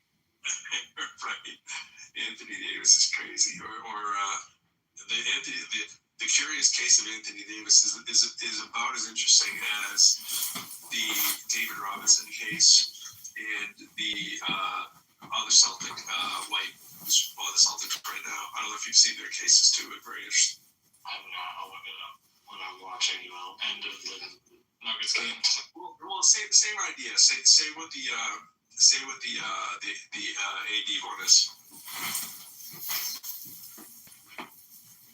Is Unibrow went away? I don't know if you guys know, but you've got John Kitover in your room. I don't know whether you care about the stuff being broadcast or not, but Polyester, that's John Kitover. There's almost never a way to stomp them all out, but I did know that was him, yeah.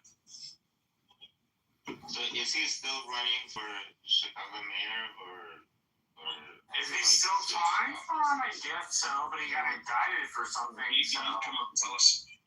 He's indicted for what?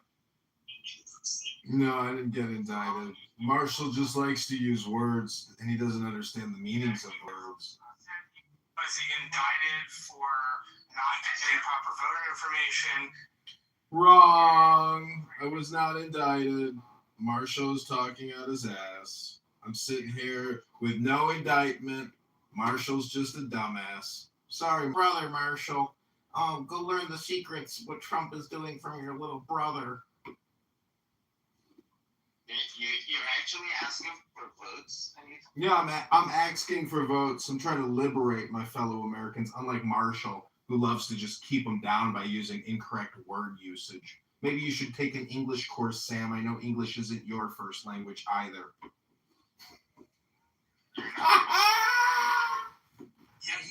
Oh, you don't like an antagonistic politician, someone who thinks for himself, questions authority. I understand, Sam. It's difficult, but, eventually we're going to get a politician like myself in office who will just censor you because we're not interested in what you have to say. Hello?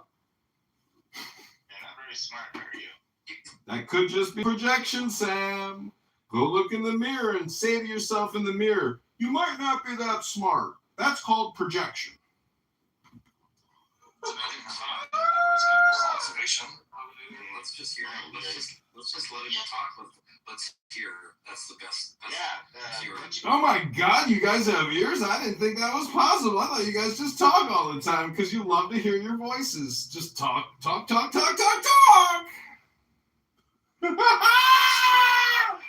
your snub speech. This is gross. Oh, this is gross speech. You guys should hear yourselves on my YouTube live. You should see the comments that people leave. Is this for real?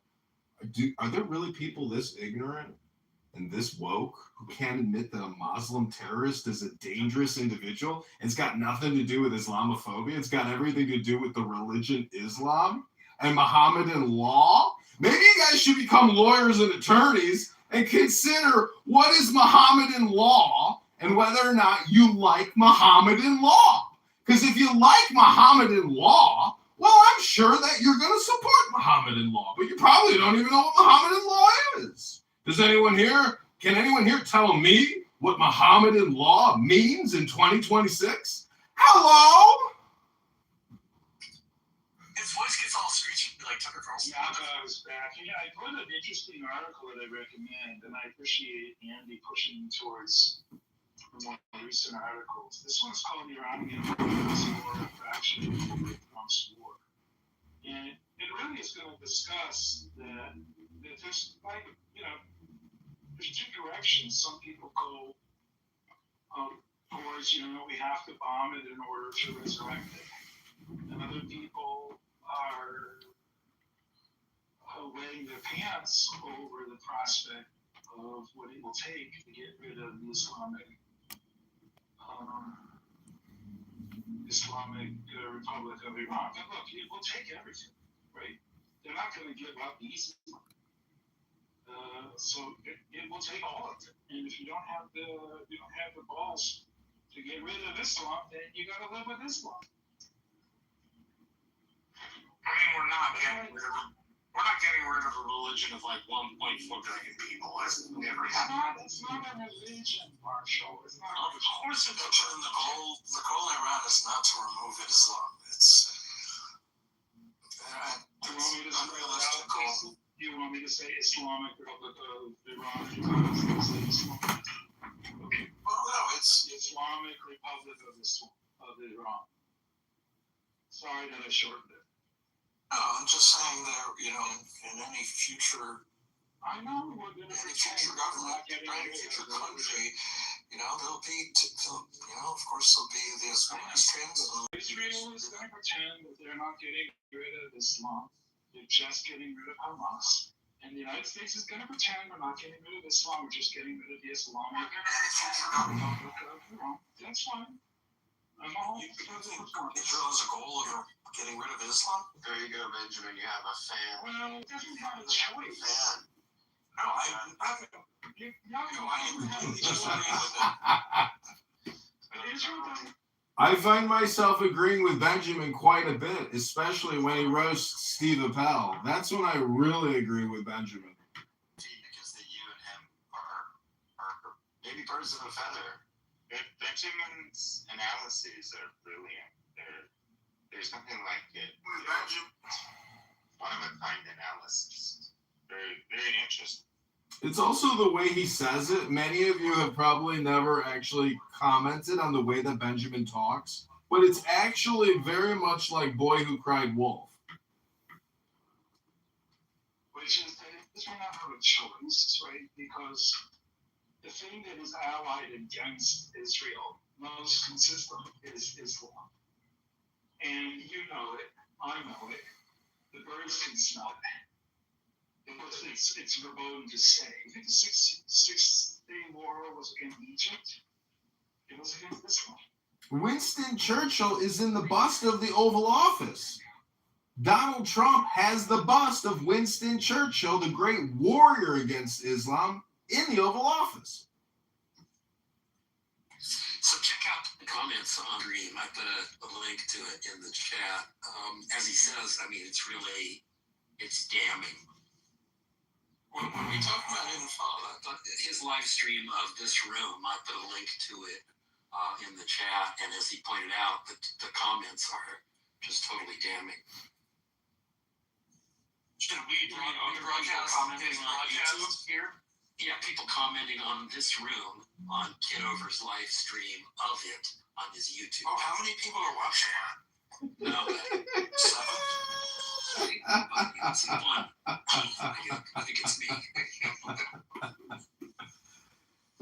Well, see, if you go to my live stream section on my YouTube accounts, you can actually see the total number of views of all my videos. So please don't discredit me by saying I get no views. Go to my actual account, watch maybe a couple videos for 5 to 10 minutes, and then look at the data analytics and the numbers, and then we can have a conversation. I am complete. Thank you all very little. Oh, sure.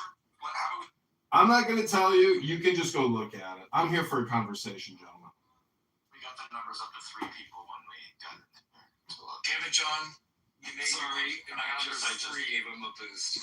He probably earned a nickel off of us. He tripled the numbers. Hold on, where is this link? Jeff, to have a wife beater. Is this the modern equivalent of just like yelling on the street and begging for food?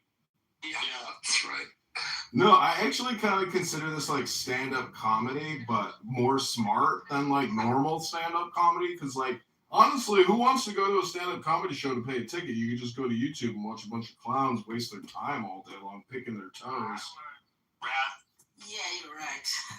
I'm gonna laugh if what you think is everybody finds it. You're off topic, Marshall. I love how Marshall always on Clubhouse says, you're not talking about the topic. Stop talking. You're not talking about the topic anymore. You're off topic. You ever notice how Marshall does that all the time on Clubhouse? You're off the topics. Get back on the topic. That's Marshall's favorite way to communicate with people. You're off topic. Get back on topic. Marshall says that every single day on this fucking app because he's a low IQ meth head. For some screeching in the bushels. Can you imagine somebody actually watching one of his streams and wondering like who the crazy man is? Wow. What is the delay between live and YouTube? It's like 6 seconds. Do you have a flag entering your bathroom, John? Or is that the hallway? The 6-Day War. Well, I think you want me to say is Islamicism or... I don't know. I want you to find something else. Find the thing that you could possibly replace it with. 6-Day War. It's political Islam. That's what he's trying to get at. I'm going to PTR here. My new book is called The Many Faces of Political Islam by Muhammad Ayub. I'm not done talking about Hamas. You have to wait your turn. If we all Those are the only wars in which both sides ate cucumbers. Many Faces of Political Islam. It's a fresh cucumber. Yeah. Doing a little vinegar. Yeah. To make a campaign speech. Why? So, Benjamin, what's the answer? What do they have in common? They were all fought in the Middle East.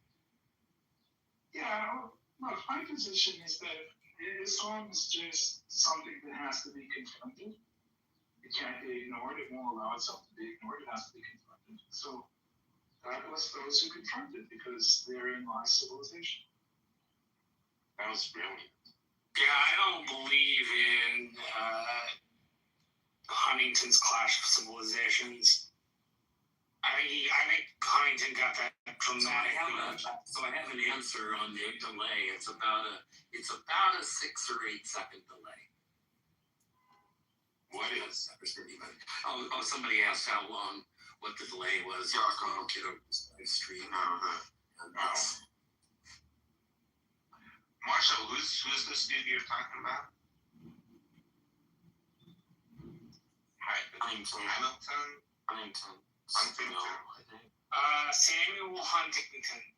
He wrote a piece called The Clash of Civilizations, which presupposed that Western and Middle Eastern cultures couldn't live in harmony because they were too different.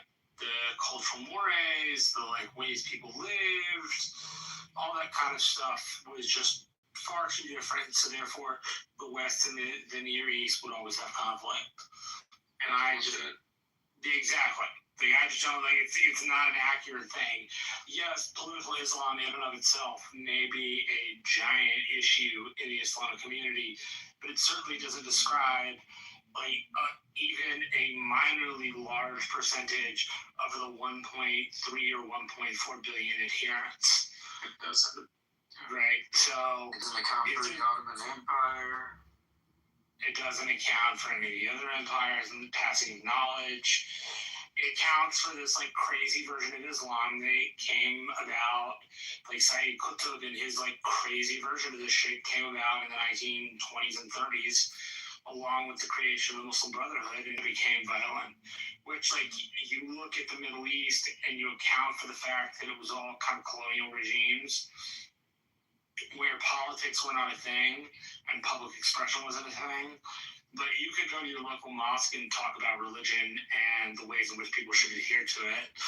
And that was a totally free public space. And so, somebody like Sayyid Qutb, who was this scholar who studied in Greeley, Colorado, came back to Egypt and was repressed by the colonial government and wrote this manuscript called Illuminations, in which he called essentially for now redefine what jihad had meant in the last 500-ish years from there into the future for Islamic fundamentalists in a way that just can't be ignored. He's the progenitor of some of this stuff. I think what people like Benjamin kind of forget is that the issue, it was a nationalistic issue, and the original people on the Palestinian side, we had Yasser Arafat and Mahmoud Abbas, people like that. They were all quite secular. They were not religious at all. And on the Israeli side, the entire Ben Gurion up through Yitzhak Rabin governments were not religious at all. I think what happened was that nationalism couldn't carry the day anymore. And so people got tired of fighting over nationalism. And so the leaders had to pivot towards religion in order to keep recruiting soldiers for the fight. And if you look at the history of the Middle East, there was never a fight between Jews and Muslims until the 1960s. And so that I think that this conflict being presented in terms of a religious conflict, I think is a rewritten history of this conflict. It's not about religion. It's about nationalism on both sides and the right to self-governance on both sides. So it sort of in the era of nationalism, the 70s, the 80s. I don't remember which it was, but somewhere in there you have Arab nationalism, and then you have Pan-Arabism introduced. I always forget the word. No, I'm not. I don't want to cast like that. Okay. Because Arab nationalism in different countries meant different things. Okay. So I just want to focus on Palestinian nationalism and not broaden it to Arab nationalism. Yeah, no, the obvious of the conflict and time ago they kind of like tracked, like where did the is when you say free Palestine, what does it free like that? We never had an independent Palestinian belong to Egypt. It was occupied by Jordan. It didn't belong to Jordan. They illegally occupied it. It wasn't part. Occupied what? I mean, when you say it wasn't part of Jordan. Right, the Hashemite Kingdom of Jordan was created in 1940, allowed to carve up, and they did. And they got 55% for the Jewish state and 45% for the Arab state. The Arab state was the West Bank. They didn't create a state there. Jordan invaded and occupied that land from the end of the Israeli War of Independence, whatever war you want to call it, from 1949 to 1967. So let's That's why when it was a country named Palestine formed in that division. No.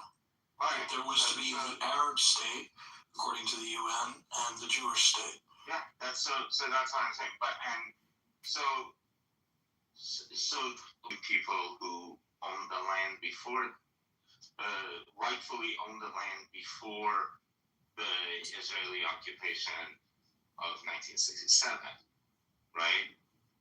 It's kind of like if you kick out the occupiers, then the land reverts back to people who owned it before they occupied. Right, that's why it's contested. The Israeli position is contested territory subject to final negotiations. But whoever contested, the contestants should not include Palestinians because they never owned that land. That's what I'm trying to say. Yeah, I agree, but you just made the statement that Jordan rightfully owned that land. No, they didn't. They occupied it. It wasn't theirs to begin with. They invaded the land and they took it through conquest. So the land belonged to the Ottoman Empire, then it belonged to the British Mandate. Correct. And then it would be the US. Then Jordan occupied the British Mandate land. Correct. And then Israel occupied the Jordan occupied British Mandate occupied land. Yes. So it's the Israeli position. Needs to be figured out. I agree. But we don't know. No, they said we're done. They pulled out. They said we're done. They handed it over to the UN. The UN said, okay, we're going to come up with a partition plan. They did. They said, here's a partition plan. Right? And the British pulled out. It back to the Ottoman Empire, right? Because that doesn't. That's a non-existent entity. Right. So it can't revert back to the British Mandate because that is also a non-existent entity. Correct. So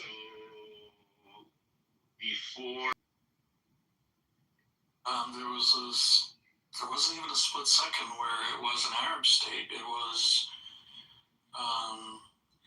the British Mandate ended on, I want to say, May 13th, and because Israel took Israel. If you let me pull up the map so you can see what it looked like. Israel 1948 borders didn't include. Correct. It was a fraction of what it is even today, but it hadn't won the War of Independence. Right. So who owned West Bank at that time? I'll show you. Hold on. Let me just talk for a moment. Let me just find the map. I have too many things on my phone.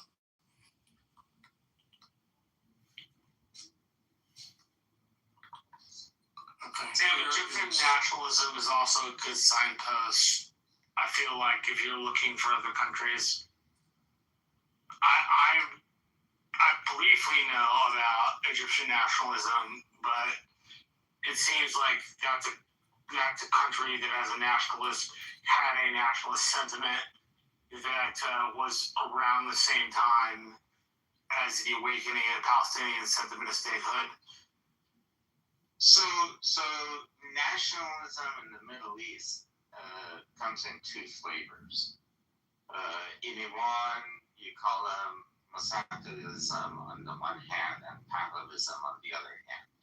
So Pahlavism, which is the nationalism that Reza Shah brought in, is basically European nationalism, nativist, xenophobic, superiority, etc., etc. Very much foreigners get out, we can do our own thing. The other one is Mossadeghism, is the right of self-determination. It's a movement against pseudo-colonialism in the Arab states. That is, foreign countries stop dictating to us what we should do and let us have the right to self-determination. So when in the Middle East, when you talk about nationalism, you kind of have to be cognizant of which one of these you're talking about. And the nationalism that I was talking about was a second one. It's not a nativist nationalism, basically being practiced by both the Zionists and the Palestinians. Okay, that's the map. The mandate ended on May 14th. On May 14th, Israel declared independence. They accepted the blue portion, which is a lot smaller than what Israel ended up being after the five armies invaded. So it never belonged to the so-called Arab state. Egypt took its portion, Gaza, for example. Jordan took its portion, the West Bank, and Jerusalem. You see, Jerusalem was supposed to be was supposed to be an international city run by the UN. And this portion, that is the West Bank, is larger than the West Bank is currently today that Israel occupies. This is what was allocated to the Arab state. And if you look at what the West Bank is today, those were essentially the armistice lines. Yeah.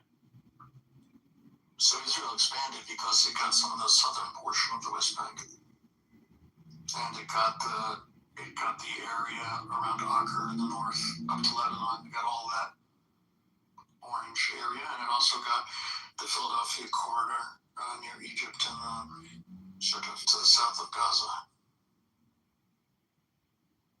This is a very unruly map. Each of the two countries had 3 choke points where literally they came together. They weren't contiguous countries either for the Jewish state or for the Arab state.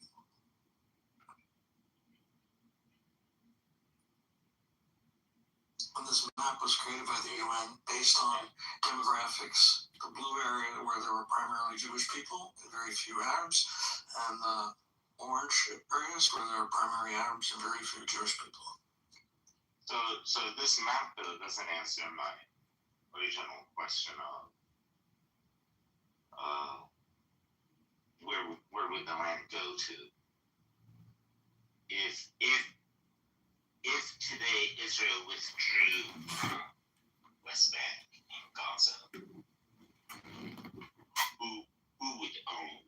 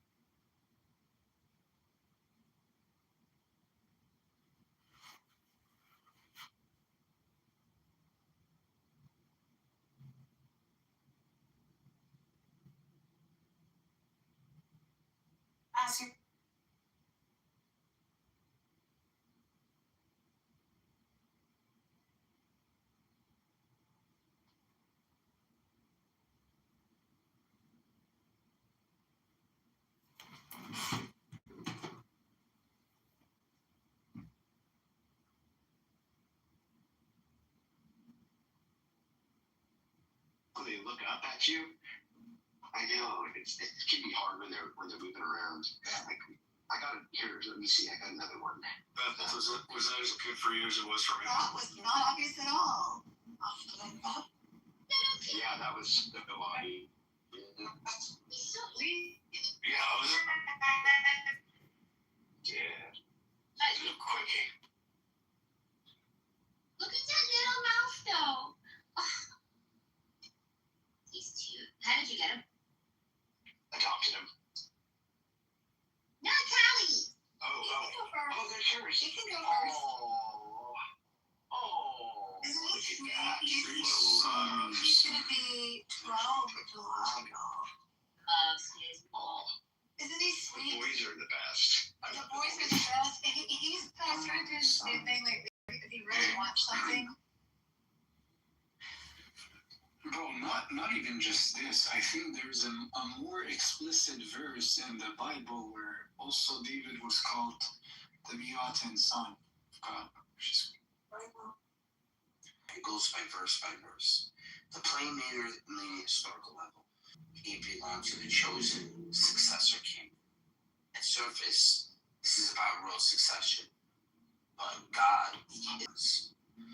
So this is specific selection, not by genetic statement. Was Solomon the firstborn? Yeah, no. David is the firstborn. No, I mean, like, was Solomon the firstborn son? No. He wasn't. Okay, wasn't his that's first fascinating. You see, this impresses me. It impressed me with like how in the Bible the first son does not necessarily inherit the throne, right? Whereas in recent history, he didn't pick his sons. He picked his servant's son. Yeah, that's a fairer, like a system that's more fair, like in terms of like, it's just who's wise, right? Who has the most legitimacy to rule based on knowledge. Well, that's what I mean. Even when Solomon asked God for the knowledge, and God gave it to him, it still was. Read this verse, it explains it. So we go to 2, covenant meaning, Davidic theology. This connects with 2 Samuel 7:16, where God's promise to David, the descendants' seed will come from him. That son will build his house and temple and have an eternal kingdom. So Solomon, your son, means immediate fulfillment of the promising temple builder. The first layer is a much bigger covenant. I will be his father, he will be my son. This is the key phrase here. But right after Solomon, your son, God says, and I will be his father, and he will be my son. This is not a biological, it's a royal adoption language. In ancient Near East, kings were often called sons of God. It means chosen, representing God's rule, and having a delegated authority. So for Solomon, son equals covenant king under God's rule. The condition changes here in verse 7. I will establish his kingdom forever if he is unanswering to his commands. So the if here is crucial because Solomon's kingship is conditional. And historically, Solomon fails for idolatry in 1 Kings 11. Though the forever promise is not fully realized in him. Why this becomes a major debate point. Am I understanding, right? Well, this is to be where precise, Judeo-Christologically, he fails. So you're going off on some other shit. I'll just read. No, it's just a precision. Go ahead. Well, this is where the covenant language, right? This is where it pertains to Jesus, because we're not going to say he failed, right? So Solomon, he doesn't equal, but historically, Solomon doesn't equal the full fulfillment. His kingdom did not prophecy here. It's immediate with David's literal son building the Let me ask you a question. and then the ultimate one. If Solomon succeeded according to your understanding or criteria, He would be the Messiah. that's what you think?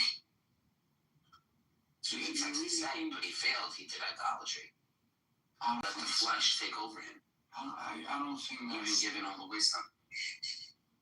Anyways, go ahead. Continue. That's an You interesting can't think of it. You can't think of it as we're not reading the Quran. I understand you have that background, but we're reading the Bible. Sure, that's why I'm confused a bit because, but anyways, go ahead. It's an interesting perspective. Finish.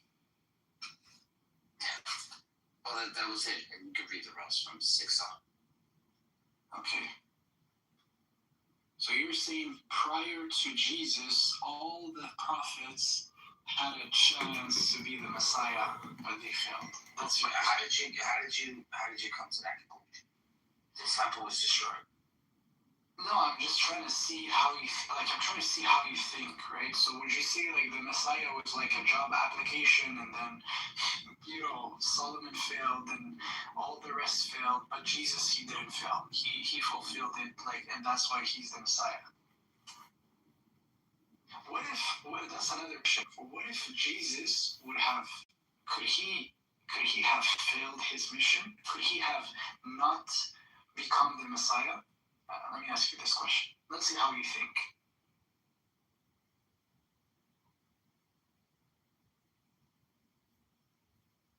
What was the question? Well, because I think the way you read it, it's like you read it from like a conditional perspective. David could have been the Messiah, yet, at one point he might have failed his mission because whatever, he slept with Bathsheba. And then this chance or this opportunity, this job application got passed down to his son Solomon. He was on the right track. He could have been the Messiah, but then, at one point he did such mistake, therefore, he failed and he's not the Messiah. And then you could say this to like all the prophets, all the lines of the people who were there to succeed the kingship of Israel or whatever. And you come to Jesus, and then boom, Jesus, he might have failed his mission, right? According to your conditional perspective, you need to be coherent. But no, he passed, so therefore he became the Messiah. Do you see it that way, or am I wrong? Is this a correct perspective?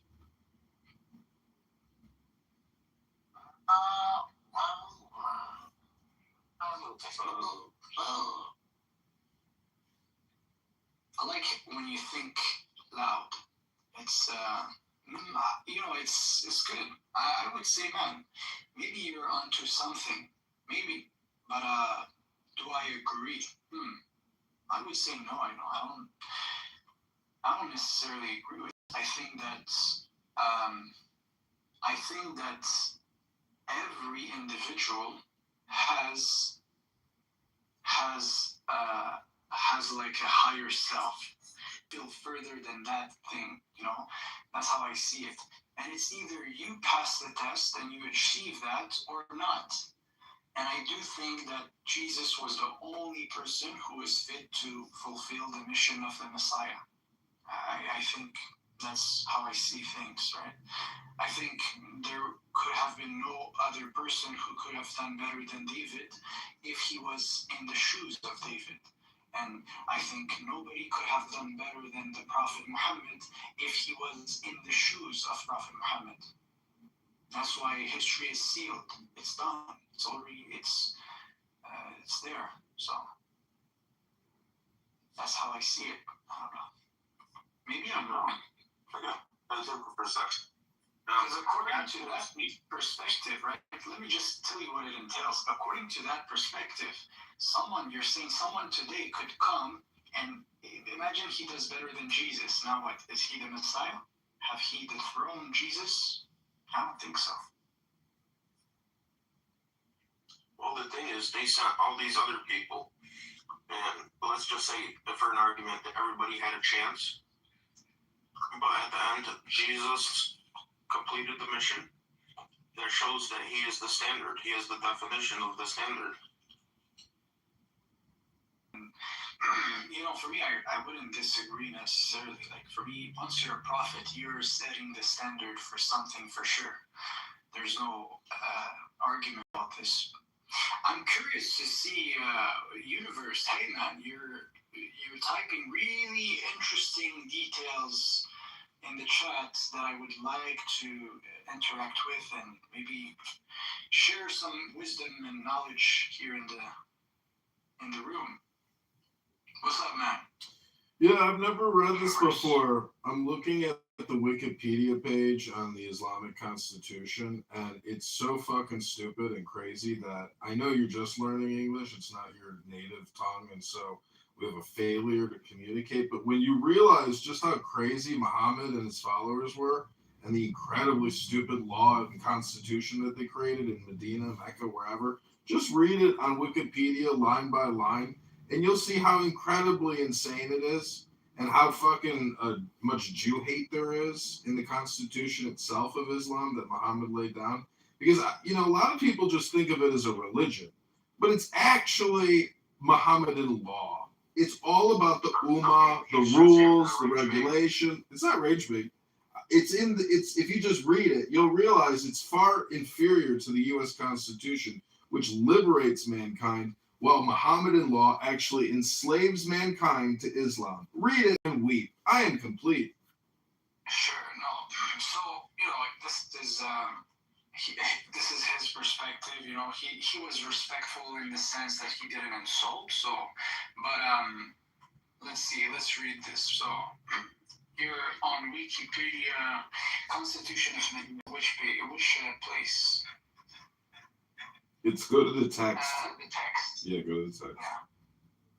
I've never read this before, and I've never heard anybody talk about it in all my years of listening to people debate Muslims. And to me, this is shocking that today, for the first day, I finally have heard about the Islamic Constitution. I've never read this before, and it's fucking shocking.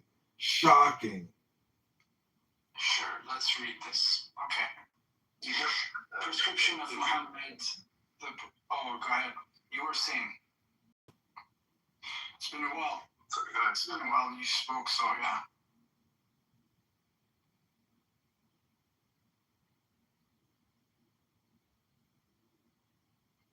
Okay, so, alright, it says this is a prescription for the prophet and the messenger of God to operate between the faithful and the followers of Islam, the Muslims among the Quraysh, the people of Medina, and those who may be under them, may join them and take part in wars in their company.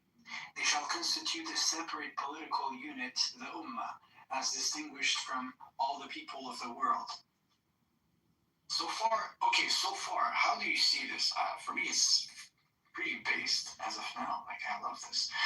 It sets a beautiful tone.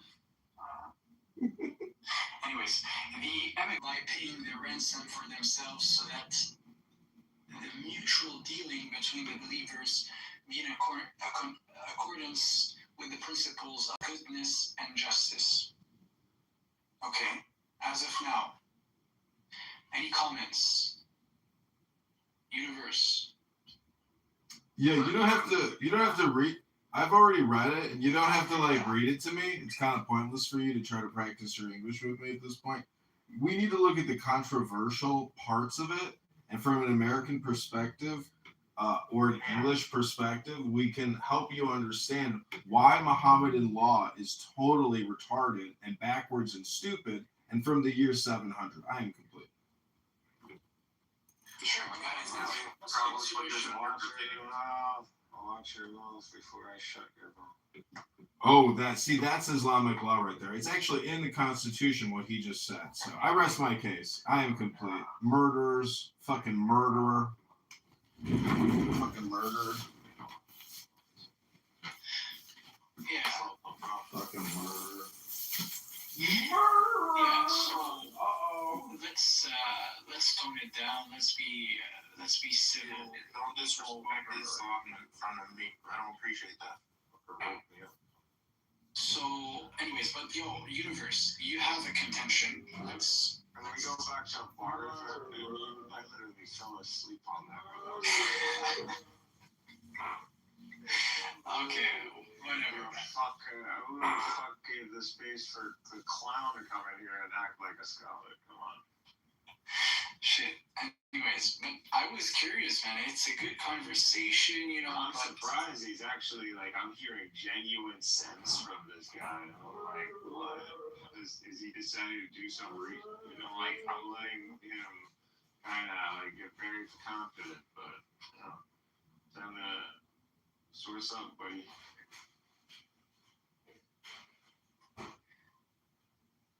Actually, you have a place that says why do you gotta make choose so complicated?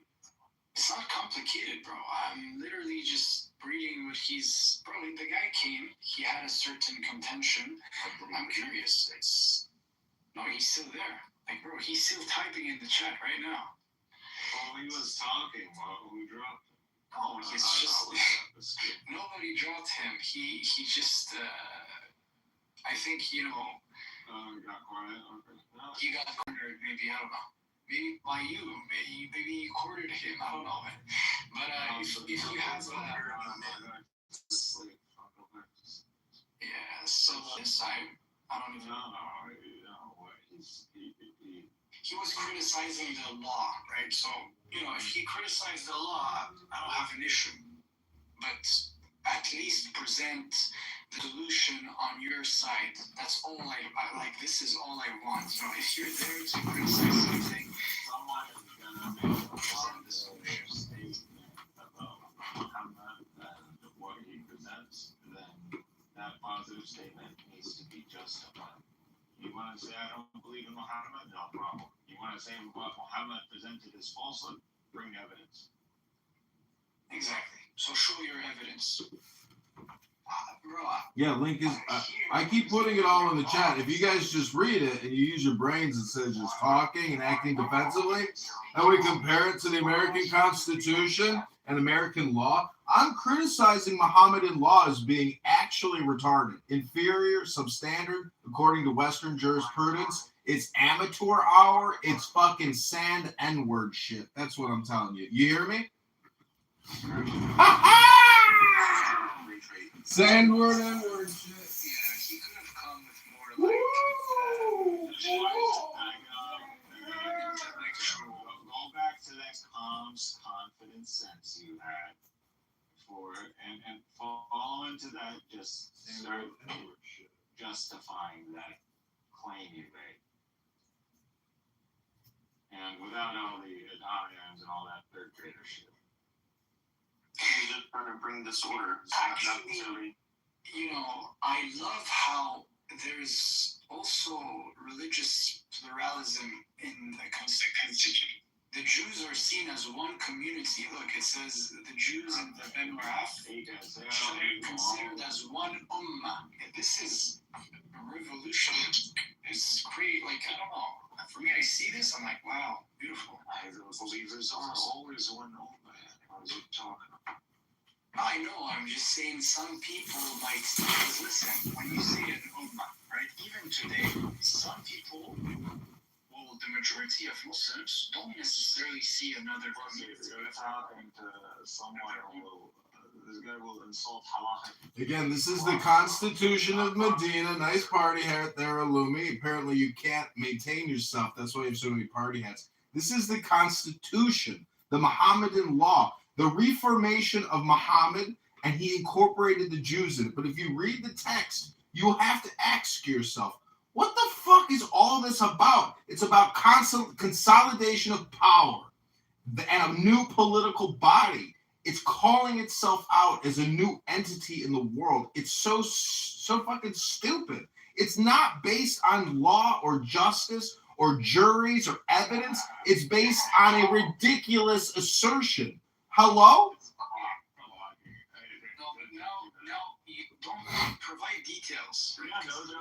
The details are in the chat. Copied and pasted in the fucking chat. Try to fucking read it. Hello? I literally gotta open my eyes now. Holy shit.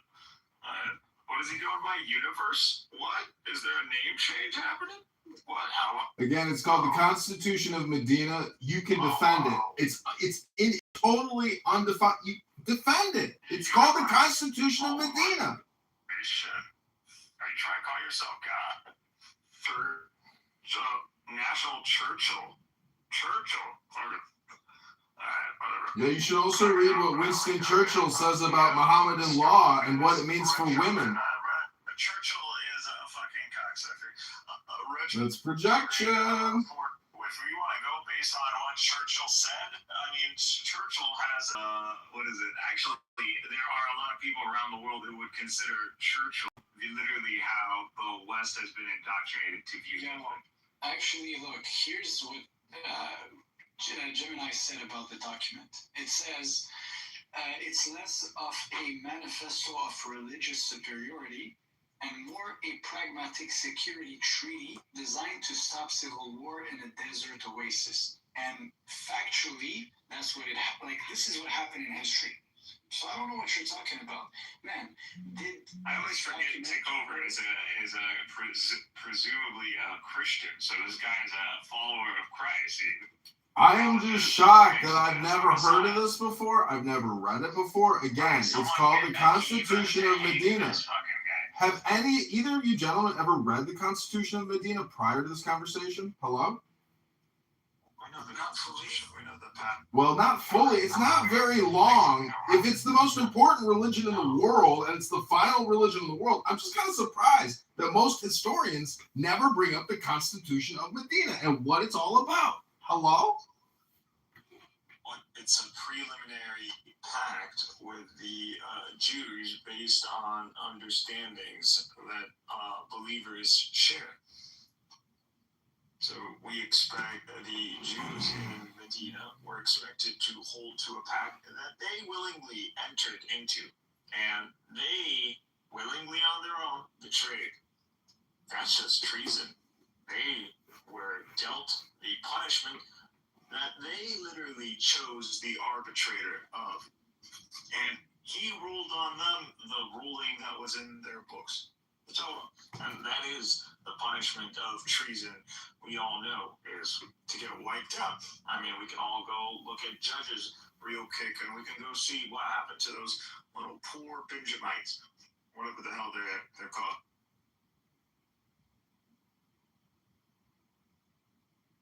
Nothing that Muhammad and his authority as the final prophet from God, whether you fucking like it or not, this person declared himself and brought about a correspondence that literally triumphs anything. There is no text on the face of this planet that tells you this is direct correspondence from absolute divine reality. Okay, well, that's your opinion. How do you explain blood money? How do you rationalize blood money? Okay, you're monologuing. You accused me of monologuing? No, you're monologuing. Go ahead. That is completely a sidetrack. When you say blood money, what do you mean? Define. Read it. It's in the Constitution of Medina. If you don't prescribe to these rules by Muhammad, I am! Shut up! It's right here. I'll read it to you. Do I sound like I'm whining? You had a calm, collected tone. Just go back to that. All right, here it is. This is what it says. Proven, he shall be killed in retaliation unless the heir, the child, the wife, the person associated with that person, the murdered person, be satisfied with blood money. And then it says, and all believers shall actually stand for this ordinance, and nothing else shall be proper for them to do. And we still stand on that ordinance till this day, as long as if that is killing is not done in a clear, direct way towards that person's belief or demographic. So just because this person is a Jew and this person killed him, or he killed him in ill faith, as in he just did not like the fuck his face looked like this morning, yeah, there is no justification for that. We don't accept, no one accepts blood money over that. That's done through a law. That's but there are citizen. there is that incident where one of them, I think it was Bani Qurayda, insulted a Muslim woman or humiliated her or something about her chest.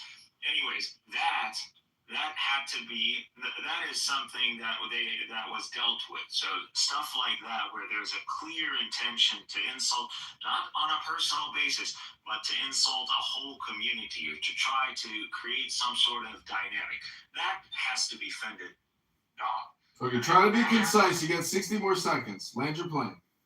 No, that is, we just told you there's no problem between the notion of compensating for the loss of life if it is an accident, or if it was done in the sense of you had like two fighting and it escalated. So there was no intent to kill this person. So in that sense, yes, this is where arbitration takes place and an amount that the victims agree on. And this is done till this day. My cousin ran over accidentally two kids across the street, jaywalked, they were gone. What happened? The whole family, not a single person who wasn't a head of a family, didn't show up. And that family, the ones who lost victims, you know what they did? They carried a sheet, and the heads of the families, all of their heads held the sheet on any side that they could hold. And until that sheet was full of money, gold, and whatever you could put in that shit, to the point that they can't carry it anymore.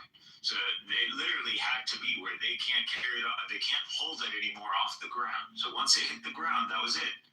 And so their weight in gold, and that is what they got.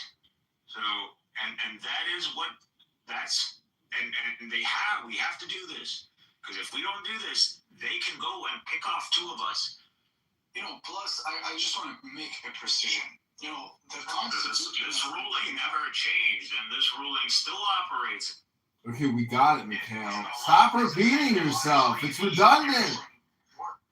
If your notion is that this brings somehow, if this dismantles any sorts of altruism or justice that you have, well, let's debate that, because it's a criticism, and we're moving on. It's a criticism. Hello? It's a criticism, and we're altruistic values being an outdated system. Highlighting an ideal of a sense of justice. Where do you get this sense of justice? This ideal by thousands of years of lawyers and attorneys and God damn you, Mikhail! God damn you to hell! Exchange in the West? What the fuck are you talking about? What? Okay, we're moving on to the next criticism. Please hold. Please hold. We're moving on to the next criticism. We're moving on past the blood moon, okay? We're talking about the people that were like hydrophobic. Oh. And the 12 No. tell me that the West brought human enlightenment. Stop fucking yelling, bro. Well, you could just leave any time. You're not my boss. Or one umat, along with the believers. For the Jews, their religion, and for the Muslims, theirs. Be one client or... Where's the fucking gall? The audacity of King Muhammad?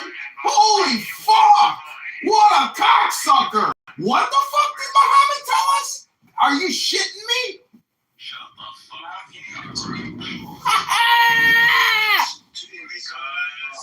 that's literally what he wants, because he's crashing up. Because, you know, you're going to come and claim ideals. You better start presenting this ideal that's called justice, and you better start Get me, they can't take it. In Revelation. And the only thing you're going to be able to do Shut the is fuck you're going to up, start bro. presenting the Hebrew Bible. And once you start presenting the Hebrew Bible, you're going to look like a retard. Oh, okay. If you say don't, but you can get to There's me. nothing in Islam. There's nothing that rabbis don't have a ruling or a teaching that justifies this. Nothing.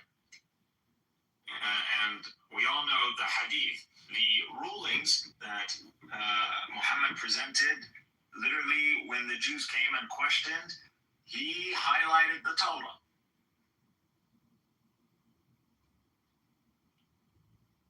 even till this day, the Jews, as people who are a protected class, they are to rule in accordance to the Torah. They rule their communities, and we already looked into, and Barth was brought the whole exilic and the history between Omar and the exilic and throughout the Muslim world. So, I don't know, like this, I always forget what this guy is trying to present himself, like a messianic Jew, or does he actually hold to Christ, or and if he holds to Christ as divine, is he triune, and how does he understand the Trinity? These are all, he won't go there. He wants to do this subjective istilah. He wants to, like, I have this Western sense of virtue ethics. First of all, the West doesn't even follow virtue ethics, and in light or in contrast to this subjective virtue ethics, I'm going to condemn Muhammad. Over what? Over this notion of compensation. Literally what we do in civil court. Like, this is Concerning the good to be lectured to, that's when I know it's time for me to leave, like a tree. Because now I'm no longer in communication with the tree. I fell off of it like a leaf that hit the ground and is deteriorating into the soil.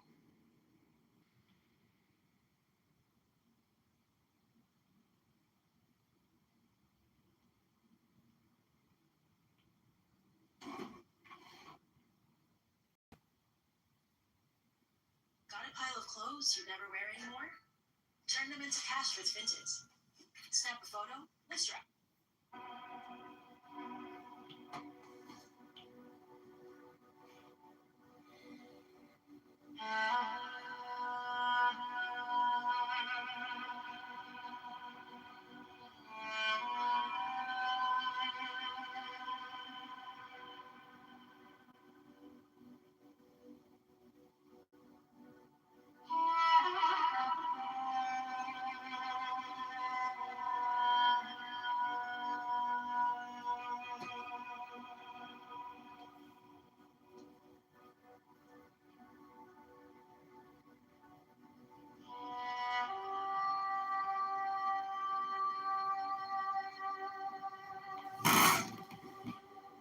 Y'all aren't serious. I thought you were. Come on, Joe. Are you? Is that the same grass that the cows are finished on? Grass-fed, grass-finished. I'm just not too much now. No, paid grassroots advocate for education. I really am. What the hell does that mean? So, No landscaper? listen, I'm going to say it slowly. Paid grassroots advocate in education. Hey, Joby, I got something interesting to tell you. So in education, I advocate for freedom in education, in K through 12 education. Free. You should be able to teach your kids anything you want. Funding. Well, they have to pass an annual exam. Like, okay, I'm the mom, how do you recommend? I'm teaching you 3rd grade. You gotta pass the 3rd grade test in order to get the curriculum for the 4th grade test. It doesn't sound like freedom. It sounds like you got a big firewall right there. So there's a test, so there's a specific curriculum that must be taught. So you're just it's a national curriculum. She's also advocating for the liberation of our tax dollars, meaning that we spend 1.1 trillion a year through property taxes, and Joe B's advocating for free usage of that money based on actual intelligence, not politics. It's not a ha ha ha. It's called liberty. It's called intelligence. Yeah, I'm having fun. I just like to be succinct, as some people say. You like to be succinct. Yeah. Please allow her to be succinct. I have Words. Hey, actually, Apparently, I don't even know. what you're saying actually matches your PTR, Austin Powers. Just FYI, it's an accurate PTR. Joe, let's just hug right now. Come on, you and me. Come back. I'm not mad. I'm just direct. I'm not mad. Uh-oh, Marshall Rankin's here, everybody. Get back on topic. We're all off topic. Not the Marshall and Dr. Mitch. Hey, Marshall, did you talk to your little brother today? And are we on topic? Marshall. We're not sure. You tell us. Doing pretty good. Can't complain. Glad to hear. I'm reorganizing my slotty studio right now. Had a pretty. Marshall, what was Trump's approval rating in the last 10 minutes versus George Bush's approval rating, all those years ago? Yeah, I was talking to Sean, not you, so. Oh, my bad. Well, I was talking to you. Apparently, your cheetah jacket's getting in the way of good taste.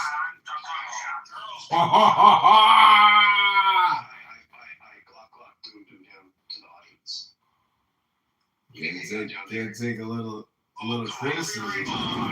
Everybody's afraid of criticism by John Kitover. It's just too annoying. Like,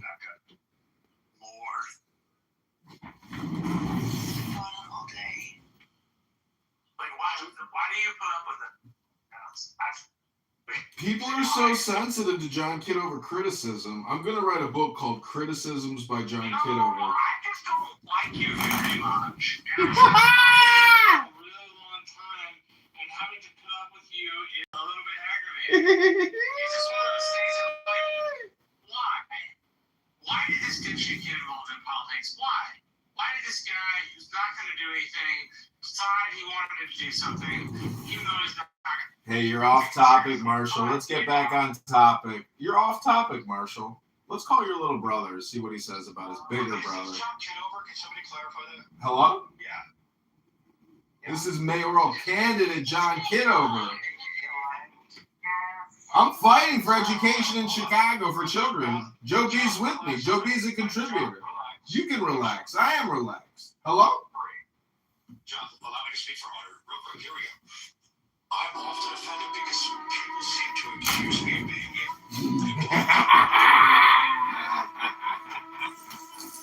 Well, neither of you should be offended. I don't get that. That is funny. But yeah, John, what are you doing? Just be a normal human and talk to us like a normal human. You can do that. Yeah, what did you have to watch me even to like in your personal life? No, just be you, but be on mute more so we can still hang out. Yeah, how things are going in your world? You doing okay?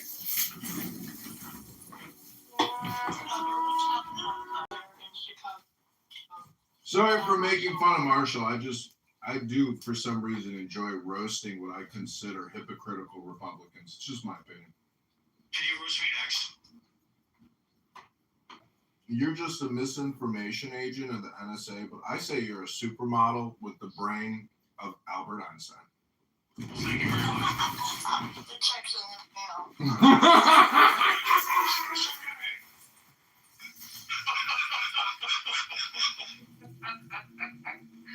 That's cute. Way to roast you, Joe. You're fine as hell. I don't care. And John, how about me? Hey, John, Mr. Kitover. If anybody accuses you of being me, just tell them to go to ChicagoMayorVote.com and vote John Kitover in the February 23rd, 2027 Chicago mayoral election. You want him to come here? How's that going for you, John? Have you been out at the local restaurants? Have you been going to city council meetings? What have you been up to? I've been saying that I'm going to arrest Brandon Johnson and indict and arrest all Chicago teacher union leaders under RICO. If many of you probably don't know what the acronym RICO stands for, but it's racketeering, corruption, and so I'm gonna. I am. At this moment, I'm currently getting signatures at the train stop. I hired somebody full-time to get me signatures. Marshall is well aware of the petition circulation process, and many of you know that I have been allegedly accused of petition signature fraud. It's a complicated issue. The truth is I haven't been indicted, as Marshall Rankin likes to say. It's just a news tidbit on a little cheap little independent newspaper website that tried to defame me on behalf of Darren LaHood, the congressman, who has a recent photo with Melania Trump doing a hand sigil with a hidden hand. I wonder if they're in a cult. Hello? So, John, do you know what RICO stands for? Yeah, racketeering, influencing, corruption. No, it literally doesn't. It's corrupted organization act. Yeah, racketeering and corruption. Hello?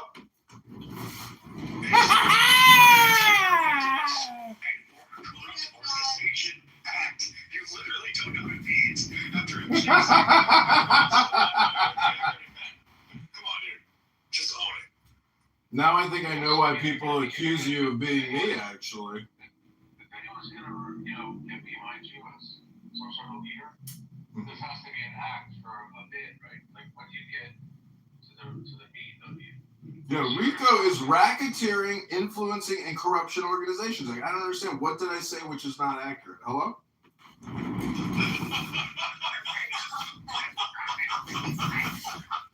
I have a project for you, John, tomorrow, Wednesday. Give me 20 seconds while I ask ChatGPT. Okay. Well, tomorrow, I want you to go general, buy us up a whole bunch of, paperboard and some sticks and tape and some Sharpies. And what are we supposed to write on this to come out and support you? What are we going to walk around with? Is it vote for John, vote for John? What are we supposed to do? Sorry, Beth, you've had too much vodka. I moved on to the mayoral campaign. I live in Chicago. I'm running for mayor. Well, you can see my 3-day plan on John Kitover on Instagram. I'll put the link in the chat. I hope you all follow me, and you can check out my 3-day plan once I get elected mayor of Chicago. I am complete. They're saying that Indiana wants to take some of our counties or precincts and absorb them, but I don't see how it's ever going to happen. Yeah, I don't either. Well, this has been really enlightening. Thank you for your contribution, sir. I wish you the best of luck in all your future endeavors. Thanks, toxic bathtub duck. Yeah, we've got to buy you. For Father's Day, we have to buy you a whole bunch of chargers for all those cell phones. I think we should be kind, guys. Who's we? You and a mountain bike? So, John, if I was going to burn me, I would be like, broken person on the internet, sad single father, something like that. But, toxic waste bathtub duck, come on, dude. You're better than that. I'd be better. No, you're better than that. You probably have no idea who you are deep down because you're so miserable. Oh, my.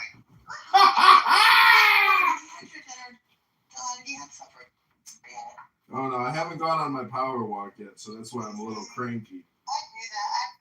I'm holding back a lot of self comments because I haven't eaten yet either, so I'm gonna eat before I say anything else. John, free advice. Your materials are too busy. Yeah, people tell me that all the time. Consider eating an edible bar of soap. This is a you're part of a An edible bar of soap. Is this a new product line you're launching? Toxic Austin Powers bathtub toxic duck bunny? An edible bar of soap. This is an interesting new concept. What's it made out of? You can shower with it, scrub your pits, and then just take a nash right off of the big old chunk of the bar, right? Dr. Mitch, what do you think? Is that sanitary? You're a doctor.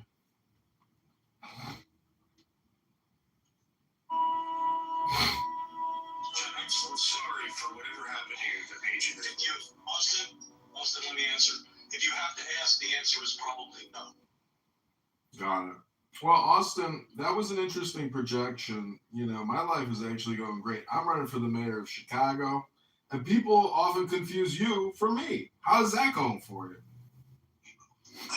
John, you have to keep running, okay? You just keep running. I don't know what to tell you. It'll charge up your cell phone thing. God, I do really think you're an amazing person, but how much money are you wasting on this? See, you guys just know me. You have balls that are like fucking iron coconuts, man. Thank you. I can't believe your guts. See, what you guys don't. Extensive imaging done on that. That's not healthy. See, you guys know me. The mayor of Chicago, really? You guys know. Like, that's gangster. You guys know me quite well from this app because we've had so many conversations. But people that have never met me and are just meeting me for the first time are leaving comments like, "This is schizo AI slop, brain rot," things like that. And it's a lot of leftists, a lot of communist, gay, pride flag type stuff people, and they really hate me. And actually, those are the most dangerous people in our society today. So I'm taking a risk, even running for the mayor. Ask me any other questions you might have. What are you doing with this guy named Ricks? Lord Jim, this mayor back. See, risk is spelled Ricks in the community. And essentially, whatever you do in life, it's cause and effect, artist and critic. And then you have to analyze it and say, was it worth it? Because if you suffer a death from your actions, well, then you clearly made a mistake. I want to live a long life. If you get assassinated as a politician, it was because your cogsack wasn't strong enough. Hello? So how you gonna reduce taxes by 25%? Easy. We just cut property taxes on the bill by 25%, and then our budget will have to reflect the new change in the revenue. See how that works? Hello? Reduce spending and don't pay for, I don't know, trash collection? Well, you can actually see the annual budget and the different line items of Chicago on my Instagram, and that's where we're going to take the 25% on. What we think is the most wasteful, abusive, fraudulent programs and projects. Hello? Are you going to shut down the contract where Chicago sold the parking spots? Exactly. We're ripping. Look at my Instagram. Day number 2. We're ripping up all the parking meters, and we're suing the Abu Dhabi Investment Authority for fraud. Oh, so you're going to commit contract. Exactly. Whose streets? Our streets. That's what the Democrats say all day long. Whose streets? Our streets. Well, that's what I say as a Libertarian candidate. But I'm willing to sue and fight for my city, for the streets. Because the Abu Dhabi Investment Authority doesn't own our fucking streets. Chicago owns our fucking streets. And all mayoral candidates are running hard on this message.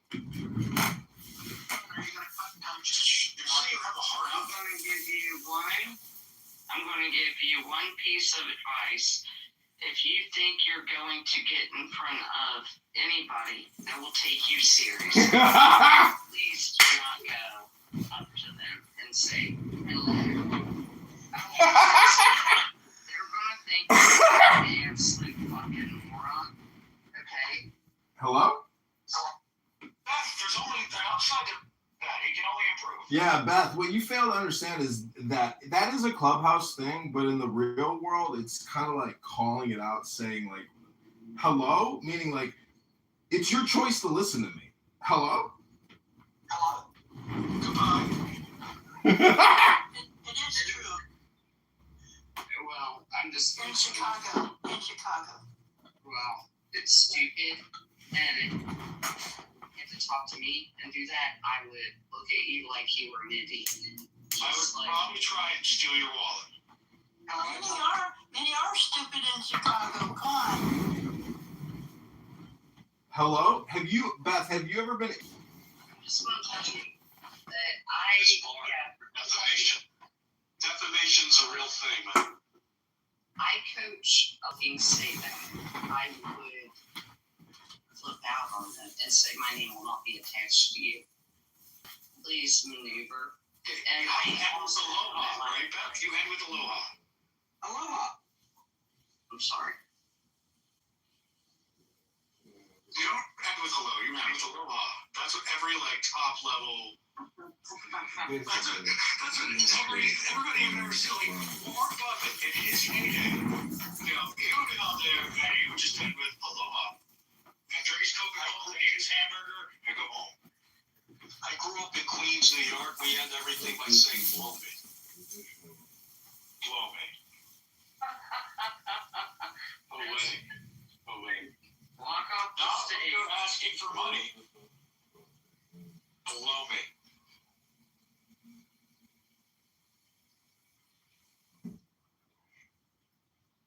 Okay, are you guys done with him now? It's yeah,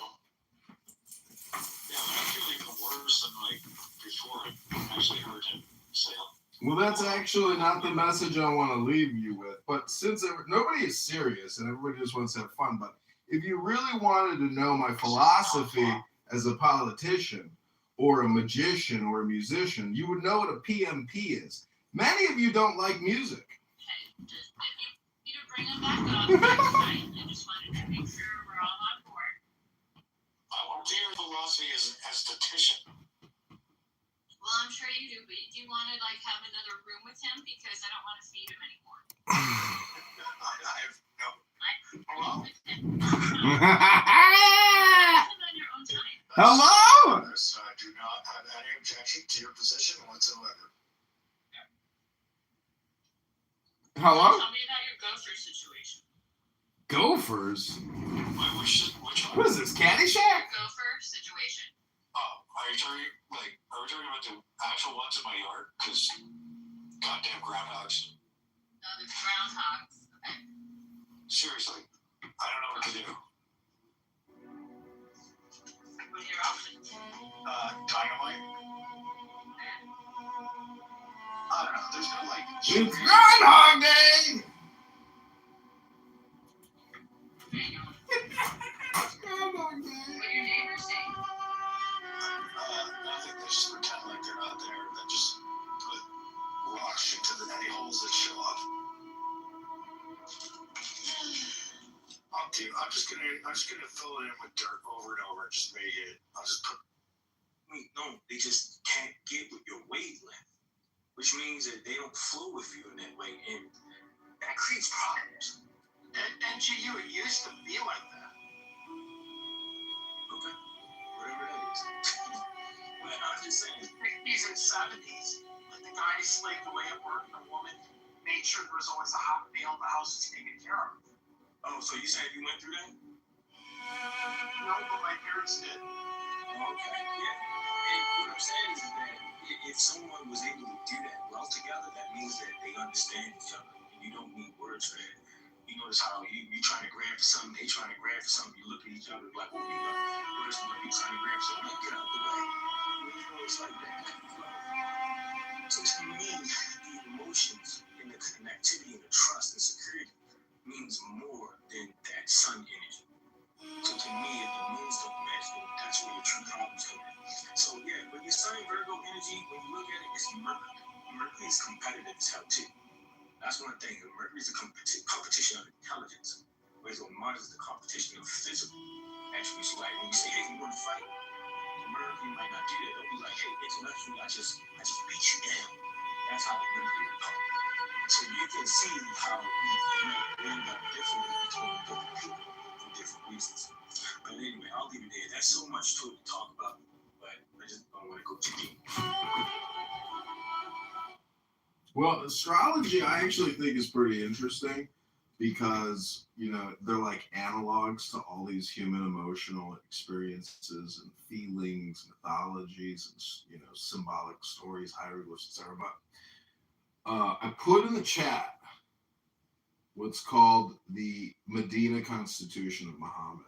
And if you read that, and then you compare that to U.S. law and British English history law and French law or German law, Italian law, all these other laws in other languages, it doesn't even compare, and it's like ridiculous. It basically declares Muhammad, God and king, etc. of everybody. So, if you want justice, what you really want is a jury trial, and a jury trial gives you, as the citizen, the ability to be judged based on your words and your truth, and people can generally detect bullshit.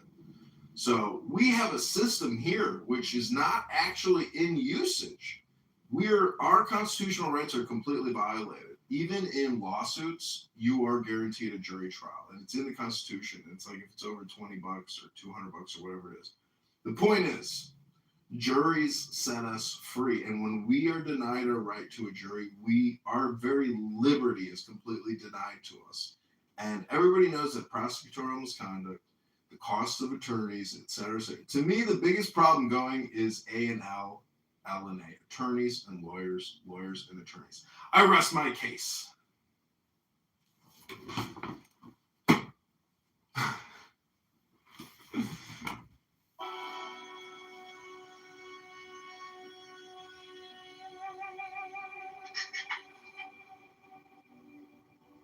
how's it going, John? What up?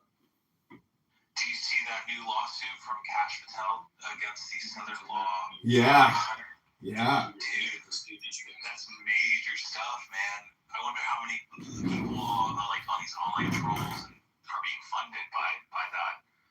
It's crazy. Oh, I think it's probably pretty small. Meaning that, I don't think that they were doing it, at scale. I think it was,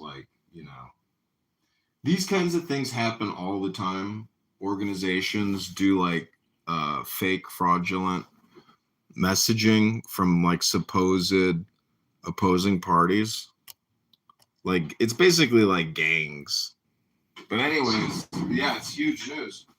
Yeah, F-37 was a member of the online leadership chat group that planned the 2017 Unite the Right event in Charlottesville, Virginia, and attended the event at the direction of the SPLC.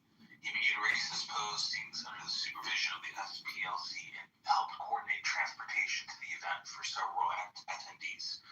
So between 2015 and 2023, the SPLC secretly paid F-37 more than $270,000.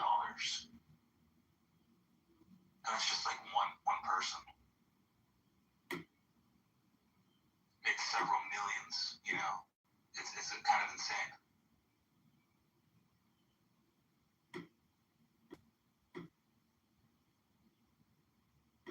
Okay, we've updated the room title to FBI Director Cash Patel lawsuit and arrests Clubhouse users Amir. This is breaking news. I can't believe Amir was named in the Southern Poverty Law Center lawsuit documents that Cash Patel put out. That's exciting. So, a federal grand jury in Alabama charged the Southern Poverty Law Center with wire fraud, bank fraud, and money laundering conspiracy, accusing it of funneling more than $3 million from donors to members of groups like the Ku Klux Klan, the National Alliance, and Aryan Nations between 2014 and 2023. Acting Attorney General Todd Blanche and FBI Director Kash Patel called it a scheme to manufacture extremism and deceive donors, with payments hidden through shell accounts. The SPLC described the payments as questions about nonprofit tactics and monitoring extremism.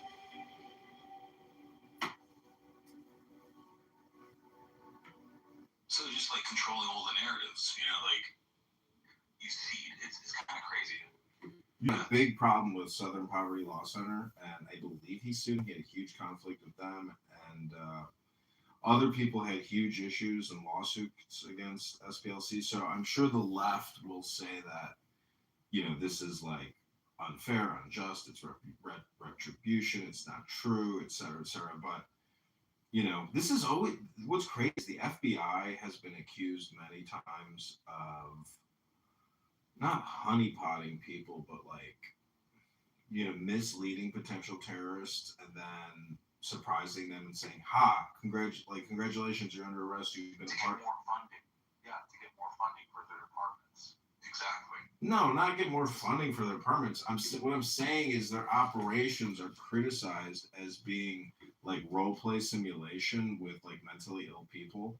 And then when they give them like the fake, weapon, they go, "You're under arrest," and then they're like, "You're with the FBI."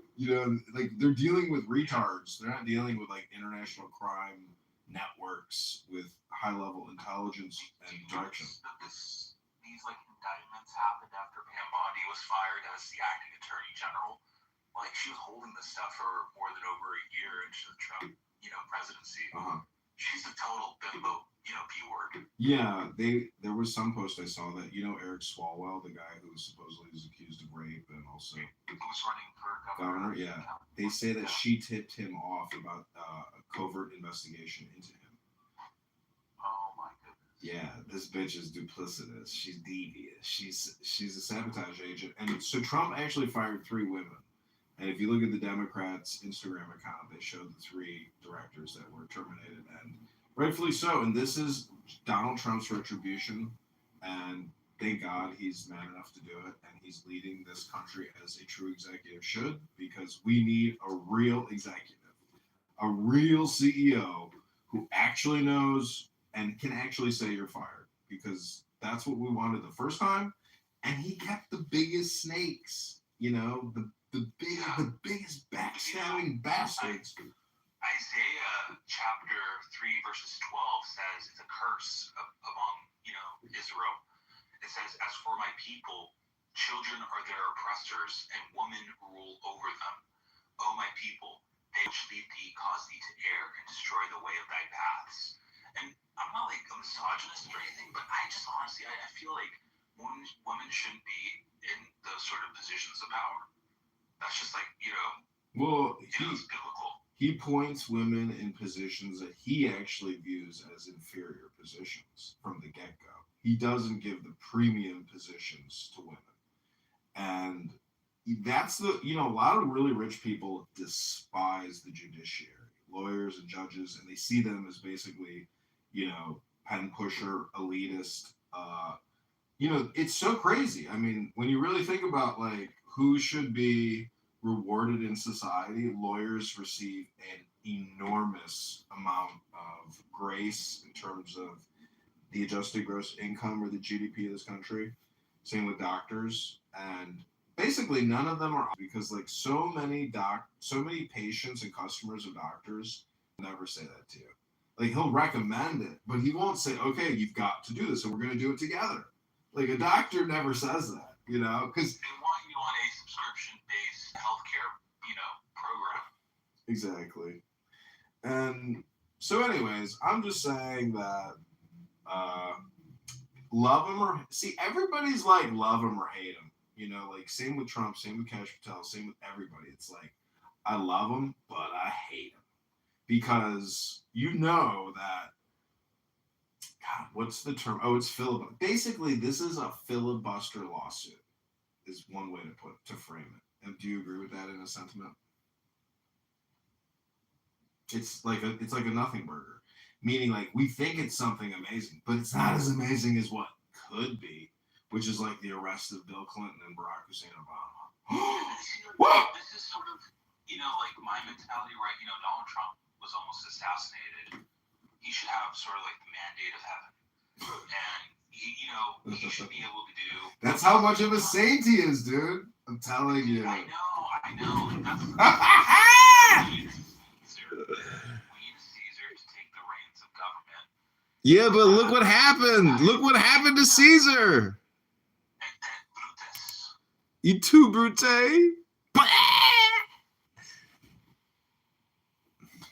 I think Trump,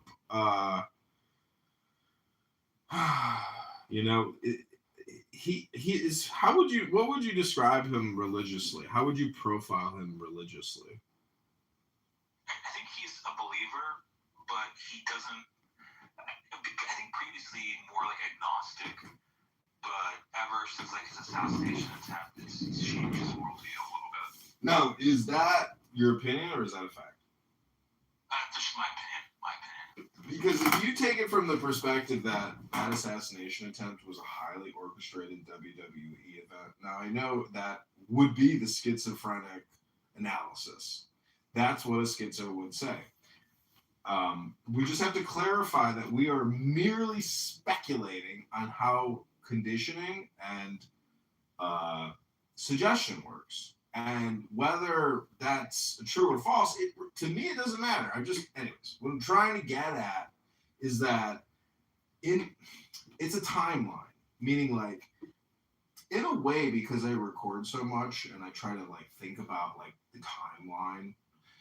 See, Clubhouse is just one huge timeline of like blabberers, blabberinas, just like anyways, it's merely me just, I don't want to say schizophrenically talking about Donald Trump's divine man, says, in a word, be a saint.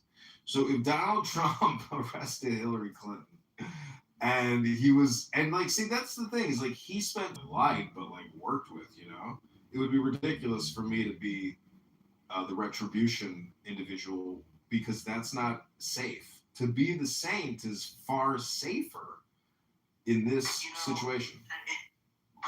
Machiavellianism says if you're going to destroy your enemy, destroy them totally.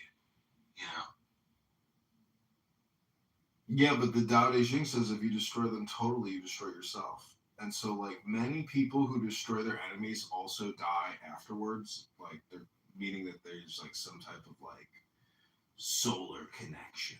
I know it's stupid. I know what. See, Machiavellian politics or Nietzschean politics or Lao Tzuian politics or Marcus Aurelian politics, it's like a salad. Do you ever make a chopped salad at home?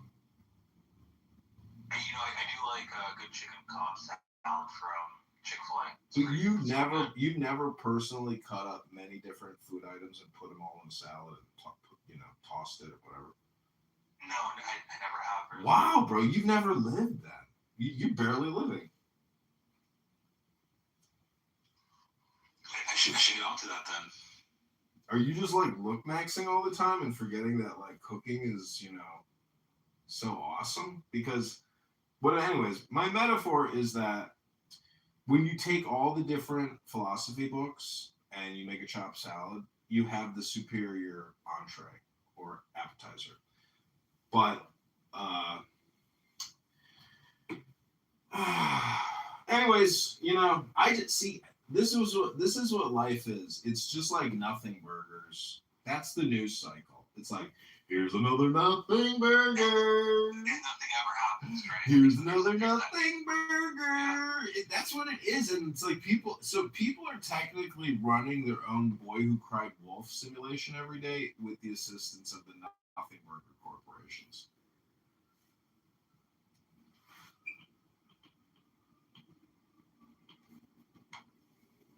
You don't think we're sort of like in the beginning of like World War III,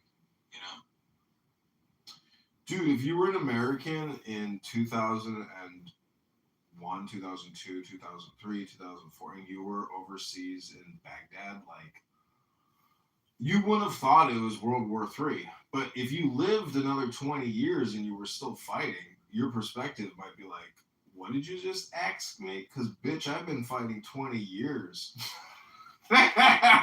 Like, World War III lasted, how many years? 4 years, 6 years? It's what, 34 to 46, 45? Anyways, I don't know what the years are. But my point is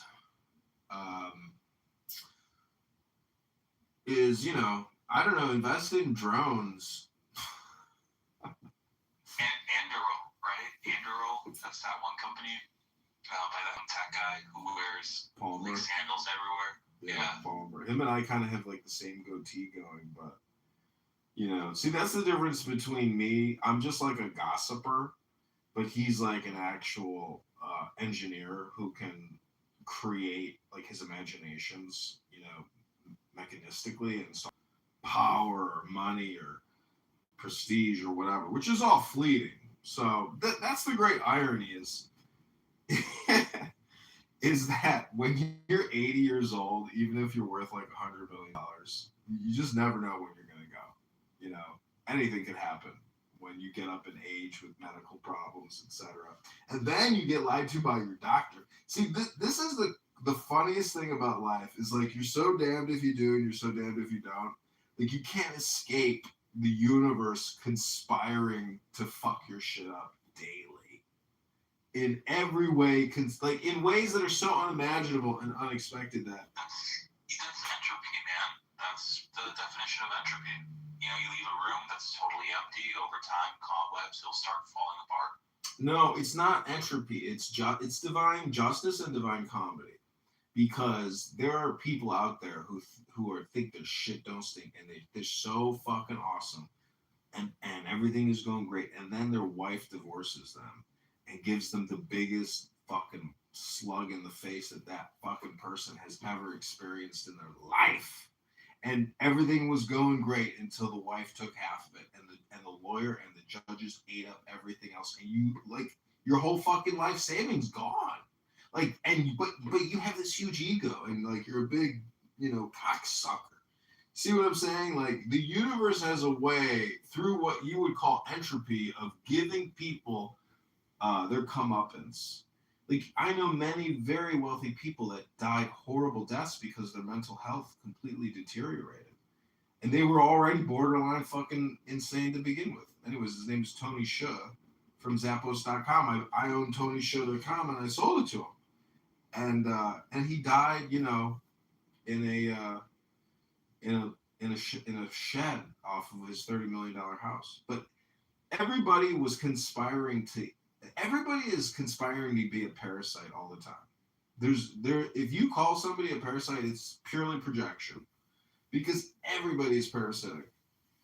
I mean, it's the nature of commerce, of exchange. It's like, so anyways, just want to quote Marshall Rankin and say, you're off topic. You're not even talking about the topic. Get back on topic. Isn't Marshall the biggest, bitch?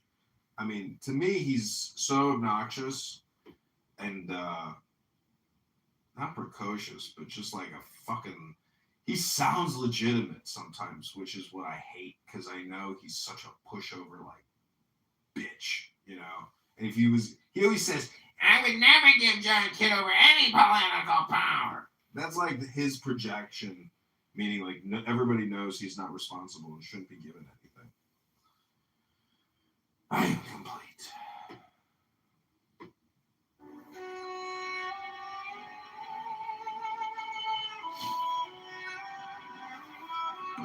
Well, John, it's been great chatting with you. I hope to talk to you again.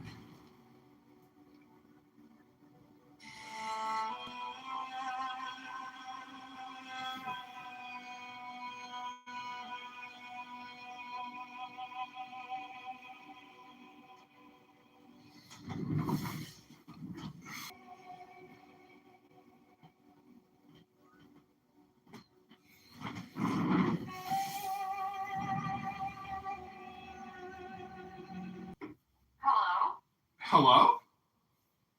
Hello?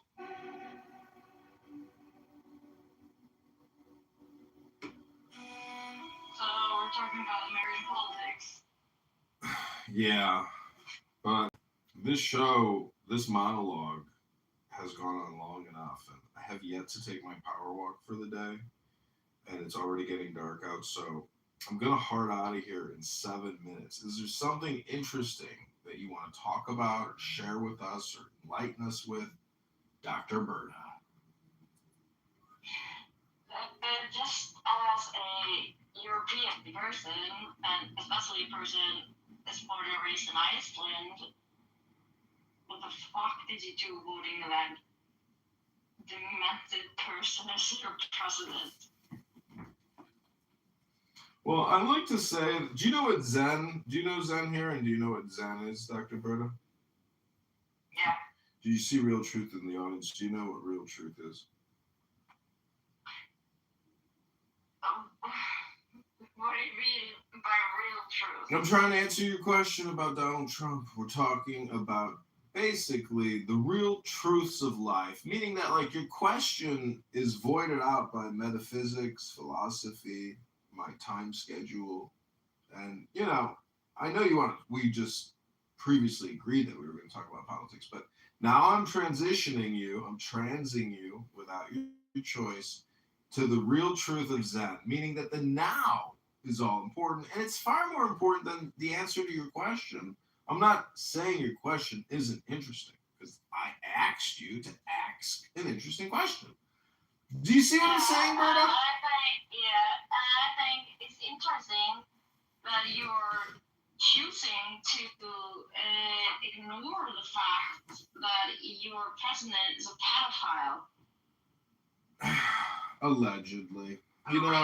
Defamation and slander of character is a common tactic politically to try to win elections, defame character. I know what it's like as a politician to be defamed online with smear tactics.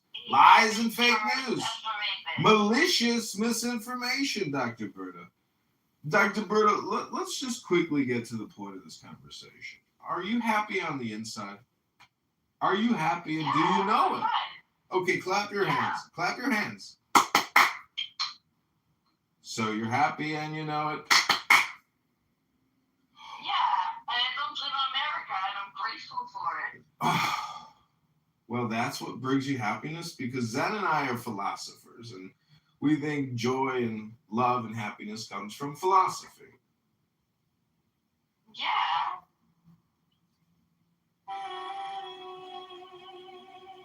But joy and philosophy also, it comes from your social standing, where you are in life, how you can get there, what race you are, how you can get medical help. You can't just get joy like this because you decide to. That's not the world we live in.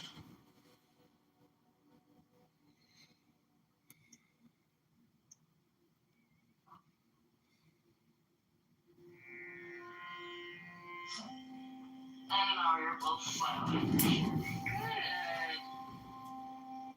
Well, you see, if I was in a tough spot in life, let's say I was having severe financial problems and my health wasn't good, or I had no influence or no network, I would definitely go the route of religious organizations, meaning that, like, if you're a financial advisor working for JP Morgan or Smith Barney, or Citigroup or BOA or Wells Fargo, if you're trying to sell mutual funds or stocks or bonds or CDs, what I'm trying to say is that you've got to get to a network. Do you know the analogy of the tree and the leaves and the wind of a network? How would you describe human relationship in terms of a tree? No, do you Oh, you don't give a shit? Oh, okay. No, do you think people should go through all that, have to go through different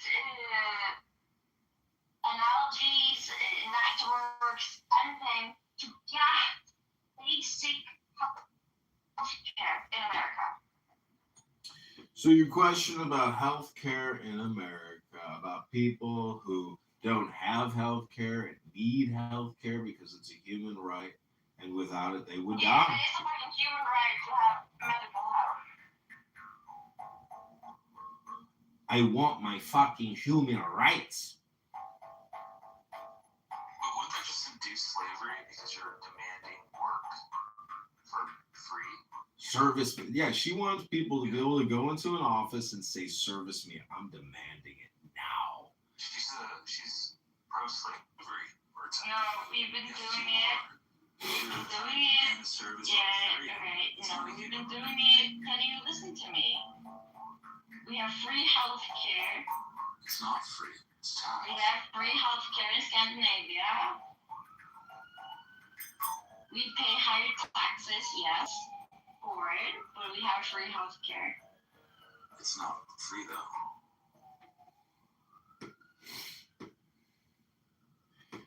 You see, nothing is free in the literal sense. That's why I go back to spiritual enlightenment as being probably the pinnacle of the word game, or the game known as the human game or game theory. And so when you say that healthcare is a human right and you have to have it, and as a society we have to find a way to fund it, Because all of this relies on checks and balances, and ledgers, and actuarial scientists, and forensic accountants, financiers, and basically the money supply. So I can understand why you think we should allocate the money, perhaps, but you haven't gotten there yet. But really, I think Zen's analysis. Do you happen to be Muslim, Berta? Berta? Hello? Yeah, I'm atheist. Okay, so you're an atheist. Now, can you describe to me in one sentence, not more than one, only one sentence, what is an atheist? Somebody who does not believe in higher power. A higher power is not believed in by someone. So someone does not believe in higher powers, and therefore their new name and description is atheist. Is that correct? In my opinion, you cannot push down on other people and saying that's how I describe atheism. And what's your first language? Icelandic? Yeah. So Iceland, how do you say atheist in Icelandic?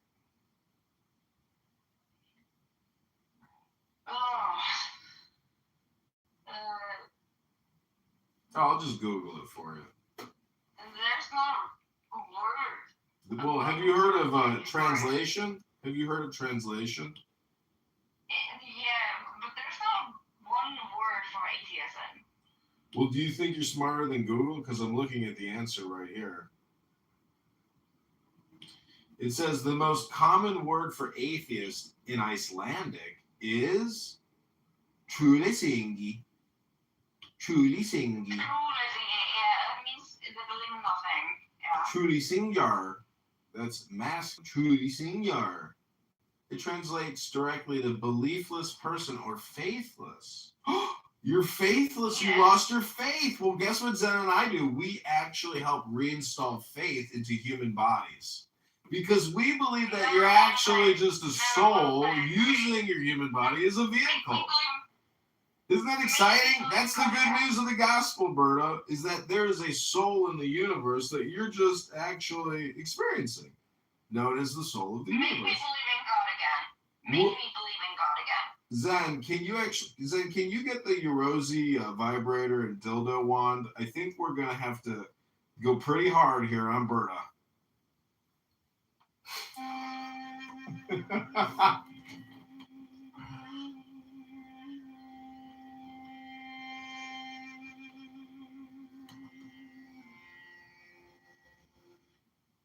Okay, Berta, are you ready to receive your faith instructions, your new reprogramming? We're gonna recondition you. How far in the cervix? Really? Do you know that's just hopefully every belief about the mysteries, Catholic Church, Apple Church, where priests are pedophiles against. Again, you keep going back to this P word, but you have yet to actually listen to us. We're not here to entertain your communication, to tell you the truth. I'm not here to entertain you either. I'm telling you, give me something to believe in. You haven't. That's what we're about to do. So, Zen, how would you suggest we proceed?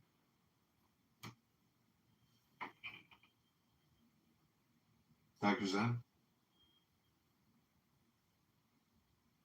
Silence is your answer? Giving me something in words. All you want to do is action. Okay, you have no faith. You're a beliefless and you're an atheist. This is This is Zen and I. We put this program together for people just like you in Iceland specifically. This is geographically specific. So take the deepest breath of the day and hold it for 10, not 11. 10, not 9 seconds.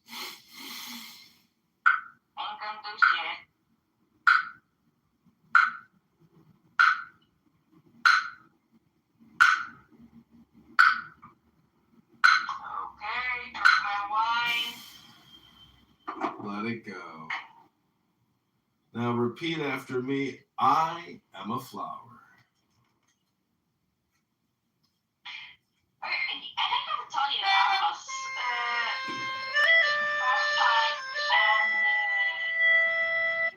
Oh, so you're a Christian now. I see. You just lost your faith temporarily.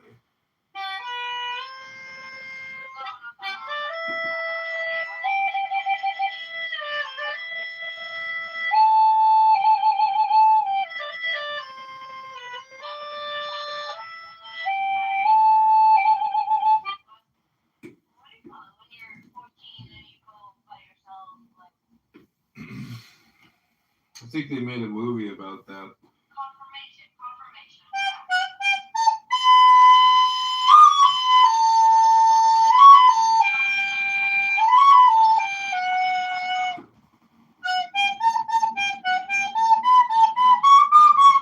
Oh, my AI is telling me that I have essentially maxed out on internet usage for the day and for my health. My AI. See, this is what good. See, Zen, this is how Medicare, Medicaid can save billions, maybe 100 billion a year by having medical alerts for disgusting lard asses with diabetes who can't stop looking at their phones and complaining. You know, could you imagine if like the government was to mandate cell phone alerts that say, get your fat ass up and go outside for a power walk? And I was like, damn, you guys just saved $1 trillion this year because now our health outcome has improved. You see what I'm saying?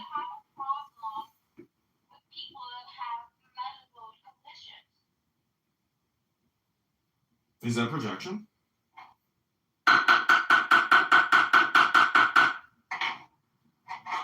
Hello?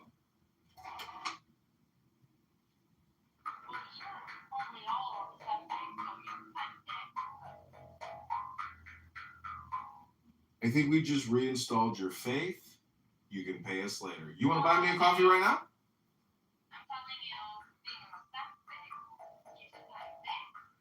Okay, Zen, I'm going to report her profile for harassment and abusive language. Report Berta. You're going to have a party hat within a couple hours. Report Berta abusive, harassment, vulgar, profane language. Check. That's harassment and abuse. Submit to Clubhouse. Take a screenshot. Attach image. Boop, boop.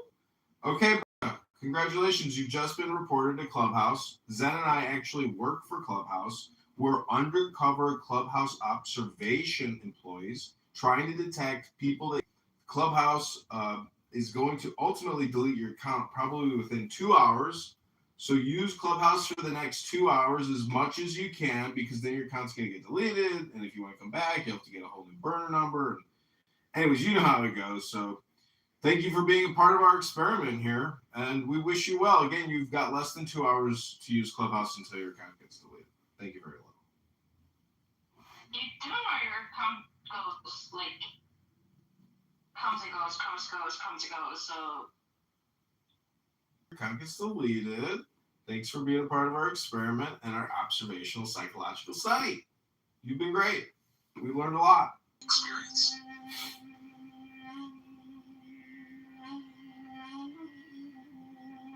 People on Clubhouse don't know what to think or say or feel or how to respond when they encounter the universe. Or Zen. Hello? Something that I would love to read to you, universe. Just hear your thoughts and opinions on it.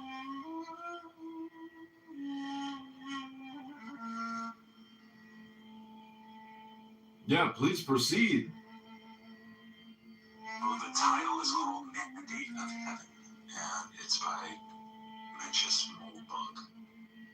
Okay, so where were we? Alright, trying to take over the world. At last count, we have started by cleansing our heads of trying to take over anything new. We have adopted the ideology of pacifism, the antithesis of progressive activism. Pacifism follows directly from the Ruhr formula. Might makes right. This does not rebel against the United States government because he has not the right to do so. He has not the right to do so because he has not the power to do so. Can a person believe that might makes right and still call himself a libertarian? Easily. The converse of the principle is that where the United States government has not the might to act, it has not the right. Thus, the reactionary libertarian, believing that might makes right, believes it is wrong of the USG, United States government, to ineffectively outlaw a little plant that anyone can grow in his closet. Sovereignty absolute must therefore be Boolean. Notice how backward and reactionary pacifism is. We have popped ourselves right out of the 20th century Anglophone tradition and turned the clock back to the 17th on the royalist side. The conventional intellectual history of the 17th century England has Locke on the left and Hobbes on the right. Here we are. We have Filmer on the right and Hobbes on the left. Locke. Dig him up and hang him. Regime change can only be a question for the state. Observe the self-stabilizing effect of this political design. When might and right become misaligned, they quickly realign themselves. Contrary to good socialist education, stability is generally a desirable feature in a political system. The modern structure of democracy on the American design is quite stable in one sense of the word. To date, its effective performance in commanding the political loyalty of most of its subjects is this. Not all have worked through the implications. Apparent increase in quality of government across American history tends to follow informal regime changes, as in 1861, where power at once begins to corrupt them. The simple monotonic pattern is described above. For elite, there's no prospect of any further non-destructive uplift. Even if Pat McCann's peasants do drop by with their pitchforks, which they won't, they will not leave without setting some papers on fire. Therefore, sclerotic is better. It's probably a better word for the stability of the structure. Sclerotic systems follow the pattern of life, such as the life cycle of cars, cats, stars, and Soviet socialist republics. There appears to be some principle of institution for the future of any such system, a cat, a star, etc. By looking at the history of that one system alone, we will immediately assume that since the system has never died, it will live forever. Of course, this is a completely unwarranted assumption, but it follows logically from the procedures by which even most educated people intuitively predict future from past. As it ages, the modern structure accumulates stable disequilibria, things that make no sense, but that nonetheless are not about to go away, like Obama's Stalin Peace Prize. When it collapses, these regimes of local insanity merge in the mind of all into one general pattern of insanity. It is generally seen that the structure itself makes no sense. Rather, it is generally realized that the entire American system of government is best understood as an enormous practical joke, which is not at all funny. This perception is permanent and fatal, and just like that, the entire edifice recomposes itself as a heap of masonry. M. Valdemar recapitulates his delinquencies. Within months, the fact that this rubble was once a great building which spires on top seemed no less dreamlike and fantastic than any other part of the story. All this was seen in the East. Either it will be seen in the West, or the structure will stand forever. Your choice, grasshopper. The first big scene is a way to recover from the spontaneous failure of the modern structure. Airbags do not cause car crashes. The reaction can simply be considered as a safety measure for potentially spurious failure mode that would probably never happen. Should the Americans remain forever content under the good and ancient Constitution, including, of course, the innovations institutions now conventionally ascribed to it, they will remain forever in the grips of the structure. For better or for worse, the structure is not some nefarious organ within Washington. It is Washington itself. It must be taken or left. This choice, though few realize it, is Boolean. When the American repudiates Washington, they're just taking the piss and playing games until they repudiate Washington as a whole. It makes no sense to keep the Constitution, but move the capital, Kansas City. Ditch the Constitution, but keep the Supreme Court, liquidate the Department of Education, but not the Department of Energy, etc., etc., etc. Generally, it is a mistake to keep operating with any of the same staff and any of the same agencies and any of the same buildings. If any box on the org chart survives, it should be only as some ironic bureaucratic exception, which demonstrates by sheer pathetic scale the weight of the wave that has scraped and filled the lower Potomac back to good Chesapeake clay. Imagine if some obscure implement with the SS had survived intact into the European Union. Would this surprise me? Yes. Would it cause me to totally reevaluate my perception of reality? No. If the procedures verbally executed surviving bureaucratic tissues of the United States government with security forces excluded should be in the same probability ballpark. The United States government is not by any means the SS, but sterile is sterile regardless of bacteria. Until you recognize that the whole system has to go, you are a supporter of that system, period. The choice being so drastic, so outside every man's ken, is possible. You just watched the entire city council in transparency trying to take wages away from other people who are part of an industry that has its ties to slavery. It's hiding from them. And Washington will so abuse them that they will declare a case of government failure. Clearly, there is a sudden withdrawal of consent after which Washington can no longer continue to govern. No government as a whole is incapable of losing the consent of its subjects as a whole. If this is the fate of the democratic government, that government will cease to exist. Indeed, it will cease to exist more certainly than its autocratic competitors, because they are to some extent designed to resist this attack. A democracy is quite intentionally not so designed. In which case, what comes next? The purpose of the procedure is to answer this question. If keeping Washington is plan A, what is plan B? Obviously, in that case, that the Americans do not remain forever content with their noble overlords. Something must be done. Clearly, this plan has been entirely neglected and is of considerable importance. Devising it can only be construed as a public service. If this plan B is ever used, it should at least be entertained to construct. But that's how social utility of plan A. If it is used, on the other hand, it should work as well as it is possibly foreseeable. The second big secret of the procedure is that airbags do cause car crashes, or at least cause car crashes. How? Because drivers modify their behavior when in a vehicle without these safety features. Basically, a viable plan B is like a red eject button in a plane which appears to be going down. If you compare the situation it obviously involves pointing out a serious and irreparable mechanical emergency. If there is no eject button with a parachute, you would almost always rather stick with the plane, which generally has some chance of landing in one piece. The first step is to build this red button, which is not a forcible or local weapon, especially since it must be constructed without any advantage of sovereignty whatsoever. Existed in some force would have to do so in order to push it. The exact nature of that force can be determined by speed of nature, and there's no reason to speculate on it. Evidence that it's really simple. You'll have to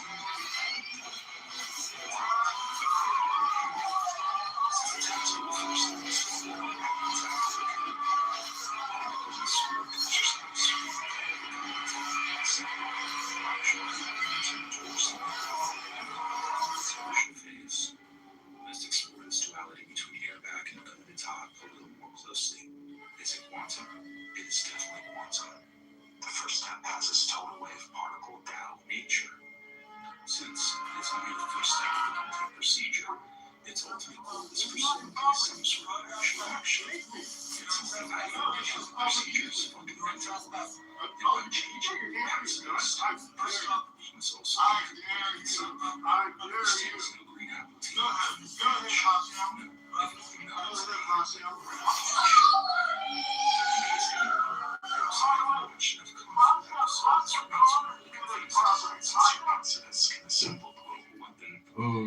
Pacifism turns out to be just one special case of a more general principle.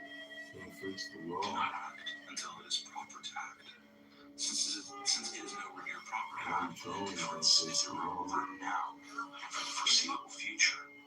So the first step is A, a fun hobby which enhances and invigorates relaxes and retains the soul in man under socialism. And B, an information weapon to be used offensively in the second step and defensively in the third. It is not a compromise between these two objectives. It is succeed in such a daring enterprise. That's all. Step outside your linear Western way of thinking. If you raise a spirit to contend against democracy, it cannot be smashed out in the battle. It must be some great ghost from the glorious past, older by millennia. Okay, time to get this money. Stuff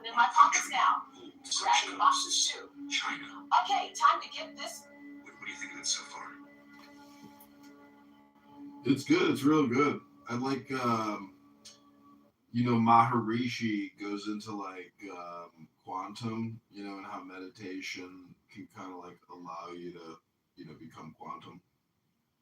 And like one of the things that I really like from the reading I was reading as well was like pacifism, right? Like that's like the greatest weapon that anyone can have is being a pacifist. Keep reading. The spiritual core first step. We're here today is to announce what the general has told you. The Southern Poverty Law Center This can be getting massive. the principle that power flows towards the worthy. To attain power, become worthy to rule. Since becoming worthy is a worthy exercise by definition, We're here today is to it announce satisfies our need for quantum Buddha duality. It is simultaneously harmless and deadly. It's quite literally 10 times as old as American democracy and far better proven by experience. To defeat the modern structure, create a new structure which is more worthy to rule. Much more worthy to rule. Once this perfectly passive task is complete, the new structure has only to wait. The law of teaming tells us that power will flow to it as the rains return to the ocean. Now, if you're still stuck in the nervous system, if that thing does not have that picture of our reality, that is our reality, the nervous system is that thing that discusses the picture of our reality, that is our reality, the reality is your reality, the future of our stepping up is given to us by our senses. We don't feel like beyond human being and beyond the human she is on the limited scale of my reality, which we're dealing with the reason why boundaries are associated with us before our face are limited. Materially to retain power without the broad consent of its subjects, nor is the regime B, especially the balance of subjects. In another word, for office, challenging this proof, well, we naturally through alternative services. Kind of two concerning moments because there is no this reality phase of effective collective resistance military to continue what happens is that that's the goals of SG activities. So you see more and more of that reality, and we assume that you feel that you are ignorant, but not the wrong viewers, just the reality. The nervous system is like the way that it gets consider the fate of the Soviet Union. The Soviet Union and the states of its legacy USG share collapsed because it was a structural disaster. The USG averts threat to call in war loans to the British and French if they continue to sustain the attempted restoration of Russia, and French general permanent affection for the Robespierres, Lenin's, Castro's, and Bulgaria's around the globe and across the centuries. There is significant institutional responsibility for this disaster. Bolshevism provided government with its truly spectacular influence. Nonetheless, it is not in this most conservative belief true that the Soviet Union collapsed because it provided such harmful government to its subjects. No, it wasn't just that the Russians were governed incompetent and reprehensibly. It was also that they had a clear alternative, which was readily available and appeared disappearing, i.e., American democracy. The movement as it still superficially appears one of pure rejection and nihilism, had a positive and constructive plan around which everyone who cared to be a dissident could agree. It had a red button, and under that red button was a little heat-printed plastic strip that said in Cyrillic, "Surrender to America," or more precisely, as it turned out, to George Soros. Which turned out to have its disadvantages. April Frankly, I 23rd think to the the jury is 25th still with out the in AI transition message from Russian summit. because I know you know the case can be It's amazing. Water doesn't exist in the real world. For example, in the real world, there aren't any things declaration or amendment surrender to nor are there any events Shelling pointed that doesn't demonstrate that the real world is a perfectly featureless blank. It means that it is a marvelous system of wiggles in which we describe things and events in the same way as we would project images on a Rorschach plot or pick out particular groups of stars in the sky and call them constellations, as if they were separate groups of stars. Well, they're groups of stars in the mind's eye, in our system of concepts. They are not out there as constellations, already grouped in the sky. So in the same way, the difference between myself and all the rest of the universe is nothing more than an idea. It is not a real difference. And meditation is the way in which we come to feel our basic inseparability from the whole universe. And what that requires is that we shut up. That is to say, that we become interiorly silent and cease from the interminable chatter that goes on inside our skulls. Because you see, most of us think compulsively all the time. That is to say, we talk to ourselves. I remember when I was a boy, we had a common saying, talking to yourself is the first sign of madness. Now, obviously, if I talk all the time, I don't hear what anyone else has to say. And so in exactly the same way, if I think all the time, that is to say, if I talk to myself all the time, I don't have anything to think about except thoughts. And therefore I'm living entirely in the world of symbols. And I'm never in relationship with reality. All right, now that's the first basic reason for meditation. But there is another sense, and this is going to be a little bit more difficult to understand, why we could say that meditation doesn't have a reason or doesn't have a purpose. And in this respect, it's unlike almost all other things that we do, except perhaps making music and dancing. Because when we make music, we don't do it in order to reach a certain point, such as the end of the composition. If that were the purpose of music, to get to the end of the piece, then obviously the fastest players would be the best. And so likewise, when we're dancing, we are not aiming to arrive at a particular place on the floor, as we would be if we were taking a journey. When we dance, the journey itself is the point.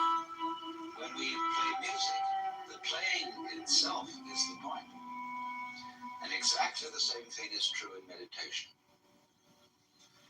Meditation is the discovery that the point of life is always arrived at in the immediate moment.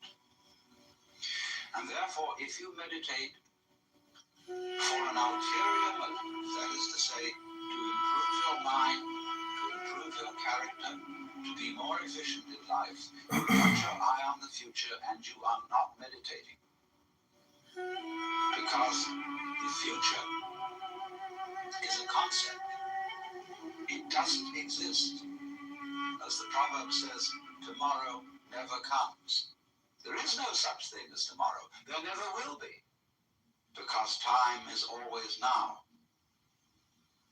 And that's one of the things we discover when we stop talking to ourselves and stop thinking. We find there is only a present, only an eternal now. So, it's funny then, isn't it, that one meditates for no reason at all, except we could say for the enjoyment of it. And here I would interpose the essential principle that meditation is supposed to be fun.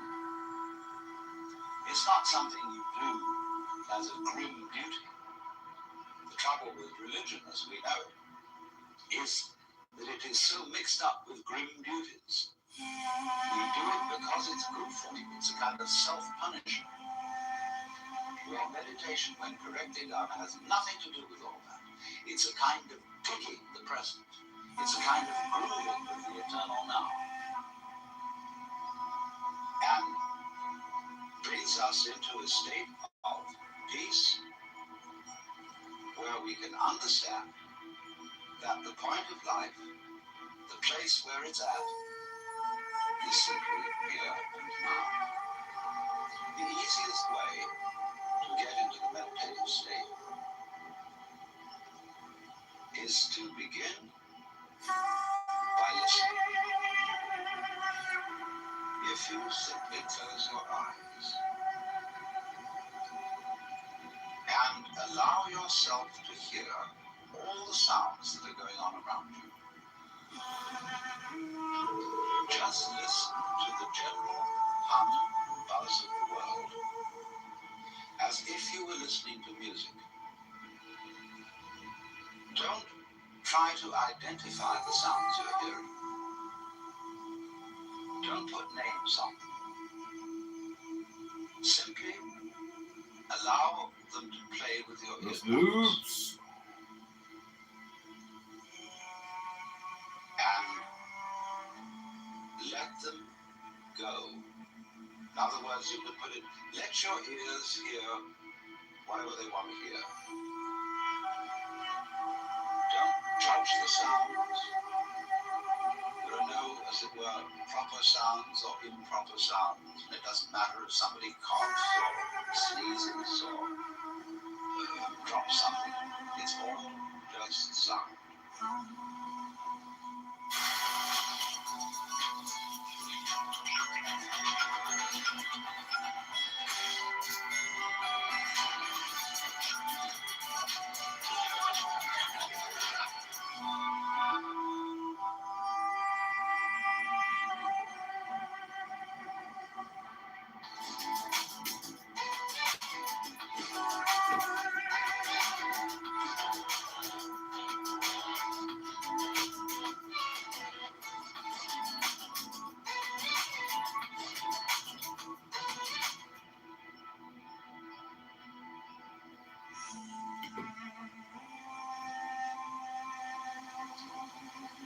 And if I am talking to you right now and you're doing this, I want you to listen to the sound of my voice just as if it were noise. Don't try to make any sense out of what I'm saying, because your brain will take care of that automatically. You don't have to try to understand anything. Just listen to the sound. As you pursue that experiment, you will very naturally find that you can't help naming sounds, identifying them, that you will go on thinking, that is to say, talking to yourself inside your head automatically. But it's important that you don't try to repress those thoughts by forcing them out of your mind, because that will have precisely the same effect as if you were trying to smooth rough water with a flat iron. You're just going to disturb it all the more. What you do is this. As you hear sounds coming up in your head, thoughts, you simply listen to them as part of the general noise going on, just as you would be listening to the sound of my voice, or just as you would be listening to cars going by or to birds chattering outside the window. So look at your own thoughts as just noises. And soon you will find that the so-called outside world and the so-called inside world come together. They are a happening. Your thoughts are a happening, just like the sounds going on outside. And everything is simply a happening. And all you're doing is watching it. Now, in this process, another thing that is happening that is very important is that you're breathing. And as you start meditation, you allow your breath to run, just as it wills. In other words, don't do at first any breathing exercise, but just watch your breath breathing the way it wants to breathe. And notice a curious thing about this. You say in the ordinary way, I breathe, because you feel that breathing is something that you are doing voluntarily, just in the same way as you might be walking or talking. But you will also notice that when you are not thinking about breathing, your breathing goes on just the same. So the curious thing about breath is that it can be looked at both as a voluntary and an involuntary action. You can feel on the one hand, I am doing it, and on the other hand, it is happening to me.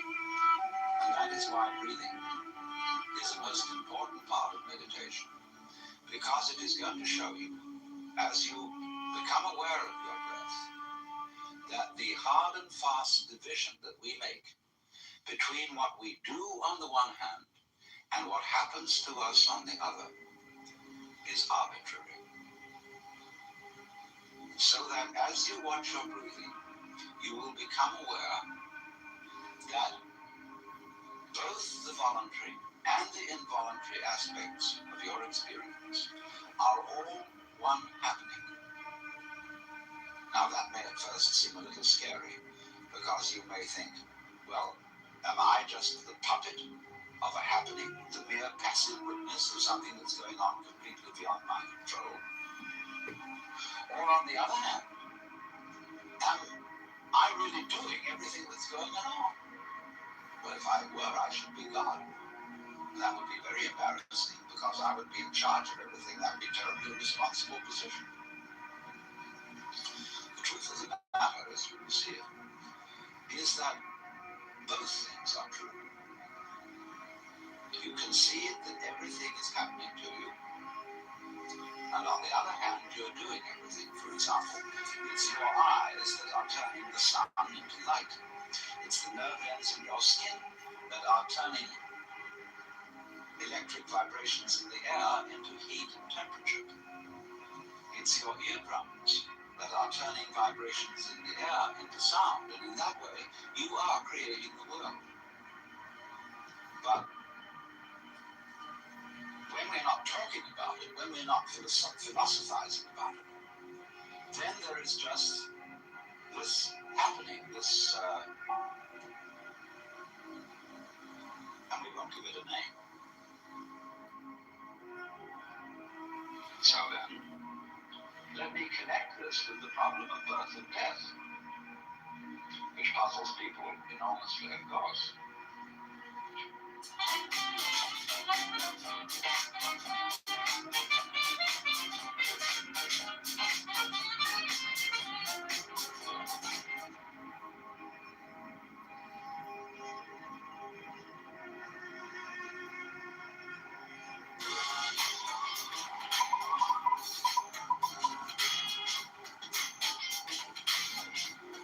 You want me to answer honestly?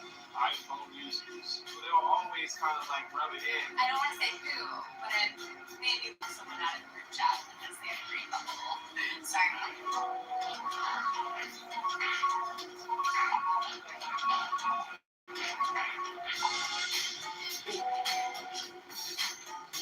WhatsApp, the messages look the same no matter what phone you use. It's bridging the gap between the devices, so everyone is messaging equally.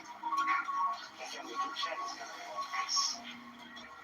It's just easier to use WhatsApp.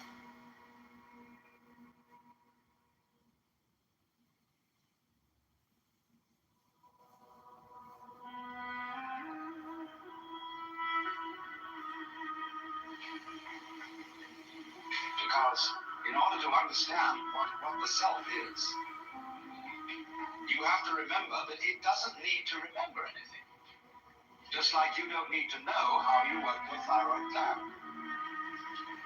So then, when you die, you're not going to have to put up with everlasting non-existence, because that's not an experience. A lot of people are afraid that when they die, they're going to be locked up in a dark room forever. And sort of undergo that. But one of the most interesting things in the world, this is a yoga, this is a way of realization. Try and imagine what it would be like to go to sleep and never wake up. Think about that. Children, think is one of the great wonders of life. What will it be like to go to sleep and never wake up? And if you think long enough about that, something will happen to you.